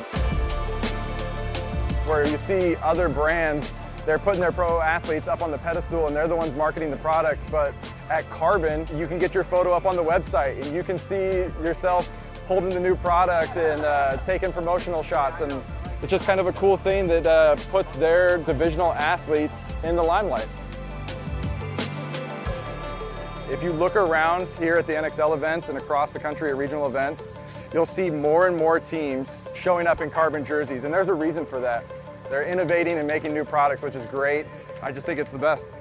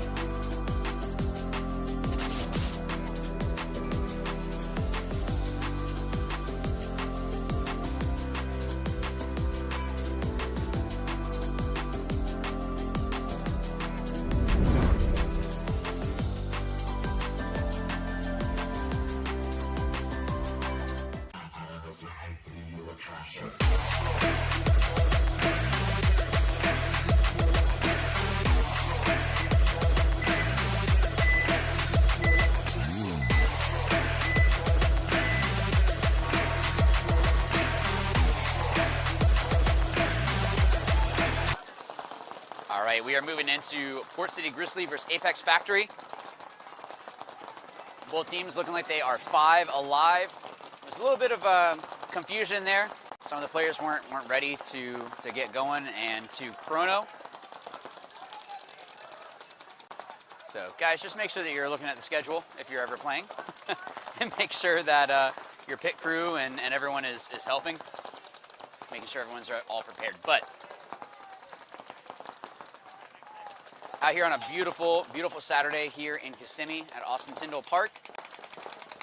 watching some great paintball. This layout's been fantastic. Made for some great points.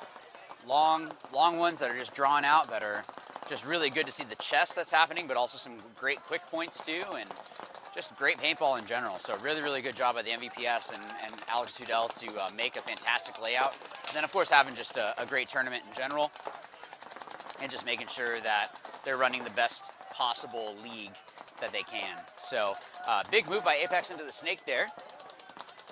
You see him in the bottom part of your screen. As Grizzly tries to fill out, trying to help support. Maybe this player actually might be trying to go into the snake there. One of them is gonna go. There we go. Like I was just gonna say. And the snake player probably should have taken that move to be able to go and go straight into the, ooh, great shot by Apex to be able to shoot into the snake gap, eliminate the player from Grizzly, trying to make that move from the snake 1 to the snake 2. There is a gap in between there, so it's able to get shot between. I like that move by the player on Apex. Using the field to your advantage. Nothing in the rulebook that says you can't hop over the bunker. You just can't unstake it and move it. You can push into it though. He got hit with a bounce shot. So probably what was happening there is the tower that you see on the left side of your screen was shooting off the little can-looking small pin in the bottom middle of your screen, and that bounced into the player. As long as the paintball leaves a marker and hits someone, it's an elimination. Doesn't matter how it happens, it just needs to happen. So if it bounces off a bunker first or bounces off the ground first, I mean, hey, a shot's a shot. Another elimination for Grizzly there. Apex is doing a great job of cutting up these players on Grizzly, so I believe that should be everyone. Oh, I see a Dorito over there. So we have, I believe it's number 2. I'm just going to be calling whatever it is that I see on your jersey, by the way. So if that's not who it is, I apologize in advance. Great job. So it's a 4 on, might be a 4 on 1. Trying to see what it is that we have going on here. So player in the snake, trying to see what is going on, trying to communicate with his players behind him.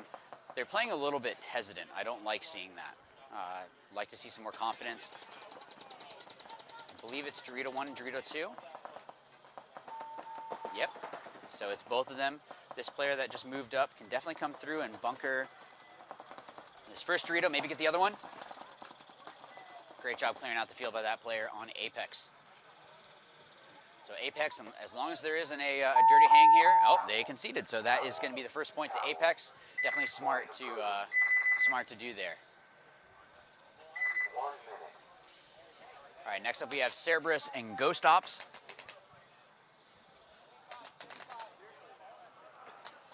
Cerberus is going to be on your left. Ghost Ops are going to be on your right.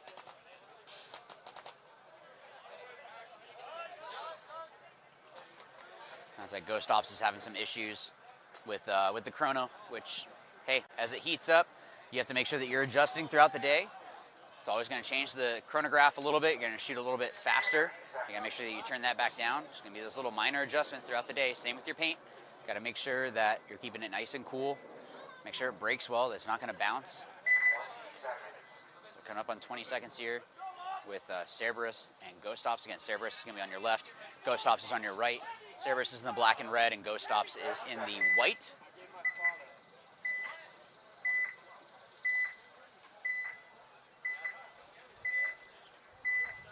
I think we are going to see, yep, that's what it looked like off the break. So both players coming in, going into the 50 snake, see who figures it out first. All right, so good. It ended up just being a trade. They both, I guess, knew that they were there. So, all right, even trade, 4 on 4. It's like all that work. Sometimes it's not fun being the snake guy, right? So we have the, I'm trying to think of who would have the advantage right now. My guess is that Ghost Ops technically has a little bit more of an advantage. But Cerberus is doing good. getting into spots, being able to see what's going on the field. And you can hear them trying to talk there.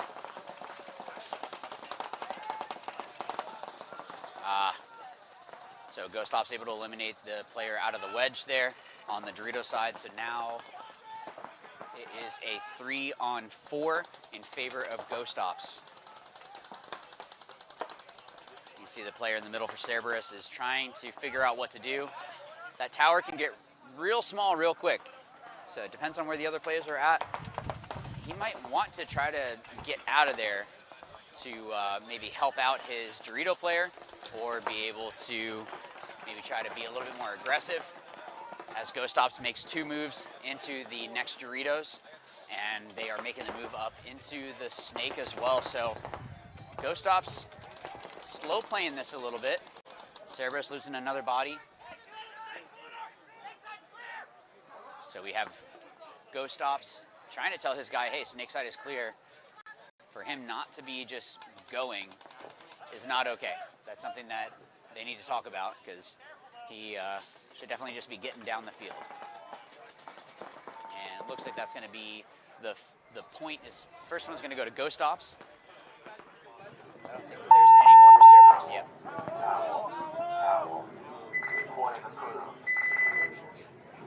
So we've seen a lot of Ghost Ops today. We've gotten familiar with some. Yeah.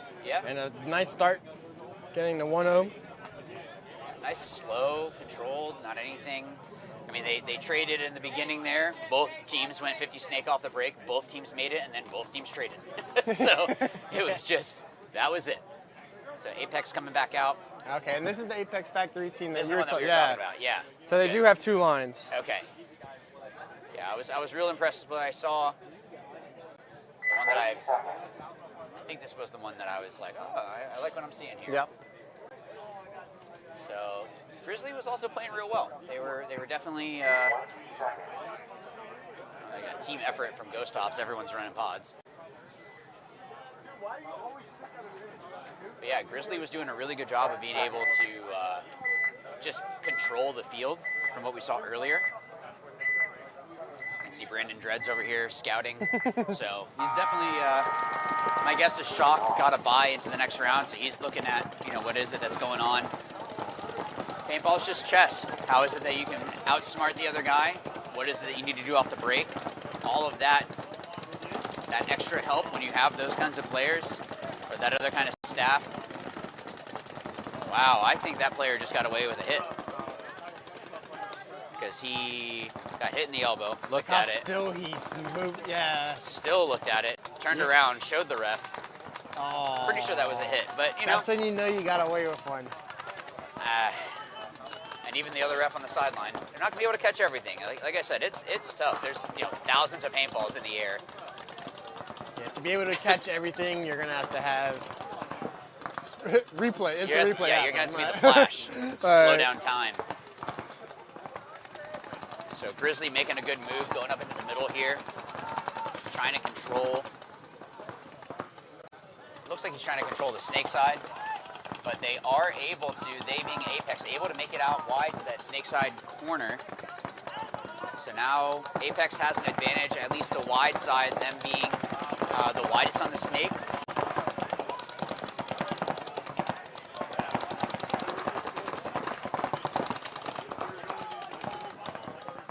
Port City gonna bump out to the snake corner. Yeah, good job just matching the other player, although I think he took a bounce. Is that his second life?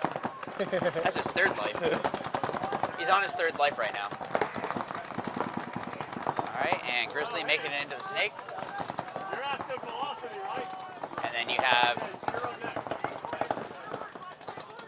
looks like Apex made it into the little Dorito, that Dorito 3. You can see them in the top part of your screen right there on the left-hand side. So they made that move into there. The issue with the little Dorito is that it can be little. If people start shooting at you. Get real small, real quick. Yep. These bigger bunkers like the towers or the larger Doritos, you have a little bit more comfort. Once you get into the little tiny ones, they can get small real quick. So you have to learn how to play everything.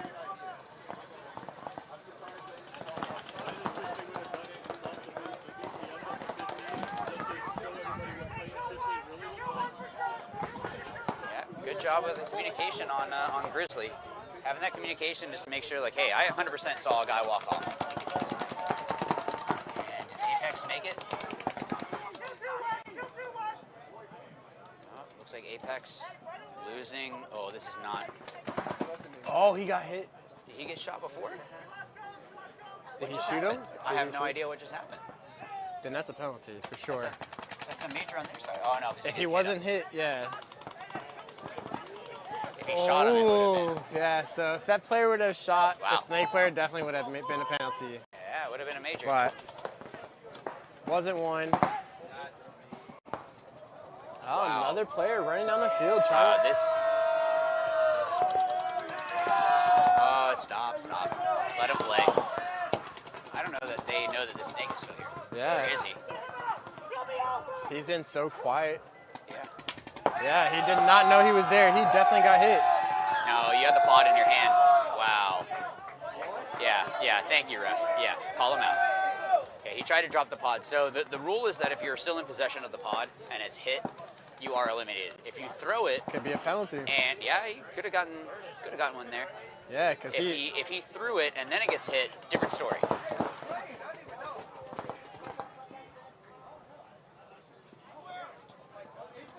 Apex is doing a great job just burning time off. He makes it back to the corner too. That's just bad management by Grizzly. Wow. And he's talking. Yeah, so. I kind of like that. So. Yeah, what a play here by that. So Apex when you're the Factory. last body, if you start yelling, it might confuse the other team. To say, did we have the call wrong? And that could mean, oh, you don't need to fight. And he just snapped him out. The snake corner just snapped out the snake 50 of Port City. At this point, this player on Apex just needs to watch the box. Someone clip that. If he shoots this last guy, he deserves like a whole like sheet cake and whatever other gifts. Yeah, so Apex, oh, but he lost them for sure. Yeah, so the Apex was- player, the moment he took to reload, he ended up losing the Port City player. And what a that was- fight though. You can't ask for anything more out of your player. Great fight by number 22 from Apex. Yeah. For Grizzly to, I mean, Secured it. Look. A point to point. He might deserve a break unless he's feeling like, nope, I need to go back out again. That's the kind of time that you go, well, do you want to go again? Because you played better than anyone else on the team.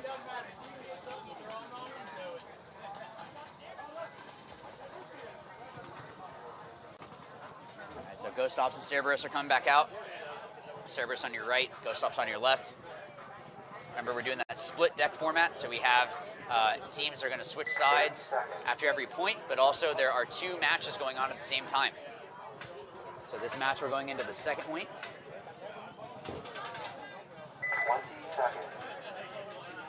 And let's see if Cerberus has an answer for Ghost Ops. They're only down by 1, so it's still anyone's game.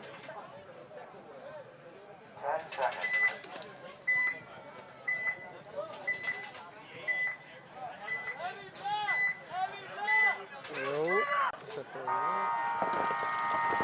Another run into the 50 snake. Oh, And rough his loader dive. came off. The loader came flying. And I think he got in clean. Wow. So, he definitely went in way too tall, but still made it. Yeah. And his loader exploded. And he got the shot on the Dorito. Great job. And the center is gone for Ghost, so yeah, there's has Cerberus dropped so far any? for Cerberus. I don't think Cerberus I has can't dropped see. any. Nope. There's the last body over there on the far side. So Dorito 50. Ah, but he threw his body away. You got I think too that much might blood just in the leave water. 2 for Ghost Yeah, Ops. there's So. a snake 2.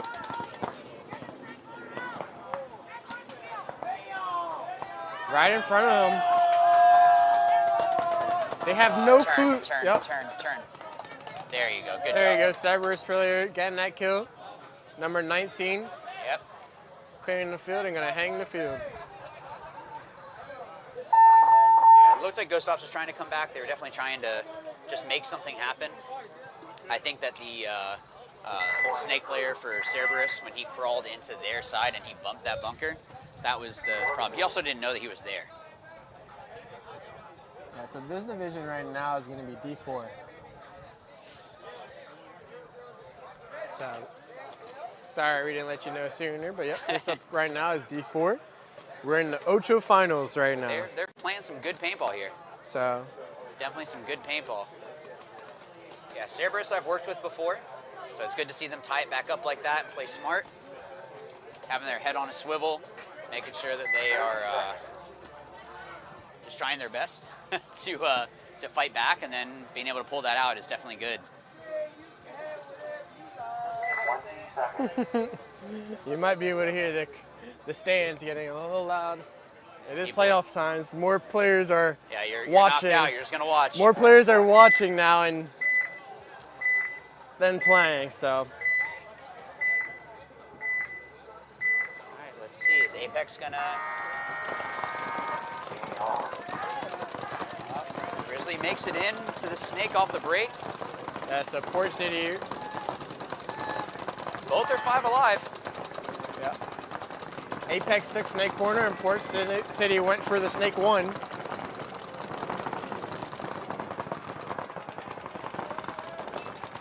Looks like we got, it's still 5 alive. You know, it's basically tied. It's 1-1, 3 minutes. So neither team wants to make any mistakes.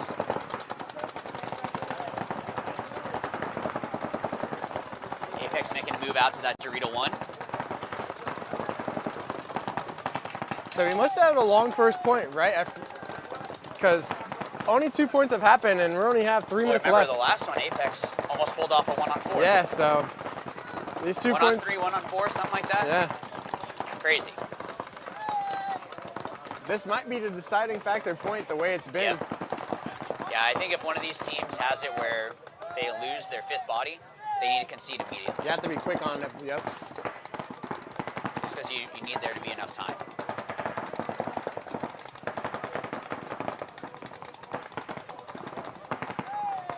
So we have Grizzly making a move up to that little Dorito.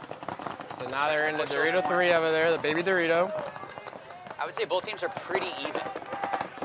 The furthest up right now is the Snake 3 on Apex's side of the field. Let's see in the bottom right of your screen there. Shout out Nate Combs from Turner, my guy Turner. Nate Combs is that Apex player right there in the Snake. That's going to be, he's a formerly ragtag player. All right. Army. So shout out Nate. Caesar as well. Let's go, Caesar. Whoever. Yeah, shot theory, I definitely agree. You know, he didn't need to fight. He just needed to protect the buzzer. But you got to remember that as you are playing, you're going to be learning more and more. That's a situation that he did everything right but that. So I think as a coach, I would say fantastic job. Next time, just protect the buzzer.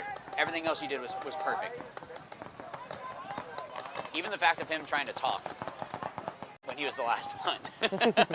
I love it. So still 5 alive here for Apex with just 1 minute left. Oh man, are we gonna go into overtime? Is this gonna be overtime?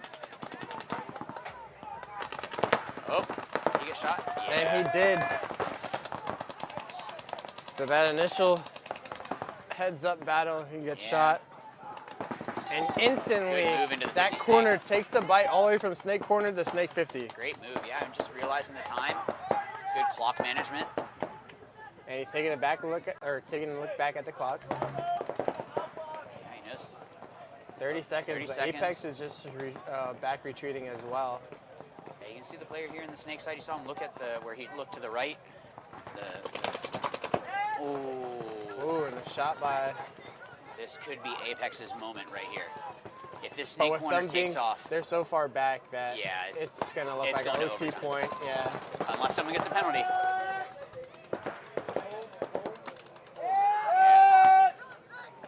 So Port City tried to make something happen. They took the bites. They knew the time was falling off. They had to go if they wanted to take that win before overtime. Yep. But it looks like we're gonna have another OT point. I'm cool with OT. Yep. Now we're back here with Cerberus and Ghost Stops with 8 minutes and 40 seconds left.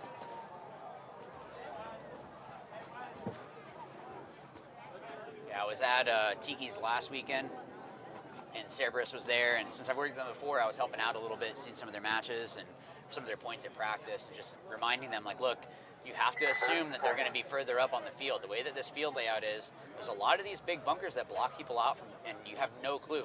Just assume that they've moved up there, and then once you can 100% know, then you can call that out. But if you don't know, don't call the snake 1 if the guy can get all the way to the snake 50, and you won't have any idea until one of your guys gets shot. So just trying to explain, like, hey, just try to think about its chess. What's the next logical move? What's the one that makes the most sense? Try to think about it that way. So they were able to tie it back up, so that was definitely good. Oh, he gets shot going in. No stops. The way he is crawling makes me think that he got hit, but maybe he's just awkward like me. Taller guy trying to get in there. Oh!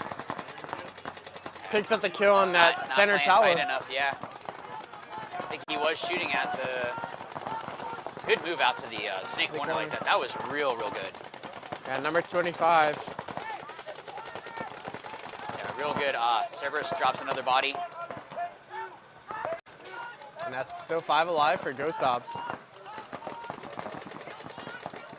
Someone earlier said they noticed a Gainesville Gridiron jersey, and that is the player right there in the snake corner for Ghost Ops. So that's where that jersey is. Yeah, Harrington. I cannot for the life of me remember his first name. Ghost Ops making a bump up to that snake brick. Yeah, neither team, I mean, hey, there's still 7.5. There's so much time in this clock, it's ridiculous. And it's tied. Cerberus, I know, has 3 bodies for sure. I'm not sure if they have a 4th. No, they lost 2. I think it is just 3, and Ghost Ops 5. So 2 snake side, 1 Dorito side at Dorito 1. That snake 1 looks like he's getting pinched super tight because... Yeah, but he's doing good, just tucking in, just staying alive. I guess it's fitting because isn't Cerberus the 3-headed dog? Yep. So there's 3 on 5. I guess they just wanted it to be like the logo. Both teams are playing this really well. Like this is, they're not trying to overdo things. Ghost Ops could maybe be a little bit more aggressive. Now they will be. Yeah. It's a 5-on-2 now. There was so much time on the clock. Unless don't want to make that mistake that gives Cerberus the ball back again. Right. Now I wonder if Cerberus, because it is a 5-on-2, if they should concede it. Yeah, I would. Maybe a couple seconds left, but I wouldn't give it too much I don't more. know. 5-on-2. Unless the snake is going to try to make a move. If Cerberus is snake, you can't tell who that is on Cerberus. Yeah, so he's there in the snake 1, and I don't think no one knows he's there either. Ghost Ops just makes a big move to bunker out that last Dorito 1 player and dies. And then they made the read on the god and bunker him out. Yeah, I mean, hey, they both played it well, but... So they're quick on the towel as well, so... Yeah, Ghost Ops was just a little bit quicker. Herringshaw, not Harrington. What did I say? Doesn't even matter. Yeah. Herringshaw wearing that Gainesville Gridiron jersey. Yeah, some old school jerseys.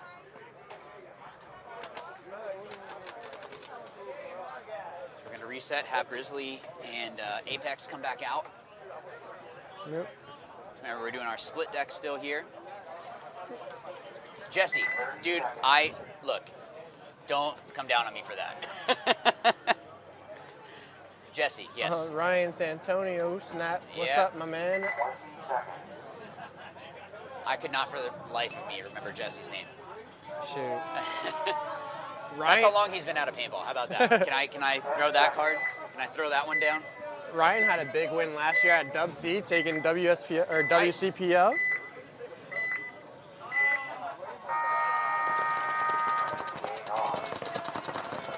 Grizzly coming out 5 alive. Looks like Apex is 5 alive as well.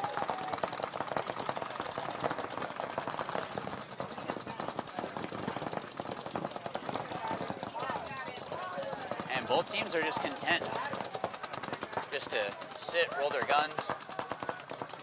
As Apex makes a move into that Dorito side wedge and into the Dorito 1. Man, the way that player on Apex moves into the 3-to-1, that's the second time now. I'm like, did you get hit going in? And just the way that he kind of goes up into it makes it seem like he's hit.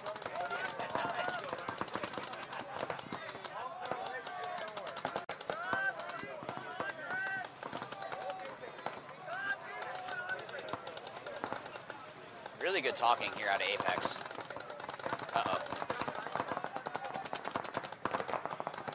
Apex is lucky. Apparently he had a hit on his pack.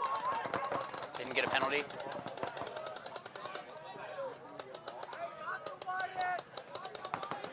But Apex making a good move into the snake.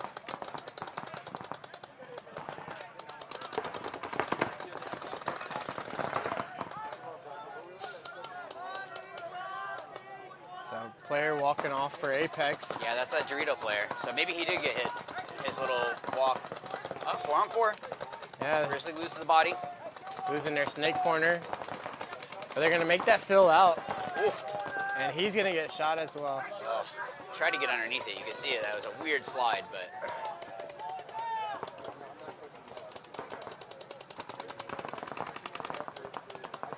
Apex making a good move. Good move into the middle, good move into the snake. Just taking those smaller bites, not doing anything too crazy. When it's the next round, you don't need to be making these heroic moves. You just need to get the W. Right now with them being tied up, actually slowing it down would probably be a good thing. Burn more and more time off the clock, guarantee the win. See, they think that he's in the 50 snake. You can hear him shooting that pin. Trying to bounce it into the pin there. So Apex, about the Port City player realized and made a beautiful move. I don't know. That Apex player stood over the top. Oh. I thought he shot him going in. Good shot. So Nate on Apex kills off that snake corner. I think that is all of them. Nope, never mind. So kill 4. It's a and 2-on-1. There you go. That's how you play that. Yep. Put your head down Good. in the dirt. Yep. And your buddy's right behind you, just shooting at him. He's not going to move. If he does move, you know exactly where he moved to. Yeah, so the snake is able to get into there, crawl all the way down. Shoot him in his back. Yep. Make it a lot easier. And actually, ooh, what would be good now is this player here in the 50 snake to try to go maybe to the break, right? Or go straight up into that tower and be able to have just a better shot. Yeah. Not have to shoot it, coast to coast. And yeah, there he goes. I sent him telepathically what he should be doing. So that brick, and Nate's gonna just pick pinch up him that out. kill. Yeah, Nate slowly crawled up. He was into there, snake 1, and perfect.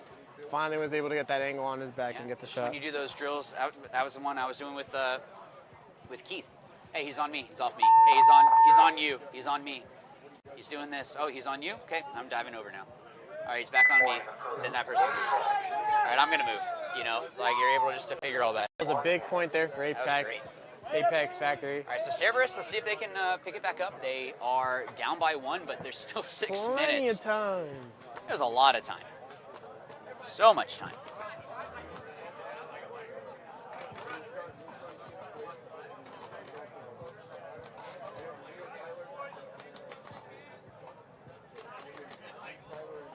So as Cerberus walks so out. that was OT, right? Was it? I believe that was OT because I believe I hear them saying shake hands. Ah, So it goes. all right, so perfect. All right, well, Apex is going to be moving on then. I think you are you right? I think so. I think that I hear them saying shake hands. Let's check out PB Leagues real quick. All right, so sun's coming out more. So hopefully it's not going to mess with players too much. So we got good move into the 50 snake, yeah, making it Cerberus again. making it alive, and then quickly filling into that snake brick as well. So what a very honest player. He was called clean.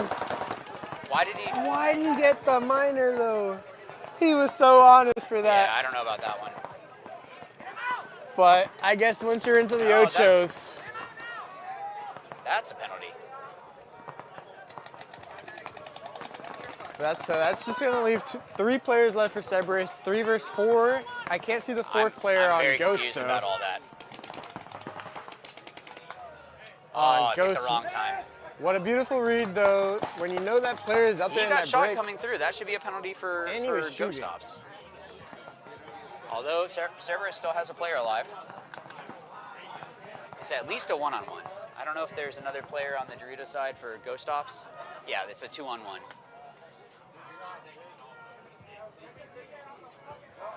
So still And lots of ghost time, so kind of feel like you let your guy on Cerberus, you got to make sure that he's... So we're looking on the screen, we see our Cerberus Dorito player playing on the inside. And it's a 1-on-2, I believe, because I see a Dorito 3 for Ghost, and then the Snake. Insert, God bunker, God, whatever you want to call it. Yeah. We typically call it God, Snake insert. Ghost Stops is playing this well. This is how they should play it. You don't need to rush. You're up by 1. You can burn a whole bunch of time. And spread the field. And then if it becomes a 1-on-1, then you protect the buzzer. Yep. So the ref calling Cerberus this- on rub right there. But the Ghost Stops player, I mean, at this point he's head hunting, and I don't think he needs to be doing that. I wonder if they It's don't 2-1. know where he's at. He's only up by 1 point, and he wants to put on another one. I get it, but Not in the next round. kind of unneeded. You don't need to. I get it. It's fun to shoot people. But winning is also pretty great. They don't know that he went in. Oh, what a play, though. Here he goes. Great read. Trades out. So the Ghost Stops it a Dorito trade? players ran the highway. The moment he noticed the Cerberus player took the run. So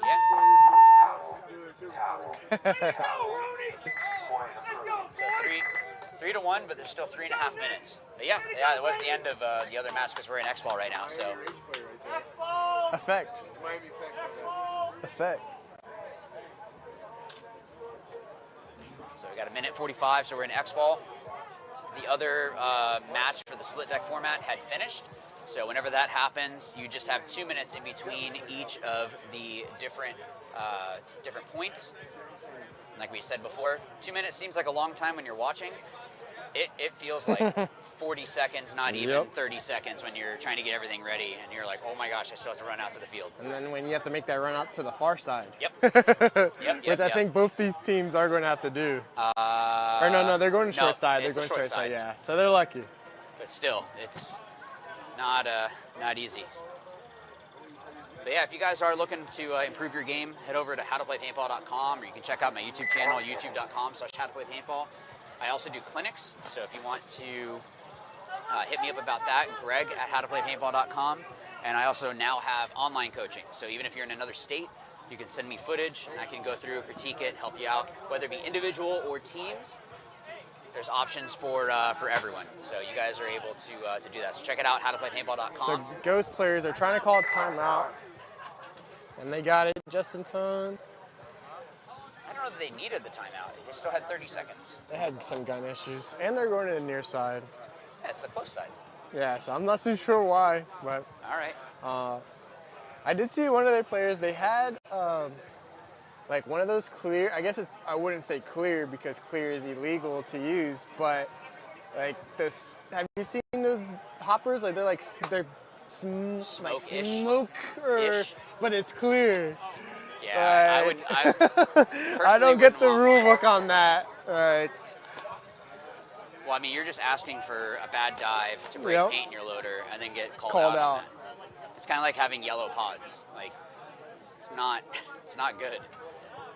Like, yeah, you're not going to lose your pods, but you're going to get called out on a bunch of stuff. That's like the Killers one season on their pants. They had their logo right on like their thigh, so it was yellow too. So they kept getting like people would always call that because they thought it was a hit when it was just their logo. Well, that's like us with Miami Effect. We didn't go with the yellow, the OG yellow, black and yellow, because it's like, one, you can't use yellow.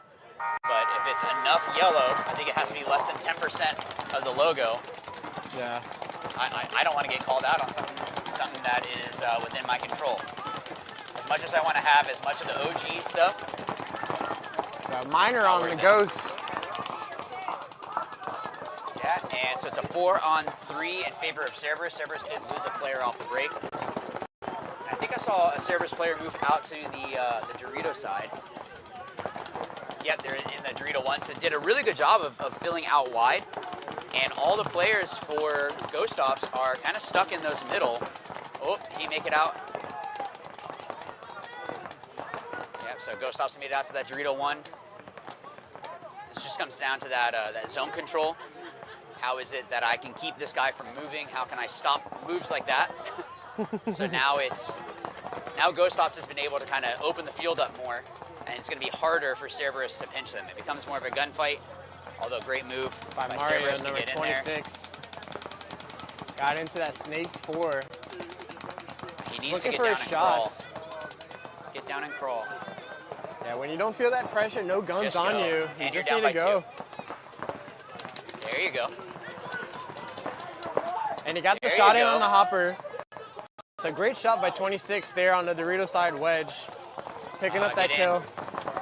But then Went to sleep on the Dorito. Yeah, he went to sleep on Dorito 1.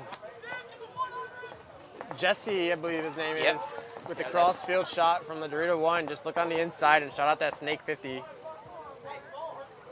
So Cerberus is down 2. I know 2 at least for sure. So 2 on 2, I think, Greg? Interesting. Yeah, I think it is. If he can get this shot. So he is aware of the person ahead of him, but he trades out. I don't know if What's I like the, that. yes, at that point, I get you it. have to just work No, together. it's a 2-on-1. Is it a 2-on-1 still? Yeah, they have the little Dorito and the wedge. Oh, okay, So okay. I'm not opposed to that. Yeah, so so that means yeah. Cerberus can move one player over and start pinching out Jesse here on Ghost Ops in that Dorito 1. Yep. But they are running out of time. Yeah, and with needing to put 2 points on the board still. Yeah, you got to push. So Jesse's doing what he All right, now needs they got to to, run. but Now they got to run. they have to realize Run. what they Have did. to run. Go. You have to go. That should be their cue. That They're so worried about there still being another body. You just have to go. Yes, Go. they're making a realization, clearing out the There field you go. now, and Cerberus player. There he goes. Is that with the Marco? sprint. That nice little burst there at the end. 45 seconds. Hey, that's more than enough time 45, and look at this angle. We're And gonna zoom in. they've been able to make that that 50 Make sure snake. 23 is clean. All right, good job by Cerberus coming back, making it a Cerberus, game. number 23 clean. But we are in X-ball, so these players do have to make sure they get back off the field and Well, ready. Cerberus still has a timeout. So Ghost Ops called. They used theirs. This would be the time that I yeah, would so use this it is if I going to be was the time Cerberus. too, where you're going to the far side now too. Cerberus is going to be making that run to the Yeah, far if side. anything, I would wait for Ghost Ops to start walking out like they are right now. Wait till 30 seconds, and then call a timeout. Just their paint gets a little bit warmer. Maybe you get that extra bounce, get that extra life. It all matters. It all matters. So Jesse looking to get the spin. Just walked off the field with 8 pods. That's what you were talking about. Yeah, just grab them as when you're walking you don't off. have the pod runners, this is what you have to do. And you can at least help out your pit crew. Like if you're walking off and Yeah. you see a couple, you can grab 3 or 4 in one hand if you grab like from the inside. So at least it's not all of them, but throw them in your pack real quick. If you got empty loops, especially the strapless packs. There's definitely, within this battle, there's definitely a pod battle as well. Oh, absolutely. Oh, yeah. That's the battle within the battle. We were talking about college. We had a little kid running pods for us. We started with half a bag, and we were overflowing by the end of the event. And it was funny because Purdue had Rockstar stickers, so we knew it was a Purdue pod, is what we called it. It's like, oh, Purdue pod. Yeah, Purdue has the money. Yeah, the little FAU. They got the money. All right, they're going to call timeout? There Yep. we go. See? All right. Knew it. Man, I taught them well. Yeah, so Cerberus, with that timeout willing to be or being used. Number 19 there. That's Caesar, I believe, right? Caesar? Is Caesar playing with them? I think he might be. I think that might be him.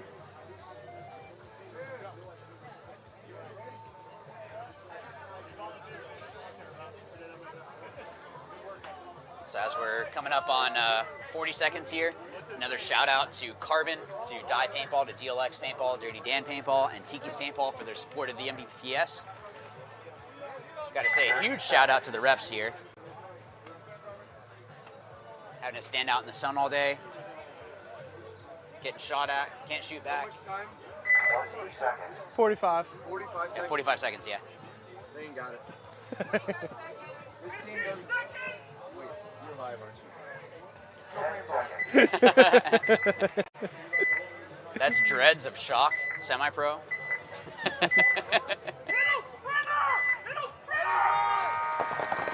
I think they got lucky on that. Wow, Severus, go, like, go, get in. And that's that same loader guy, exploded loader again. exploding. So Severus sent one player all the way past the 50, and he did trade out his body.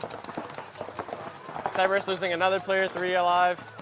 Is that? Yeah, it's a 3. Oh my God, it's a rated under 60. They just got a penalty.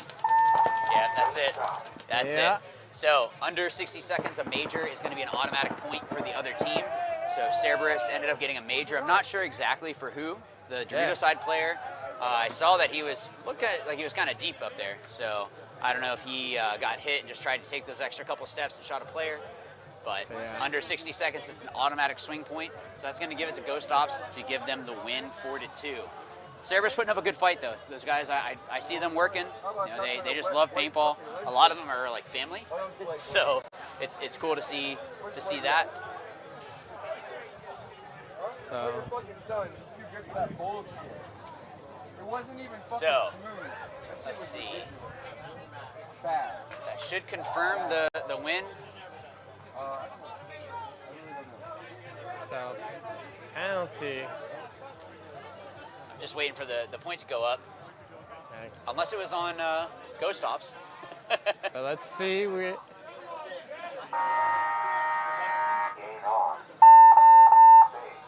Yeah. All right, so it was on Cerberus, so Cerberus. it's a swing point. I mean, I get it. Like, you have 45 seconds. You're either going to win that and tie it, or you're not. Yep. Maybe they could have gone a little bit slower and slowed down just a little bit, but really good fight by them.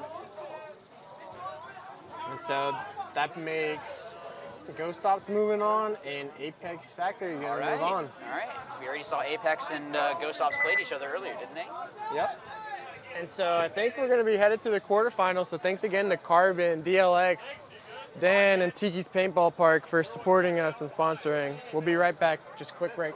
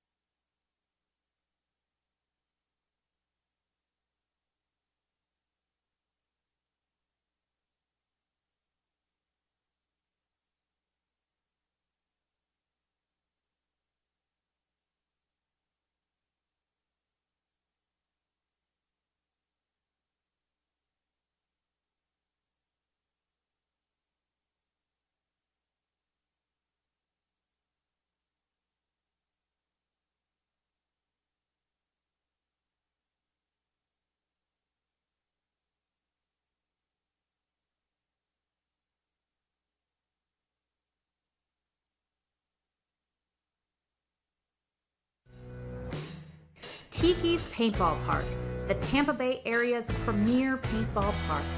Enjoy lightning-fast check-in and all-new rental equipment, including dual thermal lenses to eliminate any mask fog. Our temperature-controlled warehouse will keep your paintballs super fresh, and we have a newly paved asphalt parking lot with handicap accessibility and sidewalks. Our air stations at every entrance use filtered air for perfect 4,500 PSI fills. We have multiple hand washing stations for all customers and family-friendly, low-impact paintball to tie it all together. With our 5 fields to choose from, we have traditional speedball, close quarters combat, city field, Old school mounds, attack and defend on Bunker Hill. Relax in our tree-shaded 2-acre staging area with plenty of picnic tables and hammocks to choose from. Cheer for your friends and family with a perfect stadium view of all of our fields. Located at 210 Pruitt Road in Seffner, Florida. For more information, visit us online at tikispaintball.com or call us at 813-571-1300. Hey, it's BRNT with CRBN, and I have our new IC PWR Nano Barrel System here. This kit includes our weight injected carbon fiber back with our new Nano Tip, which features over 700 microports. This microporting prevents any debris, paint, or moisture from entering the bore and also produces a unique low sound signature. These barrel kits are compatible with all PW. Back into things here with the Velocity Division. This finals is for all the marbles. Yep. Legacy barely squeaked in. That with a chance to Red Challenger to come into the finals. They have a chance to right all their wrongs now. Yep. After it doesn't matter what happened in losing. the prelims. If you walk away with the trophy, it really doesn't matter. You're probably going to see a lot of slow play. I would expect that from Rejects regardless. And I thought Brandon may have been suspended for the rest of the day, but he's actually back in the game. So maybe it was just like a 2-game just suspension. a match, yeah, for a couple matches.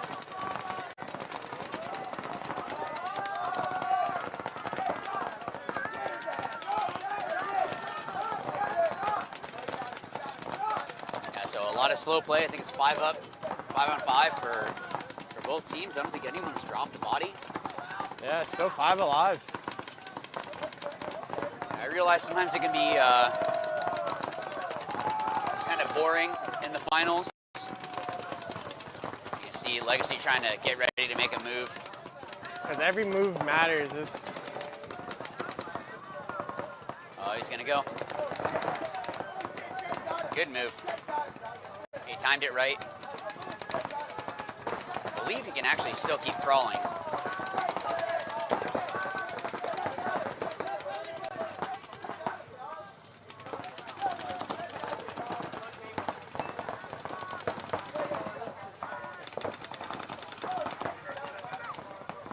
Hearing a whole lot of talking from Rejects. Not much at all. They're 5 alive, just sitting at their primary, so yeah. I'm sure they have a feeling of what's going on, but they've played together for quiet. a long time. Yeah.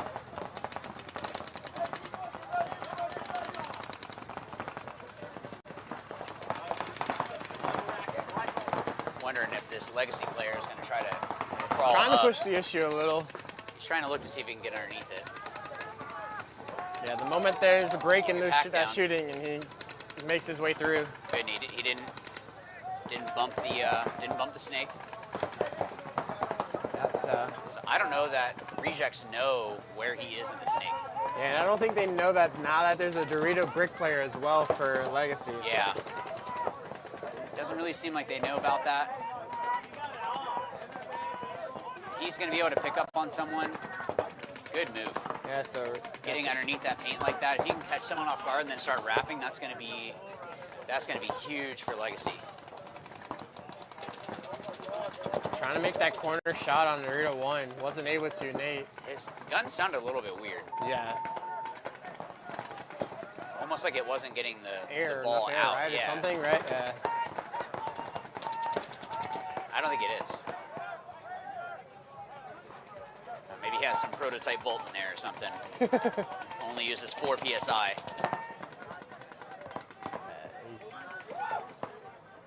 No, I think his gun is down. Although Rejects are down a body, I think they traded. I think it's 4 on 4 because the brick. I see.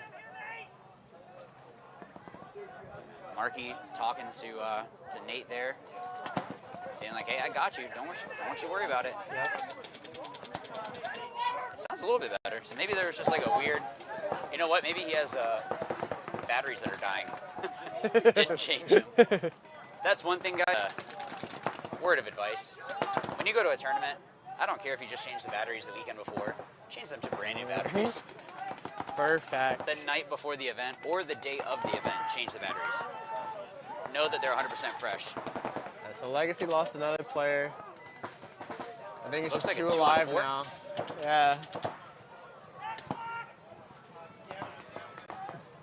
So we got the God, or that insert into the snake. You got the Dorito 1. Oh. Almost caught Brandon standing tall there at the Dorito. I think he might have bounced him though, because his gun doesn't sound like it's shooting hot enough. It's essentially. And it ends up, it sounds like it's shooting the first shot good, and then it just dies off. Yeah, it's like the regulator isn't putting enough air through. He's trying. I mean, I'll give him credit for still trying, but. There goes Brandon on the Dorito side for rejects, making his way up to Dorito 4. I'm pretty sure that Brandon. And Marky got clipped. So, oh, man. That's just going to leave Nate here by himself with the rejects swarming.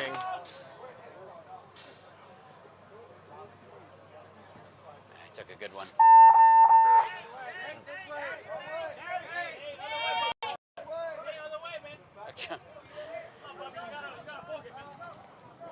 Oh, man.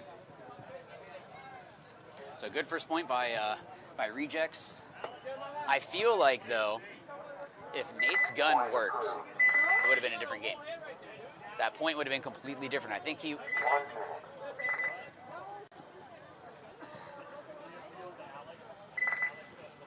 on. Yeah. Game stopped. No points. No points. Game finished. 1 minute. What is going on? Oh, okay, there we go. It shouldn't be 1 minute. There we go. Back to 2 minutes. All right.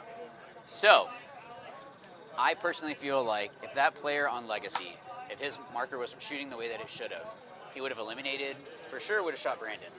I think he might have hit him, and it didn't break because it wasn't shooting hot enough. So it just bounced. And maybe that first Dorito that was in there too. So that's a tough situation.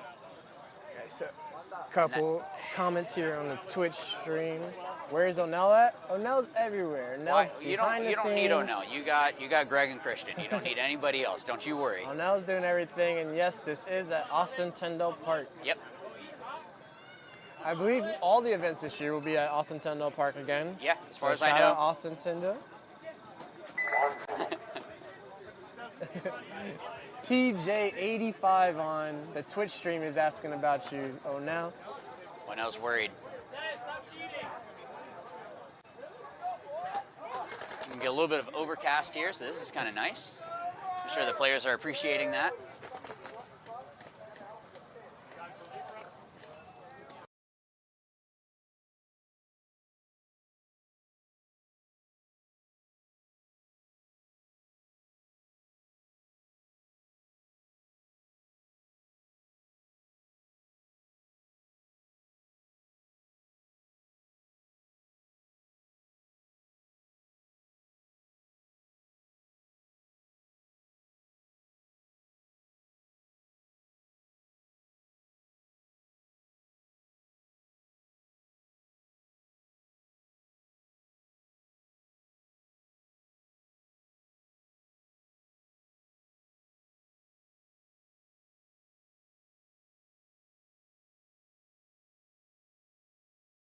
Teams are 5 alive as Legacy falls, but still makes it into that little Dorito side wedge. Those are always embarrassing when it happens, but... Marky just got clipped on his shoulder. Man. Hey, it's gonna happen. It's gonna happen. So down 1 for Legacy, giving rejects the advantage. Yeah, 5 on 4, but you still have Blake and the snake there.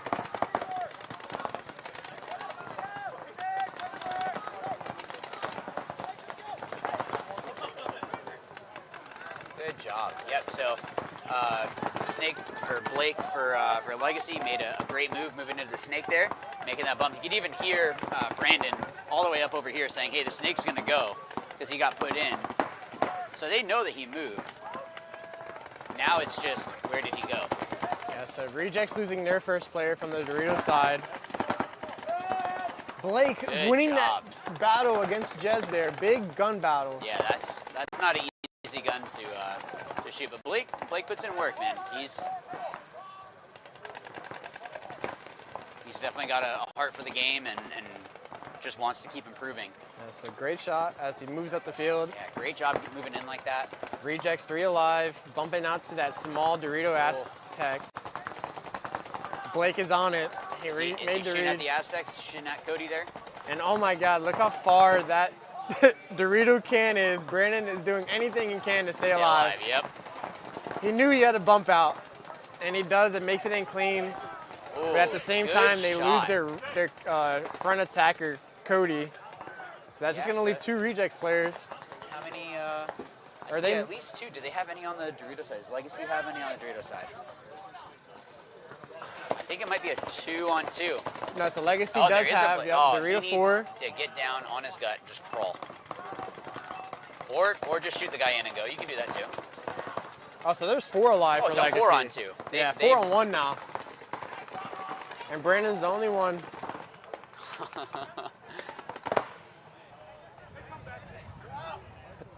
They said, Brandon, you deserve that.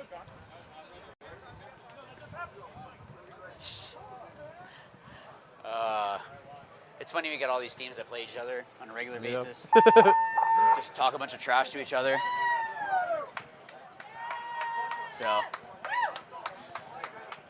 So point Legacy. Tying it up, 1-1. I'm liking what I'm seeing out of Legacy. Yeah, and I'm liking that I'm seeing the team effort from Legacy. See them there in the pit right now. Like, hey, make sure that our guys are ready, making sure that everyone is good to go. Sometimes it helps having like a system basically where you're able to have, okay, you're helping out so and so. If he's on the field, put him. If you're on the field, he's helping you. And then that way you don't have to worry about any of that stuff.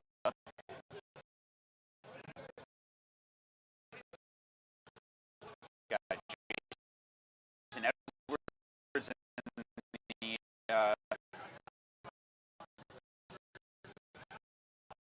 helping out as well.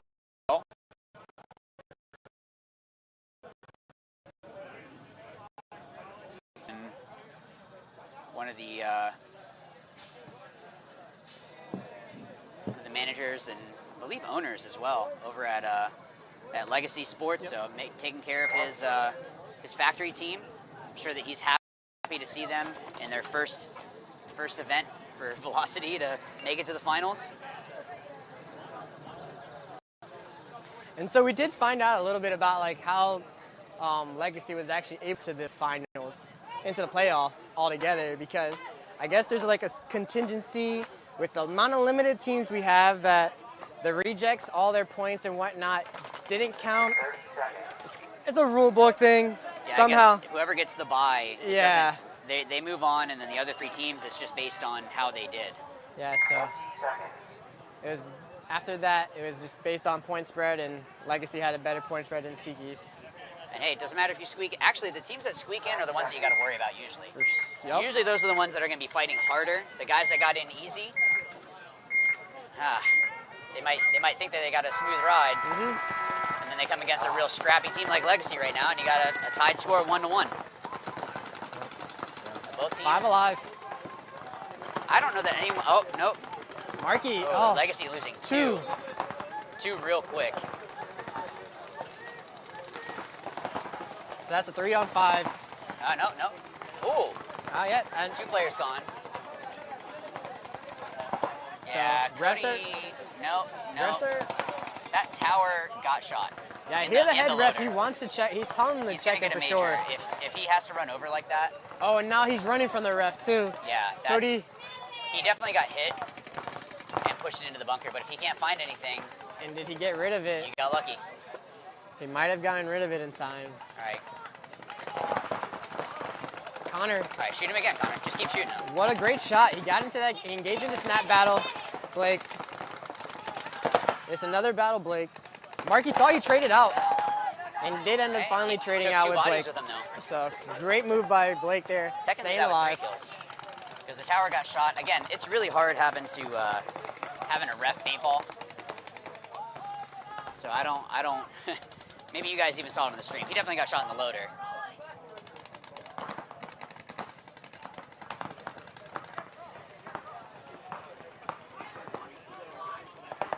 I don't know.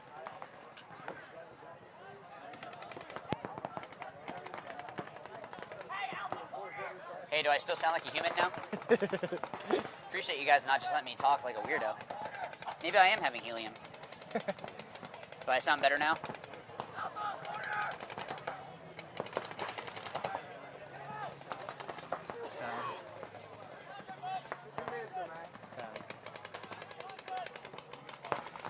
Legacy making a move up, and that's Eli Roberts over there on the Dorito side brick. Legacy's doing a great job of not just rolling over. Isn't this the second time now? This is the second time that they've come down, lost bodies, and brought it back. Yep. And to answer your question real quick, Karen Cologne, Supra lost in the Ocho finals 1-4, so they're out to the tournament.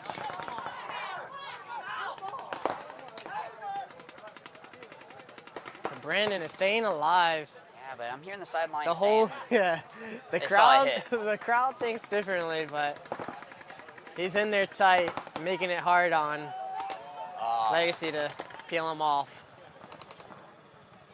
And Legacy's gonna lose their Dorito brick player, and I think that just leaves one alive. It's a 2-on-1, yeah. So this is the player number 1 who made a big move earlier this morning, so hopefully he could do something similar. I don't know if Jez knows that. Yeah, they know that he moved over to that brick. Yeah. So Brandon's just kind of trying to stay alive while Jez is making sure he doesn't lose track of his player. Apparently I don't sound like a Smurf anymore, so that's good.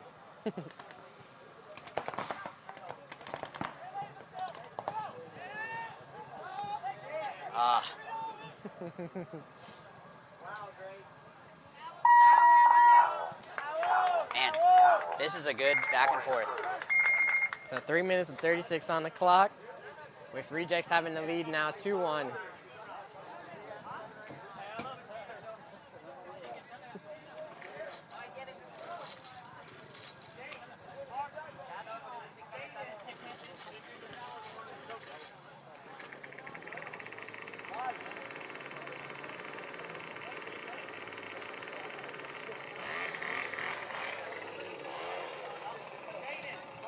So,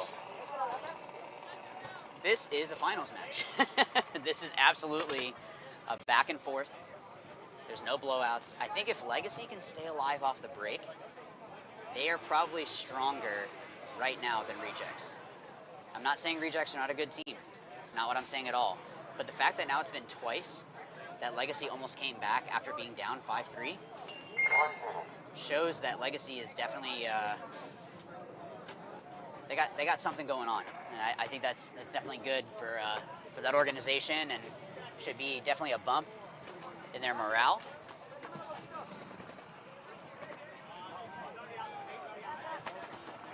So let's see who they're sending out. We got Marky back out. Let's hope that Nate's gun works.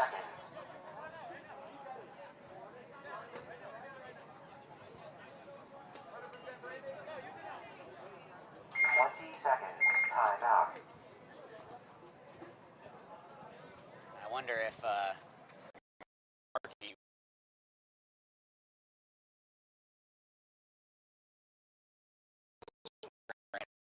out there.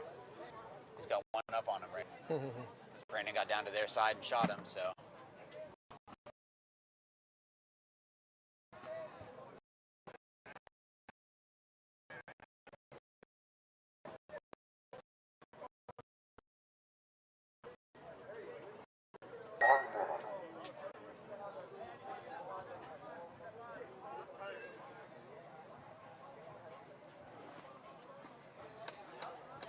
So, again, this is the finals for the first ever velocity division for the MVPS. So, definitely good. I know it's going to continue to grow. I mean, I had 4 teams for this one, but 30 seconds. it's definitely good to see that as the league continues to grow, that you have to have these higher divisions. That's a very, very good problem. That means that you have very good players that are growing in your organization.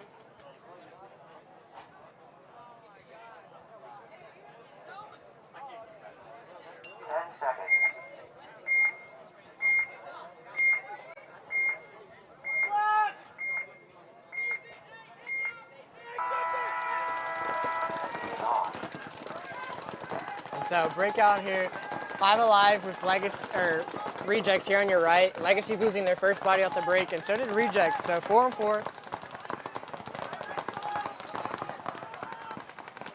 Rejects over here at the Dorito 2. That's the biggest bite we had so far. And we have Legacy, Nate, their snake player, looking to make that next bump, but he's feeling the contact. And makes it into the snake 3, makes that bump. Rejects realize that, relay it across the field to everyone.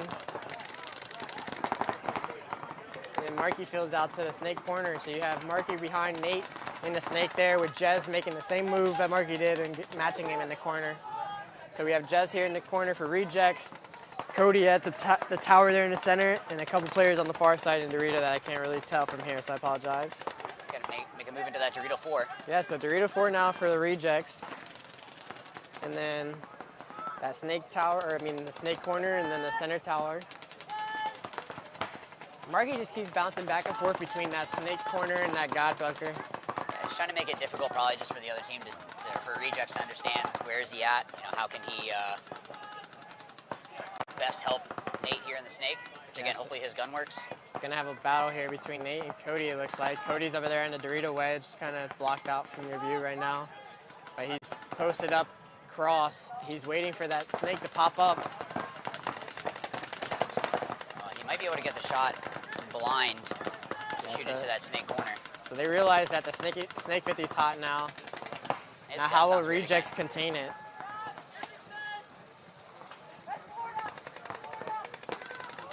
Oh. So Cody, Rejects. Number 82 for Rejects is gonna drop.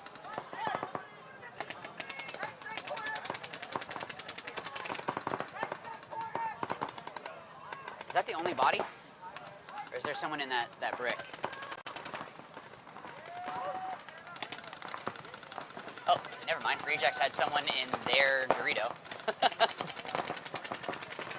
So yeah, Legacy still at 4 alive, Wow. and they might have just cleared the field there. Wow. Great play by Legacy. Yeah, with 1 minute left. What a match. So I feel like if I was in the pit for either team, if we don't get a kill off the break, we hold. If we get a kill off the break, we try to push that side that's weak. That's one of the things in sports in general, though, where it comes to beating a team twice. Like, it's very hard to beat the same team twice. In any sport. You'll see it in football, basketball. When it comes to playoff time, the teams that may have lost all season to that certain team upset them in the playoffs just because. Yeah. It's how it is. It's tough. So, what an exciting finals here for the Velocity Division. Thank you, everyone, for showing up. And now we just need more teams next time. It'll be even more exciting. You've seen what we've had today. Great play. So come on out, be a part of it. Amazing view here in the pits of their Legacy. Yeah, Legacy, I would definitely say they were the underdogs in this whole division. I know there's only 4 teams, but of the teams that were signed up for this, they are, yeah. I wouldn't have put them in the finals. Just looking at everyone on paper, I wouldn't have put them in the finals. So just goes to show with paintball, like it doesn't matter. That's why you go out and play. Anyone can come out and have a great day. Everyone can go out and perform. And if you play like a team, like we're seeing here, you can see the results. 20 seconds.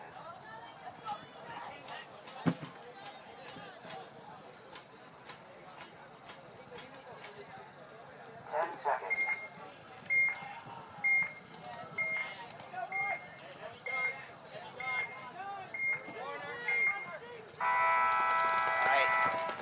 Snake off the break for both teams, and both teams make it.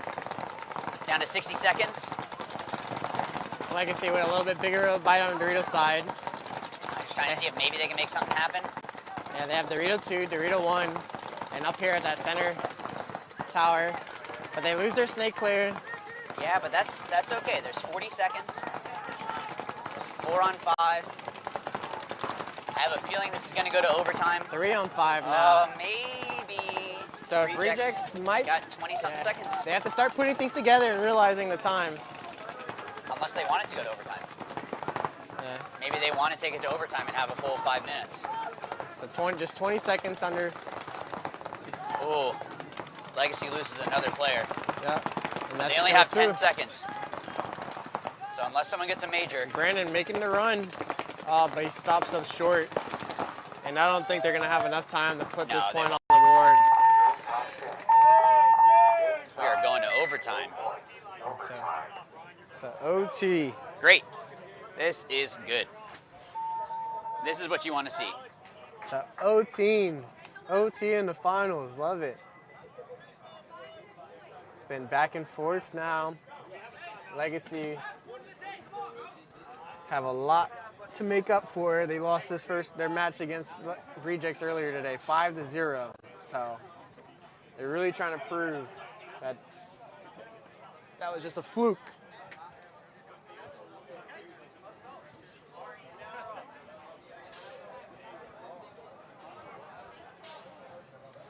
And don't forget, make sure you go over to paintballrealtor.com for a chance to win those 5 free cases of paint.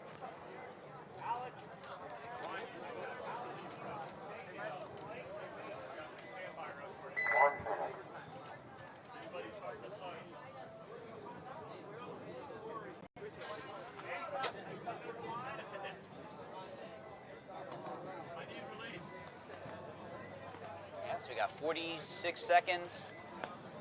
This could be for all the marbles. Yeah, they definitely had a chance, Dan Moore. Okay, I mean, it's always easier to say it on the outside, right? Like in the game situation. Not always as easy as it looks. Right. And also after playing all day and then having to play a match in X-Ball. So you only have the 2 minutes. And yeah, Legacy just came off playing the X-Ball match too against Challenger. They had a little bit of a break. And they're running 2 lines.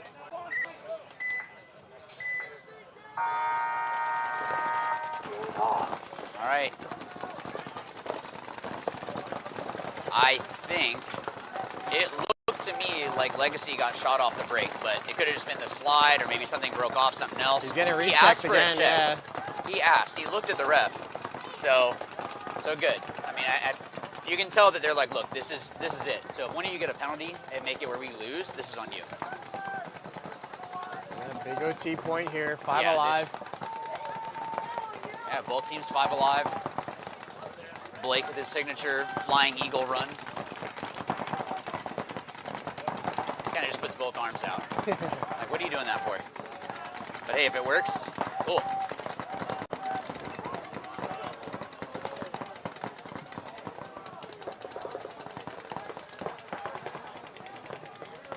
Oh, is that a hit on his foot? Right there on Nate's foot. It might be.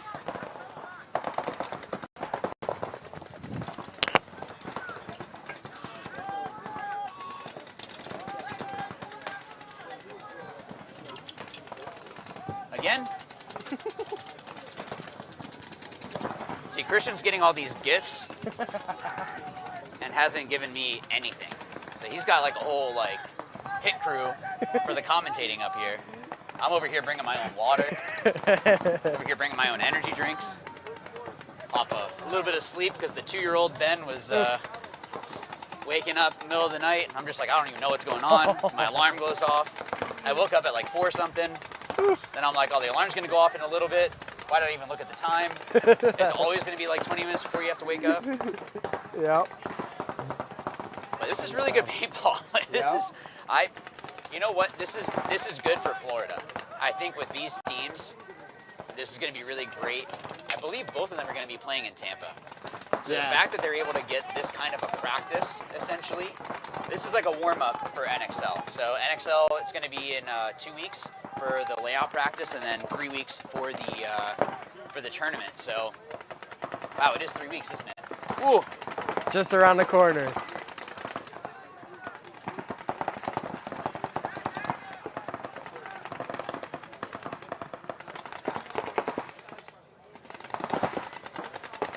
And so, still 5 alive for rejects. They're gonna have the Snake 3 hot, the Snake corner, Snake can, and then we have the center tower there, and then just that lay down wedge on the Dorito side, a little mini one. So, not too much grounds being taken so far by either team. I don't, maybe, you know how there's some guns that just kind of sound weird, but they shoot well? Maybe that's what Nate has. Because from the side, I'm definitely like, there's something weird going on. But he continues to use it. He's so using the same gun. It so has to be working Maybe right. it's shooting completely fine, but just sounds weird. And, like, that doesn't sound right. But you know what? If he's shooting someone. So they know Snake 3's hot, just posted up. With just a minute and a half left. Starting to think we're gonna go to one-on-ones. Because unless a lot happens in a minute and a half, we're gonna be seeing one-on-ones for sure. And then who do you send out? Send out Markey, right? Or do You probably don't send out Marky just because, like, it's not like his team. Like, Yeah, you probably but- send your guys. Like, But who do you have faith in, you know? Like, I know for sure the rejects will send out Brandon. He's a good gunfighter. Brandon or Jez Jez? is another one. So 60 so here we go, 60 seconds here on the OT point See, but you got for the Blake. velocity division. Blake making a push.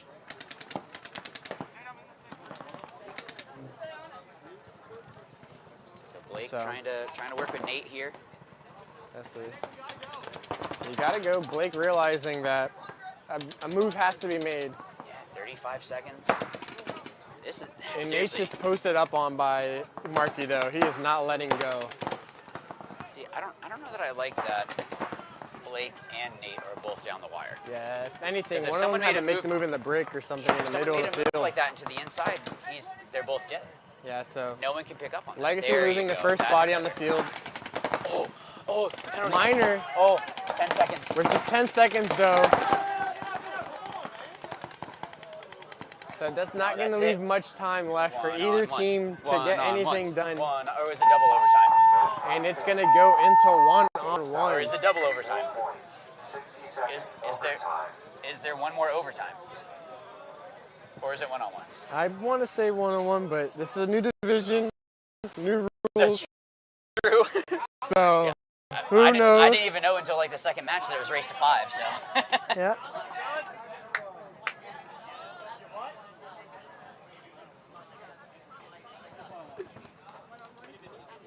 Or is it double overtime? See, everyone's. Let's do double OT. Let's put out 10 players. So give us a sec here while we figure out if we're going to do double overtime or one-on-one.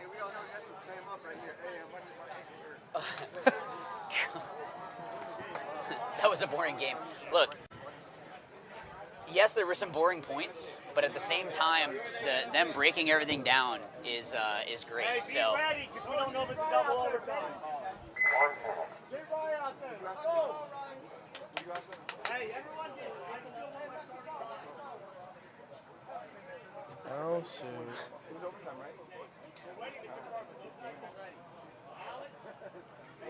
yeah, I'm not really sure. We're all trying to get confirmation right now. Oh, going in. One-on-one. Do or die. You're going home a champion, or you're the first loser. That's all it comes down to. So One-on-one. Go right. So going into one-on-ones. Timeout here by Legacy. that's good. I mean, no one knew if it was going to be double overtime or one-on-ones, and that's a different amount of paint, right? You have 1 minute. Oh, they sent out Jez? Yeah, that's Jez for sure. And then it's 2 minutes for overtime. Okay, I thought it was 1 minute. All right. Again, new division. And then the player that Legacy's sending out is that #1 player that earlier today that made one of those big plays to open up the whole game. No, they're sending out someone different. Or no? I think they're just getting this gun ready. Oh, yeah. Yeah. Elimination or buzzer hit. All right, one-on-ones. For fans of Rejects and Legacy, this is nail biter, but this is also what you want. But it looks like Legacy has a good luck of a very, very good boy in their pit. That's a very good floofer. So maybe Legacy will pull a good boy in the pit. The dog, that would be weird. And so, yep, #1 for Legacy. All right. On the field. I'm not sure. And against Jazz from Reject. All right, so you go Dorito side, you go Snake side. They're going to split the field. Oh,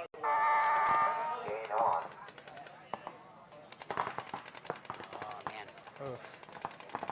So now their match mirrored up. Oh, that's it. And what a shot. What a point by Legacy #1.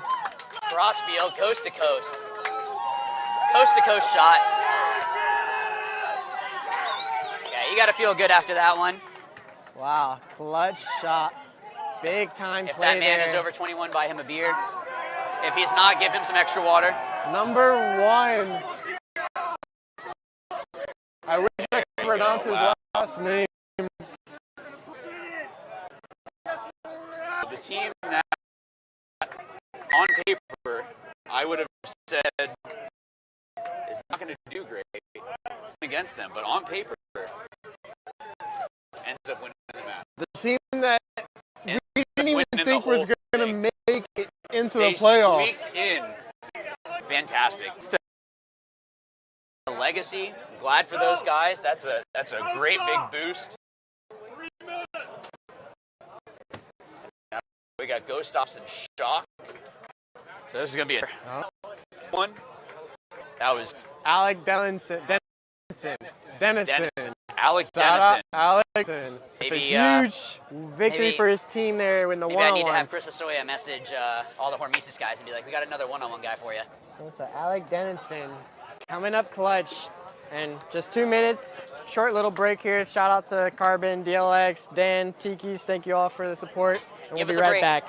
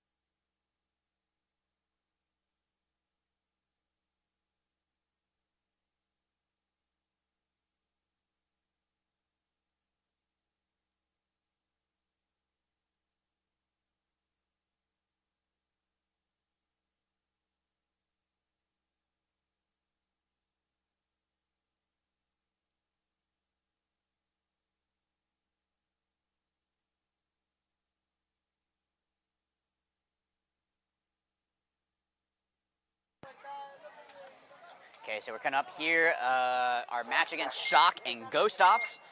Saw Ghost Ops come back and hold off Cerberus in their last match. Now they're coming up against Shock.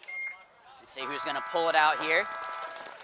Both teams breaking out. Pretty pocket. Oh, and Ghost Ops is the first to lose a body, and looks like they've lost 2 off the break. So Shock's off the break shooting is pretty fantastic.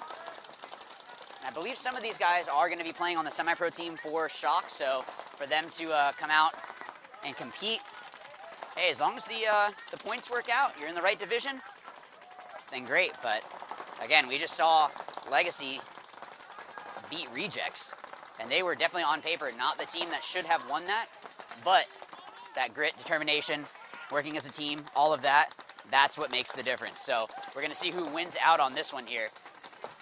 So right now, I believe it is 5-on-3 in favor of Shock. Shock has moved into that Dorito 2. I can see it moving from here. You can see that moving from space.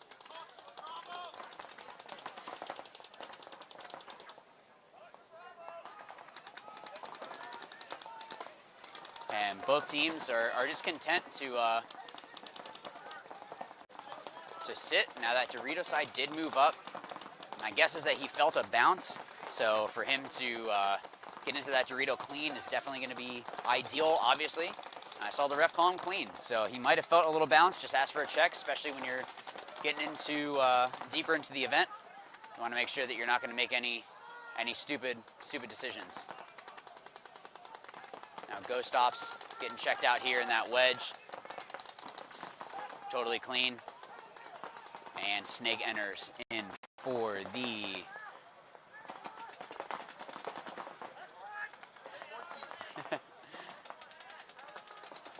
So Shock in the driver's seat right now. I believe it's still 5-on-3. I haven't seen anyone come off for Shock. I only have 2 eyes though, so maybe I'm wrong. And Snake 3 here missing his first shot. Oh, taking a bouncer. Saw that can look at his elbow. So Got lucky. Shock was one of the teams that got the bye, so. Yeah, we saw that Dreads was out there making sure that, scouting everyone. And yeah, and the Snake 50 player for Shock got the kill on the Dorito wedge there.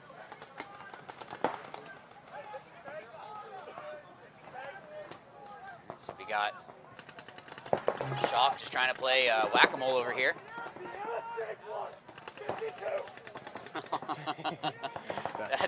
Snake player trying to make sure that the team hears what's happening. Do you understand the words that are coming out of my mouth?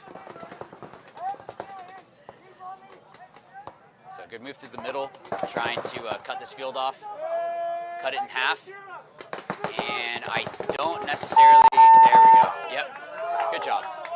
So Shock with the first point there against Ghost Ops.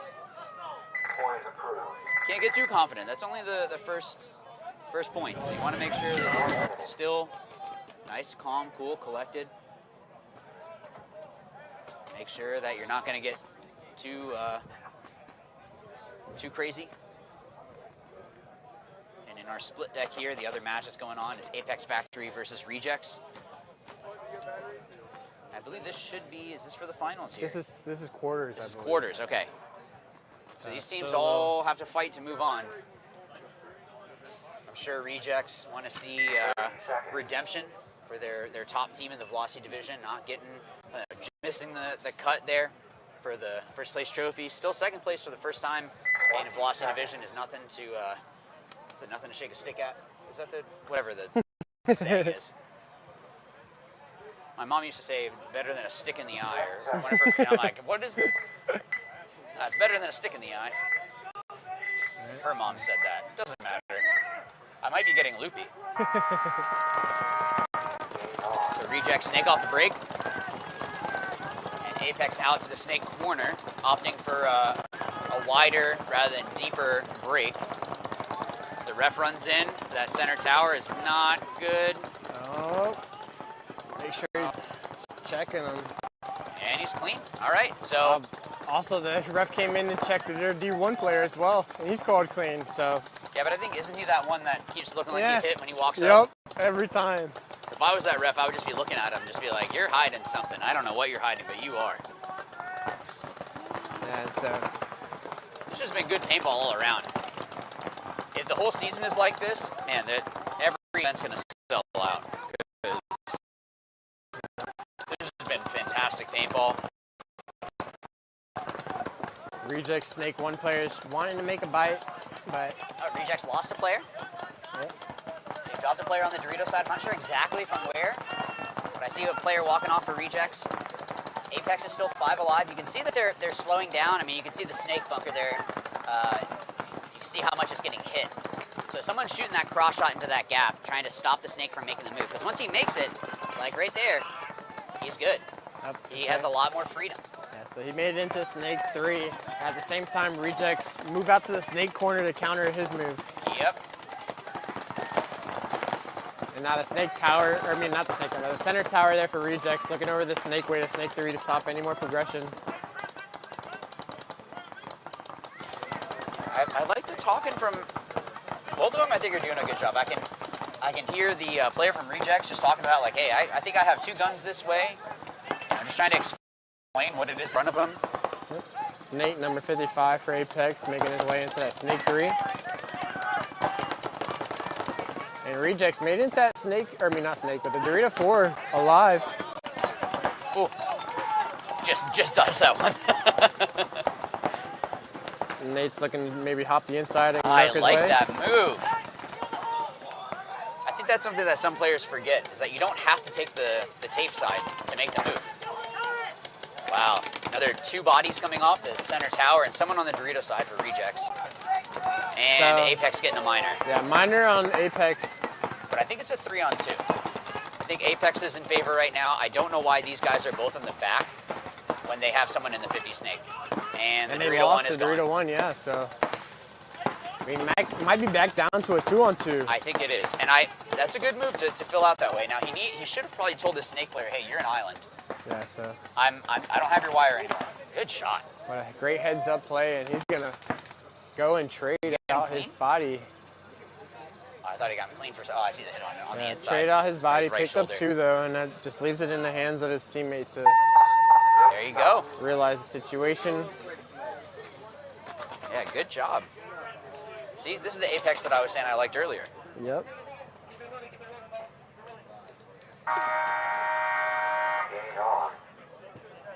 Not so much when you see the guy you just get shot out of his bunker, but the snake player made up for it. You said his name is Nate? Nate, yep. Nate made up for it. He cleaned up.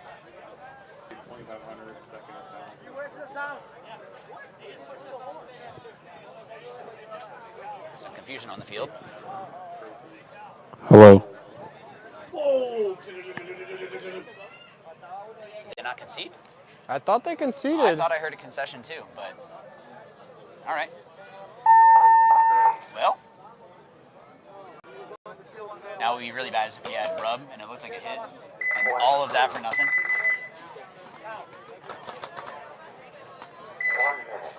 So I think it may have just been an accident on the scorekeeper. Possibly. I didn't think they saw the body alive, and they did it like a no point type of thing. Possibly, yeah. Yeah. And then everyone heard that buzzer and just thought it was like a towel. Yeah. So by the way, guys, if you were to hire someone for media, so like Christian does media, it's not just for getting cool reels that you can put up to help with sponsors and all that. It actually can help you as well to understand a mistake that you made or something good that you did, or being able to explain to your team, hey, I made this decision because of this, and being able to have that playing footage. Now, it's not always going to be the whole breakout. Sometimes, they're zooming in on one person, but there's no mistakes when you have footage, right? You can slow it down and go, you got shot here. Oh yeah, without a doubt. And there's like different styles too, because like for instance, like Killers, AJS media for Killers, AJ, he used to always shoot for them, but he's not shooting for like that comment. He's shooting just to give them the content to look back out and watch what happened.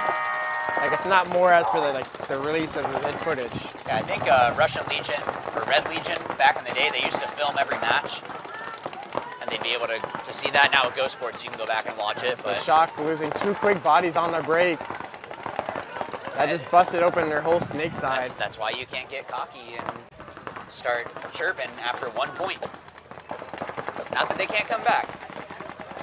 These guys are good paintball players, but... So there goes Max Rooney making his breakout to that snake corner. All right, and Ghost Ops loses Jesse out of the corner there, or out of the snake corner.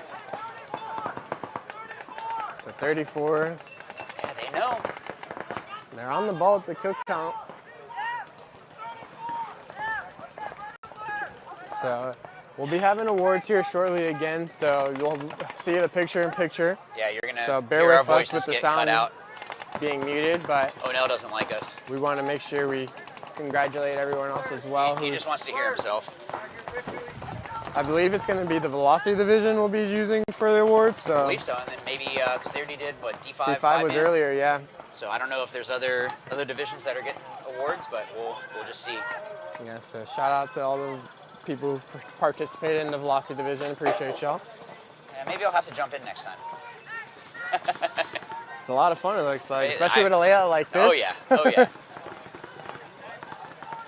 I feel like someone like yourself could have picked up a lot of different angles. Oh yeah, just try to find have some fun with it, but you gotta take it seriously. I think some of the guys on Red Challenger noticed that. You know, they're used to playing with guys like Kirill and all them, and you don't have to have the team on your back. You have to work as a team. Mm-hmm. And everyone, I mean, the whole Velocity division. If you don't work like a team, you're not gonna win.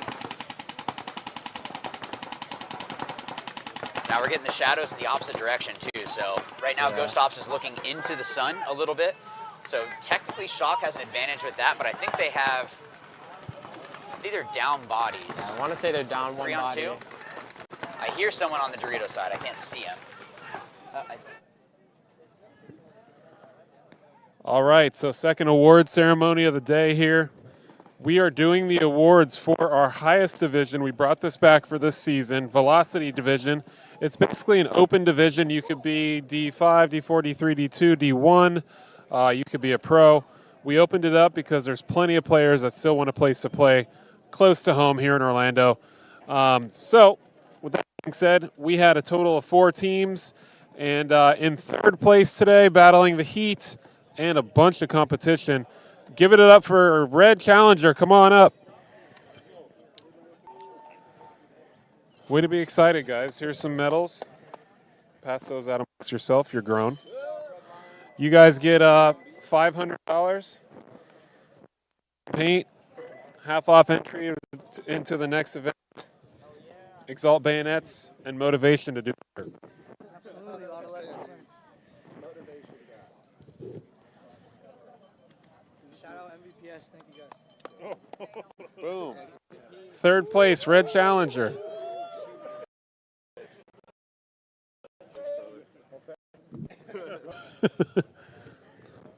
Good job, guys.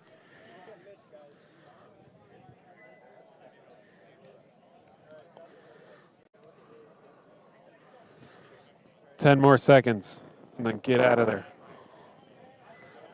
Good job, guys. Pumps, fist pumps, fist pumps, fist pumps. Gator, good job. And in second place, these guys have risen from D6, D5, D4, D3, D2, now up to our Velocity division. I've said this name many of times. They have a bunch of great players. I'm proud of these guys. They fight hard every time. So give it up. Second place, Rejects, come on up. And the Rejects get $1,000 cash, Exalt bayonets, 10 free cases of paint, half off next entry, and motivation to do better.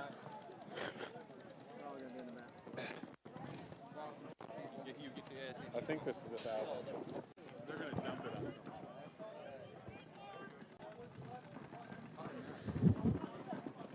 Can you get the medals too? There's some hundos, and the rest are singles. Who wants it? You? Chest. Give it to you. You?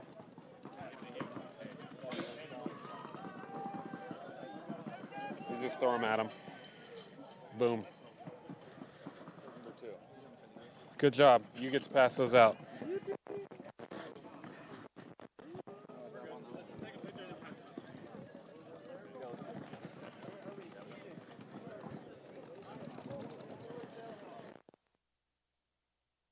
Podium. Almost every event the past 2 or 3 years. So definitely a strong team. Proud of these guys.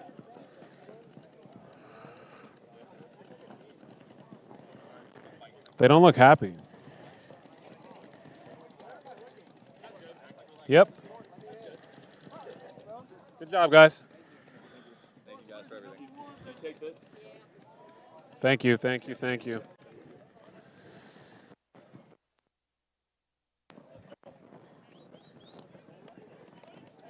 Fearless children. Bring your fearless coach up here too, the other coach. Bring Jason up here. You know she's gonna be here. Yeah. Hey, scoot over this way there.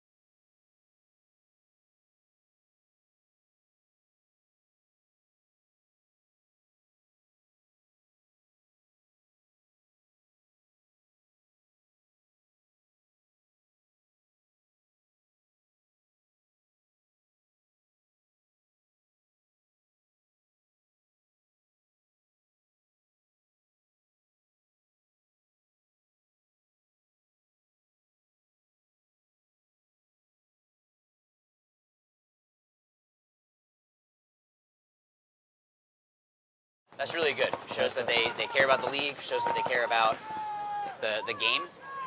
They're not getting paid extra for that. Yep.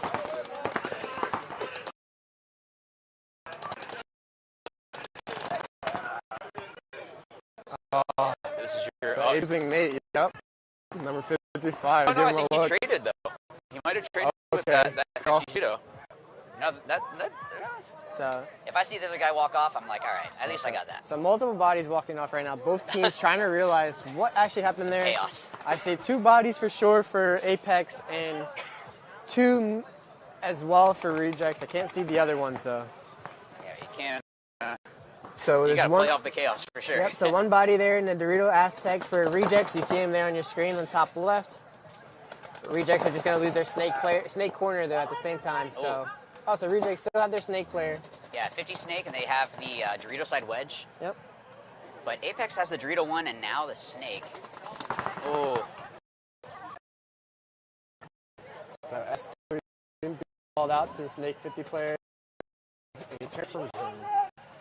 Now he needs his Dorito player. Yeah, and now they're both looking Dorito way. But they did pinch out their Dorito one. So either this is going to be a superhero moment. I don't know that they realized. Oh, yeah, they just switched. So that but they haven't since they made the kill. I haven't heard them say it. They didn't call it. Good dodge. So that's going to leave these 2 Rejects players against number 2 here of Apex Factory. Yeah, he has no idea. They have no idea they shot that Dorito one. And he's going to make a move soon now. I mean, he's going to have to. Yeah, the snake player needs to tell his player across the field to stay disciplined on his snake. If he's not going to look heads up.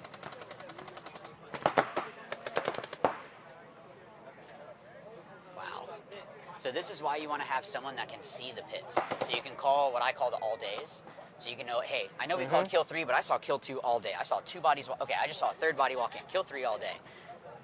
Because I think now they just figured out that it's just the snake. And so he's making the read on the inside, sneaking over. It's been real quiet. Hasn't hit any bunkers. And at the perfect time, he launches and he trades out his body. Even trade? Yeah. Oh, he was cramping. I was like, I'm glad that the ref didn't throw a penalty on that. Being like, oh, you didn't walk out. I understand. Yeah, I understand why he was thinking about throwing it because there's players definitely will take advantage of being pulled out in this. Yep. Because all those seconds matter. It's chess. Yeah, I mean, you still have to be a human though. So you can still understand, like, okay, we need to he played paintball all not day, be a jerk. He might actually be cramping. Yeah, I think he's all cramping, so it's not easy. And so Shock back on the field here on the right. Like with a Kermit 2-1 says, lead. It's not easy being green. 20 seconds. Hey, you got it, baby! Confidence! Let's go! Okay, well, 3 minutes here on the clock. Shock versus Ghost Ops. Ghost Ops on your left, Shock on your right. Ghost Ops putting up a really good fight here. I don't think that Shock thought it was going to be this much of a fight. Shock being the first to get the first elimination. Oh, they both drop a body. Yeah. So 4, side. Which is strange because those are pretty safe bunkers to get into. Those little wedges.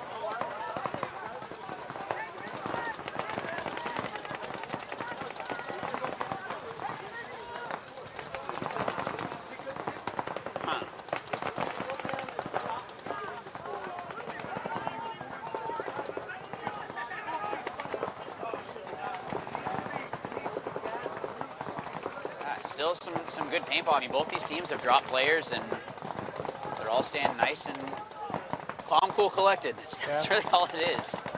I know I've said that a bunch today, but like that just goes that goes a long way when you're playing. Just understanding the situation, being able to stay calm, trust the guys around you.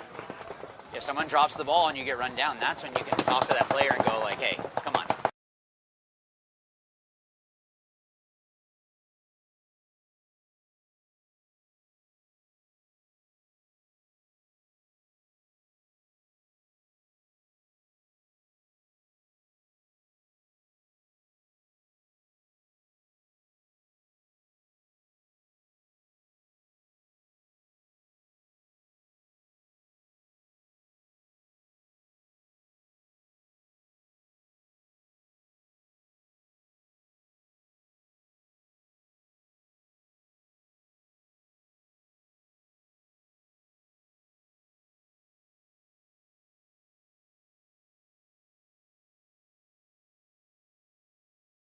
From Shock, containing that lane, doing his thing right there.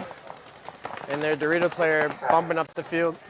Shock doesn't really need to push the pressure because they do have that 1-point advantage.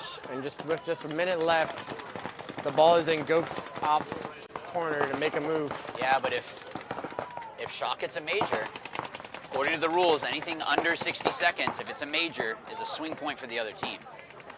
So Ghost Ops either needs to go through and fight for this, or hope that they can get a major.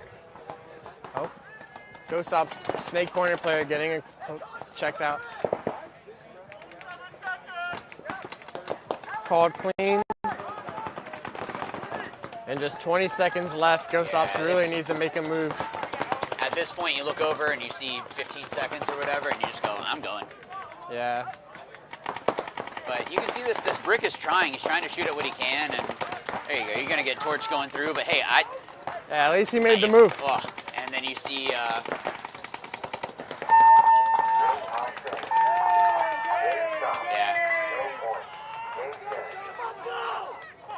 So that's going to be Shock taking that victory. Yeah, I don't like that I saw Ghost Ops still in the back snake corner, not trying to push. I realize that you're down 2-4. I get that, but you only have 30 seconds. You might as well push.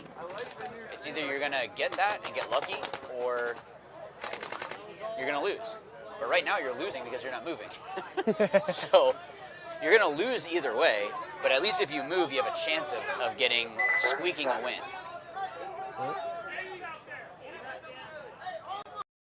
Shock going to be moving on to the semifinals now? Should be, yeah. We got Rejects and Apex Factory.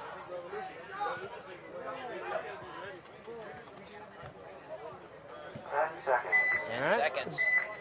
All right, let's see. Not much time on the clock. Let's see how much of a bite Apex Factory looks to take off the break. 2 minutes, and they're only down by 1. I don't think they need to push crazy right now. But maybe they need that little oomph. Just like that. You got and they get a kill number 11. off the Dorito side, too. Dorito 1 and Snake 1 being killed for Rejects. All right, they're doing something. So 2 quick kills with a minute and a half legs, or a minute and a half legs. Can Apex Factory take advantage of that? Yeah, how bad do they want it, right? Everyone's tired by this point. Everyone's been playing a whole bunch of paintball. Oh, and that's Nate, their Snake player. Yeah, I get who's it. one of the more experienced, just kind of got a little loose and threw his body there. Yeah, but you're down. He could have waited a little bit to make that push. Set it up a little better. Yeah, a little bit, but I get But it Rejects too. lost a player on the far side. I'm not sure if there's anyone in front of the Dorito player over there for Apex. No, but they... Oh, no, so they there's have the the Dorito wedge. one. They So have the 3 wedge. alive still for Rejects. Oh, for Rejects, sorry, I thought you said Apex. Yeah, Apex has 3. Apex Oh, they has got 4. That's Oh, what he's I'm over on saying. their side. So he's on their side. Okay, so they're playing this well. I don't like that this brick is still just sitting there. They're not going to move. Yeah, so now- Rejects don't need to move. Yeah, Apex You have need 4 to- players at the 50. Okay, he's using the pin. They are struggling There to you see. I go. saw one of the Apex players using his that. hands as like Yeah. a bill to kind of block that sun. Oh, they eliminated the... Oh, they got a major.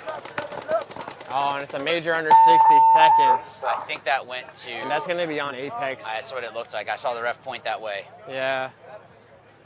So automatic swing point, 8 seconds left. That is it. And that's going to be game. It's tough, right? Like you're in that situation and you need to you're make riding the that moves. edge. Yeah, you're in that gray zone. You got to try to push and make something happen. So just gonna get confirmation. I don't know if it really matters because even if they had the players continue and didn't call that, there's only 8 seconds. The Apex is just not coming off the field. Like, all right, you guys make the call. I'm ready to keep playing if we're gonna go.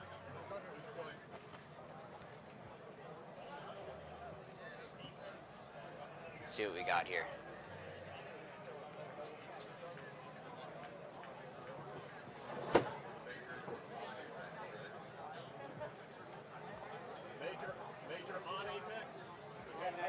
So major that's- on Apex is what we're hearing. That's the nail in the coffin. You can't score 2 points in 8 seconds.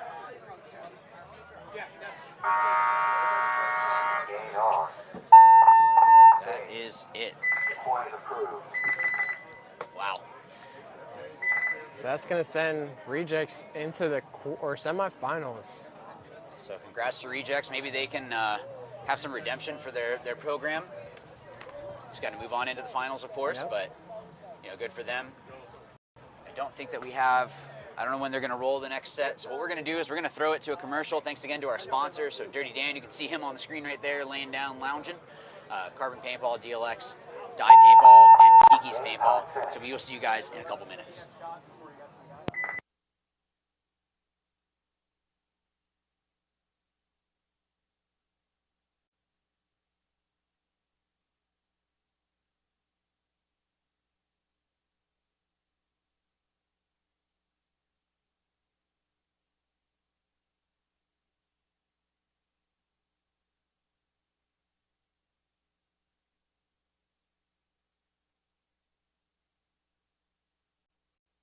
Hey, it's BRNT with CRBN, and I have our new IC PWR Nano Barrel System here. This kit includes our famous ultra lightweight injected carbon fiber back with our new Nano Tip, which features over 700 microports. This microporting prevents any debris, paint, or moisture from entering the bore and also produces a unique low sound signature. These barrel kits are compatible with all PWR inserts, including our own series from 679 to 691, and are also compatible with all PWR inserts, including those made by Planet Eclipse, Dye, and Inception Designs. Check them out at crbnpaintball.com. Walker here with Carbon Paintball to discuss the Zero goggle system with you guys. We have the Pro version and then the SLD. What you're going to notice first is the color options. The Pro, it is a semi-translucent Airflex bottom. That's the mask region. And then with the Solid series, it is just a solid color. It's opaque. They're both exactly the same durometer. They're both the same softness or squishiness. Other than that, you're actually going to get a clear lens with your Pro goggle. They both come with a case. And another cool feature of the Pro model is a dual silicone strap versus a sublimated strap on the SLD. And last but not least is another cool highlight is the Pro has some orange accents versus the SLD comes with black. For more features and information on sizing and pricing, visit carbonpaintball.com.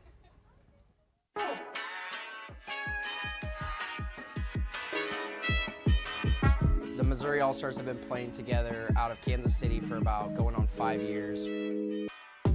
Our play style is super aggressive. We like to just be in your face constantly, can just keep the gas going the whole time. D4 season, I had hit Walker up and was like, hey man, like, what's the situation with this carbon gear? It looks awesome, I would like to get my guys in it. And from right then and there, D4 season 4 years ago, he got us plugged in. We've been with him ever since. They're here at every event. They have gear that you can buy on hand. They have lenses on hand. If you have a tear in your knee pad, you need to swap that out. They'll have that for you. I've literally had Walker in my pit in Dallas asking me if I need help with pits. Like, you can't ask for anything more from a sponsor. If it's meant to be, I'm up and coming, but calming down, I'm centering.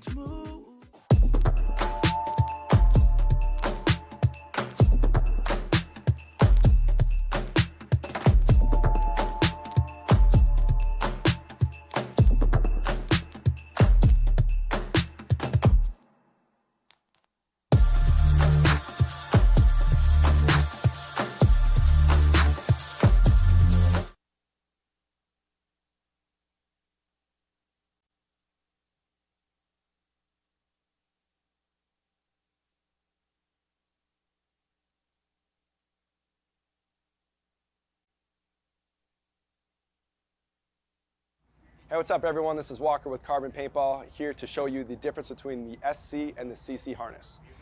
Our premier pack is the SC harness. The first thing you're going to notice when you grab that is actually how light it is and how small it is. In fact, it is 1 pod less in width than a traditional harness as well. Secondly, the silicone that's throughout the whole belt is going to secure the pack on you, so if you're running, diving, jumping, it's not going to move around. And then you're also And we're back here with the split screen breakout. 10 seconds on the clock. You can't call a timeout. Under 10 seconds.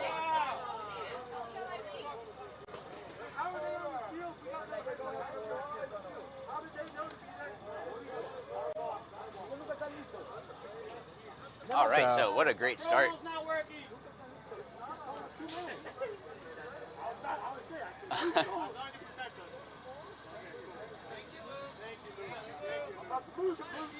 All right, so interesting start for Gulf Coast Gorillas against Shock. Maybe that was part of their plan. We'll complain, let Shock's paint heat up a little bit more, and then we'll come out. Just get that little bit extra of an edge.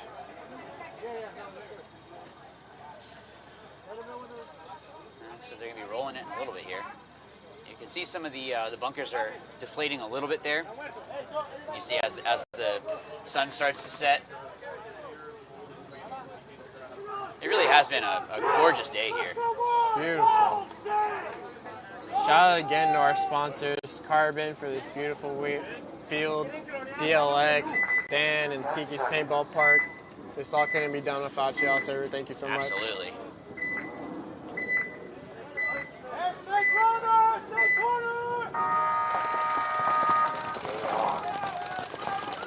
Shock's going to be looking into the sun a little bit, so maybe Gulf Coast can get the first point, help them out.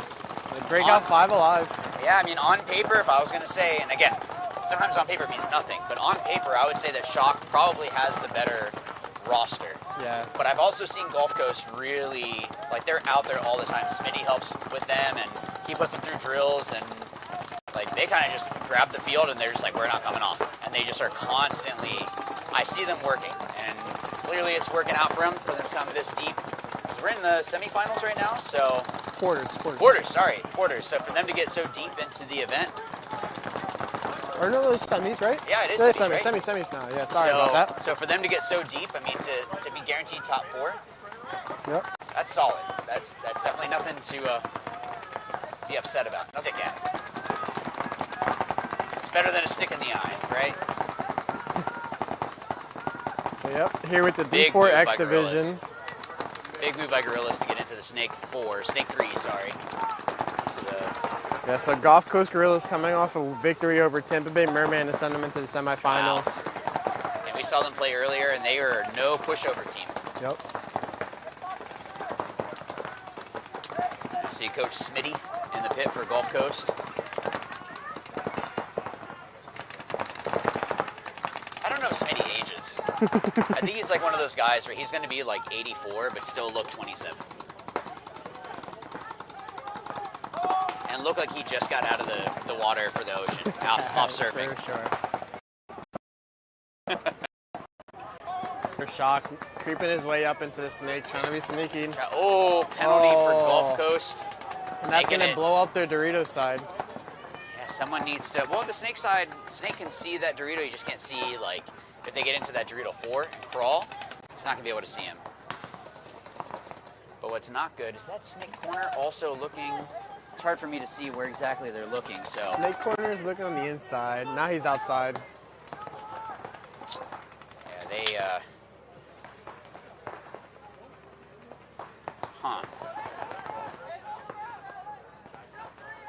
See, that's the thing that I was talking about earlier. You hear Rooney, bodies off the field. Yeah, you see Rooney go, oh, wait, I know it for sure it's kill 3. I saw 3 bodies walk in there. And as soon as that Snake player for Gorillas popped the top, he's collapsed.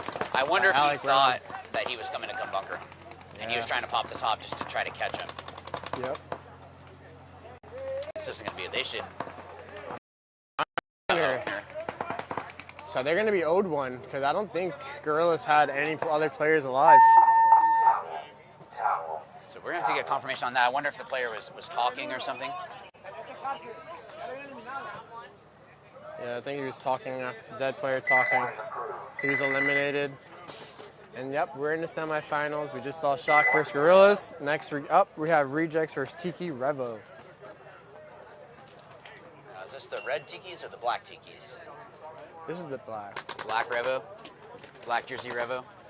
Earlier today before you got here, It was like, all right, Revo's playing these people and Revo's playing this people. And I'm like, so you're just going to be Red Revo and you're... Talking player, your last player talking got the minor. Oh, okay, all right, so we just got confirmation for that. So Gorillas are going to start down a body in the next point for talking after being eliminated.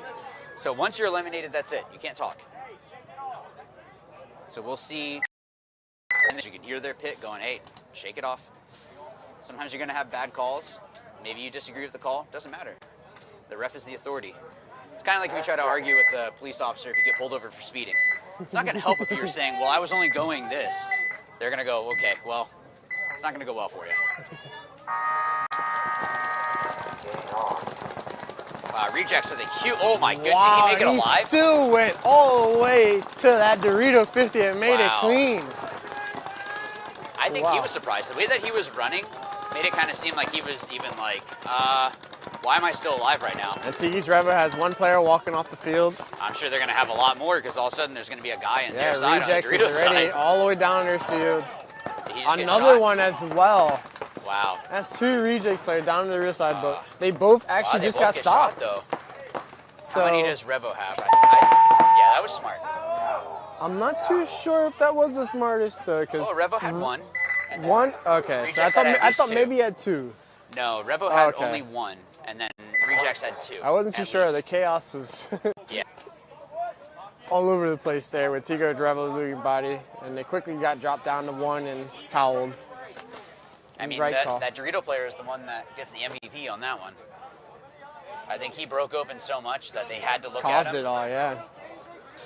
Sometimes you don't have to shoot a body to win. You know, you dive in and you force all the guns your way. Yeah, they have to look at you. If they don't, they're gonna die. So it's not good. Yeah, so you relieve a lot of stress from your teammates once you make that big push off the break. Yeah, so now Shock is gonna have the sun to their backs. That's definitely gonna be a benefit, being able to not have to look into the sun. Going into this point with the lead as well, 1-0. Yeah. With 9 minutes left on the clock. 54 off break. 10 seconds. 54. With the body, with the body advantage too. So I see Shock going into this point and burning as much time as possible. They should. Gorilla's making it out alive. I mean, they're still down by one. We know that, but it's a 4-on-5 in favor of Shock. So down that body off the break. Remember that. That's never good when the ref runs in like that. Oh, never mind. Okay. Clean, called clean. Oof. I never liked it when refs ran and slid like that. I still remember one event, I think it was Chicago. This ref kept running and sliding, and I kept shooting at them every single time. Like, stop doing that. So Gulf Coast. I mean, they're still in it. I mean, it's 4-on-5. I mean, there's lots of time. But Shock, I think, understands the situation. They probably even said it in the pit. I'm sure Tyler was in there just saying, look, we don't need to push anything. We just need to get the win. Let them make the mistakes. Take out an extra 2 pods. And just shoot your gun. Shoot the gap. Just know where they're at. That's it.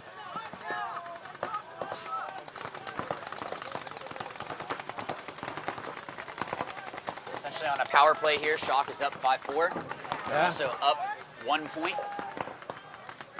And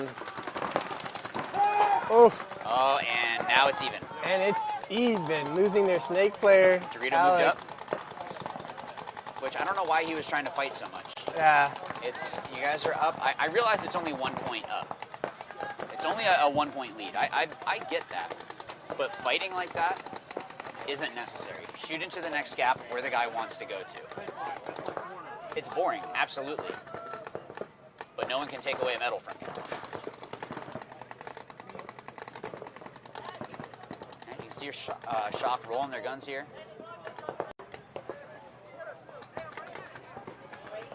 I just overheard one of the Shock players say he's running out of air. You gotta shoot the R5, man. That's what I'm using right now. That's what, the Geo, right? Yeah, the Geo R5, the new one. I had to make mine nerdy though. I put a white tree of Minas Tirith from Lord of the Rings on top. Well, I think I did see him post Yep. that. Yep. Call it Underhill, Flame of the West. Be Aragorn. Hey, look, you guys that are listening on the webcast, just be glad that it's only 2 nerd references right now. Try to make some more, but stay focused on paintball.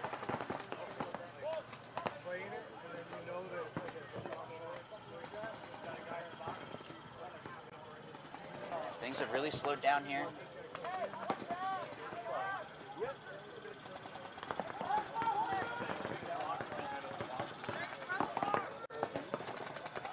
And so 4-on-4, Gulf Coast Gorillas are the ones that need to make kind of the play. 4-on-3. Shock just got eliminated out of the 50 Dorito. Wow, big kill. Wow. So Gorillas. If Gulf Coast wins this point, there's going to be a momentum switch.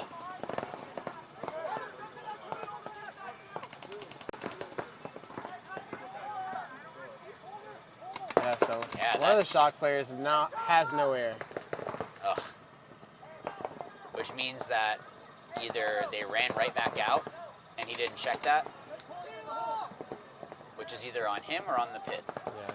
So if there's a pit crew that's supposed to be the one helping with that, which, by the way, hats off to the pit crew of any team. It is always a huge help when you can walk off. And here we go, watching number 99, Soto, looking to make this next bump up. Beautiful angle here on the screen. This isn't golden hour yet, right? And so look at him, he takes that burst. Good move. And he moves up and he goes right into that Good snake job. 50. Yeah, don't bump it. He didn't bump it either.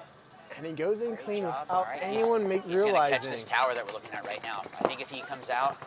Oh, he shot at the Dorito 1. He missed the Dorito. Now they know that he's there. Yeah, so he took the shot on Dorito 1, missed. I get it. I mean, you see the body there. I don't know if some of that is just not knowing the situation or what, but. And that player in the tower is completely out of paint. And it's a 4-on-3, I believe, right? But basically 4-on-2 with the Dorito player having no paint. Or not no paint, but no air. No air, yeah. He probably has a lot of paint. Yes. Nothing to do with that paint, though, when you have no air.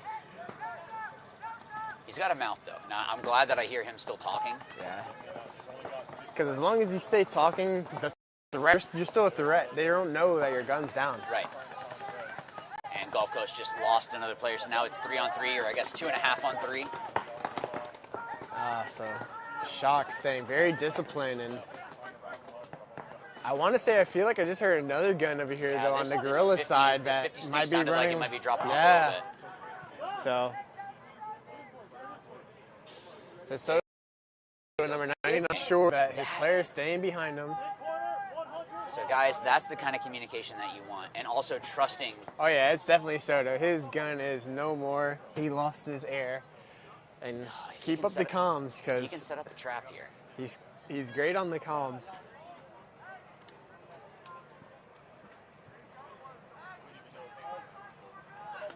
Yeah, if anything, he should be trying to make.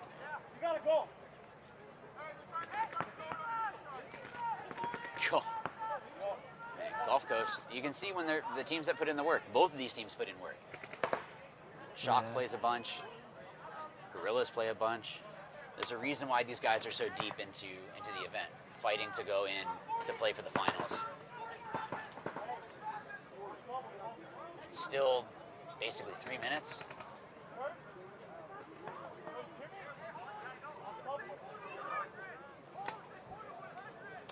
If this 50 snake could maybe pick up on, no, he wouldn't be able to. Oh, he tried to throw him a pod and it opened up. So the player with no air in Dorito 1 tried to throw a pod over at the player in the tower, and the pod opened up and just it was a grenade. Like, it just went everywhere.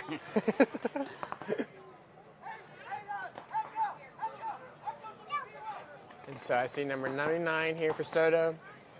What I don't like is that he just has his gun down, he's not talking. He's kind of just put himself out the game. Yeah. Where I feel like at this point, do you just put your head down though and move up the field, right? Yeah, dive into their snake. You have to just give your team something. Be eyes. Oh, was he out of paint as well? I think he was He out of might have air. been out of air as well. So the Gorillas players does make a move down Dorito's side, but got caught. Oh. And now... Maybe that's why he launched, was knowing I don't have any air. Yeah, and Munoz was the last working gun for Gorillas. They need and to concede. Number 99, Soto. Wow. Gorillas almost pulled that back. That was a great play by them. Wow. If they come back and watch this, they shouldn't be upset about how some things went. But the fact that 2 players basically were out of air on their side and then 1 on shock, you got to make sure that you got everything and understand your gear. So if you go out with a certain amount of paint, you need to know and play with your marker enough that you go, hey, I can only shoot 9 pods if we only get this much of a fill. I can only shoot 8 pods, and don't go out with more. Like it's unnecessary. You have extra weight. You're just hurting yourself.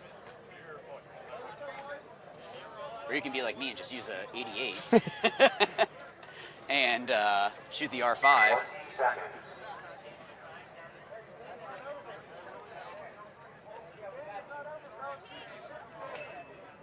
But yeah, as we see the teams come out, 10 seconds.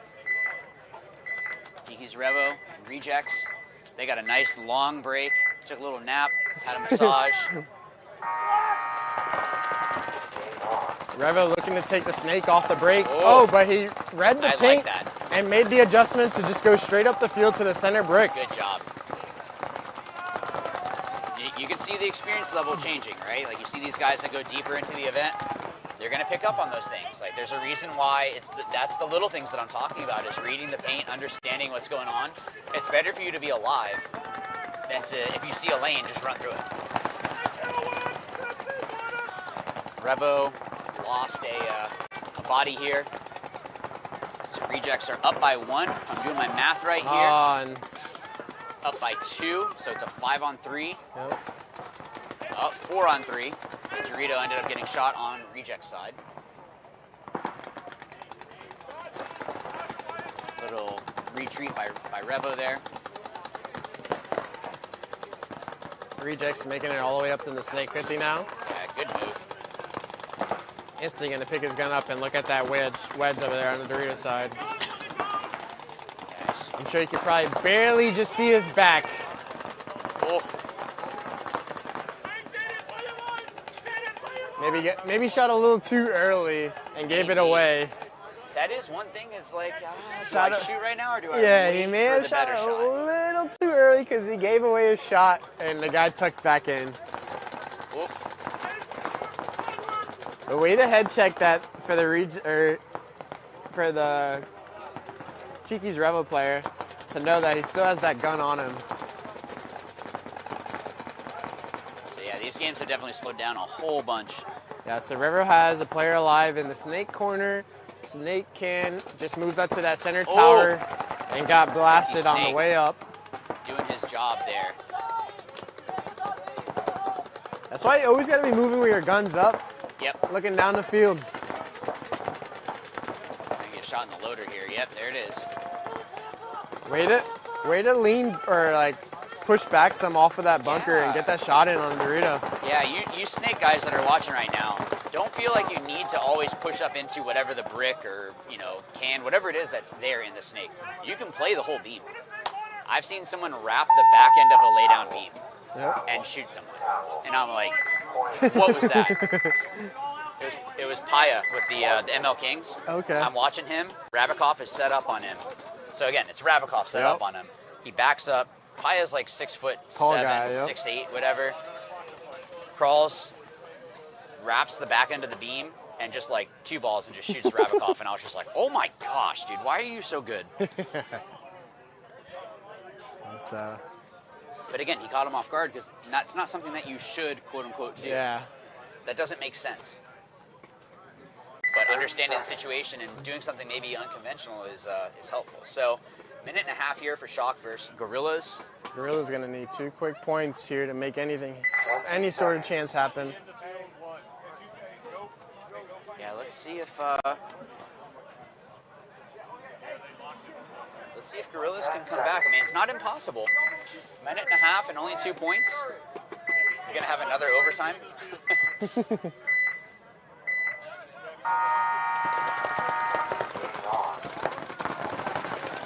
So with a big bite off the break, that's but they not good. lose the Dorito brick. That should probably be a penalty. Yep. Yeah. Yeah, I'm glad that ref called it. Like, I get it. It sucks because the player wasn't even looking that way, but I do get why it's called. And with needing a lot of pressure, Gorillas have 2 in the snake, a player being pulled on a penalty as well, and that's going to be it. Yeah, this player's going to hurt. Because, I mean, you can't tell. Smitty's looking to tell. Give us guys just a chance. Yeah. Hey, but I like seeing that out of Gorillas of like, look, we're not going to go down without a fight. Yep. We're going to send 2 to the 50 bricks. One of them might get shot and get a penalty. So.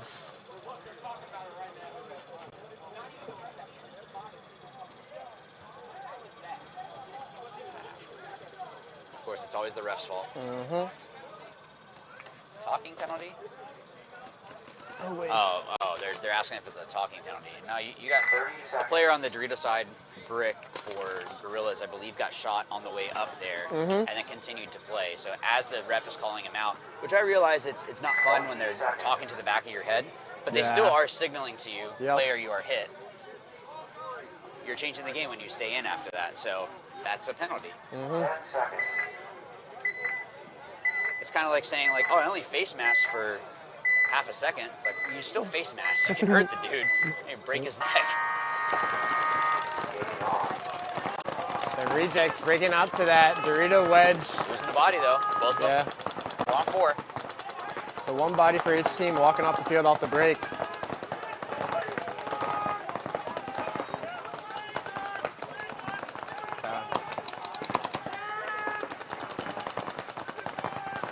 So Revo is down by 2, but there's 8.5 minutes. That's a crucial point here. Yeah, absolutely, but I'm liking that they're not reckless abandon trying to just go forward. You don't need to do that. If they're down by 3, yeah, but only down by 2 with 8 minutes, that's a lot of time. Oh, major. Well, that is going to do it. Revo. And they should probably concede. Good job. So rejects getting the point on that one because the towel. But this is a scary position to be in for the rejects as well, though, because like you don't want to get too comfortable. Right. You have that 3-0 lead, so it's a little like deceiving that you have it in the bag, but there's 8 minutes. 8 minutes on the clock left. Yeah. So you don't want to get too comfortable with that lead, even though it is a big lead. Anything could happen with that amount of time left. Yep. Yeah, so definitely not ideal here for Gulf Coast to be down by 3 with only 45 seconds left. It's not impossible. They need to have 3 good points. They need to have 3 good points, good fast points. 10, 12 seconds max to at least be able to tie it up.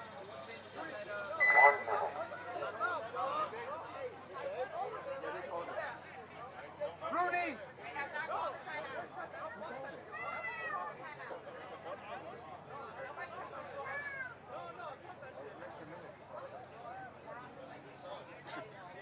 Hearing there's a technical difficulties. I fucked up the 5 on the board.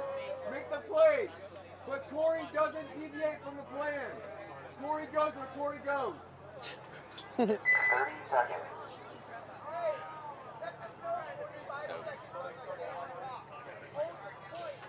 Alabama! 5 seconds. Alabama! Alabama! So good communication from the coaching staff there. Also a lot of trust in the players. I kind of like hearing like, hey, I messed up the play, but I trust you to be able to call it and understand what's going to happen.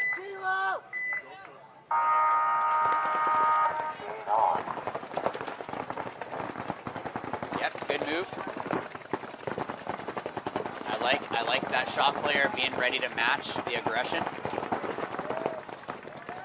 Yeah, and staying alive too. Wow. You should try to shoot the bounce. Yeah, now you're gone.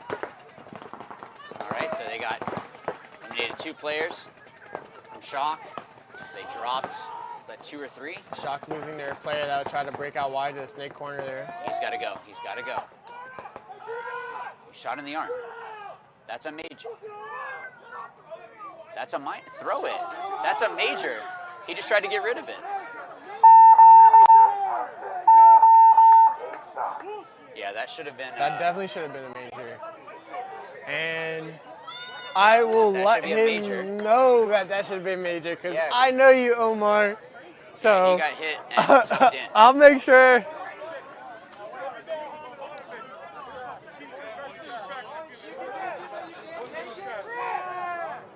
You can dish the bonus balls, but you can't take it? Wow! Well,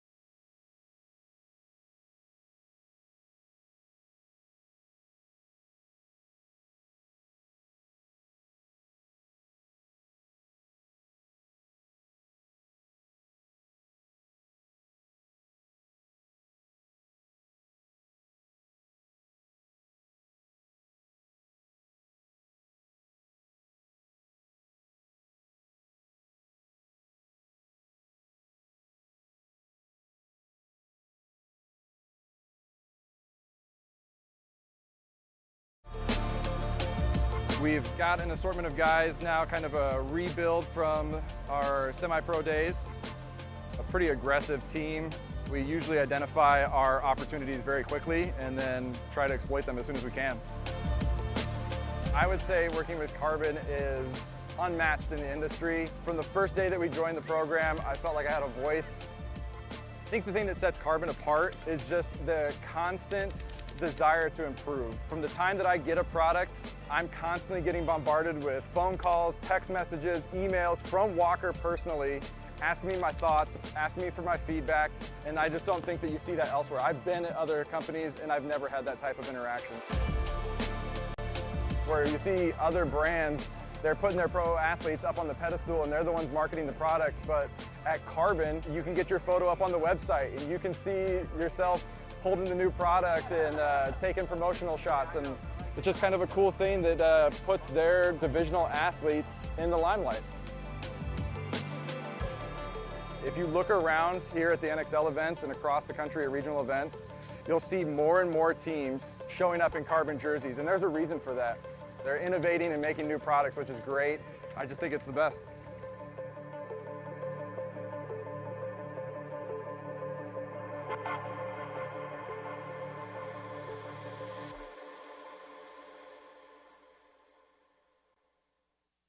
Walker here with Carbon Paintball. I'm gonna run you guys through our new CC Pro bottom versus the SC bottom. The first thing that you're gonna notice if you're actually trying these on is the fit. The fit is a little bit more loose, it's a little bit more relaxed. So in the SC, I wear a large personally, but I would wear a medium in this product. The reason for that is it is a little bit looser in the calf region and it's 3/4 length.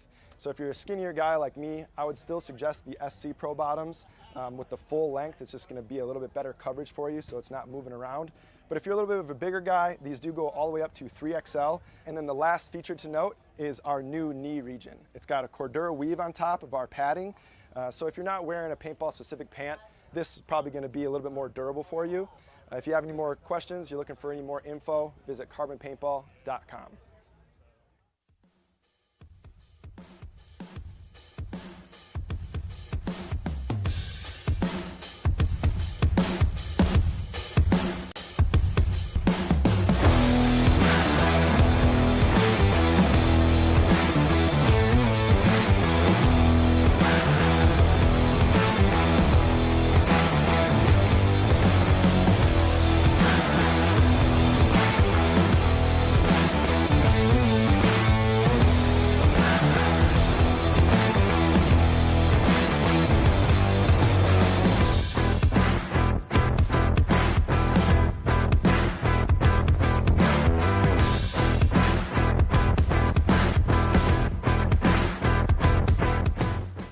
Hey, this is Walker with Carbon Paintball here to talk to you about our SC custom jerseys.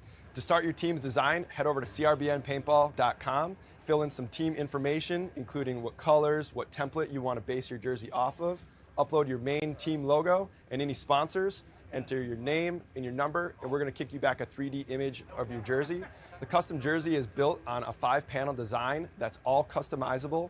The jersey features a DWR coating all throughout the jersey, so it is water resistant. It also is stain proof, and it has side mesh venting. The jersey is also very fitted, so it has a compact neck collar, and it also features elastic thumb loops to keep the sleeves in place while you're sliding or running. To start your team design, head over to crbnpaintball.com.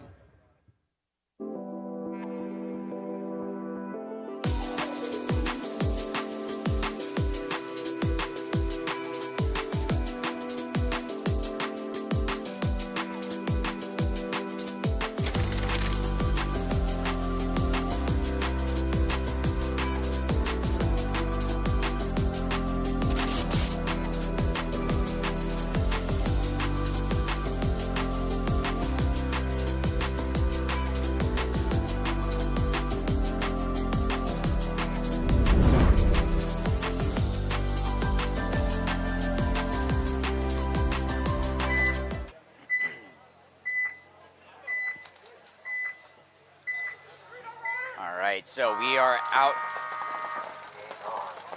of the gate here for the 3rd and 4th for Division 4 X-Ball. We're looking at the finals matchup here for 3rd and 4th. We have Gulf Coast Gorillas and Tiki's Revo. Gulf Coast on your left, Tiki's on your right.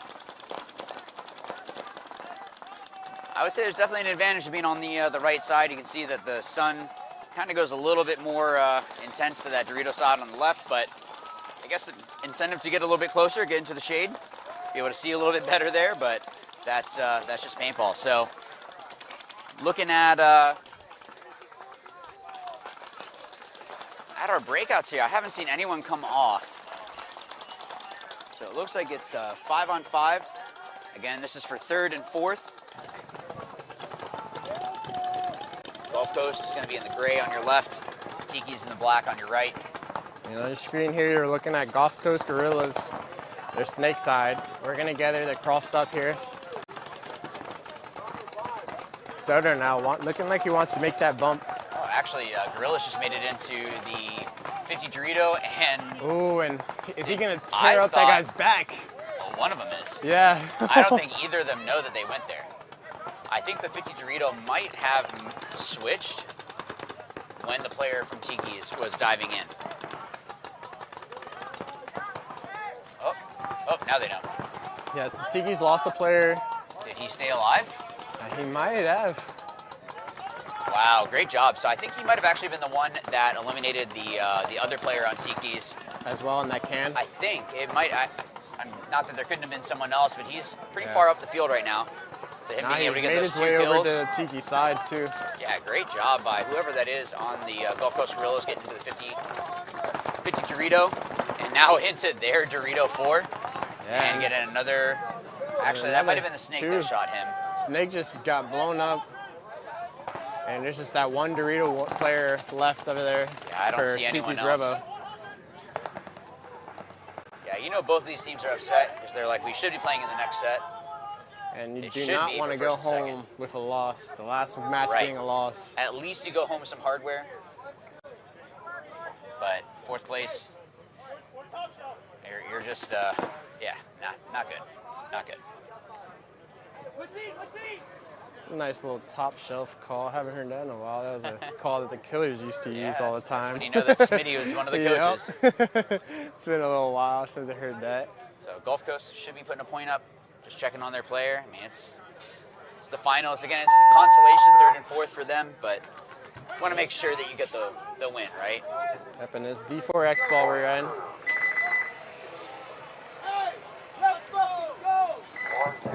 On the field now, this is going to be for 1st place. Yeah, Shock and Rejects. I think both these teams, they're both solid on paper. I think Rejects are wanting to have some redemption for their big brothers in the Velocity division that ended up with the 2nd earlier. Shock wants to make sure that they're coming out with a win, right? They want to make sure that this is their 1st season as Shock, so they want to make sure that they are starting it well. 30 seconds. We'll see if they're able to get the,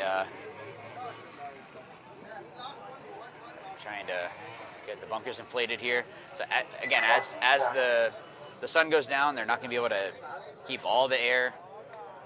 It's just going to deflate a little bit. 10 seconds. So let's see if Shock can pull this out, or if Rejects are going to have a little bit of an upset here. Shock in the all black on your right. That player did that again. He went to the 50 Dorito off the break again. That's crazy. And then the guy going to the Dorito one behind him gets shot. I don't understand that. So both teams are 4-on-4. Yeah. Shock losing Rooney on their snake side. Yeah, that's a strong gun to lose. But yep. They have their snake player, Alec Brown, making his way up to that snake 3 and looking to push it up to another snake 4. He might know about the 50. I think he's trying to back up to shoot him. Yeah, what a shot. He did put a couple on him, and he hit it. Great and he job. hit him. That's what you were talking about earlier, where you could play any part of that beam. Yeah, you don't even need a bunker. You don't have play to. in the middle of the field. As long as you're not hit. Rejects just made an inside move to match him there at the snake 50. And that's another solid move, making that. And he went in unseen. Yeah, I don't think anyone saw him. So, but him shooting like that, he knows. Oh, but he had the teammate behind him that caught that rundown before he was able to get him. And I think that snake player also shot the Dorito player at the same time, so that just leaves Shock left with 2 players. This Snake 50 needs to make sure that he's careful because... Yeah, so it's just Shock here in the snake corner. He just made it alive clean. And then they had that center tower there, just staying heavy dominant, and he was clipped as he tried to reload. So, just got Michael alive there in the corner for Shock. All right, don't try to overfight. Work together. You got, is it a 3-on-1? Is there a Dorito over there? Yeah, so Michael last year. Yeah, it's a 3-on-1. There you go. That was smart. Good job by Rejects. That's a statement. And you saw the 1-2 punch on that side that it's almost like they set it up that way. Like, hey, I'm going to shoot, and he's going to try to come get me. You need to protect me. But I think that was just good teamwork. I don't think that they planned that. Yep. I think it's just that, again, when you do your job. Yeah. Because it's never fun when you, if you're playing the front. Like, I remember at playing at Tiki's, and it was the cup layout. I'm crawling into the 50 Dorito. Guy runs me down, and the guy behind me was just like, oh, yeah, I saw him afterwards. I'm like, thanks. Appreciate it. Glad that you were looking over me.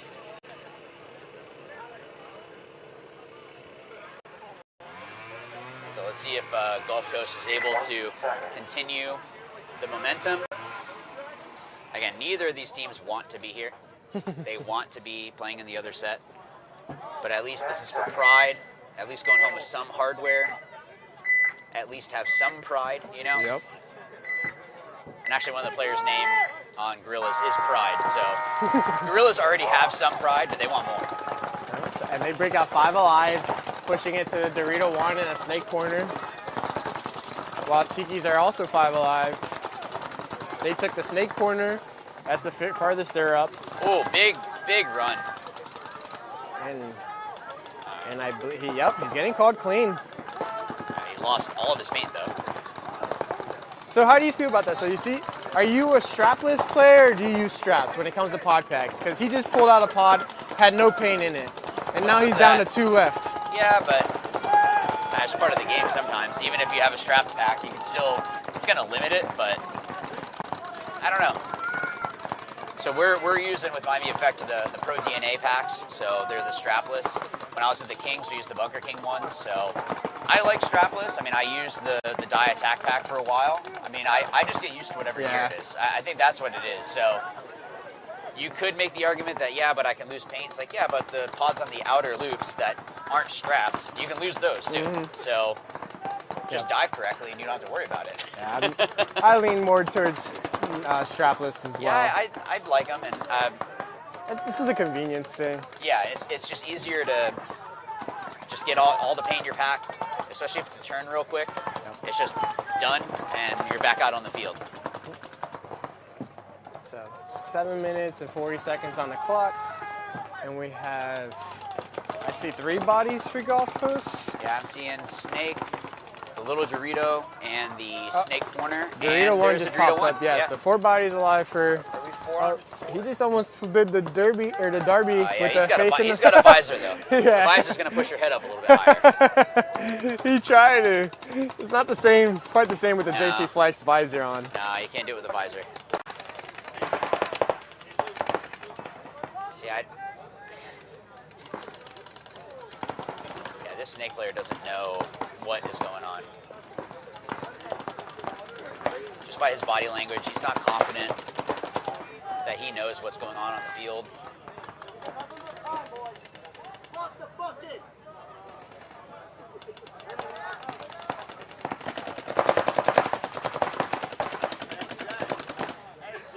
Oh, we got a ref sliding in for the corner.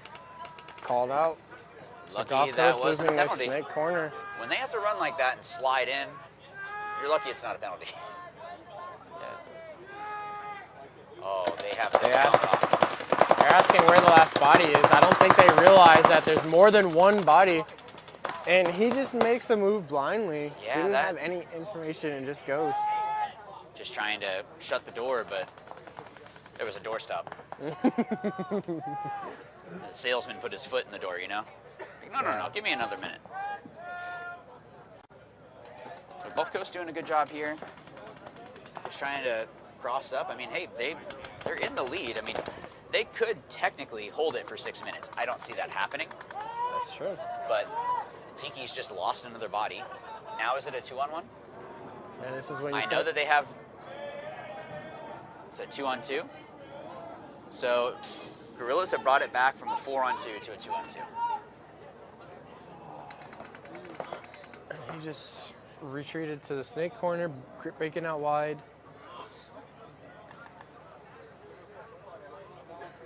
I mean, I like the move into the snake. So, Trying to get in. so here's that call. This is the number 9 player right here. So Is he it- actually is was, it him? yep, Okay. there he is, the number 9, the Gakko Gorilla. Oh yeah, they're definitely. I'm pretty sure that he's got the number 9 for Keith because I know that these guys practice out of Legacy. Well, let's see if he can pull it out. Oh, the Dorito is not looking. Number 6 here has to make the right read on that Dorito 1 player. Oh man, he had the chance to go. Yeah. He had the chance to go. Oh, and Wow. he shot him, number 9. Shot him on his way out. He's and just he channeling his Keith clean. Brown. And is he going to save his teammate before he I gets think he shot him ran before. down?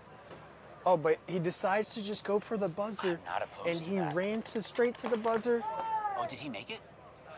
I thought I heard a hit. But there's also a minor flag over there on the far side. I thought I heard a hit on. I thought I heard the a Gulf hit as Coast. well, but he has a minor. But even if this is a no point, Gulf Coast won that point. Even if they don't get 2-0, the fact that they burned off about 4 minutes and they still got it, wow. Yep. And it looks like Tiki's is going to start down a body, at least. Yeah. I saw that yellow go up. Should be a minor. We'll see what they walk out with. Try to listen into the pits.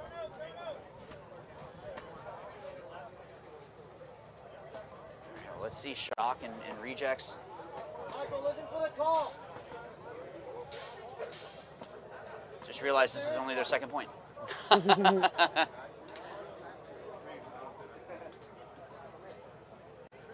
30 seconds. All right, well, we got ourselves some games today. That was really good. Hoping that tomorrow's going to be the same for you guys. Unfortunately, I won't be out here. Is it Chris Horn is coming out tomorrow? I'm not sure if he's commentating. I thought I saw him in the chat group, so maybe O'Neill can put up who it is that's going to be out there, but or up here commentating. Yep. It's been a great day. Appreciate being fantastic. right next to you, Greg. Oh yeah, Been a it's fun great, time. great to hang out. We usually only see each other in passing at events, so it's good to be able to hang out. For real. Usually it's just like, hey man, how are you? Good. All right, bye. See, I gotta be at this field. Yep. I gotta go work. I gotta go play. Yep. Okay. All right. Well, Rejects losing a player off the break going into the snake, and that guy, did he make it into the? No, this they time took that he didn't bite make it in. and they made the read and they calculated that one and caught up to him. Yeah, that's The Rejects losing 2 players, both their attackers off the break.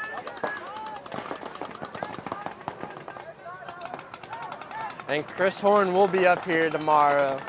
So nice. Shout out to Chris Horn and Yeah, you wanna talk about someone that is evidence and proof of you put in the work, you see the results. Chris Horn is that guy.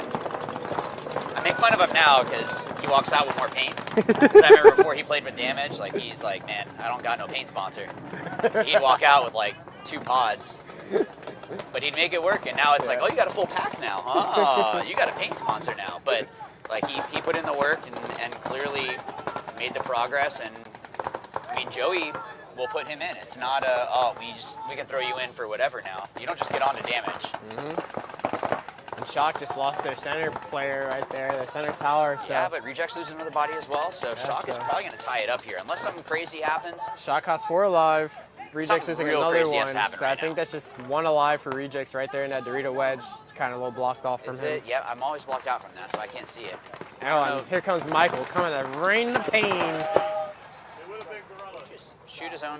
I think he may have, or Rooney may have just tried to shoot his own player. I think he got scared by his own guy. Yeah. So Alec just definitely got scared there by his own guy in the snake. Like, whoa, that was real scary. Real scary. And Shock's gonna pull this Tie one it up. back, tie it up, 1-1 with 8 minutes left on the clock, or 8.5 minutes left on the clock. Wouldn't have it any other way.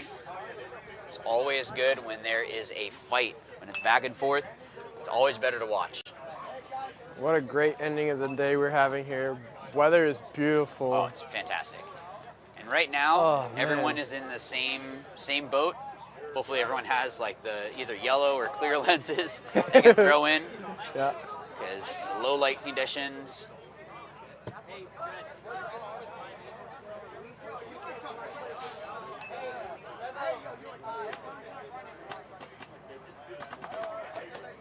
So let's see, what is it that Gulf Coast, are they going to keep up their momentum here, or is it Revo gonna come back?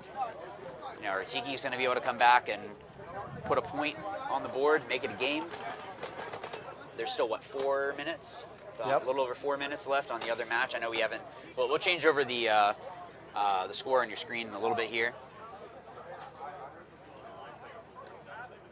Yeah, Gulf Coast is up 2-0 on Tiki's Revo.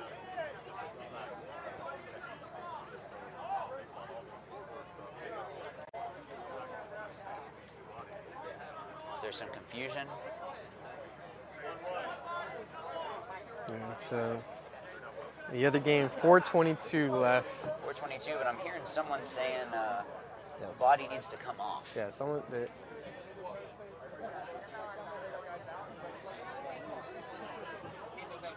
So. Because did Revo have a? I'm trying to remember. I thought Revo was the one starting down. So I guess Gulf Coast actually got the penalty. You know what? Maybe the guy that got run down in the Dorito spun. And then the other Gulf Coast player was able to hit the buzzer. That's probably what happened. I thought it was on Revo. Same. But they still got the point, so welcome to paintball. You never know what is going to happen. It is kind of weird, though, whenever you're starting down bodies, sometimes you actually do better than starting full strength. I don't know what it is about it. I don't know if you just play tighter. You just know it's... got nothing to lose, too, so it gives you like that sort of little blind confidence that, like, if we lose, we lose. Right. Like, we were down a body. We're 1-1 here.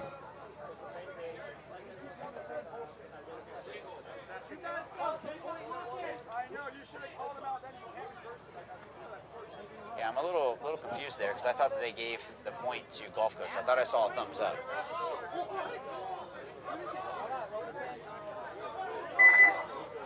All right, well, I guess they're tied 1-1. Gulf Coast is upset about that. I can hear them from the pits.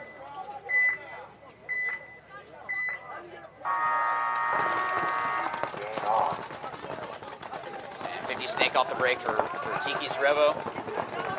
Oh my God. Did he make it? No, he just like ran into the wedge, tried to jump over it. Interesting. Not too sure about that run. Yeah, I don't know about that. Gonna get himself shot. And you had the Gulf Coast player just running all the way across the field. He didn't get hit. Did not get hit. He's got to hope that he doesn't have a hit on his pack. Because this 50 snake was looking that way. I saw the balls. They were just lobbing there. Really just like, I saw him drop. Like, he needs to turn up his velocity because I saw the paintballs. They weren't close. Oh, wow. They were not close. He did shoot, but they were dropping before they even bumped the Doritos. Not good. So we have an upset gorilla. I guess you don't poke the bear, you don't poke the gorilla either. Because they were probably like, no, we are getting that point back. It should be 3-0 right now. It is 2-1. We are going home with at least something. Yep. So I like that Tiki's still made a big push, but that snake player should probably go back into his pit and be like, guys, how is it I can make it to the 50 snake off the break and then all of you die around me? You know, I have to be able to trust the players, you know, so. Yep, so we got Shock and Rejects tied up. Yeah, this is for first place here in D4 X-Ball. 8.5 minutes. I think O'Neill said whoever wins, he's buying him a house.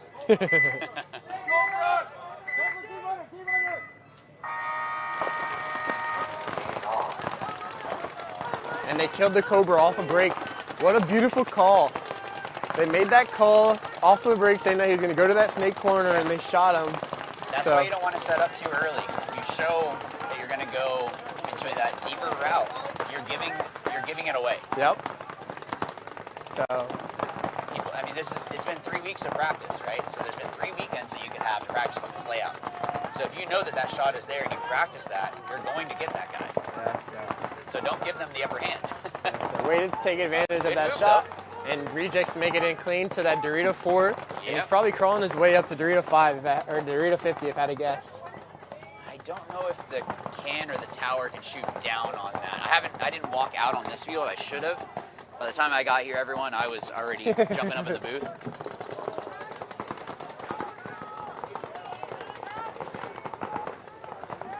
So Shock just 5 alive. No need to rush anything here.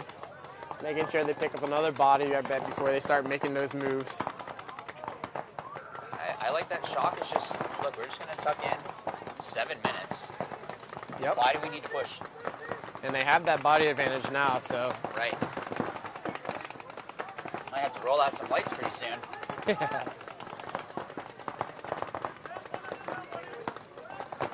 So. I love seeing these teams at the end of the day, how disciplined they are. Yeah. Well, that's why they're here, right? Yep. I feel like Rejects, that player in the can, the way that he's shooting makes it sound like he doesn't have a whole lot of paint left. You can hear him just kind of one-balling. Some bursts here and there, so maybe... Yeah. So he's something. trying to, like, I guess, fake out the Snake 1 to think that he's off of him. Maybe. And then catch him, maybe, but at that point, I feel like it's too late. If your paint's not there, the gap isn't that big. Small enough. Yeah, it's small enough that you're going to just skip by it. Right. Yeah, it's not one of those that, like I think about if you're playing in the middle and you're trying to bait a player. Yeah. There's some that you can bait them, then there's some where it's like, unless I guess correctly, I just have to have paint through this The gap. timing is, yeah. It's not even worth it. It's just flood that zone. So 4 on 5, Rejects playing with the body down here. Lost one off the break kind of quickly. And by the amount of pods that I see next to that Snake Can player that you're talking about, he definitely looks like he's going to be down on paint. Yeah. Because he's still one-balling and he has about 6 pods on at his feet. So. Hey, you're doing your job if you're trying to help out your player there. And the tower on Shock. Rejects just sneaked up to the Dorito 4, so they have Dorito 4 and Dorito 50. Happened? Rooney's walking off. Rooney's walking off, yeah. That he got shot. No, he's upset, so. Maybe he was shot by a Dorito 4 because they didn't. Maybe. Rejects have Dorito 4 and Dorito 5 right now. The Dorito 50. And we're getting this wonderful look over here on the Snake side of Alec. We see the nice and calm. We see the Snake 1 here, the Alec of Shock. Rejects are pushing the presser. And they're over here on, oh, Shock takes him out, and they trade. Oh, wow. And the 50 trying to get that last shot. Gave himself away. Yeah, he was already shot. He just wanted to give him a little extra, but he put himself out there and got himself shot by the Snake player. Yeah, or at least like take a knee and get behind the bunker as you're doing that. Maybe he wasn't sure if the player was eliminated or not. Yeah, I understand. We see the dead man walks. You want to make sure the player is out. Yeah, make sure that they're shot because you don't want them to turn around and shoot you and then you go back to the pit. Like, what happened? You shot me. You were standing next to him. He ran past you. How did that happen? Well, I didn't know he was dead. So after that little chaos, leaves us with 3 bodies for Shock and 2 for Rejects. And no paint in the Snake. Oh, is that the same player that was playing the Snake back? Yeah, so he has... He probably has 10 balls in his load. Yeah, he's very limited. And Alec has 2 pods on his back.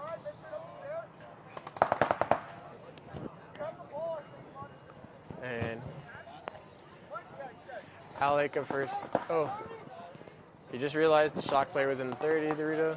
Let's see if they can make that. Oh, made that move into the baby Dorito. So Shock has Snake 2, or no, Snake 3, Dorito 3, and that center tower there, while Rejects. Oh, center tower still has 1 more pod. I thought he grabbed his last one. I can see another one right there.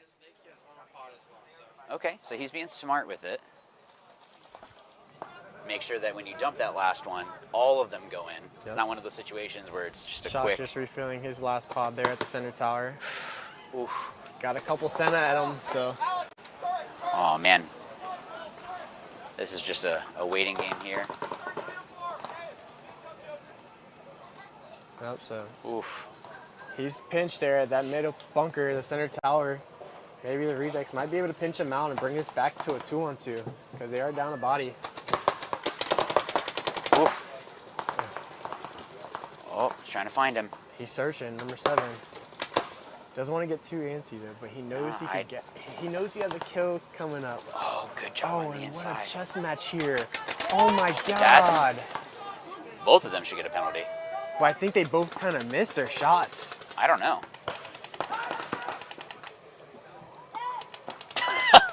So as Alec made that move down the field to clear out the snake side, he's calling for a clean field. Hey, that's it.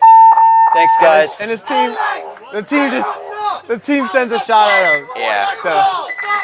Oh my God. That was a fantastic look. That's one of the moves that you, as a media, would want to catch, right? Him jumping over the beam to bunker out the player. That was a beautiful move. I wish there was a replay. The whole sequence was nice. Who, the other guy? We're trying to. They both missed at first. Like Alec missed a couple shots and everything. Yeah. Yeah. So. Yeah. I mean, the ref is right there. They're standing right there, staring at the same thing that we are. So, and they're closer, so they're going to be able to see different angles. And we have more refs on the field, like you were talking about. Yep. So, all right. So Gulf Coast and Revo got a real nice long break there. Again, this is only for 3rd and 4th, but no one wants to go home with 4th place. No one wants to go home with 3rd, but at least it's better. Do you even right? tell anyone that you got 4th place in the tournament? I don't think so. I mean, if there was a bunch of teams, then maybe, but I don't think I'd go home and say so. We made the semis. How else did you do? Yeah. Oh, wow, that was a real tall dive, and somehow made it alive. But with a highlighter of a pink pod. Yeah, but as that move is being made into the Snake 50, Gorillas are losing their Snake or the center tower player. He missed his shot. On that Dorito wedge, right? Yeah, he missed his shot. Oh. He had his whole body, too. Oh, man. Wow. Number 11, Seagraves. Oh, man. He had a chance. All right, he redeemed himself. He got the shot, but I mean, there's still 3 minutes, right? Like, it's not like they're down and out. They're only down by 1. Such a beautiful angle here, down the wire, watching the Snake side. Let's see. Oh, actually, it'd be great if we could see him come around and shoot that can. Either of those cans, we're going to be able to see that shot. And now we're taking a look at the cans. They're both crossed up here. And they do have a, you can see it right there. Good. We're zooming back so you can see that. So you have the, oh, he got shot. He might have just got shot in the pack, and now he definitely did. Good job by the 50 Snake here. Number 11 is on it. Yeah, he made up for missing that first shot. Yeah. He's picked up 2 since that first one. Like, I got 2, guys. Like, I might have missed the first one, but I got him. Don't worry. So let's see if... And Revo's needing this to tie it back up. Yeah, absolutely. But I Gulf think Coast dropped the one ball. body alive for Gorillas here in the Snake insert. I don't know if I agree with that. But the issue that you saw is that the Gorillas both look the same way. They both look Snake way, and that let the Dorito player just take off and go down and eliminate the first can, and then now it's a 3-on-1. Yeah. Where at least if they're crossed, you're giving yourself a chance of surviving. So by them switching that, Tiki's did a great job picking up their Dorito side players, understood, like, hey, I gotta go. We're down. I'm just gonna get on my horse and get down the field here. So they were definitely making sure that they're doing their job here. So let's see if Shock can hold this lead or if Rejects are gonna come back and tie it up. We got ourselves a game, guys. We got ourselves a game. And this is going to be for all the marbles if Shock is able to just shut it. I see Shock just playing the defense. I've been around these guys. There's no reason for them to push. Yeah. Why would they do that? Been around this camp too long. And they take that bite out to the Snake corner, make it out alive. Both teams are 5 alive. Yeah. Oh, but Rejects, as you say that, lose their first player there on the Dorito side, Aztec. Just like you were saying, Shock just, I'm going to shove myself into this bunker, stay tight, and especially with that first kill advantage off the break. Yep. Yeah, Rejects are going to be on their heels. Rejects are gonna have to peel them out because Yep. they're not coming out by themselves. Yeah, exactly. So. As I say that though, Alec for the snake side on Shock is making the move down the snake side. So. See, I don't know if I agree with that. Yeah. But because now you're opening it up to if you go down and trade with someone and they call it a penalty, why would you move from the back? You know? You can see the whole field, you can protect the box, you can protect the buzzer. Yeah. Rejects make it into the Dorito 2 alive, clean. Quickly looks on the inside. He has a hopper hit, I believe, though. I really think he does. On the Dorito? Yeah, Dorito 2, the second one. It's hard to tell. I don't know. But you could like, when I saw it, because it was down. Yeah. At first, now his hopper's up, but you can. I don't know, maybe. Could be like rub. Yeah, or as just well. a sticker.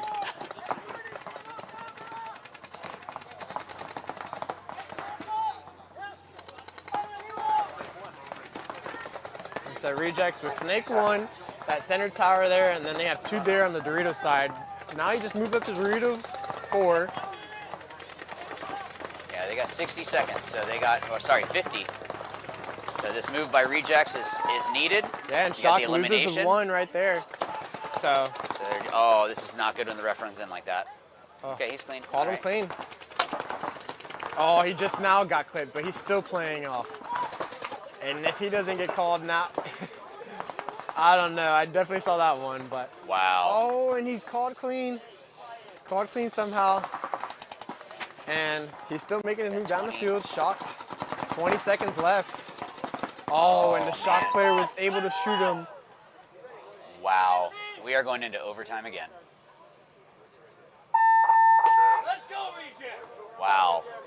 Really good job by Rejects on that one. I thought it was going to be it. I thought that was it. I thought Shock had that. That was kind of chaotic. A lot happened. Jeez. And it's going to make the match 2-2. Oof. Again, close matches are always good. Yeah, so both of these matches sitting at 2-2 then.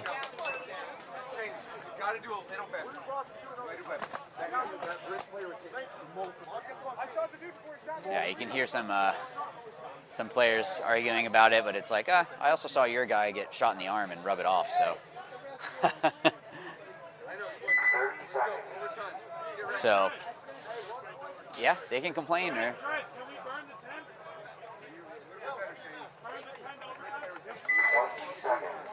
So they're going to burn the 10, go straight into overtime. Gulf Coast Gorillas and Tiki's Revo are 2-2 right now, 2 minutes and 26 seconds.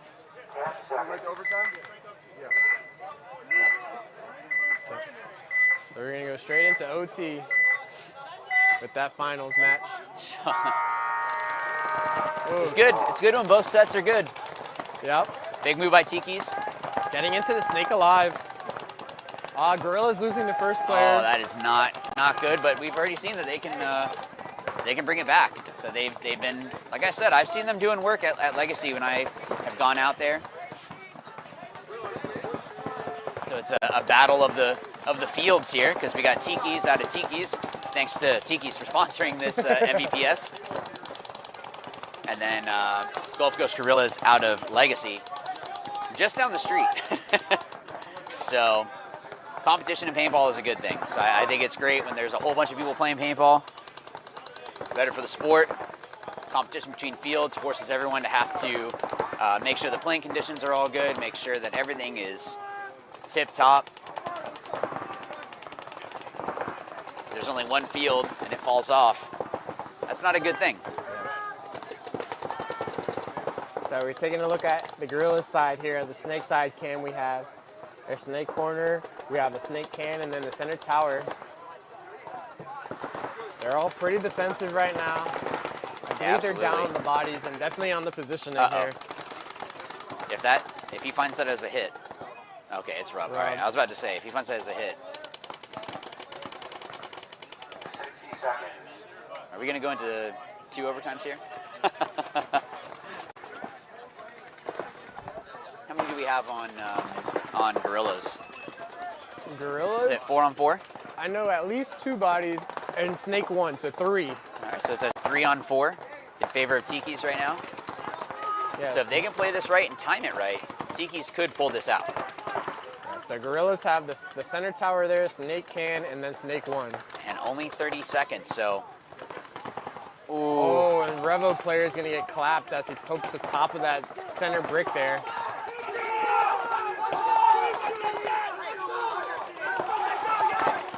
And he missed. Wow. The Tiki's player missed, or actually it looked like he bounced him. But he checked. So, again, kind of parental advisory whenever you hear the pits. Wow. Both of the finals are in overtime. So what a final set we have This is here. great. Going into overtime.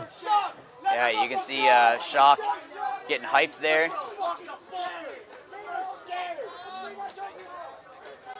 Yeah, trying to get everyone hyped.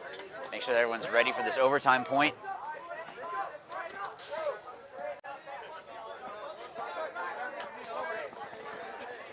So here we go, Shock and Rejects, overtime. I want to see this go into one-on-ones, just like the other one. And Rejects definitely want to make a statement here. They definitely want to come in and just say, like, no, we don't care what division you're going to be playing. Some of you guys are going to be playing. We don't care who's on your team.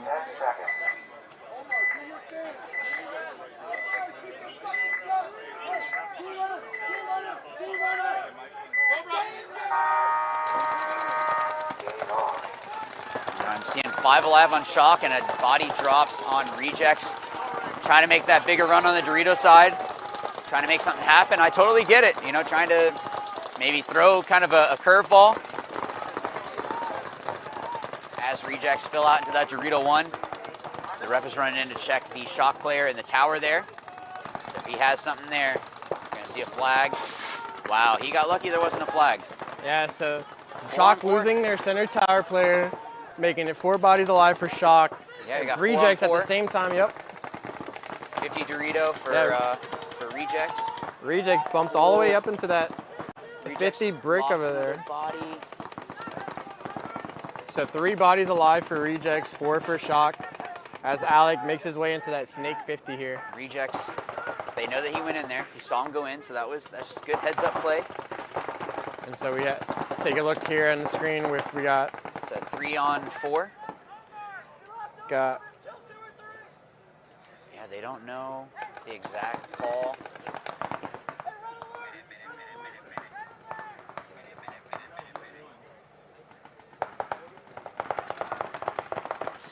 Starting to get tense here. So they found the Snake. This is OT here for finals in D4X He ball. was eliminated.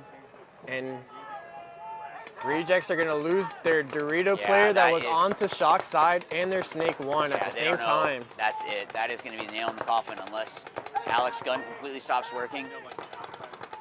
He's going to get this shot on the tower. And that might be giving Shock their win in D4X. You got Max Rooney looking to clear the field. You got to make sure that don't shoot your own guy again. And that's Shock over there. Michael, they got to make sure they got point of proof first. Don't celebrate yet. You got to make sure that you're hitting the buzzer. So let's see, are they going to call it up? Thumbs up. So Shock are your D4X winners. Congrats to Shock.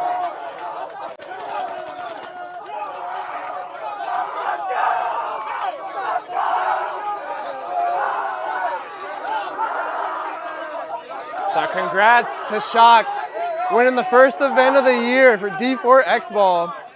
What a battle by all the teams today, though. Both semifinals match going into overtime. And here back out on the field, we have Gulf Coast Gorillas and Tiki's Revel battling it out for 3rd place. Let's see who's going to pull it out. Go home with at least a little bit of pride. But yeah, congrats to Shock for pulling out the win on that one. But Rejects should not be upset at all with how they played, with the fact that they were able to come back like that and just fight it out the whole time. They should not be upset at all about that. Here we go for the third place. We got Gulf Coast Gorillas versus Tiki's Revo.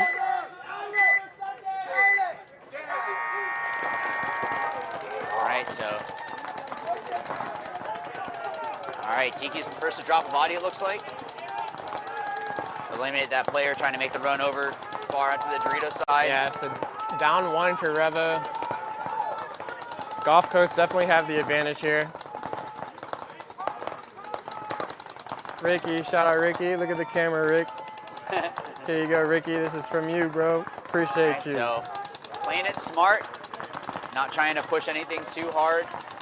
I kind of like that the player here didn't go into the 50 snake, because this player here for Tiki's was the one that was playing that 50 snake. So by him stopping there, I kind of like that he did that. Just switching it up just a little bit. He can still always dive across.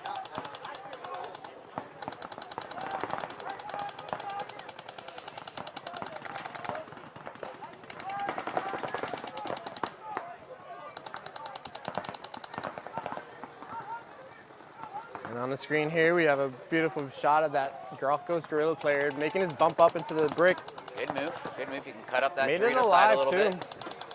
I don't know if Revo knows that he made that move. He did bump it a little bit, but I don't know if they saw that.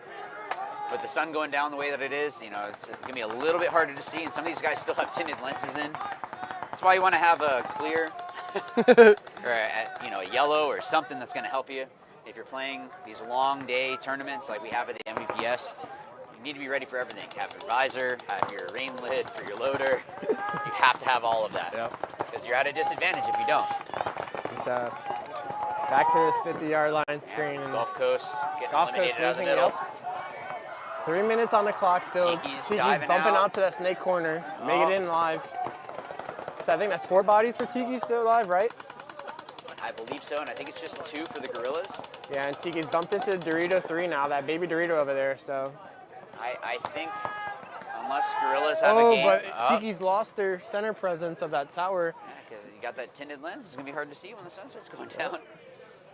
And so 3 Is that bodies. number 9 in the snake? Is that the And future that is Keith Brown Jr.? That is number 9.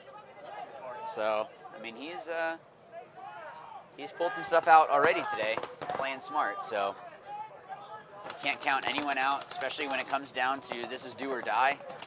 Are you at least going to have a little bit of pride when you get home, or is it going to be just going home and being like, yeah, we got 4th? At least 3rd, you can hang a medal. 4th, you just got your bruises. Bruises definitely wouldn't have been from the field, because this grass looks fantastic. It would all be from getting bunkered, but.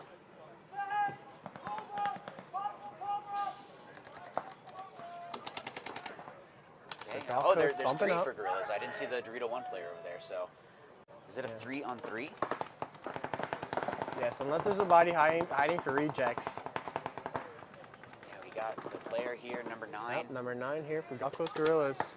Been a menace in the snake all night. Yeah, you got the 50, both 50s on both sides. Tiki's road player, they're repositioning from that snake corner and making a huge bite. Last second, they made the read and realized he was making the bump, so he had to readjust and go back on the outside. Made the play clean. That Dorito was trying to protect this guy. I heard the bunkers getting hit, but oof. So fair trade out there, just leaving 2 bodies alive for both teams. With Revo having a little bit better of a spread out on the Revo's field backing layout. up. Nope, And never then mind. he Decided psych not out. to. Thought he was gonna go back. Oh, tricked you. Oh, 1-on-1s. Come on, 1-on-1s. And we got 1 minute left, 2-on-2. Are we gonna be seeing another 1-on-1s? See, this tower, he could come up, use that brick, block out, stay low, go over and bunker. Oh, Gorillas is gonna lose 1 player. So that leaves just 35 seconds here left on the clock. So either we're gonna have our 3rd place. Oh my God, so looks he like they traded traded. out, but that means the Gorillas player has to realize what just happened in 20 seconds.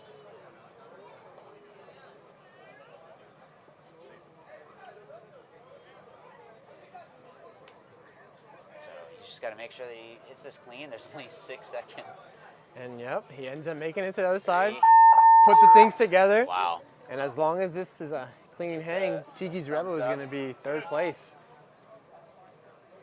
Point approved. Rebel gets That 3rd place. is Gulf point Coast did a approved. great job fighting in that one. But yeah, thank you guys so much. Just want to say thank you, of course, to Carbon, for Dye, for DLX, for Dirty Dan, and for Tiki's for sponsoring the MVPS. Of course, a shout out if you guys haven't gone over to my YouTube channel, youtube.com/howtoplaypaintball. Hit me up, Greg at howtoplaypaintball.com for clinics and online clinic options. And appreciate being able to do all this commentating. So thanks to O'Nell for letting me come back up. And we are all done. Do you have any last things? Yeah, well, congrats to all the winners. Thanks everyone for showing up. Really appreciate it. It was exciting to see the Velocity Division today. Yeah. And what a turnaround Legacy did after losing 5-0 to Rejects, and to come back and win the Velocity Division against Rejects was huge. So shout out to them. Shout out to Shock with their first win of the season. And thank you everyone for representing MVPS so well. Thank you. Check out Christian Rivera Media if you'd like. Thank you, refs. Thank you, scorekeepers, everyone. Appreciate you signing out here. You'll have award ceremony shortly.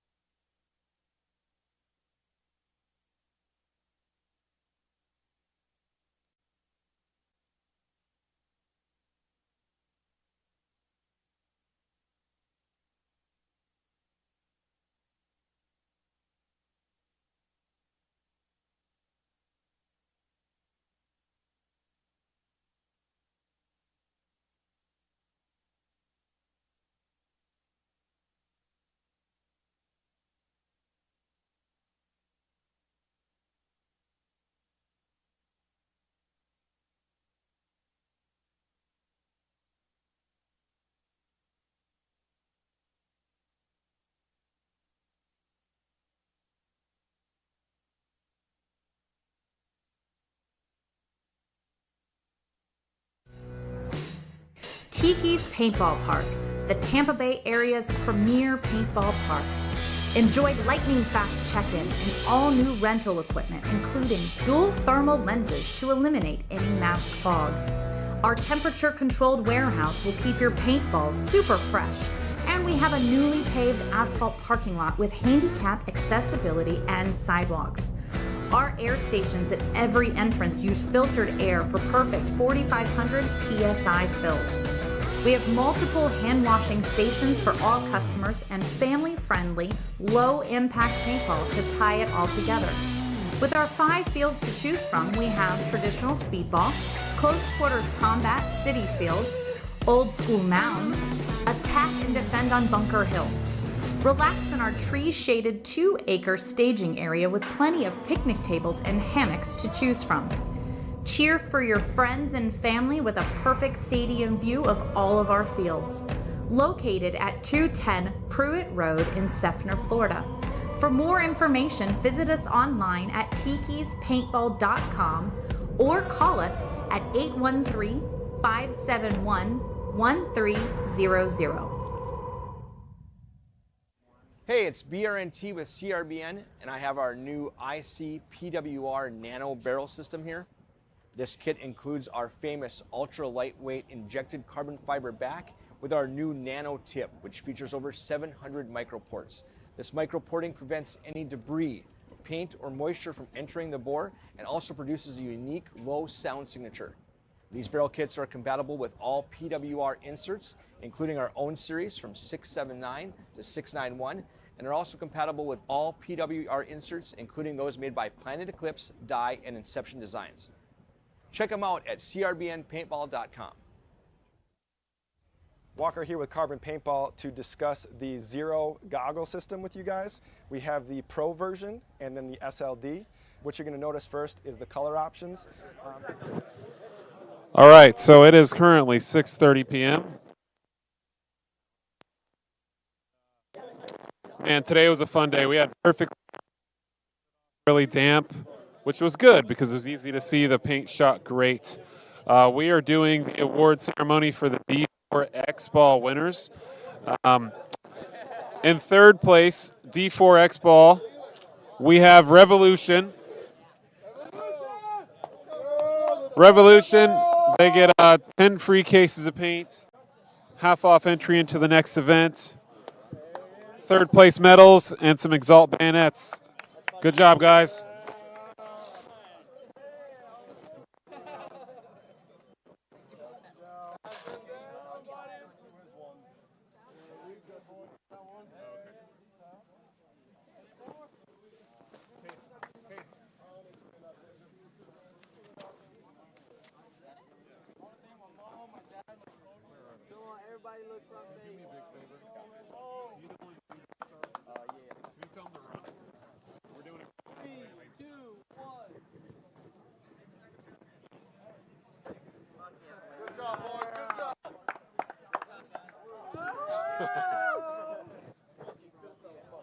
Okay, Mikey, you're closest to me. Come here. D4 X Ball, third place. Tell me who you are, what field you play out of, what led to this third place podium today.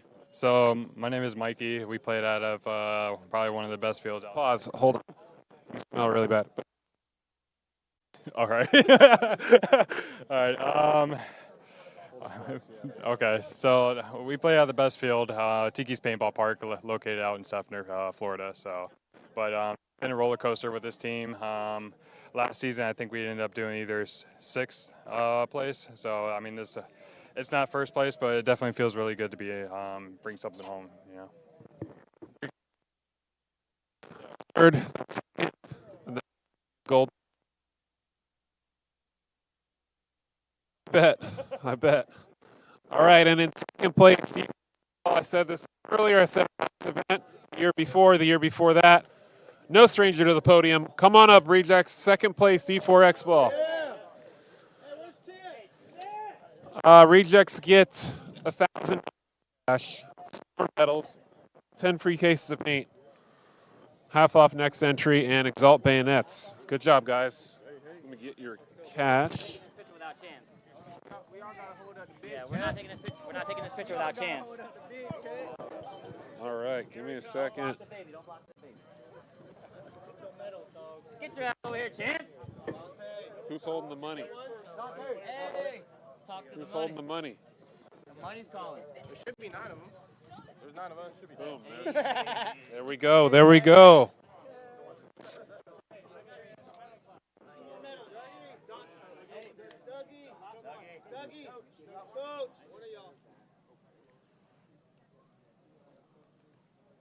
Anybody taking your photo?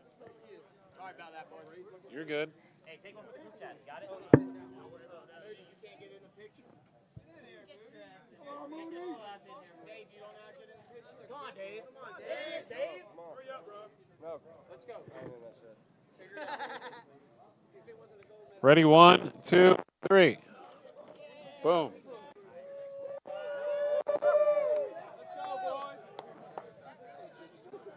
Good job, guys. Have a good one. Thank you.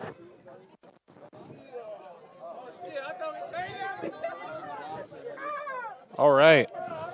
All right, all right. As he's standing directly in front of the camera. He's about to get kicked. All right. They just changed their name, but it's very, very similar team. D4 X Ball. I've seen these guys. Oh, you can come up. You're so used to coming up here. Just, you can come up. They go by shot now. I won't say they go by shot. Proud of these guys. Consistency is key. They have very good leaders. Dreads. Hey, hold on. Calm down. Sorry. Calm down. You're OCD. Calm down. Calm down. Interview. Can I get you? I don't do interviews. It's fine. Okay, what's up? Quickly. Can I get 4 people at the bottom? It's fine. Like a baby. Year number 4, domination. What do you have to say? Year number 4. Not to be rude, it's year number 6. Shut up. Not to be Year rude. number 4. Year number 6. All right, it's a dynasty. Domination. What do you have to say for yourself? Just I thank the boys for putting in a lot of hard work, a lot of Saturdays, a lot of Sundays, a lot of drills, a lot of putting up with my BS. And Congrats. First place, D4X Ball Shock. They get $2,500 cash, 10 free cases of paint, half off entry into the next event, Exalt Bayonets, and another dub. Hold on. You want money first? Wait, let me see. Let me get that. That's when I just dropped the mic. Stupid, bro. Let the mic. Trophy. Oh shit! I got. Give it to the minor. Why am I all I'll take it. Oh, that looks pretty. Do I have a medal? Yeah, there's hundreds wrapped in there. Yeah, there's more hundreds. Did I not get a medal? Take Jets. Whoa. Hang on. Hold these. Chill. Count that first.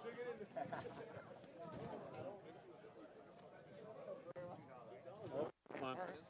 Oh my God. Up, boys, first place.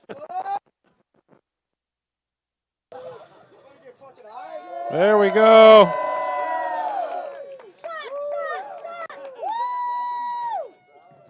Great job.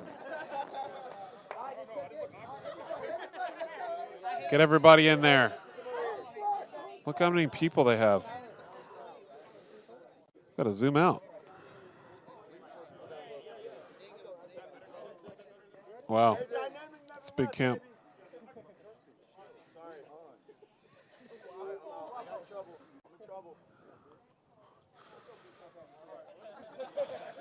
All right. Great job, guys. Great job. All right, so as we wrap up, it's getting dark. Mosquitoes are coming. And we're going to get cleaned up. We'll be back tomorrow. Nestor, thank you for interrupting me. I love you. All right. Thank you, guys.